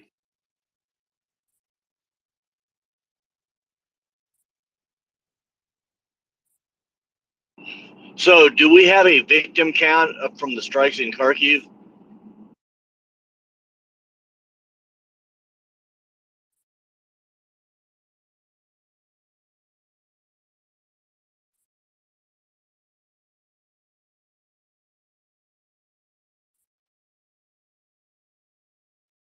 No, I don't think so. I'm just going to point out that strike was likely in response to the Turkish parliament ratifying Finnish accession to NATO. It was a revenge strike because when Russia loses on the international stage or on the battlefield, they look for helpless Ukrainian civilians to murder. That's what Russia does. That's the core of what being Russian means, is just brutality.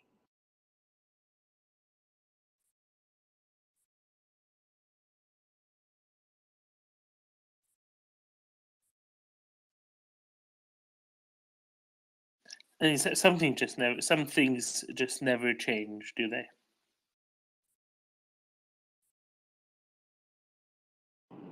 Nope. And I have a feeling today I'm going to be hearing air raid sirens. So let's hope the weather misses me.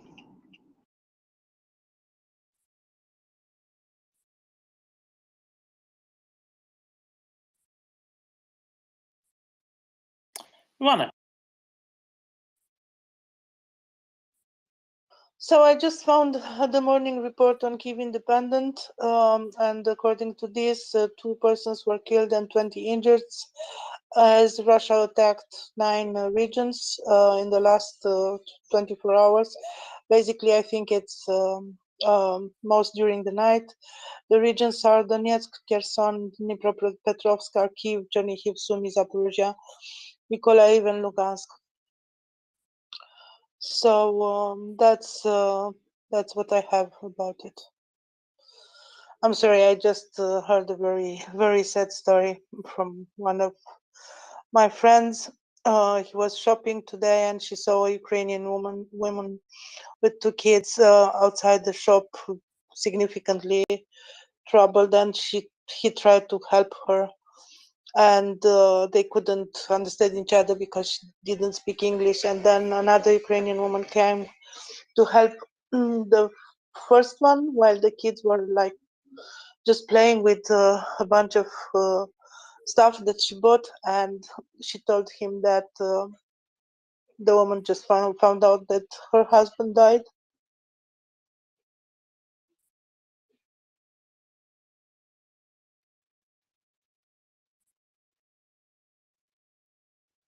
And that's like over the road from me, and Yeah, I'm sorry to hear this, Anna.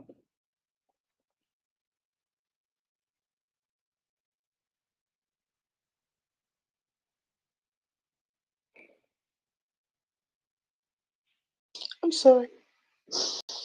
That's all right.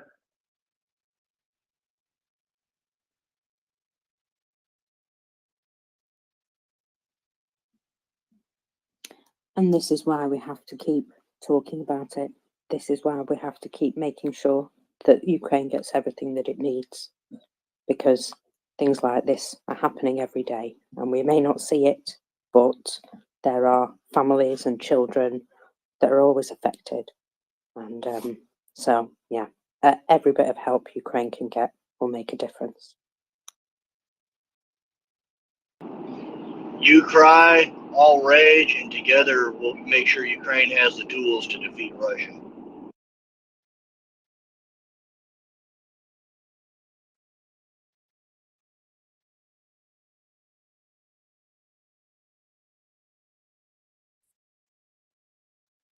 Go ahead, George.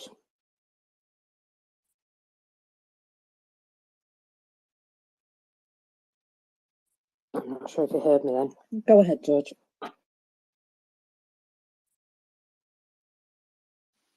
George? I'm sorry, Doman. Did you call me? No, Muckers did, but I don't think you heard her. Carry on. Yeah, I was gonna say, I know we've been talking about the Olympics on and off in sports, but if you look at the next Minister Kuleba's post about sports state propaganda and the role of the Russian army in Russian sports and their Olympic athletes. Please look at that post. There's a video in there that explains, pretty good in detail who some of these people are and what their role is when they're not at the Olympics, competing. So please look at that. I want people to just, I put it in, I didn't link it to myself. I just put it in there as a raw post. Please retweet that. And, I think more people need to become aware of that these are just not athletes, innocent athletes that, they just want to compete in their sport. These are propagandists, pretty much vile people, from head to toe. Some of them are quite despicable, and I think the world needs to know, the actual pieces of shit that they are.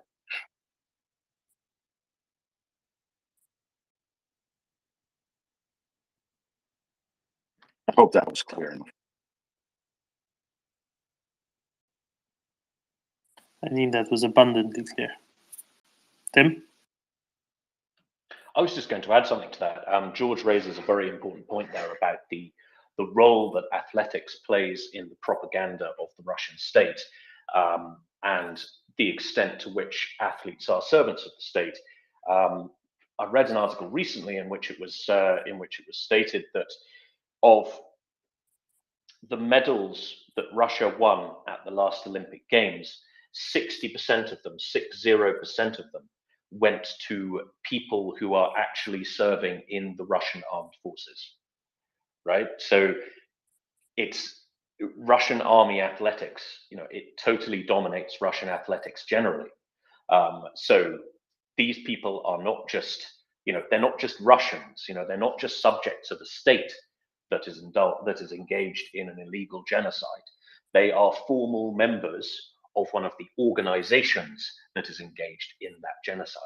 So there's a degree of extraordinary closeness between Russian athletics and the Putin regime.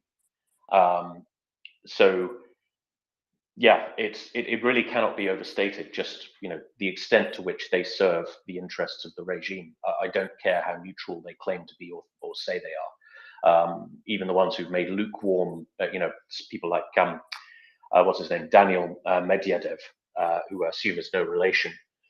He made kind of lukewarm remarks about the Putin regime when he was excluded from Wimbledon last year.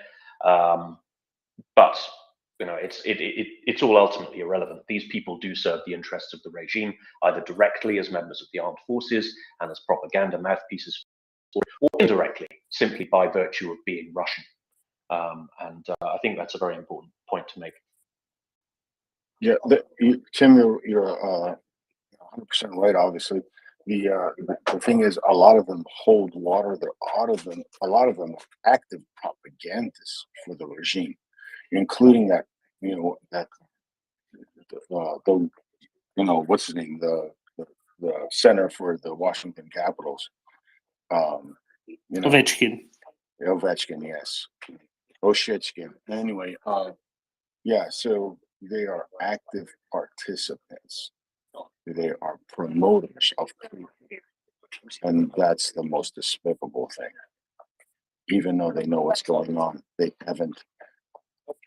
They are still actively promoting them. So that's why they have no business in the Olympics. Because they're not going to be a celebration of sport. They're going to be a celebration of genocide. And Tim, you said 60% of the medalists are from CSKA. Do you know where the rest of them are from? The KGB? Well, pretty much, actually, yes. So it's not called that anymore, but the Dynamo Sports Club, which is the one for not the army, but for the police, for Rosgvardia, for security services, intelligence services. So pretty much, I mean, you definitely answered in the spirit of the answer, if not the. I was joking. I didn't think that would be true. That's absolutely amazing.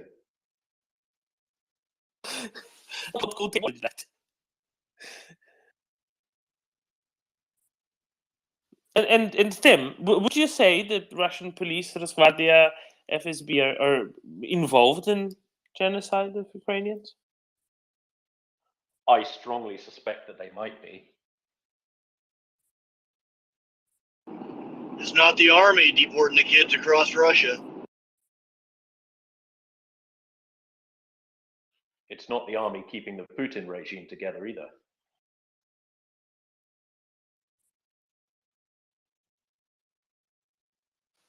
Exactly. Enough said. Chris.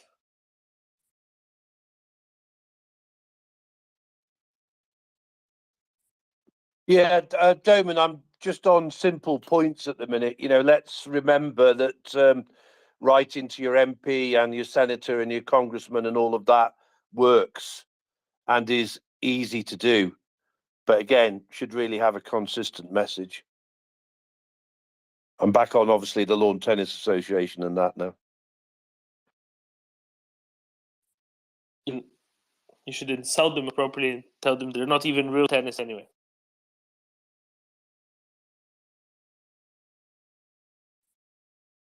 I'm not exactly sure what the approach is yet, but yeah.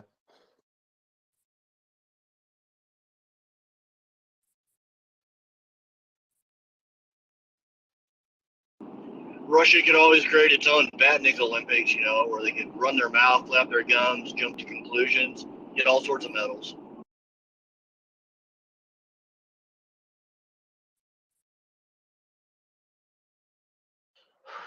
There's a nice tweet on this topic out by a chap called John, who is an academic in Japan, who said Russians should be in court, not on court. I think that's rather good.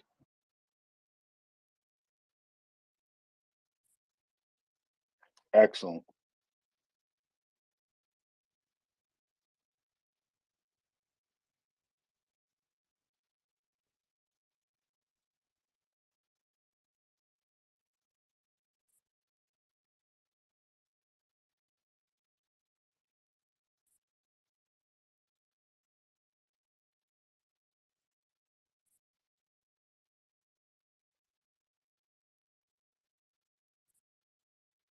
Have I lost sound? No, it just went quiet. You know, and this conversation about Russians in the Olympics pretty much moot because almost everybody they have who can run, jump, or swim is already dead.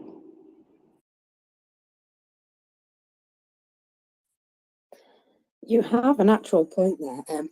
I do believe gentleman crashed, so all is well with the world. I thought I'd lost my hearing. 1 second, I'm going to cough. So, yeah, my personal feelings are that these people that are what are they called? Competitors. That's it. These competitors, half of them are in some sort of army position. They may not actually be doing anything. They might just be like sitting in the back, but they are representing their country, even in white.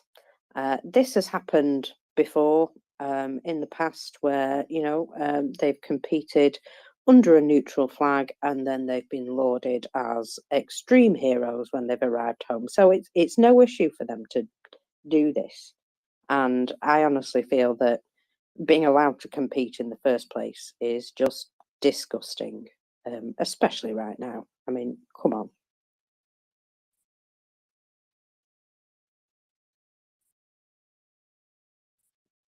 And Yeah, this that's is sorry, River. I was going to say, and this is why that post from Kuleba needs to go like viral. Everybody needs to see that because that explains to the people that don't know. They're like, well, they're just athletes. No, they're not.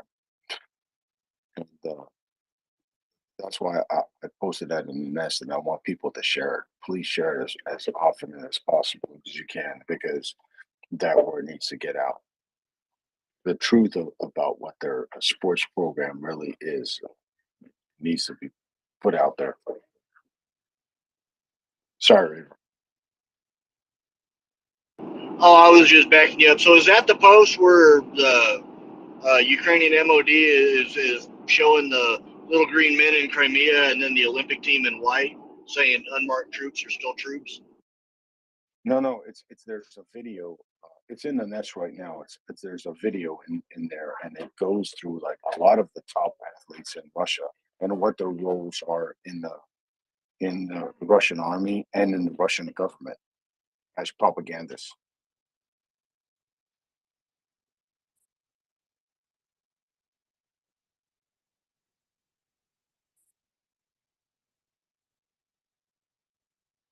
I do believe I just saw a person rather familiar with C4 come up. Good morning, David.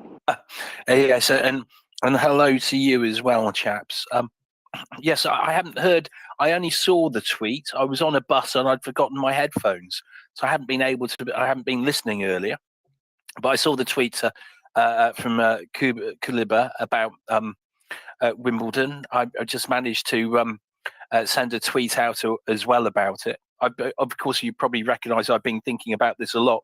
Of course, it shouldn't be up to any athletes to boycott the event. But what is clear is that Wimbledon has now succumbed to the blackmail. I think you call it blackmail from the ATP and the Women's Lawn Tennis Association, etc., and the ITP. And it's utterly tragic. What should be happening is people should be remembering Wimbledon for its moral stance it took last year and the same stance it took now, not for remembering that Wimbledon was okay with genocide, right?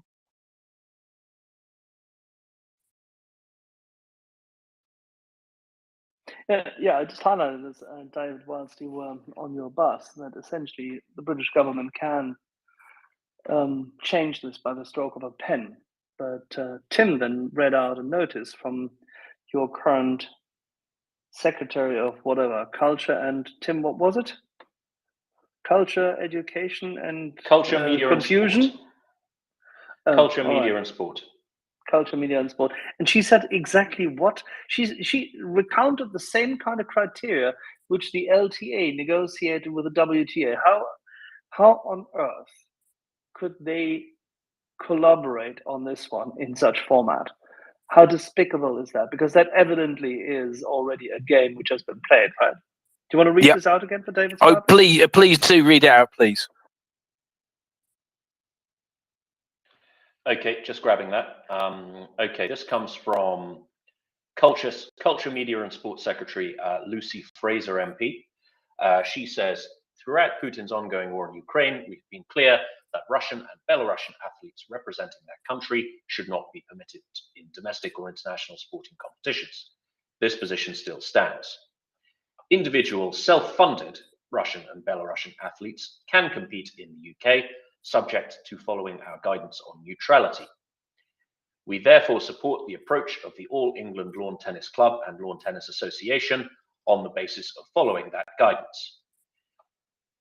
The AELTC and LTA should never have been fined in the by the international tennis tours for taking a principled stand against Russian aggression.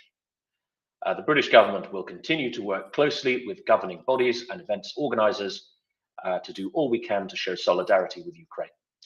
So that, a very wet statement, wetter than Neptune's wetsuit on a particularly wet day in the Brecon Beacons, I think.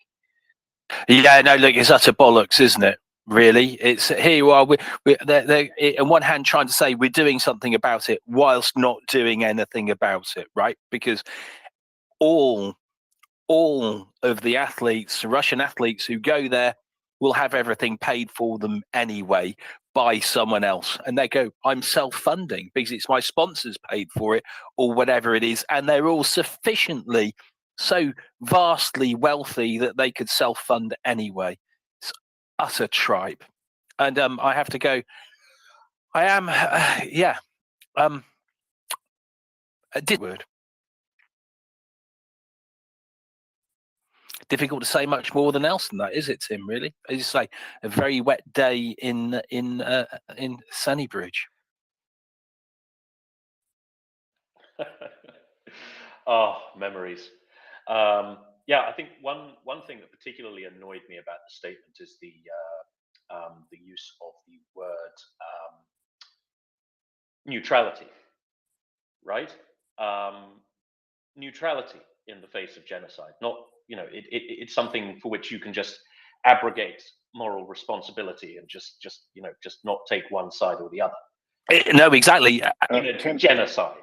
Exactly. There is no sitting, as we keep saying, there is no sitting on the fence with genocide. In actual fact, and that's exactly what the UK MOD has been saying, but our cultural secretary, and it would appear that cultural people all along seem to think they are, because that's what the UN thinks you can do as well. There is no sitting on the fence with genocide. I think everyone here is clear on that, and we have been for over a year, haven't we? It's just how to address this. Guys, really quick, is there any way people can start a petition in Great Britain calling for her ouster because of the statement she released? I will answer that question quickly for you, George. Yes, there is. We have a mechanism for which, if you get 100,000, I think it is 100,000, then this is something that will get debated in Parliament. However, when is the question is when is it? It's in June, isn't it? So we've got 8 weeks. I think you get 100,000 by Monday. But it's the question of when they would debate it in Parliament. That's the problem. Okay, but the fact that the petition's flying out there would raise some eyebrows, right? Oh, you would hope so, right? Yes. So if I was in Great Britain, I would get the thing started like 2 minutes ago. But if any of our listeners or somebody here can get that thing started,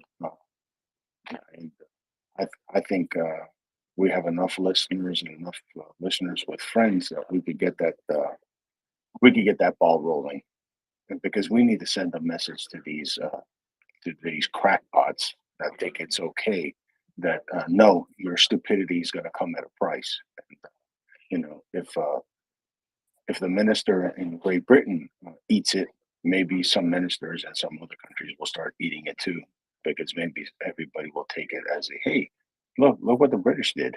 They got rid of that bozo. We can do the same here, and maybe in France, Greece, I don't know, you name a country, we can get the ball rolling. But I think it's something that needs to be done, because I think it's a despicable statement, and it's a despicable idea that these people are self-funded. Yeah, right. They're being funded by companies that actually support genocide. No, exactly. And I would like to point something out, right? With the ACP, WTA, and the ITF be taking this stance if this was apartheid we were talking about. Does anyone think that they would be taking this stance if it was apartheid? I was on the bus. I was raging, absolutely raging. No, they wouldn't be, right? Absolutely. Serena Williams, the Williams sisters would be all over it. Everyone would be all over it, going, I'm not doing it. Here we are, right? It's wrong. And yet we have quite a lot of silence on this, right? Absolutely dreadful. Ukrainians are neither yellow, red, white, black, or green enough, for that matter, you know? No, exactly.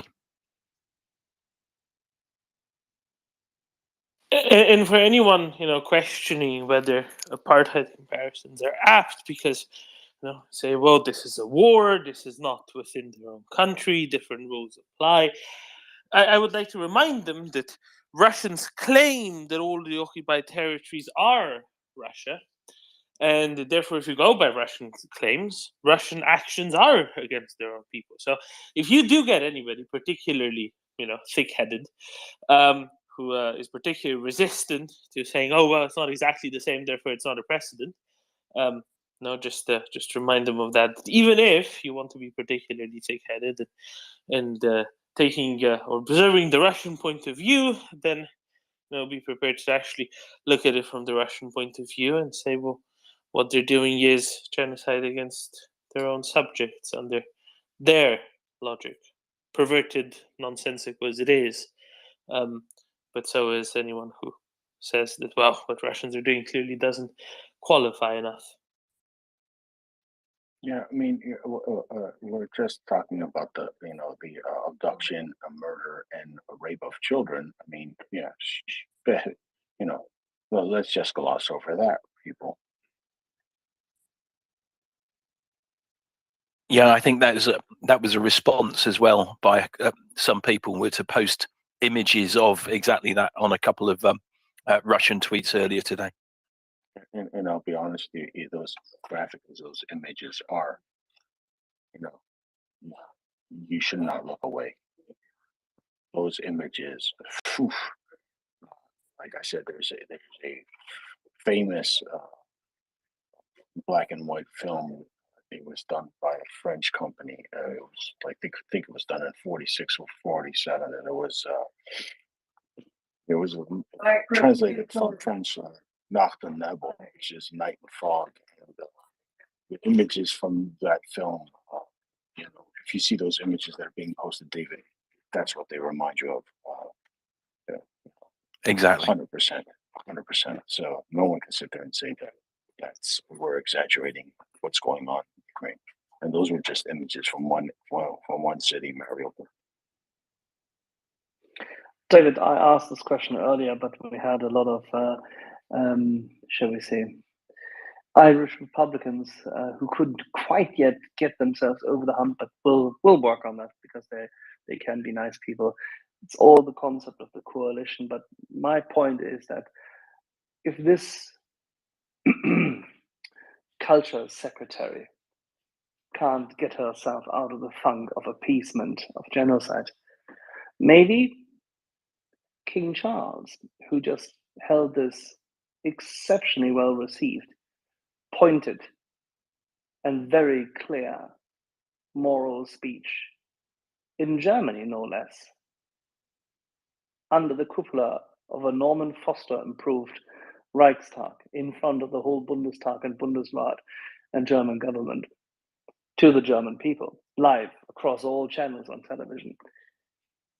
Can King Charles, in his first year of his reign, be seen to appear in the royal box at Wimbledon?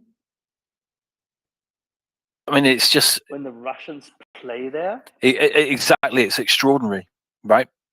Absolutely extraordinary. And this is the thing. This is the Tory government, right? Putting Prince Charles in this position, going what to do, right? Just extraordinary. Well, maybe, just maybe, the palace could at least have the decency to issue a statement that, as head of state, he denounces this, and that the royal family will not participate and will certainly not, until this is mitigated, support any of the LTA's events or patronage them. No. Maybe that's the way to do it. Maybe and the way to go even further is to. I mean, here you are, Bisa. Let's face it. If we're going to put it in, don't stop there and say it's astonishing that the UK government would put the monarchy in this position, because that's exactly what they've done, right? The UK government should have just said no. We're just not giving you visas. That's it. You can do whatever you like. ATP, ITP, WTA.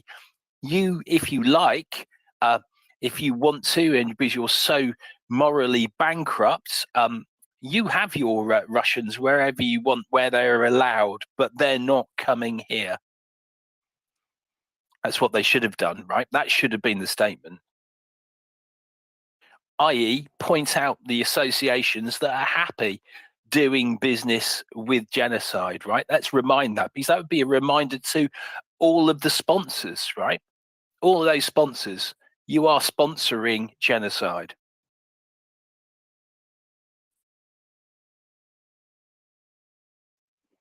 Well, if ever Mr. Starmer wants to have a topic to get rid of Mr. Sunak and his government, this is it.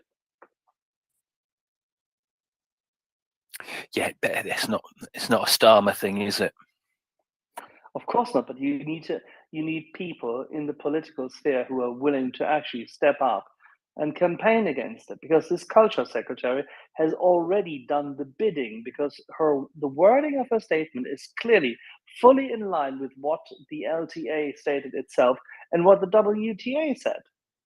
This is all about these specific conditions of neutrality, a neutrality declaration, self-funding, all the likes. The whole shebang. This is pre-negotiated and therefore put out there. It is completely insane. Bereft of any morals, bereft of any ethics, and not worthy of a British government. And definitely the end of Wimbledon as a brand.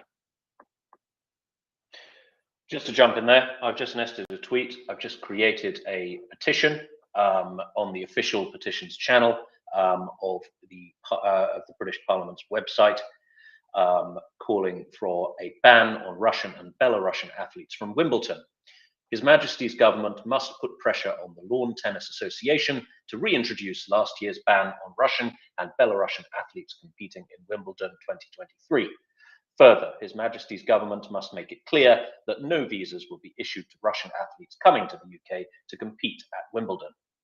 Russia and its vassal Belarus are currently engaged in an illegal genocidal war in Ukraine. Athletics and athletes are a key part of Kremlin propaganda. They are never neutral. They serve the regime directly and indirectly.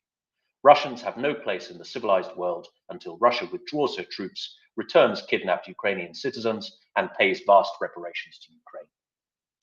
For that, we need 5 signatures, then it will be scrutinized.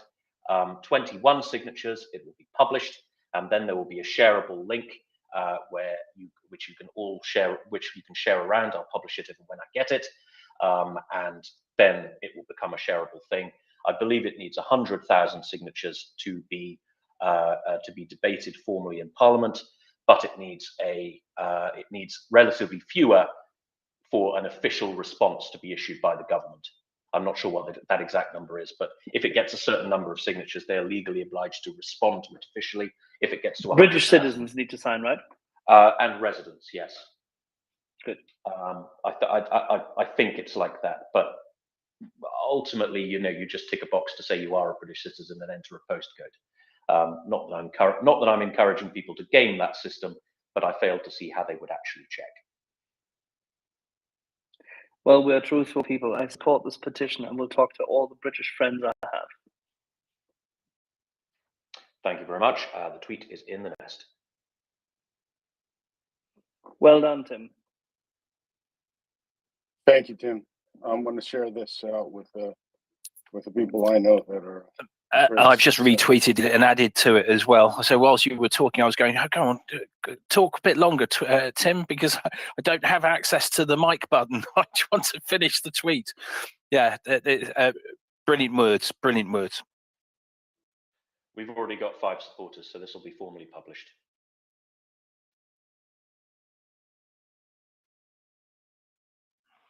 Yes, and what I'll do is I'll get on and throughout the day I can form a list of people. I'll use my sock puppet account as well. It's a different account, Tim. You definitely wouldn't have liked it. But it does have a lot of followers on it who might tweet that out.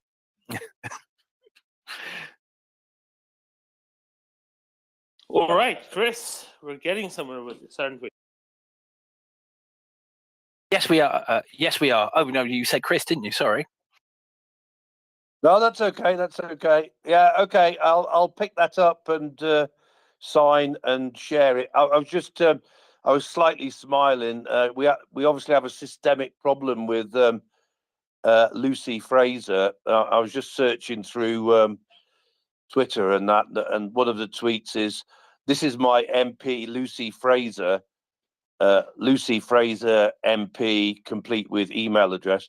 She voted to allow raw sewage to flow into our seas." Guess we have a bit of a problem with her, don't we? Well, now you know what comes out of well, you know what I mean. Yeah. I have a sewage take, but I guess let's park that for now. And me.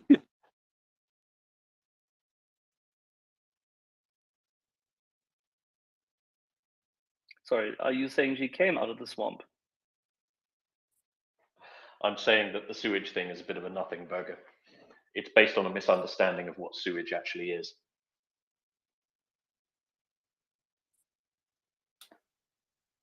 John, you've got your hand up. Good morning, everybody. Canadian here. I just wanted to build on the Russians in sport conversation with Wimbledon, not specifically about that sport, but about hockey, because again, I'm Canadian. I've been raising this question about Russian players playing in the NHL for some time now. For anyone who's not a fan of hockey, Alexander Ovechkin is one of the premier players in the league, and he is a rabid supporter of Putin. He's done all kinds of work for him there. His family's tied with them, and I hear nothing about the players, the Russian players that are not only quote unquote passive in this, but are supportive of the current regime that's there. And I really want to know why this North American League isn't doing something about it. I've heard nothing. It's just been silence. And I think, unfortunately, and this is probably a commonality with tennis, is that sports fans, particularly Western sports fans, buy into this idea of hero worship. And I think these days you shouldn't be separating the individual from their ideology, especially as it relates to war and genocide. So if there's any other Canadians or NHL fans out there, start to ask yourself why your team isn't asking Russian-born players to sit out, to leave, and start to really ask what your favorite players stand for, because there has to come a point where we put our foot down and start to expect more as far as character from our sports heroes. Thanks. Thank you, John. I think George has something on this. Yeah, the NHL has dropped the ball, and even in the All-Star game, had the audacity to let a Ovechkin's child take part in it. I mean, talk about rubbing salt in the Ukrainians, all over North America. The NHL has,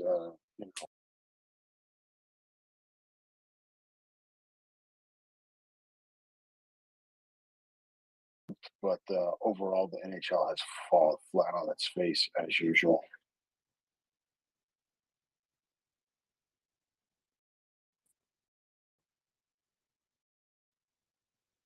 I mean, if anything, that's an understatement, isn't it, George? This, hopefully, because Wimbledon has already established a positive precedent last year, it will be easier to return, back to the sensible position, as opposed to start that completely anew in the case of what's it called, the NHL.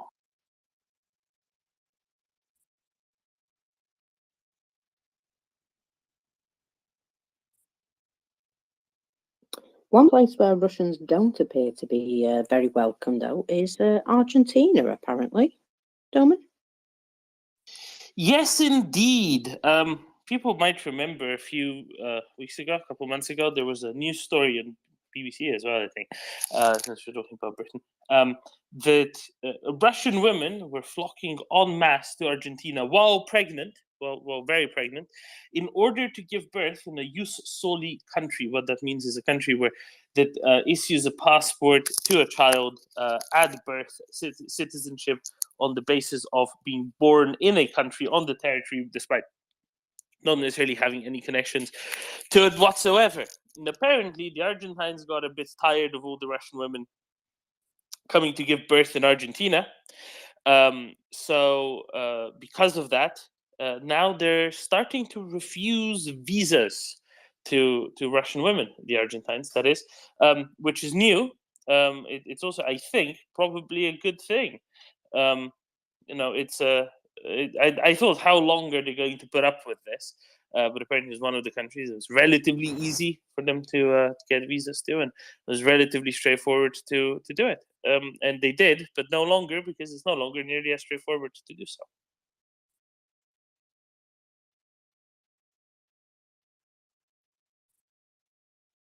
David. Hello, Doman. Hey, doing that. I'm sorry. I hear David. I go, yes. And then we get the other David coming in, and then I get all confused. He just speaks with such authority, I think it's just ingrained. We both respond, David. I don't blame you. I blame Doman. Yes. Hashtag I blame Doman. Go ahead, sir.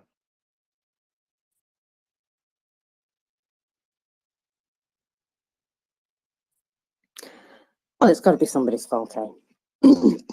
One other thing, though, about Argentina is apparently they're also now refusing to extend visas for people who now require them to be extended and are Russians. So apparently that's happening too, which is exceptional. David, I think you had your hand up first. David Farrell, specifically.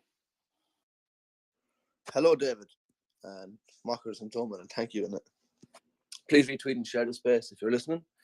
I wanted to thank Doman for mentioning the Argentina factor, and we've spoken here previously about it and how the law was changed in Ireland in the early 80s to prevent this birthright citizenship mechanism, and how it's first came to light in the media in America here in 2017 and 18, when it became apparent that it was fashionable to be with child and be Russian or Belarusian and arrive in South Florida, and by right of the child being American-born citizen who would enjoy or has the right to enjoy both parents in a happy and whatever, the visas, green card status is granted, and then citizenship follows.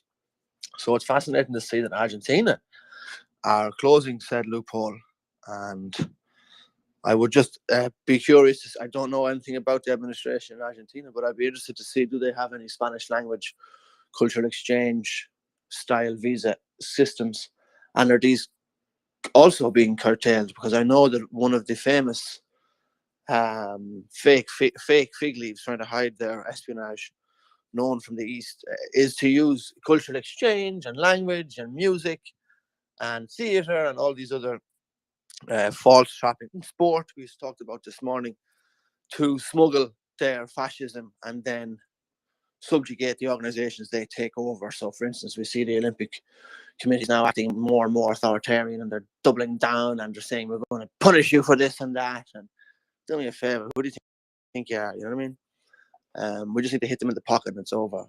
So yeah, it's interesting to see Argentina doing this, and I wonder, are their cultural headings of visas also being affected? And then where to next? I think folks might be surprised to hear that I think, well, not surprised, tradition continues that the North American country of Mexico is still very open to our friends from the East, not just in rhetoric, but I think in de facto as well, that it's visa entries and residencies and things are something that are troublesome, or worrying for me to see the Russians can infiltrate in this way. So I think it's fascinating to see Argentina make this move.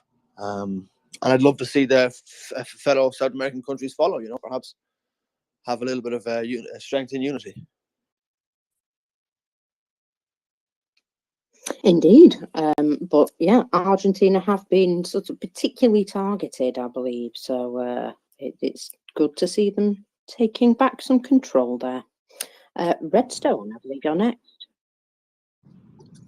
Yeah, I had a question. It came from the previous speaker who made comments about the NHL. And not that it matters so much, I'm definitely not protecting any Putin sympathizers, but is there still not a line that we wouldn't want to cross between someone's quote unquote free speech and actually being an asset or contributing to Russia's cause? Because there'd be a big difference between somebody who is Russian and might think a certain way, and then somebody who actually sends money or somehow assists the Kremlin in their cause. Would we not say there's a discerning difference between the two? I think George might have a little answer to this, considering he just jumps up and down. Yeah, so here's the thing. Free speech, yes, but there also, so free speech is, here's the thing with us Americans. Free speech doesn't necessarily protect you from being an idiot when you're working for a company.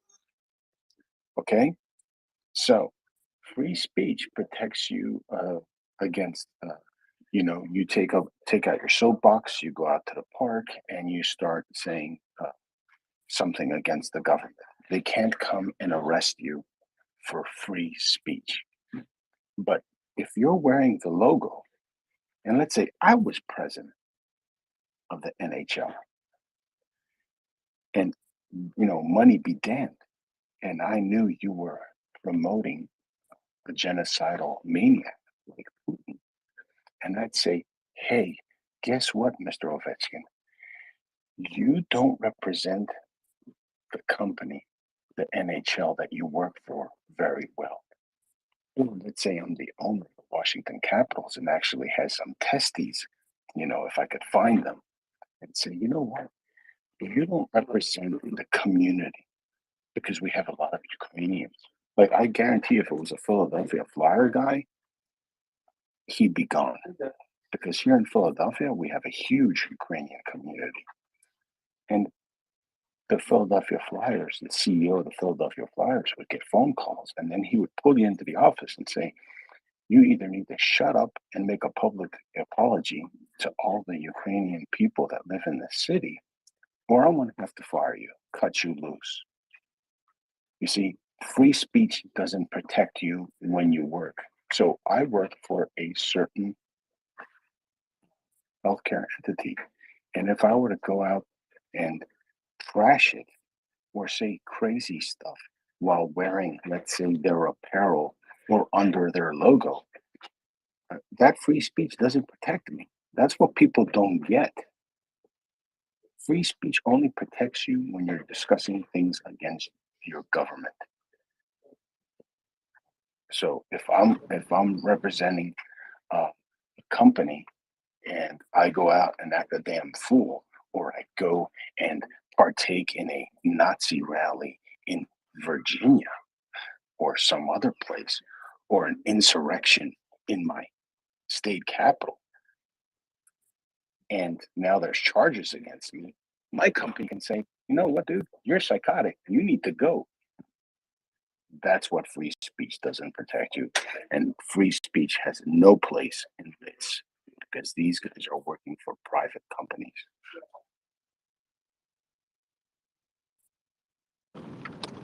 Yep, thank you. I asked the question knowing that somebody would give a good answer, and there are people in this space who sometimes need to hear more of a detailed explanation of that kind of concept. And I agree with you 100%. Thank you. Thank you. David Brookfield, I'm going to go to you because your hand also shot up.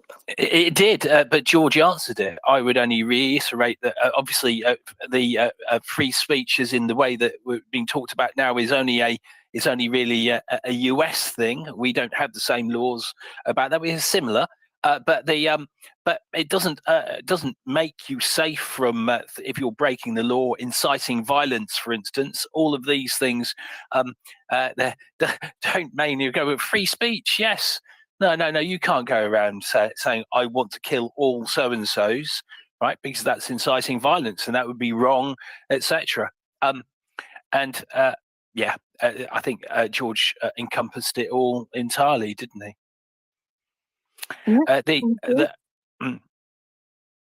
Right, okay.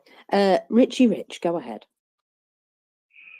Hi, thank you. Yeah, thanks for running, an intelligent space as always. You guys, I've been listening to this unfolding of, restrictions on the Russia's terrorist state over the last sort of 48 to 60 hours, really. And I have to say, as a British citizen myself, I'm completely and utterly incensed by the lack of action and reaction to this issue on sport as a whole. They need to absolutely come down on this like a ton of bricks. There absolutely should not be any Russian or Belarusian athletes partaking in any medal-winning sport or any sport of any kind whatsoever, as far as I'm concerned, while this ongoing terrorization of the people of Ukraine is happening. I have signed that petition, and I've also posted it on my page as well, urging all of the members of NAFO to sign and seal and deliver that, because I think it's extremely important they realize how many people are against these people in sports. As many of you will know, we've lost over 200 Ukrainian professional athletes during the course of this illegal conflict on Ukraine. And I think it's only right and just and deserved that this should incur. But goodness me, what an absolute mangle of the last 24 hours going on. I mean, the world is shaking. The foundations feel like they're shaking. And all this, I might add, happening on my 42nd birthday, which is today. So yeah, it's just been, yeah, thank you. It's been such Happy an birthday. amazing just to see that indictment yesterday was like the cherry on top of the birthday cake, as it were. I don't know how many Trump supporters there are in the world, but I tell you what, I'm not one of them. And when I saw that come to light yesterday, I was like, it must be my birthday. Anyway, thank you guys so much. Well, happy birthday, Richie Rich. And Basic Ink, I believe you are next on my list. Yes, thank you, mockers. First of all, guys, I really love hearing all these just British accents. As an American, it just warms my heart. I love you guys. I love you, Brits. I love it's like the Commonwealth hour over here. We got the Canadians over here talking, and we got the Brits. We got everybody talking. So, anyways, just wanted to make a comment. We were talking about someone was referring to how the Russians have been, doing this scheme in regards to trying to bring over, pregnant women and basically having them in country, right, to gain citizenship as a little bit of a sneak there. And I'm just wondering, in regards, if there's anyone from Brazil or Argentina that could speak on that a little bit further and know what's going on. To see Argentina cracking down on that's a great thing. I do know that there's a huge Ukrainian diaspora, at least within Brazil and also Argentina. So I'm wondering if maybe the Ukrainian diaspora within South America is very keen to that, because obviously we know the Ukrainian diaspora everywhere, especially in Canada, North America, in the United States as well, is very aware, and they're taking action politically, obviously everywhere as well as Europe. I'm just saying, but overall, it seems like the Ukrainians are just done being pushed into a corner by the Russians. They've had enough of their crap for centuries, by the way. If you study this historically, this has been going on for a long, long time, even before the Soviet Union. But that's another story. But I just wanted to know if there's anyone from South America, Argentina, Brazil that could speak a little bit further with authority. I know I live close to the border with Mexico in regards to what's going on there, because there is a scheme with Russians trying to come through the border, and they have, into the United States, into my country, which is maddening. But anyway, just wanted to just ask that if there's anyone out there that could speak on that. Well, we shall find out, and thank you very much. David Farrell, you have your hand up. Happy birthday, Richie. And everybody listening, please retweet and share the space. And if you feel like it, make a birthday gift donation to MriyaReport and say it's HB Richie or Happy Birthday Richie or something like that. Throw a few quid into it. It's Friday. Let's celebrate. It's 5 o'clock somewhere, and those who don't imbibe, it's clocking off time somewhere. So time to celebrate. I wanted to come and say that it's important to see that not all sport organizations have been taken under the influence of this decision from the central organizations. I know the Irish Boxing Association, I think the British as well, and other ones around the world are not partaking in the current championships and are being threatened with retaliation. And so I think the reason I mention it is it's important for us to remain intolerant of intolerance. So people who would use the hard-won, fought and died for rights of freedom of expression as they exist in their different iterations across the West. I mean, a lot of people in North America who don't know can be very astounded by the restrictions that are found necessary to allow democracy flourish, as we see in Germany, for instance, or in Austria, or in France, and in different countries. In Ireland, it has its own understanding and permissions and restrictions on freedom of expression, and I know the English system does too, and Scotland yet different, and whatever.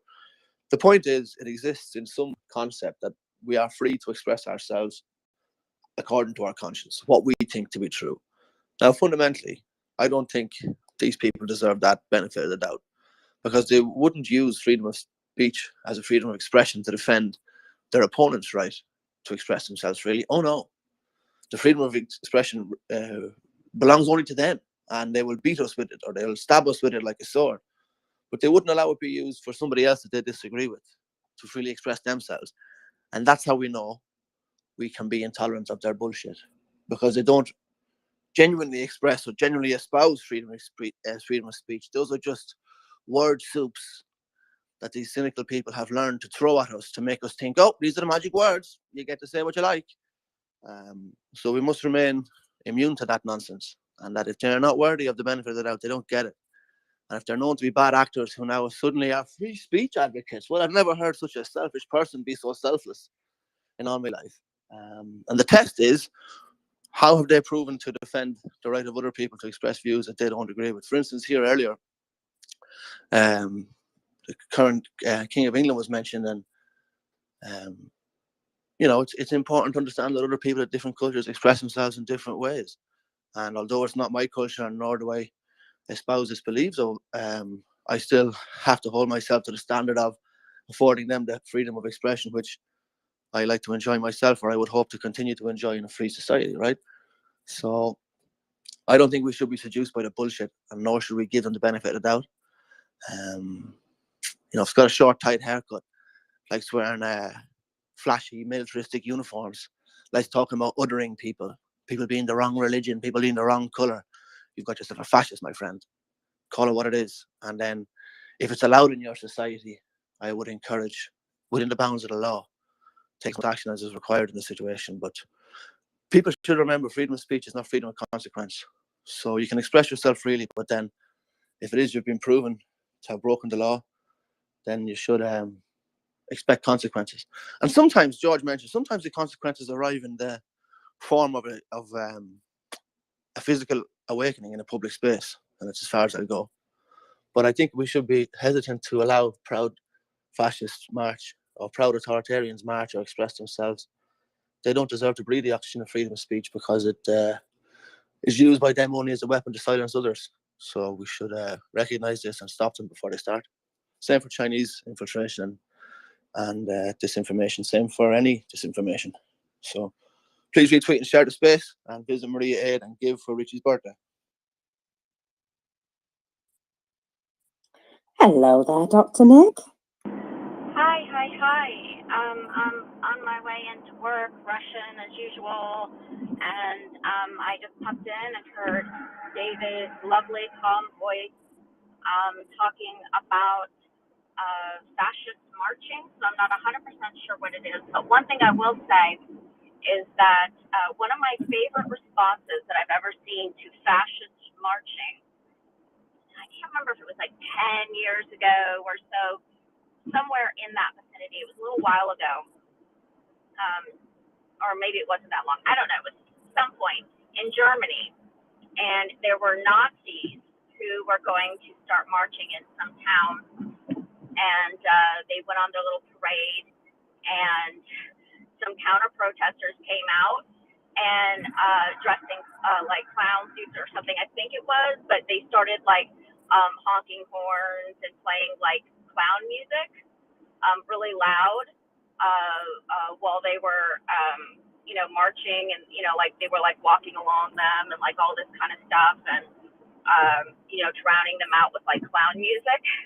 So in a way it was kind of like they were NAFO before NAFO, just pointing out the absolute ridiculousness and not like trying to even argue with them, because one thing I will say about fascists is that fascists, they want you to argue with them, okay? They want to pretend that they are interested in, the exchange of ideas, and to exchange those ideas in the marketplace of, public opinion. And this is wholly false, okay? This is a complete falsehood. They really aren't. While they are debating with you, a rational person who is not a bigot, okay, these people are always distracting you from, doing good, because what they are doing is they are making their plans to take over wherever it is that they're at. They're making plans to recruit more people. They are making their plans for their eventual takeover, because fascism has only one natural end, and that is an ethno-national state. Okay? And that will mean that everybody who doesn't look like them will be killed, will be put into camps, will be whatever. That is how fascism ends. So while you are having a debate with a fascist, they are enjoying, because other members of their team are not being tied up with this, in their little group, and they are just planning their takeover. And so that's all I have to say about that. So they should be countered, absolutely. We should not engage them. I don't really agree with engaging them directly in any meaningful way. NAFO bonking, clown music, what have you, is really the only way to counter these people. They should be countered, absolutely. Trying to discuss with them in a public space, no, don't waste your time. Point out the ridiculousness of them, all of that, and then separately create counter movements against fascism, the very sort of unorganized Antifa type stuff, or, if you have a problem locally, create a, local movement that will do things to, better your community, to educate people, that sort of thing. Do not waste any time on these people. That's my professional opinion. Well, really, it's not opinion. It's what the actual science will demonstrate as well. In political science, lots of people have done research on this.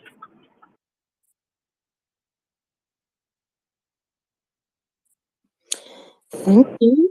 And David Farrell, you've got your hand up. Hello, Dr. Nick, and thank you very much for sharing with us. And thanks, Mockers, for hosting the space. Yeah, what Dr. Nick said. I just wouldn't give them the benefit of the doubt. I wouldn't bother giving them the trust that they are trying to engage or speak. They're not at all. It's just cynicism on their behalf. Who are they? Can I ask, David, who were you talking about? All I heard was fascism, and so that's what made me say something. So I presume that there is somebody that we're talking about specifically.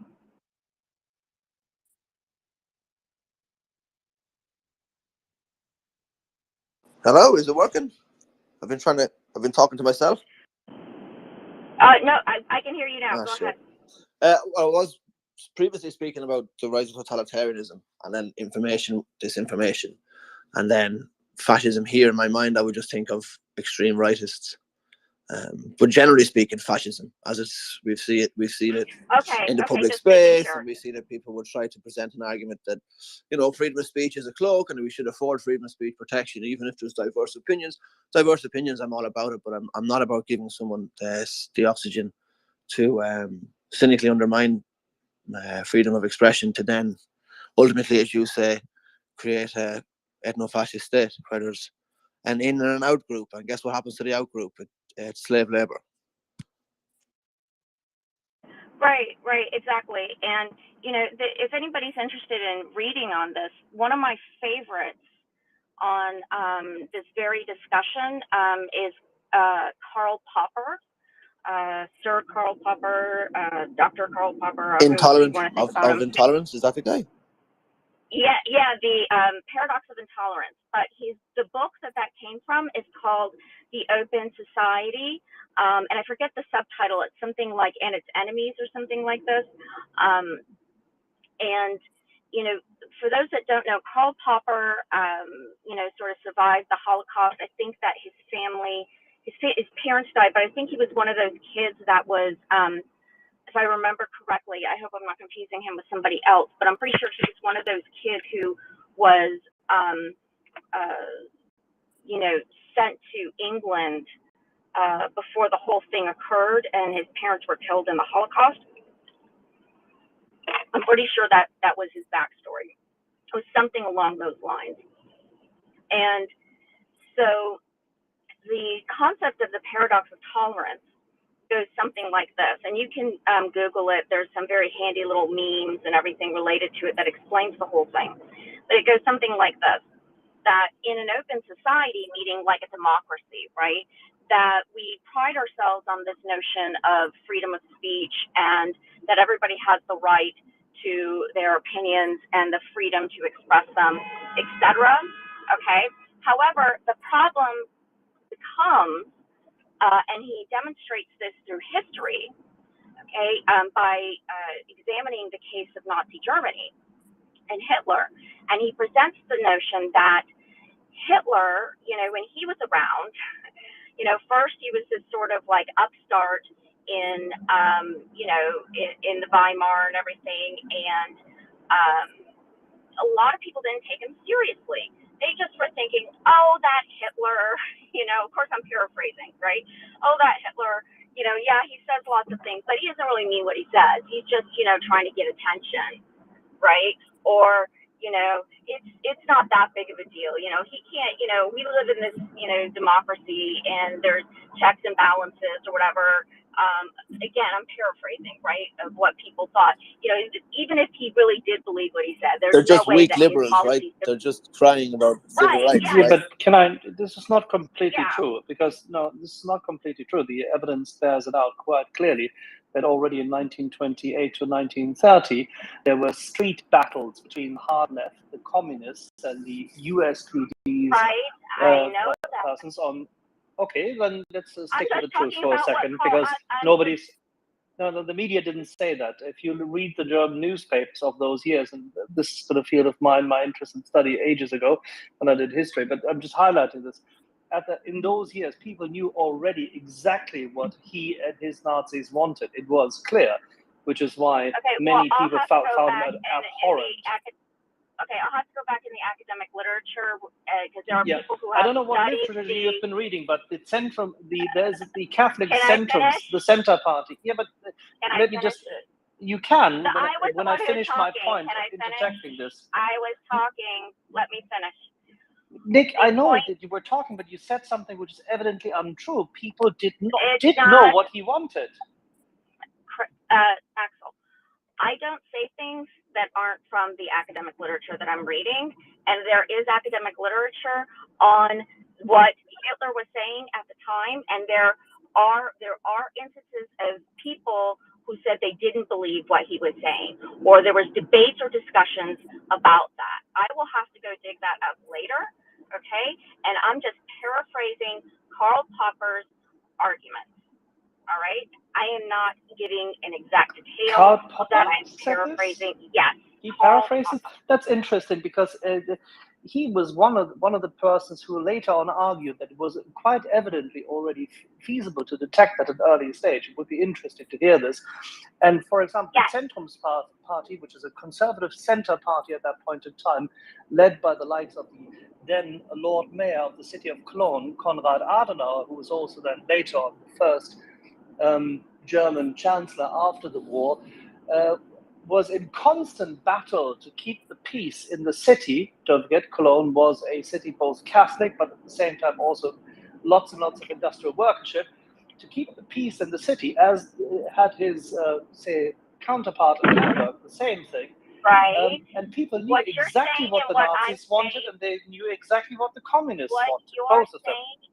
What you're saying and what I'm saying are not different. And you need to understand that.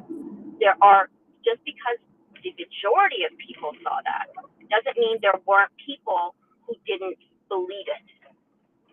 Yeah, but this was a small amount of people, given the fact that the fringes, the small amount of people didn't believe it. That's true.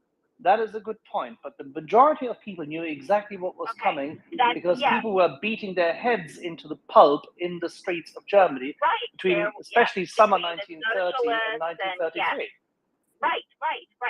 Right. I teach about this. I talk about this. I know what you're saying.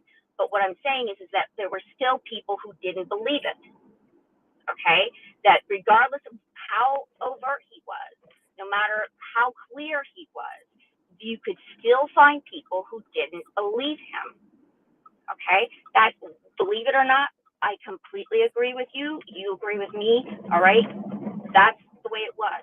The point is, all right, that what the notion of the paradox of tolerance states is that there were people who did still, no matter how clear it was, still didn't believe it, didn't want to believe it, right? And so, you have these people who say, there was this election in Germany, and through rational legal means, even though Hitler had lost the election, and what's his name there got sick, and they needed a chancellor, they decided, well, this will be something that will legitimize our government, and he won second place, so why don't we just give him the chancellorship, right? And that is how he got into power, because people normalized him, right, by just excusing away his comments and just saying, you know, we're the ones who really have the power. You know, there's this democracy, there's these checks and balances, and we'll be able to control him, right? And Not right. Sorry. That's not right. This is a school of thought which has been portrayed both in Germany as well as in certain elements of American history for a long time after the Second World War. I agree. This has been portrayed a long time, but it has been dismembered by data already. The picture was significantly more granular, complex, and it was fairly well known to even the older Hindenburg as well as Mr. von Papen what Hitler had in mind. And they made a pact with the devil knowingly rather than unknowingly. No, I'm not saying that it was unknowingly. I'm saying that they still thought they could control him. Okay? Well, that he won't be von able Papen, to do the von Papen things was that attacked. he's saying he's going to do. Von Papen Okay. was attacked 6 months before the election physically by Hitler's guards of the SA. And many other people in the surrounding of Hindenburg said that von Papen got a proper drubbing. They knew what they were doing and they understood what they were doing. I'm quite sure by now. The data actually bears it out. German historical research is actually pretty good over the past 20 years. Merits some attention. Okay, Axel. So anyway, back to Karl Popper, who was making this argument, okay, not in the past 20 years. One second. The notion of the paradox of tolerance talks about this, how he got into power through rational legal means, okay, that it was not some, coup of any kind, that it was rational legal means. And that, this is the kind of thing when we normalize hatred, when we normalize fascism. And as such, he felt, this is Karl Popper speaking, that in an open society, for the open society to exist, we cannot allow these types of people to dominate spaces unchecked, to continue to just, run free, basically, without anybody calling them out, etc. And in fact, he even said that they should be outside the law, because the paradox of the tolerance situation is that the more tolerant you are, it will end up leading to the death of tolerance. And that is the idea, because of what I was talking about before, that fascists, the end goal of fascism is an ethno-national state. And so if we allow fascism to go unchecked, essentially completely unchecked, it will eventually take over. And that is the point. And so that's the idea of the paradox of tolerance. Okay. And unfortunately, I must run. So thanks for your time, and I'll continue this later at another time when you'll have me, I guess. All the time. And yes, that paradox is absolutely vital.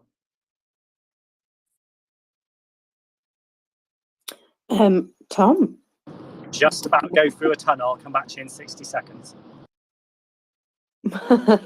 Okay, I'll go to Ming the Merciless Fella because he was having trouble getting up earlier, and he's probably been saving something up for us. Thanks, Mockers. Thanks, David, as well. Yeah, no, so it was just to say about this business of tolerating intolerance, and not specifically freedom of speech, but civil liberties in general in wartime. So I actually would go as far as saying I would tolerate an erosion of civil liberties in wartime, because I see the greater goal, the greater good. And so, for example, and I need to tell you this story quickly because my wife's not here. She'll kill me if I tell it while she's around. but my wife's great-grandfather on her English side, she's half Greek Cypriot on the other side, but on her English side, he has the unusual. He spent both world wars in prison, right? So he spent World War I in prison because he was teaching music in Germany when the war started. So he got interned. When World War II came around, he spent it on the Isle of Wight because he was he was a fascist. He raised £250,000 to buy weapons to support a German invasion of the UK, right? So he didn't go to trial or anything. He just got banged up in prison. And you know what? I'd completely support that. And so when people attack Zelensky, for instance, for, shutting down Russian Orthodox churches, I think that's absolutely outrageous. He's not shutting down Russian Orthodox churches or stamping down on religion or Christianity or whatever. He's just shutting down, Russian supporting moles. And I'm completely in favor of it. Absolutely. In fact, it's kicking off at the Labra today, I believe. It's the second day where they've absolutely refused to leave or allow anyone access to the building. Apparently, some of the priests handed over the keys earlier, only to find when they went to use the keys that they don't fit the lock. So, yeah, there's a lot of that going on at the moment. George, go ahead. Yeah, I was gonna say, I really appreciate what everyone is doing on the space, especially now that we seem to have gotten the little Wimbledon petition going. We're just, I think the latest update is that they've gotten the 20 needed signatures, and now it's going to go under review. I believe Tim said he doesn't know how long that takes, but hopefully soon enough, and then it will be published, and our British followers who are British citizens and residents of Great Britain can sign it, and we need 100,000 signatures, and then it gets debated in Parliament. Wow, I want the live feed of that, David. That's your job. You're gonna have to tap me into the live feed of that debate.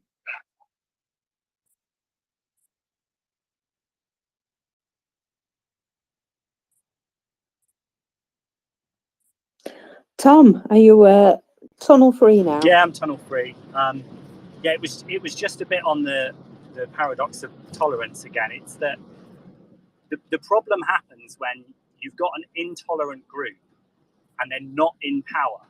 And because they're not in power, the thing that they're talking about is just frankly nonsense.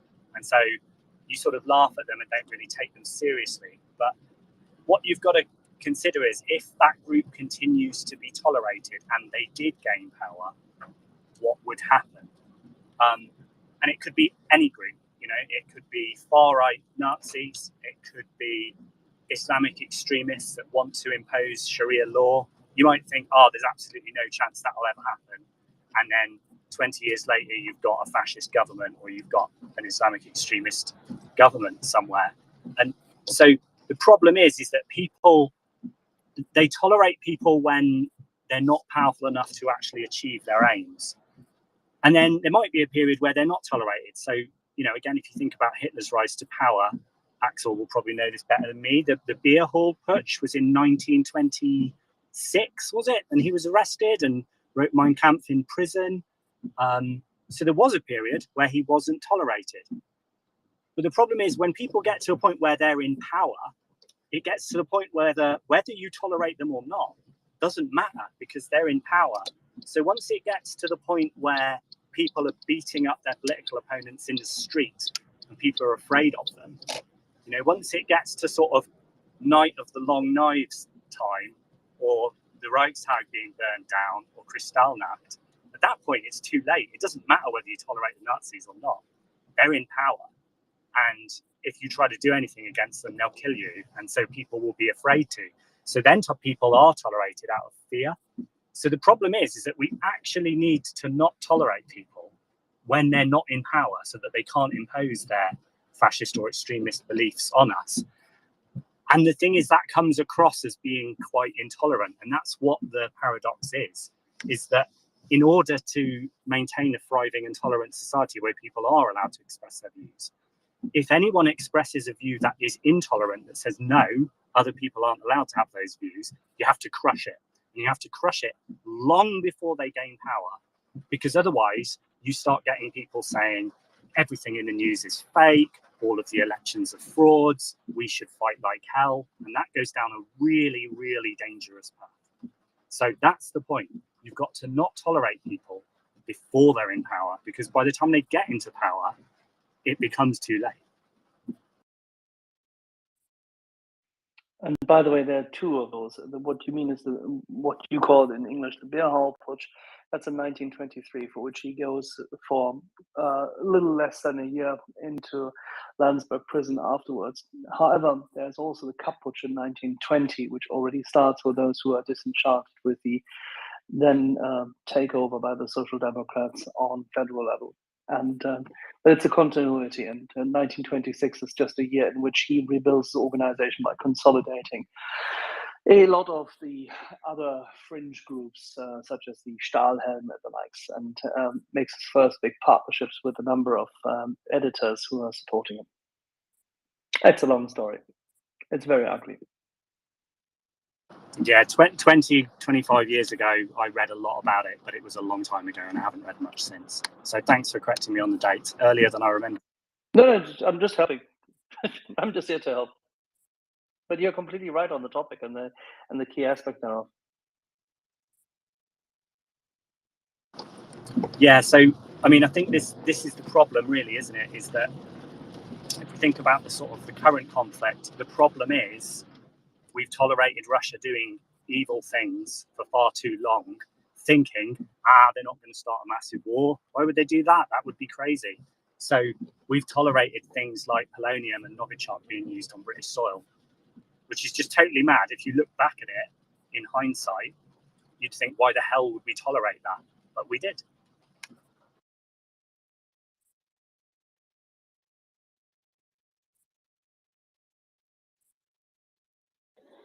Yeah, pretty disgusting. David. May we?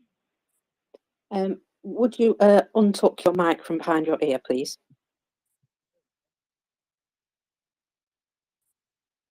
Yes, I have. I have it like that because I'm busy cooking, and I didn't want this thing to turn on accidentally whilst I was shouting and screaming at the oven and all the other things that might be happening. Because, of course, everyone shouts and screams at the oven because it's not doing what you want it to do. That's a completely normal thing to do. That's the paradox of tolerance with my oven. I think there we are. I need to punish it. Well, as you've mentioned cooking and swearing in the kitchen, that's a very, very good segue to Chef Zhenya. I believe we have Chef Zhenya coming to speak to us shortly in approximately about an hour. I don't know how long you'll be able to. That's wonderful. A little while. A little while. Yeah, we spoke, and he has a little while, probably close to an hour, and then we'll see how it goes. Oh, excellent! That's fabulous. So, we might need to put some pennies in the swear jar for that one, just to be aware. He's a fabulous bloke, but he does appreciate a little swear. Now, David, I've had a personal request from a member of the audience. Have you? Nothing rude, I promise. Oh, okay. I'm disappointed. So the question is, I understand Wimbledon will now allow Russian and Belarusian athletes. Is this correct? Is there anything more to this that we've missed? Can you just give me a quick recap? Okay, a quick recap is more accurately, the UK government has No, so I'm putting it. So no. So let's start off. Wimbledon has said they come out against whatever's happening, but they're not going to stop anyone from coming along to Wimbledon. UK government has made a statement that has basically said something along the lines of. We don't want Russians to be here, but if anyone wants to self-fund their trip, then they're okay to do that. Which is essentially, given how immensely wealthy these people are, he's basically saying, come and compete, right? Which is just morally, it's just repugnant. I don't know, it's just, what am I saying? Morally repugnant, it's just repugnant, right? Our culture secretary should have just said, we're not giving you visas. That's it. You're simply not going to get a visa to come and compete. And that's it. Very simple. So Wimbledon could have carried on and taken their stance. Unfortunately, what this also means is that the Wimbledon has fallen victim. I say victim. Are they a victim now? They're perpetrating, so they're probably not a victim, but they have fallen for the blackmail from the ITP, WTA, and the other one, which I can't remember at the moment. And their stance has always been that you can't. Last year, when Wimbledon stopped the Russian players from playing, so we're not going to allow you in. WTA and the other ones that I'm struggling to remember the name of, ITP. What was the other one? Mockers in that list. Oh, it doesn't matter anyway. It doesn't matter. The tennis people, right? Let's just say all the tennis organisations are now morally bankrupt. What they did is they removed all of the points that other players would get from Wimbledon, and in this case, what they said to Wimbledon was that they would strip Wimbledon of its Grand Slam status if they didn't allow Russian players to compete. I think everyone here knows. I mean, maybe there's a little Russian somewhere who's glad and the rest of it. But everyone here, most of the people here, will be of the same opinion. It's morally wrong. Wimbledon should have taken a stance. They should have said, no, we are not going to be on the side of genocide. What we want is history to say Wimbledon took a stance, but they haven't done that. They've allowed their quest for money and the rest of it to take over. Whereas they could have just been, we're the genocide get the right. We will not support genocide, right? And Wimbledon still would have been a great event. They've just managed to taint it now, haven't they? Well, exactly. The whole thing just stinks now. Like our title says, Russians should be in court, not on the court. I'll be absolutely certain. I don't want to see any of them competing in anything, because the whole thing brings with it this taint, like you say. In fact, I'm shocked and surprised at advertisers who, that they don't see that associating with something like that is shockingly bad.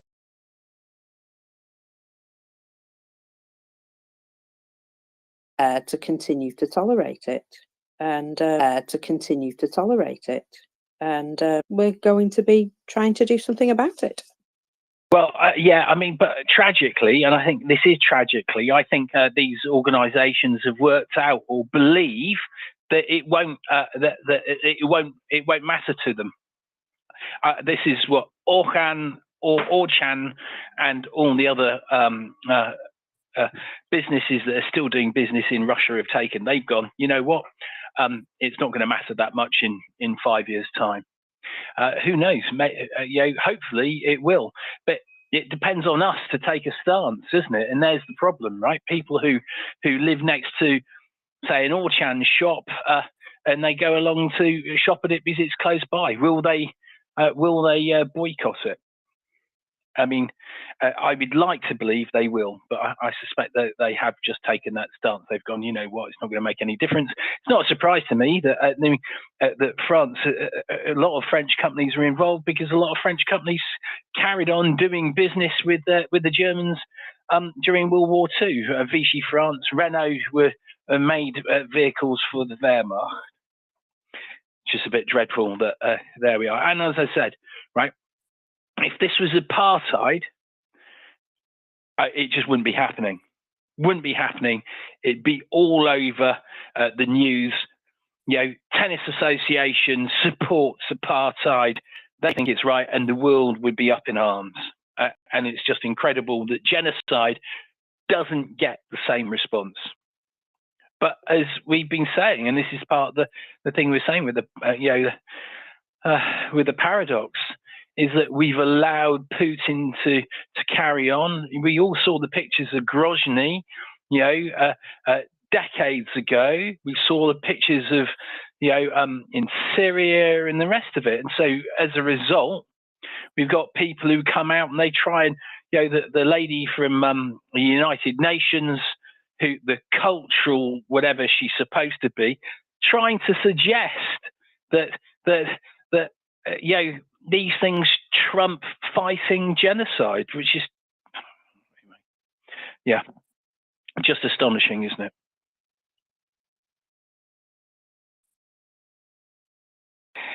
Kerry, sorry, Mockers, I interrupted you. Kerry, you asked for an invite. You don't have your hand up.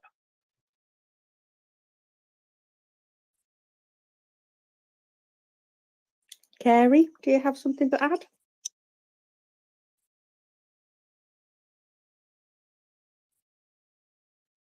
Oh, well then, Kerry, if you don't have anything to add, I'm going to drop you down. And when you do want to have something to add, re-request and put your hand up.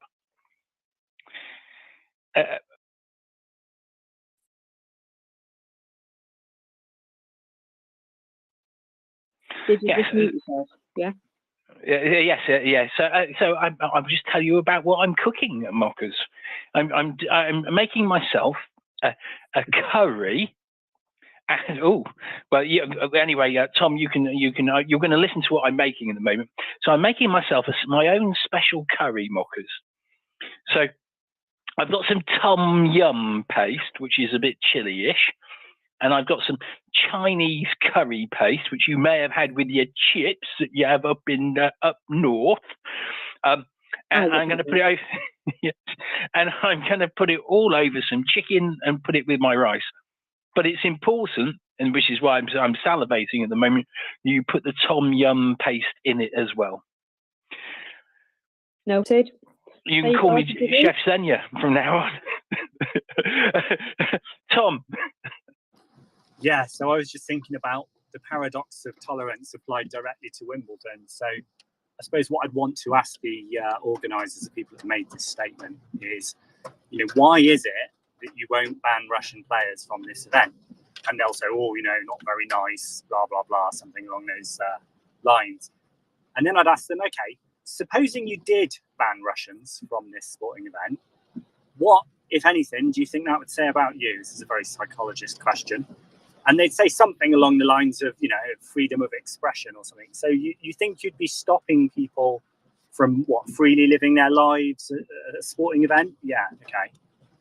What about what the Russians are doing to millions of people in Ukraine, including millions of people they've kidnapped, including tens of thousands of children that they've kidnapped?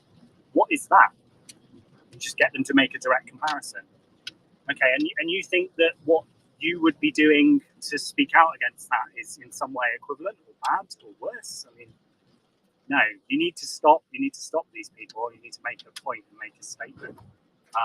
And deciding out of some sort of sense of honor or human rights or being a goodie that you're not going to take any action, you're just being an apologist to it. And that's what I point out. And I think, well, I hope that would work. I'll never get to speak to those people, though, so I won't get to make that point. But I think that's the point we need to make.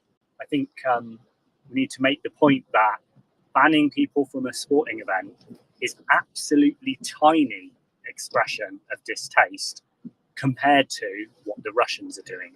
It's nothing, frankly. You're right, aren't you? We got to a point where the rights of one person apparently are much greater than the rights of the many, right? And this is the stupidity of the world we're now in. And it happens throughout society, goes to schools and the rest of it. You'll have schools where someone says, why don't we go and do this?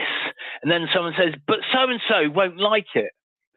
But the 99 other people who will don't get to do something because one person doesn't like it. Yeah, I think people basically fear being offensive or fear being a bad person. And it's like, I mean, look, you're not wrong. It isn't nice to ban Russians from Wimbledon. It isn't. It's not a very nice thing to do. But in comparison with what Russia is doing in Ukraine, it's absolutely nothing. So really, you know, if we're going to think about morals, let's have a comparison of morals, and let's see, is it really so bad stopping people from coming to a sporting event? Because then you'd have to have the discussion. If you sort of pretend like it isn't a bit mean to ban the Russians, then they'll go, oh, no, it is. And you're getting into that argument. Force them to argue against genocide in Ukraine and they're on to a loser. Oh, exactly, right. And here's the thing, right? It is a punishment, right? And that's what people don't want to say, but it is a punishment, right? Punishing people isn't good, but sometimes you have to do it for them to learn. I mean, let's face it, and here's the stupidity of all of this, is I keep highlighting in 1963, the IOC, they called it uninvited, right? Which is, let's call it banned. They banned South Africa for apartheid for a period of 30 years. 30 years? Maybe a little bit more than that. I'm trying to do the maths in my head. Yeah, it was 30. Yeah, 30 years. So here you are. So, or 29 years, right?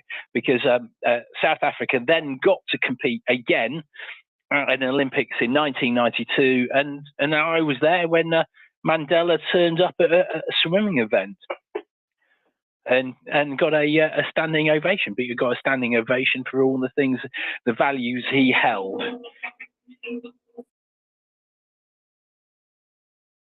Yeah, and that's what it's about. It's about values and keeping to them. If you're constantly having to undermine your own values in order to, allow something, if you're constantly having to make that compromise, maybe your values are not incorrect, maybe your actions are. Ioana. Yes, hello, Marcus and David. I had a rough day and it was difficult for me to speak before, but of course I was very disappointed by this decision of the Wimbledon committee to allow the Russian and Belarusian athletes to compete. Of course, it was a decision under pressure. We understand that, but it's easy to do the right thing when you are not under pressure. To do the right thing when you are under pressure, pressure says something, and that's why I'm disappointed. And I had two other points. One of them is imagine the practicality of this. Imagine we are at Wimbledon in July and the Russians are competing under a neutral flag or whatever. They are supposed to compete in neutral costumes without the flags, without sponsors from Russia and so on. How do we control this? How do we do this? Because last Olympics, the Russians had to compete under the Olympic flag because of the doping scandals of the Russian Olympic Committee, and they didn't do it. They had the flag on their costumes, and they may have a little flag on the shoes that they will wear. They may have symbols or colors on the costumes. There may be Russian flags in the tribunes. We do want to see that, a manifestation, a showcase of Russia on Wimbledon, Wimbledon. Of course, they say they will not allow it, but practicality of this, how will they control and enforce this? It's very difficult to enforce this with a lot of spectators and a lot of athletes. So, you know, we trust the Russians to behave in a good way, but they showed many times that they are not able to behave in a good way. And then my other comment was about tennis, which is an individual sport. They are not competing like for Russia, for the country. Okay, I understand that. They will be neutral. Okay, let's suppose they will be. But did they ever been against the war? Did they ever express themselves against the war? And I searched for this, and I found a few that said something. There was, you know, Medvedev. He's very high rated in ATP, and he said something along the line. I speak for every kid in the world. They all have dreams. Their lives are just starting. So many experiences to come. So that's why I ask for peace in the world, for peace between countries.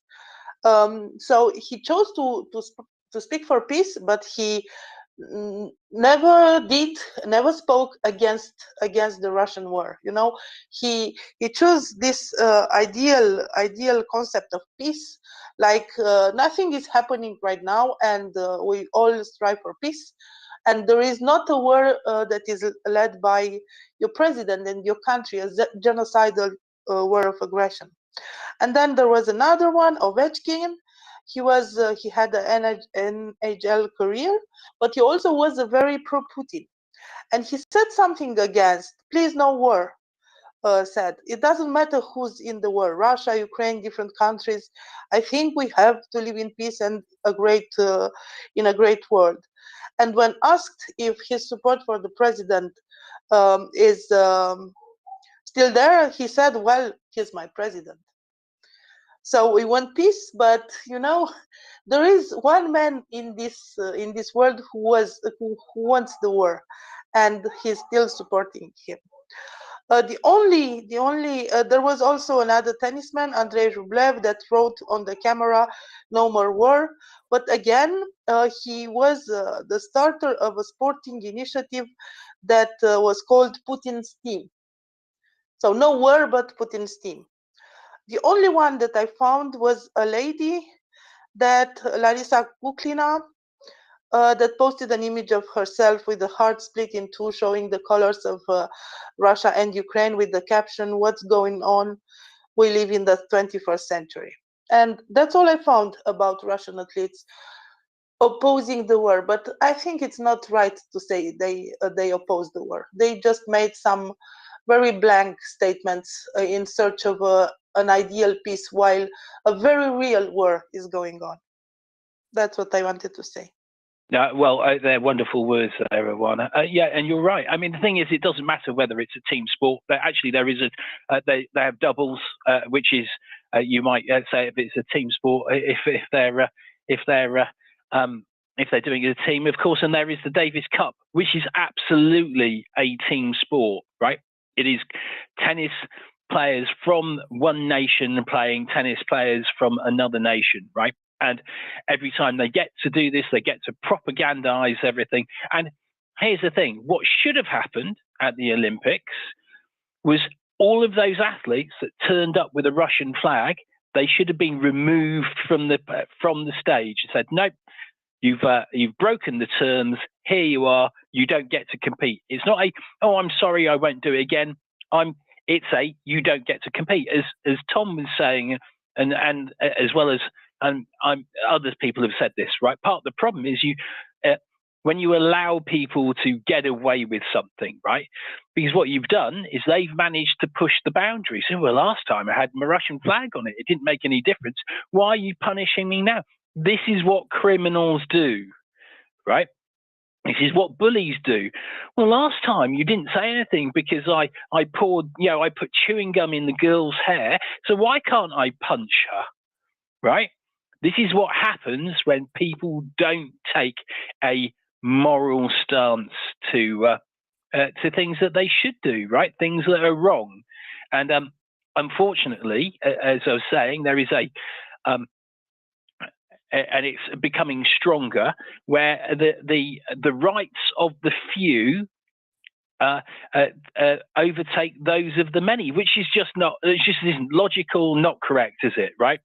You shouldn't ever have a point where the rights of the few overtake the many, as it were.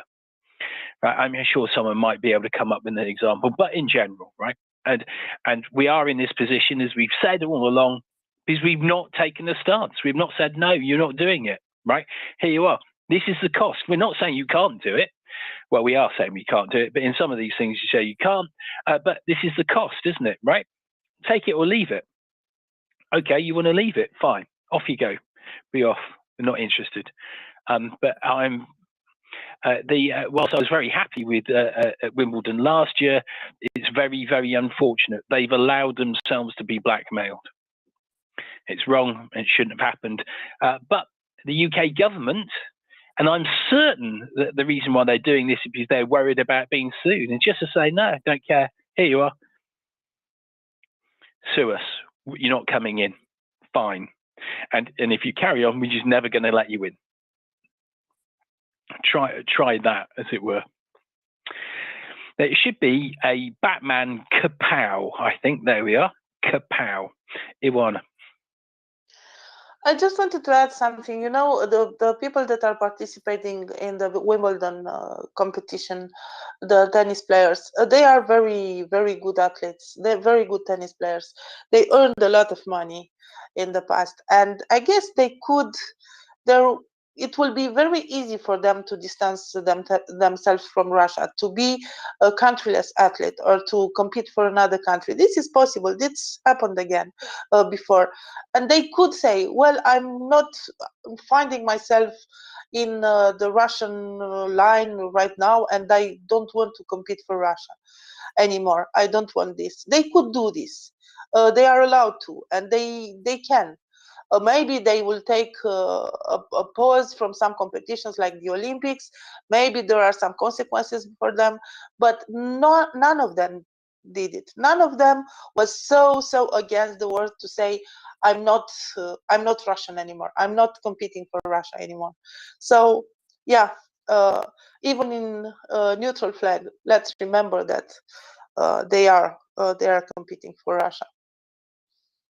Everybody will know they are from Russia.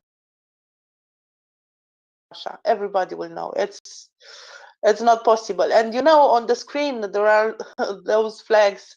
There will be a white flag, I suppose. Everybody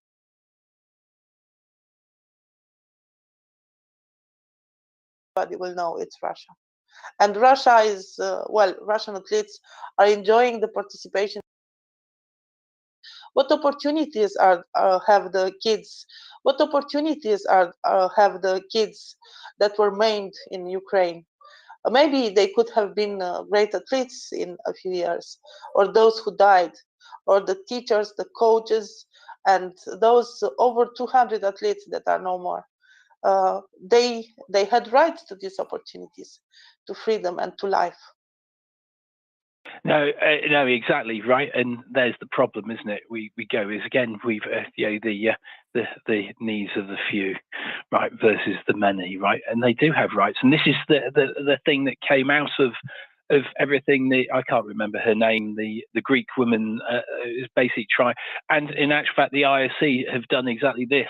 They've put more value on the human rights of Russians to compete than the human rights of Ukrainians, and it should never be that case. It's never one-sided, or shouldn't. But I would like to read out something that was just a message that was sent to me by Albion. Albion, 100% agree with you. Albion says there may be balls on centre court, but there are none in the boardroom of the All England Tennis and Croquet Club. Absolutely 100 correct. There are no balls there. And who's that with a hand up? They haven't got their name in you. Would you believe? Oh well, you got your hand up. Go on, put your name back in next time. Has my name disappeared? It's Combat Chicken. Yes. Now I've clicked on your profile. I've gone yes, so it has. Yes, There you are, combat bin chicken. Your name's disappeared. The Ukrainian and Kiwi flag have taken it over. Yeah, just for what you said, Dave, about as Wimbledon sue us. Wouldn't you love that court case? I mean, that would be fantastic. Wimbledon go out there and say, right, we didn't want to admit Russians because of genocide, and here's the list in public view. I mean, that would almost be the best PR you could get. I don't understand this backtrack, and like you, Dave, I'm an ex-professional sportsman. I used to play cricket, and in my entire career, I can't remember a sporting body going back on a decision as quickly and as feebly as Wimbledon have done here. It beggars belief. Yeah, just disgusting, right? The beggars belief, disgusting. It's all of those adjectives and more, isn't it? And as I said, they've allowed themselves the money because it's only because of money, right? That's the thing that's got it. They wonder that they're worried about their status. Well, hang on, right? Wimbledon had a status way before the Grand Slams and the rest of it, and Wimbledon has always been the Olympics for tennis for a reason, right? So suddenly, all of a sudden, they're worried about what happened. Oh, you are right. They should just come sue us. We're not going to do it. We will not do it. There we are. Here you are. When the rest of the tennis world, want to become a normal, functioning society, we'll allow you to compete. Until then, we're not going to do it. Yeah, and there's the problem. I mean, we have sporting events have made these things as well. Cheltenham and the COVID infection is one of the other things as well, where they go all about money. Yeah, again, I'm almost aghast with words. I mean, for a sporting body to turn around, they took the moral high ground. They stood up and said, look, no, this isn't good enough. We don't want Russians playing. And then at the slightest, they're going to, Wimbledon won't be a Grand Slam anymore. That's like saying, well, the Ashes, we're not going to recognise that, the ICC. Well, go nuts. The IPL did that, didn't they? Yes, they did. Yeah. The IPL said, well, we're going to go outside the ICC. Then the ICC went, oh, okay, called our bluff. Now it's all part of the business. Yeah. Wimbledon had a chance here to lead the way, and on the first throw of cards, they've folded. And it's going to be really... How's the turnaround going to come from that? Like, you started a petition. That's fantastic. The thing. They folded in close collaboration with the government, because the government provided them with that out. Cultural Secretary highlighted very specifically that Russian athletes starting for Russia would still be banned.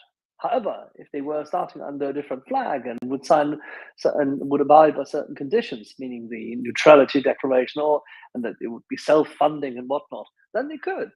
This is what the Cultural Secretary stated today, which is exactly the same statement the WTA, the Women's Tennis Association, made in its press release, and which is coincidentally exactly what Wimbledon said as well. So that's the whole point. And the LTA, that's the Lawn Tennis Association in Britain, posted this as well, because they had, for the sake of the game, arranged to comply with the respective regulations to collaborate on this matter, blah, blah, blah. It's complete and utter tosh. Yeah, it certainly is that. Sorry, Combat Bin Chicken, you go on. Yeah, it's really sad. As yeah, like I said, as a professional sportsman, it's and the ethics and all the beliefs and the ideals, and I'm a Kiwi, not an Australian, so don't blame me for ball tampering. But You couldn't have fooled us anyway. but just wow, that's all I've got, mate. Thanks. No.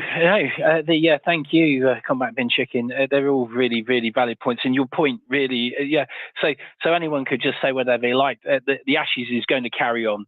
Wimbledon would carry on, right? The people have watched centre court of Wimbledon for decades, right? And that wasn't going to change, right? So you go, okay, take us out of the Grand Slam, right? And then there we are, right? What's that going to do? And they get so they'll be going, right? Are you no longer a Grand Slam? Are they? So the ATP and the rest of it want to devalue these the events that Serena Williams and all the great matches. When people talk about great matches, they always talk about the great matches at Wimbledon, right? So maybe they'd be doing Wimbledon a favour, right? Because the way you create demand, right, is by sometimes making it a bit more elitist, and they just go, you know what? No, this is what we're going to do. David, sorry, not David, Michael. David, you're afterwards. Michael had his hand up first. Hi, David. Hope everybody's doing well. First off, being from Georgia, I'm really happy that the Russians don't play golf with the Masters coming up next week. I wouldn't like any Russian to be playing on what I considered hallowed ground. I did want to, kind of raise that these sporting organizations, and granted, look, I'm going to take a couple of shots at hockey, and full disclosure, I'm from Atlanta, and Atlanta and hockey, that what Atlanta is known to give the hockey world is its two franchises that it's had relocated to Canada. So, I may have a bit of a bone to pick when it comes with hockey, but sometime this year, the National Hockey League is going to have to celebrate a Russian breaking Wayne Gretzky's goal scoring record. And it has been incredibly silent what Gary Bettman and the NHL has done. Each one of these leagues, I think, is absolutely struggling with it, but I do think there is a common thread, and that is each of these organizations are not taking a toe out of line that may make themselves, in terms of revenue, be a little uncomfortable. I find it incredibly hypocritical that you've got people, and like, I used to live in the DC area until a couple of years ago. You could buy boxes of cereal with Alex Ovechkin's face on it. There are people that probably work at the Pentagon that have done that have gone and watched Alex Ovechkin win and raise the Stanley Cup 5 years ago, and that was all well and good. But the man is a unapologetic supporter of Vladimir Putin, and nobody's done a damn thing about it. And that absolutely just boils my blood. And the fact that we do have these athletes with impunity in different areas, more impunity than others in some areas, that can go about their business supporting Vladimir Putin outright. If you go to Alex Ovechkin's Instagram page, you will see a picture of him right next to the president of Russia. I think, and my point is, each of these organizations are handling this incredibly poorly. Some of them by just keeping quiet because they want to keep the eyeballs and the revenue. Some of them are having to backtrack because of whatever thing. But I do think that, what we're finding is, international sport as a whole has some really unsavory characters, and they're not necessarily have the moral backbone to do what they need to do. And I will hold my own countrymen in account. I am a Washington Capitals fan, but I have found it very difficult, and I haven't watched a game in quite a long time. But I can't watch it when they have somebody like Alex Ovechkin out there on the ice, knowing what he has supported, regardless of what you think the intent is. And I think each sport needs to look at themselves really closely, and they need to make a values decision and not a dollars decision. Thanks. Wonderful words there, Michael. Listen, and you're right. But as we are now finding, there is a huge number of not just organisations but countries that won't take that position. I mean, and if we just go back to We've highlighted this before, right? So Ukraine is in this position because countries didn't take a values-based position, right? And there's many countries involved in it. And how do we get our countries to change? How do we get people to understand that there is a limit to which what other countries can do, and that what we will call it the countries of good will in actual fact take a stance. Back to you, Combat Pinchecker. Yeah, I appreciate what the last spoke said. Another David. We've got 3 Davids up here. It's bloody confusing. That was an Australian accent for you. I just want to point out. So we had a guy over here in Australia, Israel Folau. He played, I think it was Australian football to start with, and then he moved to rugby union. And he came out. He's a member of, I would guess, an extreme view of Christianity, and he was against LGBTQ, they'll all go to hell, etc., etc. Just ridiculous stuff in this day and age in sport. And posting that on social media, he got warned. He did it again and again, and the Australian team dumped him. The Australian Rugby Union team, the Wallabies. He is a very good player, probably one of the best. And they dumped him. They got sued. They didn't care. So that's fine. Whatever. Contract paid out. But they stood up for it. And I think that's an example of if you've got to, you've got to hold what's dearest to everybody. You can't just. This is genocide, and that's okay. But over here, we're sitting there. If you speak out against a minority group type thing, that's outrageous, and I agree, it's outrageous. But speaking out against, standing up against genocide and then just folding like that, it drives me crazy. Sorry, this drives me nuts. Sorry, guys. And of course, you're right, and it drives us all nuts because. And here's the other one. What is this telling the criminal elements in our own country, right? It's telling them that you know what, they can get away with stuff. That's what actually they're being taught. We won't take a stance about that, and as a result, this will change criminal behaviour as well. Whether you could test that, I don't know, but I'm making it as a bit of a statement. But I think I would suggest that's exactly what would happen, right? These people are going, you're not prepared to make a statement about genocide, so me nicking stuff, well, that's not that important to you either. And this is the problem, isn't it? This is the problem we've had from the very start, because we haven't taken the stance. We have China, who will be looking in at the Ukraine war and going, it's taken us 14 months to get tanks into Ukraine, and they'll be rubbing their hands and going, this is how useless the West is. We've got 14 months to do whatever we want, right? Or whatever it is, the time frame that their algorithm comes out, because they know that the West and an instant response isn't happening, right? If we'd reacted incredibly quickly, we'd be in a situation where China, who apparently is the big enemy, but they're going, you know what? They'd be going, geez, right? They reacted that quickly, and this is how they reacted. Because that's what we do, isn't it? Right? When you're jumped on by your teacher at school because you were caught doing something, you go, "Oh, I'm going to change the way I think about doing these things," right?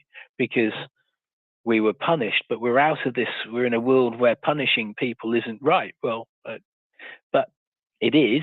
It just has to be proportionate. But sometimes you have to evaluate what's happening and what has happened and go, sometimes punishments need to be disproportionate, so people go, that's what happened, and I did that. I don't want to go a step further. Anyway, David Bailey, you had your hand up, and then you went to speak, and then so Combat Bin. Oh, I think David Bailey's left. Where's David? You've gone. Back to you, Combat Bin. Anyway, back to you. Yeah, you say disproportionate, but is it? It's genocide. Like, it's the worst crime. Name a crime worse than genocide. There is no crime worse, is there, really? Yeah, exactly. We're talking about if it was apartheid. Yeah, define apartheid. They're killing a type of people, just because they're not them. They're deporting the children. They're raping the kids, the wives. It's the same, but worse. They're killing instead of just. No, exactly right, and it was my point I said before, is that if this was apartheid, right, those tennis associations would have been all over it, right? The big names in tennis would have been all over it. Herein lies the problem, right? Because you can see there would be some tennis players who would have been incredibly vocal. There'd be sports people around the world being very vocal about it, and as rightly they should, but not here. But the frustrating part is that they shouldn't have to be, right? They shouldn't have to be vocal about it to get something done. What should have been happened is, no, this is what's happened. You're banned, right? Yes, and you're just banned, right? Here we are. We're taking a stance, and in actual fact, the country takes a stance on this because we don't agree with it. It's not right, etc., etc. Michael. No, I mean, too right here, David. The point I was going to make is, these athletes, I don't need these Russian athletes and Belarusian athletes to say, hey, I disagree with what my country is doing. Let me play. We need to make it to where if you are, a citizen of a country that is conducting a war of aggression in this day and age, a genocidal war, then you are not to be normalized through sport. You go back to your country, sort your country out, and then when you are no longer committing genocide, then maybe you'll have some time to be part of sport. I mean, as you noted, we did it with the South African regime back in the 60s. That's exactly what needs to happen here. It needs to not be normal, full stop. Yes, it's what I was saying earlier. I don't think you heard it. I was saying in 1963, the IOC discussed. It's called they uninvited, but they banned South Africa for genocide, not genocide, for apartheid, right? And this is the whole point. But the IOC took a stance at that point, but doesn't take a stance now. They see that and we've got, I mean, even the UN. It's not just the IOC, is it? We've got the woman from the UN fighting for the Russians' human rights, apparently. But here's the thing: she's not even, although she pushed. I think it was in her title, right? She wasn't, in actual fact, the special agent for human rights or whatever. She's some sort of cultural person, and clearly has no understanding of morality or anything like that. Back to you, Combat Bin. Yeah, exactly what Michael said. If they're not going to, for starters, I think it's a government decision that needs to come here. I mean, when we had the Australian Tennis Open over here, it was the government that decided on the COVID laws, and the Australian Tennis Association, they just basically followed the book that the Australian government wrote, and Djokovic, he had to deal with immigration and customs, and that wasn't that wasn't the tennis association thing. So the weight was lifted off them. But as a second thing, if a Russian sportsperson wants to compete, then they're free to seek political asylum or asylum in a different country, migrate, immigrate, whatever. And they can go through all the checks and balances that go through that through their social media. Are you a good person? Are you supporting this genocidal thing? If you've got a history of like, I love Putin, and all of a sudden you want to be a citizen of Canada, they're going to go, no, sorry, mate. And you don't get to play for the NHL. It's very simple. No, exactly. It should be very simple, but our governments, for whatever reason, aren't making it simple. We have to ask that question: what is it that is stopping them from doing these things? Because it's in their power. We are absolutely 100% in their power to take a stance about it. We know they're able to do it because, let's face it, we can and have gone to war over these things, right? And that's not what we're doing here. We are supplying the help to Ukraine, but we're not supplying all the help Ukraine needs. And this is part of our problem, I guess, isn't it? We've only been half-hearted with our help to Ukraine in the types of weapons, etc. Oh, well, you can have those, but I don't know if you can have the tanks. And oh, yeah, we'll think about the planes. Oh, but there's all these problems we have to get over. But you only need training on these things, right? All of these things, which could be done like that, just a snap of the fingers. Get Ukrainian pilots trained. Here we are, send them now. But there's always appears to be so many people who are prepared to put problems in the way. And we do it ourselves. We have these discussions where people have been saying, right, oh, but not enough of our own pilots are getting trained. Well, we have to look at these things in the broad light of day and go, well, hang on, right, so if some of our own pilots aren't getting trained, well, that's just unfortunate. That's unfortunate because genocide is a little bit more important. This is what we're trying to fix. And anyone who can't push that angle to someone and say, I'm sorry, you're going to be delayed for 18 months, then there's a big problem about that, isn't it? Back to you, Combat. Yeah, I completely agree. Just with the IOC, and I appreciate the sorry, walking past the television. Just with the petition that you started, and I'm sorry, I'm not an English citizen, I can't participate, but I think the best line of attack that we've come up with so far is the attack of the sponsors, because they have, companies like Coke, etc., are very, very in tune with public opinion. So if you start getting hashtags, especially amongst NAFO, swirling around Twitter, boycott Coke and Coke supports genocide, whatever. I'm not a marketer, but that's going to play a big thing. And if sponsors starts pulling out of the Olympics, I think that's the way to attack that sort of thing. And perhaps that's what we can do with Wimbledon as well. Find out the sponsors and get hashtags trending.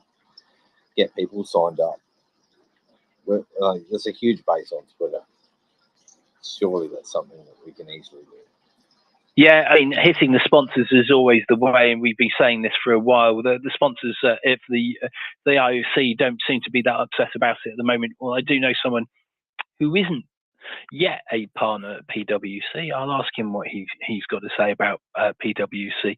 But I suspect the way to deal with this games, right, is the Europe, America, the other nations say we're just not going.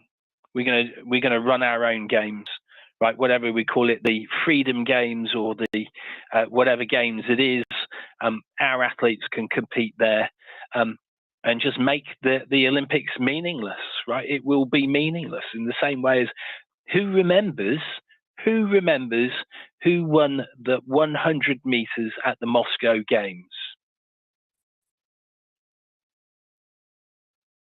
Do you remember what country it was from? 100-meter sprint, by the way, men's. Does anyone here, put your hand up if anyone here knows who it was?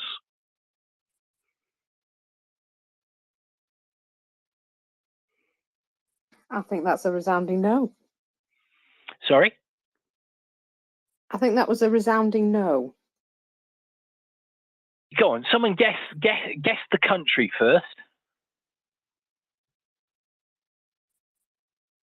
Russia. No. There you go. You can tell us now.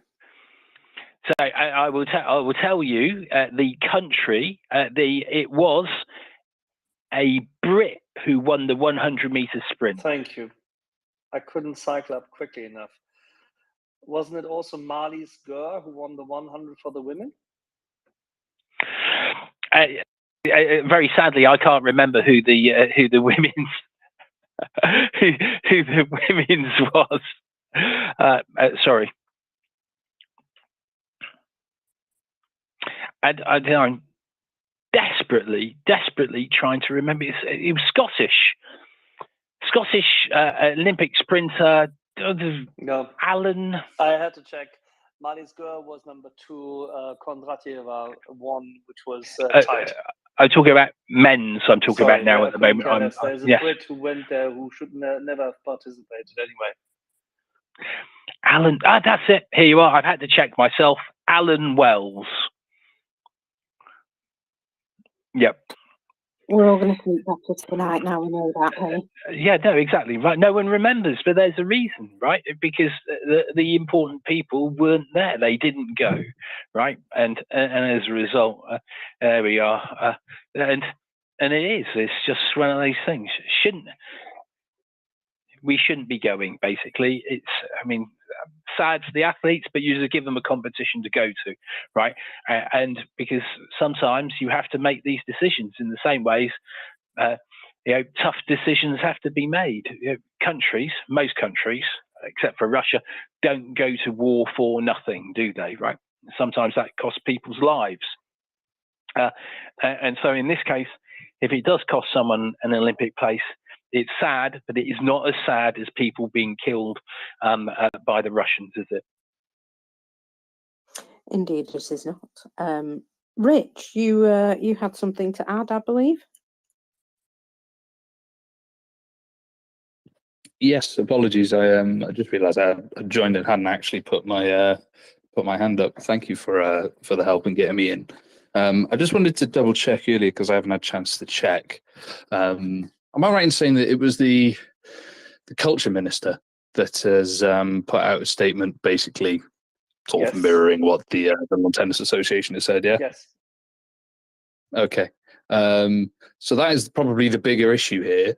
At least in my mind, in a way, can potentially be positive because the fact that a serving minister of the government of the day in the UK has come out and said something like this, that, as you've all rightly said, is being basically apologist for all the horrors that are going on over there, will not be allowed to go silently into the night, nor should it. I would like to personally thank Tim, I think it was, for putting up the what's the word I'm looking for? Not the appeal. The petition, that's the one, thank you. For putting up the petition and wording it in the way that he did, in terms of petitioning Wimbledon, or the king to approach Wimbledon rather than the government, because obviously that would be unconstitutional.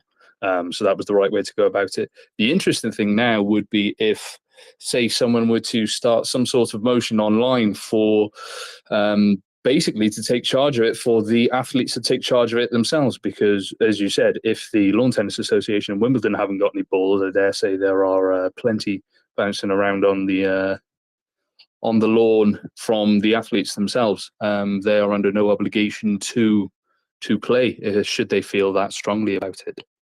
It is the problem always. Association of Tennis Professionals and the Women's Tennis Association, the WTA. So ATP and WTA are the ones who have forced the LTA and Wimbledon to accept that. So the athletes are the members of these associations. Yeah, so they're the ones that have done it already. If that's the case, then the flip side of that would be to start another one for the public to say, okay, sound, don't go. Yes, and there's the thing, right? How do you get these people? So, but the unfortunate thing is, the thing we're saying is it shouldn't be.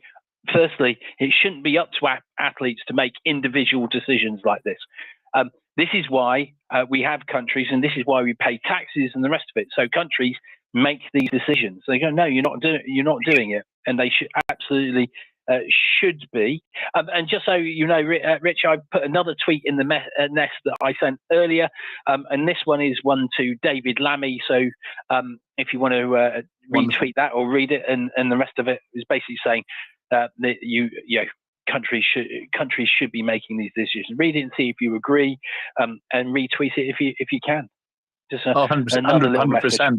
100%, I agree. It should not be left up to. I mean, I'm all for, to a degree, to a certain level, leaving politics out of sport. However, there comes a point where certain things cannot stand. A lot of the things in Ukraine are well past that point.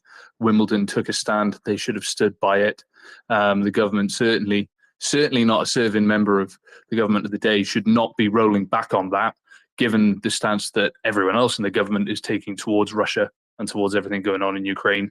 It just, well, I mean, it says a lot about the government of the day, but that's a separate story. But it will be interesting to see what happens next Wednesday at lunchtime at Prime Minister's Questions, if it's capitalised on. But I got to run to nursery, but thank you very much. Oh, well, before you, I will say one other thing though. So we have already had a rowing back by Rishi Sunak, though, haven't we? Right, on part of his statements where we said that Ukraine must win, and Rishi has rowed back a little bit on our original stance. Yeah, Nancy. I think I know what you're going to talk about, and I 100% agree. Yep. Yeah, and it's kind of ironic. I'm going to be the one to talk about the messaging that this sends to our children. I don't even have children, but I know that for our legacies to continue, our children and grandchildren and so on have to learn the right messages to avoid repeating shames of the past. And David, you mentioned the criminal element learns the lesson that they can act with impunity and it's not going to matter. The children learn that too. That pattern becomes normalized, and it makes it so much harder for our next generations to learn how important and how valuable a moral rules-based order is. It's just setting a horrible example that being a moral person and holding your nation accountable to being a moral country is, well, kind of pointless. You know, it won't impact us as individuals if our nations are not held accountable. You know, it won't matter. That creates apathy in our society. And that is what lets Russia destroy nations. That's what lets China genocide the Uyghurs. These decisions and these cop-outs by the ATP, the big businesses, and the nations pave the way for those behaviors to become normalized, not just for the current fight, but through generations. You know, it's societal warfare through sporting. And it's just so shameful to see. And it really, you know, when would they stand up? You know, how many genocides would it take Russia to do against how many nations before all of a sudden it became, oh, not enough. We'll make our stand now. You know, no, that's bullcrap. This is the time where the stand has to be taken. not just for ourselves, not just for Ukraine, not just for the current situation, but for our generations to come. You know, just like you said, we did it for apartheid. Why the hell can't For me, I by definition, I thought it was learning experience. For me, I asked the question: how many genocides for everyone?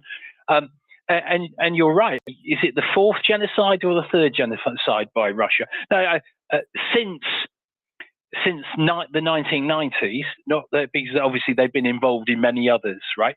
So at what point? And we still don't have people who see. We had Western nations who didn't see the actual fact that there would be a point of taking a stance about this.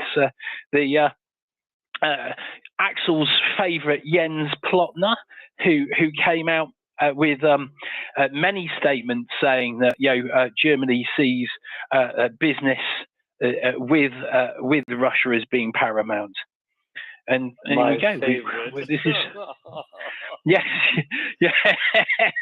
I knew that would get you there. Yes, he's such a wonderful person, isn't he, Axel? Yeah, he's a stunning strategic thinker. Stunning. And therein lies the problem. We've had countries who've made decisions based about things that aren't taking a moral stance. And given that we have laws and we punish people who don't adhere to the laws, but then as we say, are teaching people that those laws don't apply to countries and people in it because it just suits us. Well, you can't pick and choose what's murder. Well, countries do, but they shouldn't pick and choose what is murder. If it's murder, and you need to be punished for it.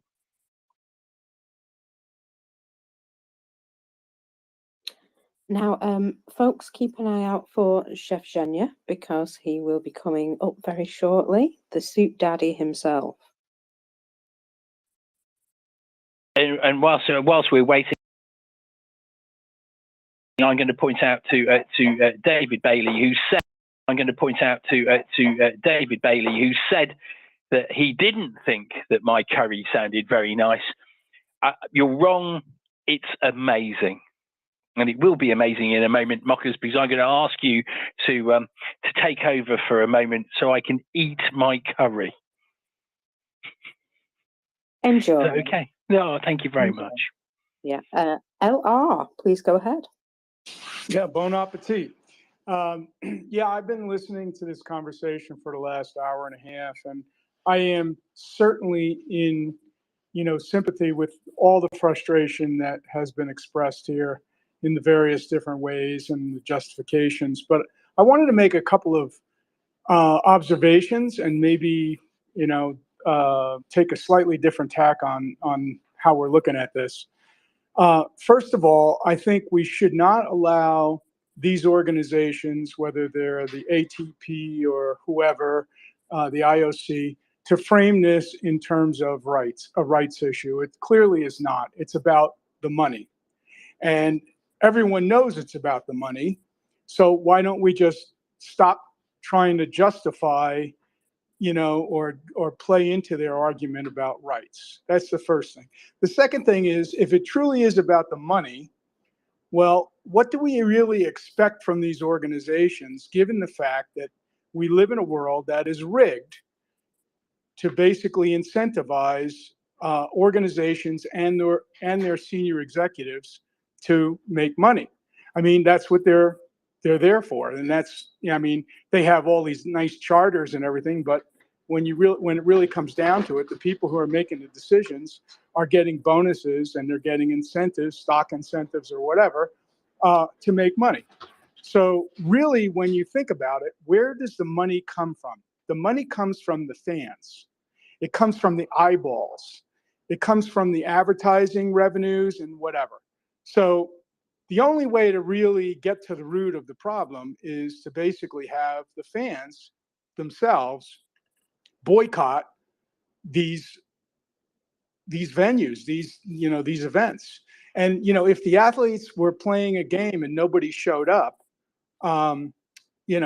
would it have the potential impact? Would it fund, various people's salaries and stock returns? No, it wouldn't. Right? These guys, these athletes might be playing a game, might be competing, might be a fierce competition, but it wouldn't mean anything if the fans themselves weren't lending their eyeballs and thereby money to the equation. So I think, trying to assume that, we should get an organization to act out of morality as opposed to what we know they're acting out of, which is their own financial self-interest, is it's a very frustrating, thing Yeah, to but do. we're not advocating this, Lou. I'm completely in agreement with you. We have to hit them where it hurts. There's two venues for this. You're absolutely right. There needs to be an argument to be made by the people who actually fund them. That is us, the consumer. And the consumer Correct. can say to the sponsors, we are in disagreement with you. You have a problem in corporate communications and PR, and with your morality, we do not like you, meaning that is targeting brand value. And by means of targeting the brand value, we can target those organizers of these athletic competitions. Fully agreed with you, and we said so. That's absolutely correct, Axel. And the sad thing is that these organizations are betting that we will not do that, right? That's what they're gambling on. That's what they're assuming will not happen.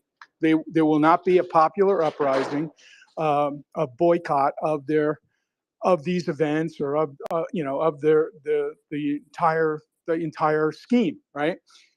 So I mean, yes, we can be outraged. We can express our anger and frustration, but we really do need to speak to the populace out there and really get them to understand that the only way anything is really going to change is if we, the people, make it so. Right? Yeah.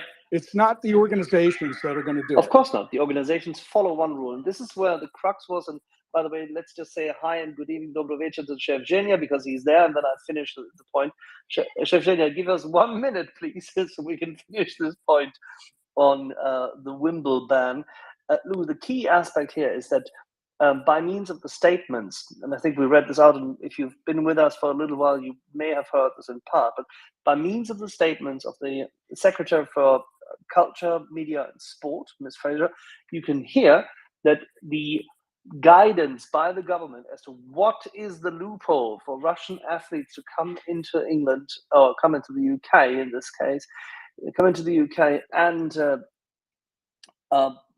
participate in a sports tournament, had been given in coordination and in collaboration between the tournament organizer, the LTA, as the Lawn Tennis Association in the UK, as well as the WTA, and of course the ATP Tour. And the ATP Tour sits in London. The WTA was once founded in London, but moved to St. Petersburg in Florida, if I'm not mistaken. So they have discussed this beforehand. The escape hatch is the current regulation. So there is a second venue of attack, and this is why the petition matters, because it is the government which can say, no, these conditions, once we looked at them, they are not acceptable to the public. These conditions do not hold, because these conditions are currently just a small, slim order, a regulation which has not even been sanctioned by Parliament. On the contrary, this is a government regulation. It can be rescinded, revoked, amended, and that's what David and Tim and I have been leading at. And I applaud you guys, and I think that would really be great if the UK could, through an expression of solidarity by a certain number of people, apply that. But I would like to see this across tennis. I mean, where is the U.S. Open? Where is the Australian Open? Where is the French Open? Why isn't there some solidarity with Wimbledon? Why don't they all say to the ATP, hey, we're going to have our own Grand Slam, and then let the ATP deal with that. So it's not just I mean, yeah, Wimbledon. It's sad. It's very sad that they caved. I really applauded them for their initial, stance on this. It's sad that they caved, but where are the other major tournaments? Why aren't they also doing it? Why aren't the Australians rising up and forcing, their tournament to basically be part of this, or in the U.S. If we really are a global community of the willing and we are in support of Ukraine and anti-genocide, then let's get the whole world going, not just the UK. That's my point. But hey, I'm with I'll you. turn it over Lou, to you guys. I'm with you. Thank I you. like the point. It's a very good point. But we have to start somewhere. So let's try to expand this. I mean, Wimbledon is now the current topic. We'll pursue this, and I'm completely with you. We need to support the efforts of Vladislav Henichesk. Is it no, not Henichesk. Please, Dave, help me. Vladislav, the guy who was here, the sportsman from Ukraine who has been pioneering this. We interviewed him last year. He was at the event you He was, and I can't remember his last name, but Vladislav is his first name. Good. He is and Lou will post it. I'll dig out the name. He's an excellent guy. Very, very focused, very humble, very calm, a superb sportsman. And he has been pursuing this on the Ukrainian side together with the ministry and trying to make sure that Russian athletes cannot just simply, without any concern, compete. And that sports washing does not take place as much. And it's absolutely vital that we pursue this in a system. And that should be our contribution to the Ukrainian cause. Yes. Well, hey, this is a good conversation. Thank you for your efforts. And I'll step down so you guys can go with Chef. Okay. Thank you very much, Lou. Chef Zhenya, dobry wieczór. Good evening. How are you? Soup Daddy's home. Can you guys hear me all right? Yeah. How is the label? Do you have it already? Do you have a drafting for the tattoo of the label? Can you guys hear me all right? I'm using my AirPods. We can hear you perfectly. Excellent. I'm sitting in this bar and waiting for Lane to show up, so we can discuss the recent attacks. But if you can hear me fine, I'll just stick with my AirPods. You're very good at the moment. Absolutely fine. So, you've now been officially named by NAFA as the Soup Daddy, and we thought we have to celebrate this, given the fact that we all love soup, and you've been making sure that the world understands how much soup matters to the forces and how much it is part of Ukrainian culture. So there you go. Now you have to be really soup-centric. Exactly. You have to bear with me here because I do have electric trams driving by me every 15 minutes or so. So I'm sorry for the connection. And soup is incredibly important. You had a thread in the past couple of days, which also happened alongside, or you brought it out alongside the meeting with John Spencer and Verlaine, of which we had seen photos and some notes. But you highlighted why it was important and what made you, in view of your parents, how you've been raised, where you've been born, what made you support the armed forces and why it's worth fighting. Can you maybe talk a little bit about that? Absolutely. I want to just upfront say that that thread was very unspecific. So I just wanted to lay out the groundwork of everything I was talking about. Right? It's very important to get this one idea across that I want to get across, right?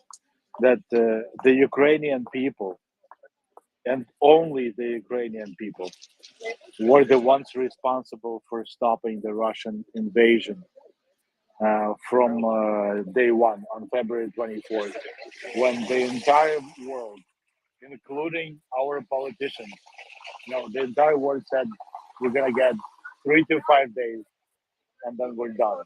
And our politicians were saying no one is gonna attack, and that you can go back in time and search this information. Our entire political order was saying that in March or in May we're gonna have our Easter, and no one's gonna attack us. If we go back in time, this is the single thing that every politician was getting across, and then we got attacked in February. And Ukrainian people is the bone structure of this resistance to the Russian force. And this is specifically what I want to focus on.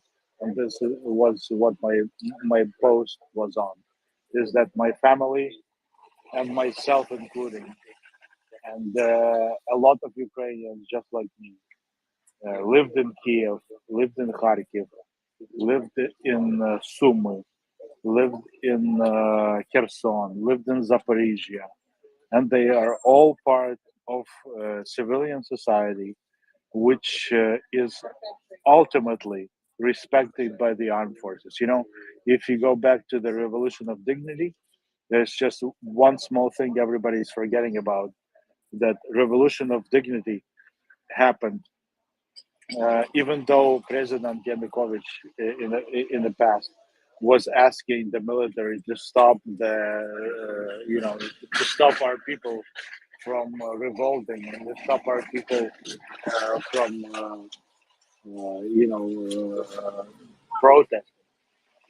The military was completely against involving itself in any kind of protest. And that is one amazing thing about Ukrainian military, that it's always aligned with the people. The Ukrainian military has never been aligned with any political force. It has always been aligned with the people. And that is exactly why when Russian attacked at full scale on February 24th, all our military draft officers were facing thousands upon thousands of Ukrainian regular people, teachers, volunteers, doctors, anyone saying, okay, I want to join the army, I want to join the military, it doesn't matter, we want to join the military and we want to fight, we want to stop Russians. And that is the only thing I want everyone to understand, that the people and the military are one and the same in our country. It's good that you highlighted this, that there is this bond between the people and the army, and there's an extremely high level of trust, which is it's not unique. There are a number of nations who've had the benefit of this, but it is quite unique in a situation, as we've seen, where supposedly beforehand the society was always discussing, but I think, as you and also Verlaine have highlighted many times, where there are two Ukrainians at the table, there are at least three opinions, and that's great. But when it comes to defending culture and defending the families, defending society, Ukrainians bond very quickly. Absolutely, and that's just an extension of this monologue. I just don't want to come off at the wrong foot here, so people don't think it's just a narration. You know, it's not a narrative that exists. It's actually what society in Ukraine is about. Our regular people have always been aligned with our military, and that is why our military is popular, because it's not it has not been it never had a chance to be, you know, like a USSR draft military. It has always been a military of people who decided to go into military training. And I've been in military training myself in high school because I went to one of the oldest schools in Kiev. And I spent 2 years of my life training for military. You know, we spent time marching, shooting, carrying landmines, and all of that. And that is why there is no wonder there has been so much resistance when the Russians invaded, because so many children, when they were in 10th grade, 11th grade, and 12th grade, you know, joined the military or just straight up decided to join any kind of combat force that decided to resist Russians. We, our peaceful people and our military people that defends the social order of Ukraine is one together. When my friend and colleague John Spencer, who is a regular speaker here, as you know, when he went back to Ukraine and you met, he did so also with exactly that thought in mind, that he wanted to find out how civil society was part of the defense of Kiev. That was important. The first time around when he was there, it was all about tactics, going to Mosul,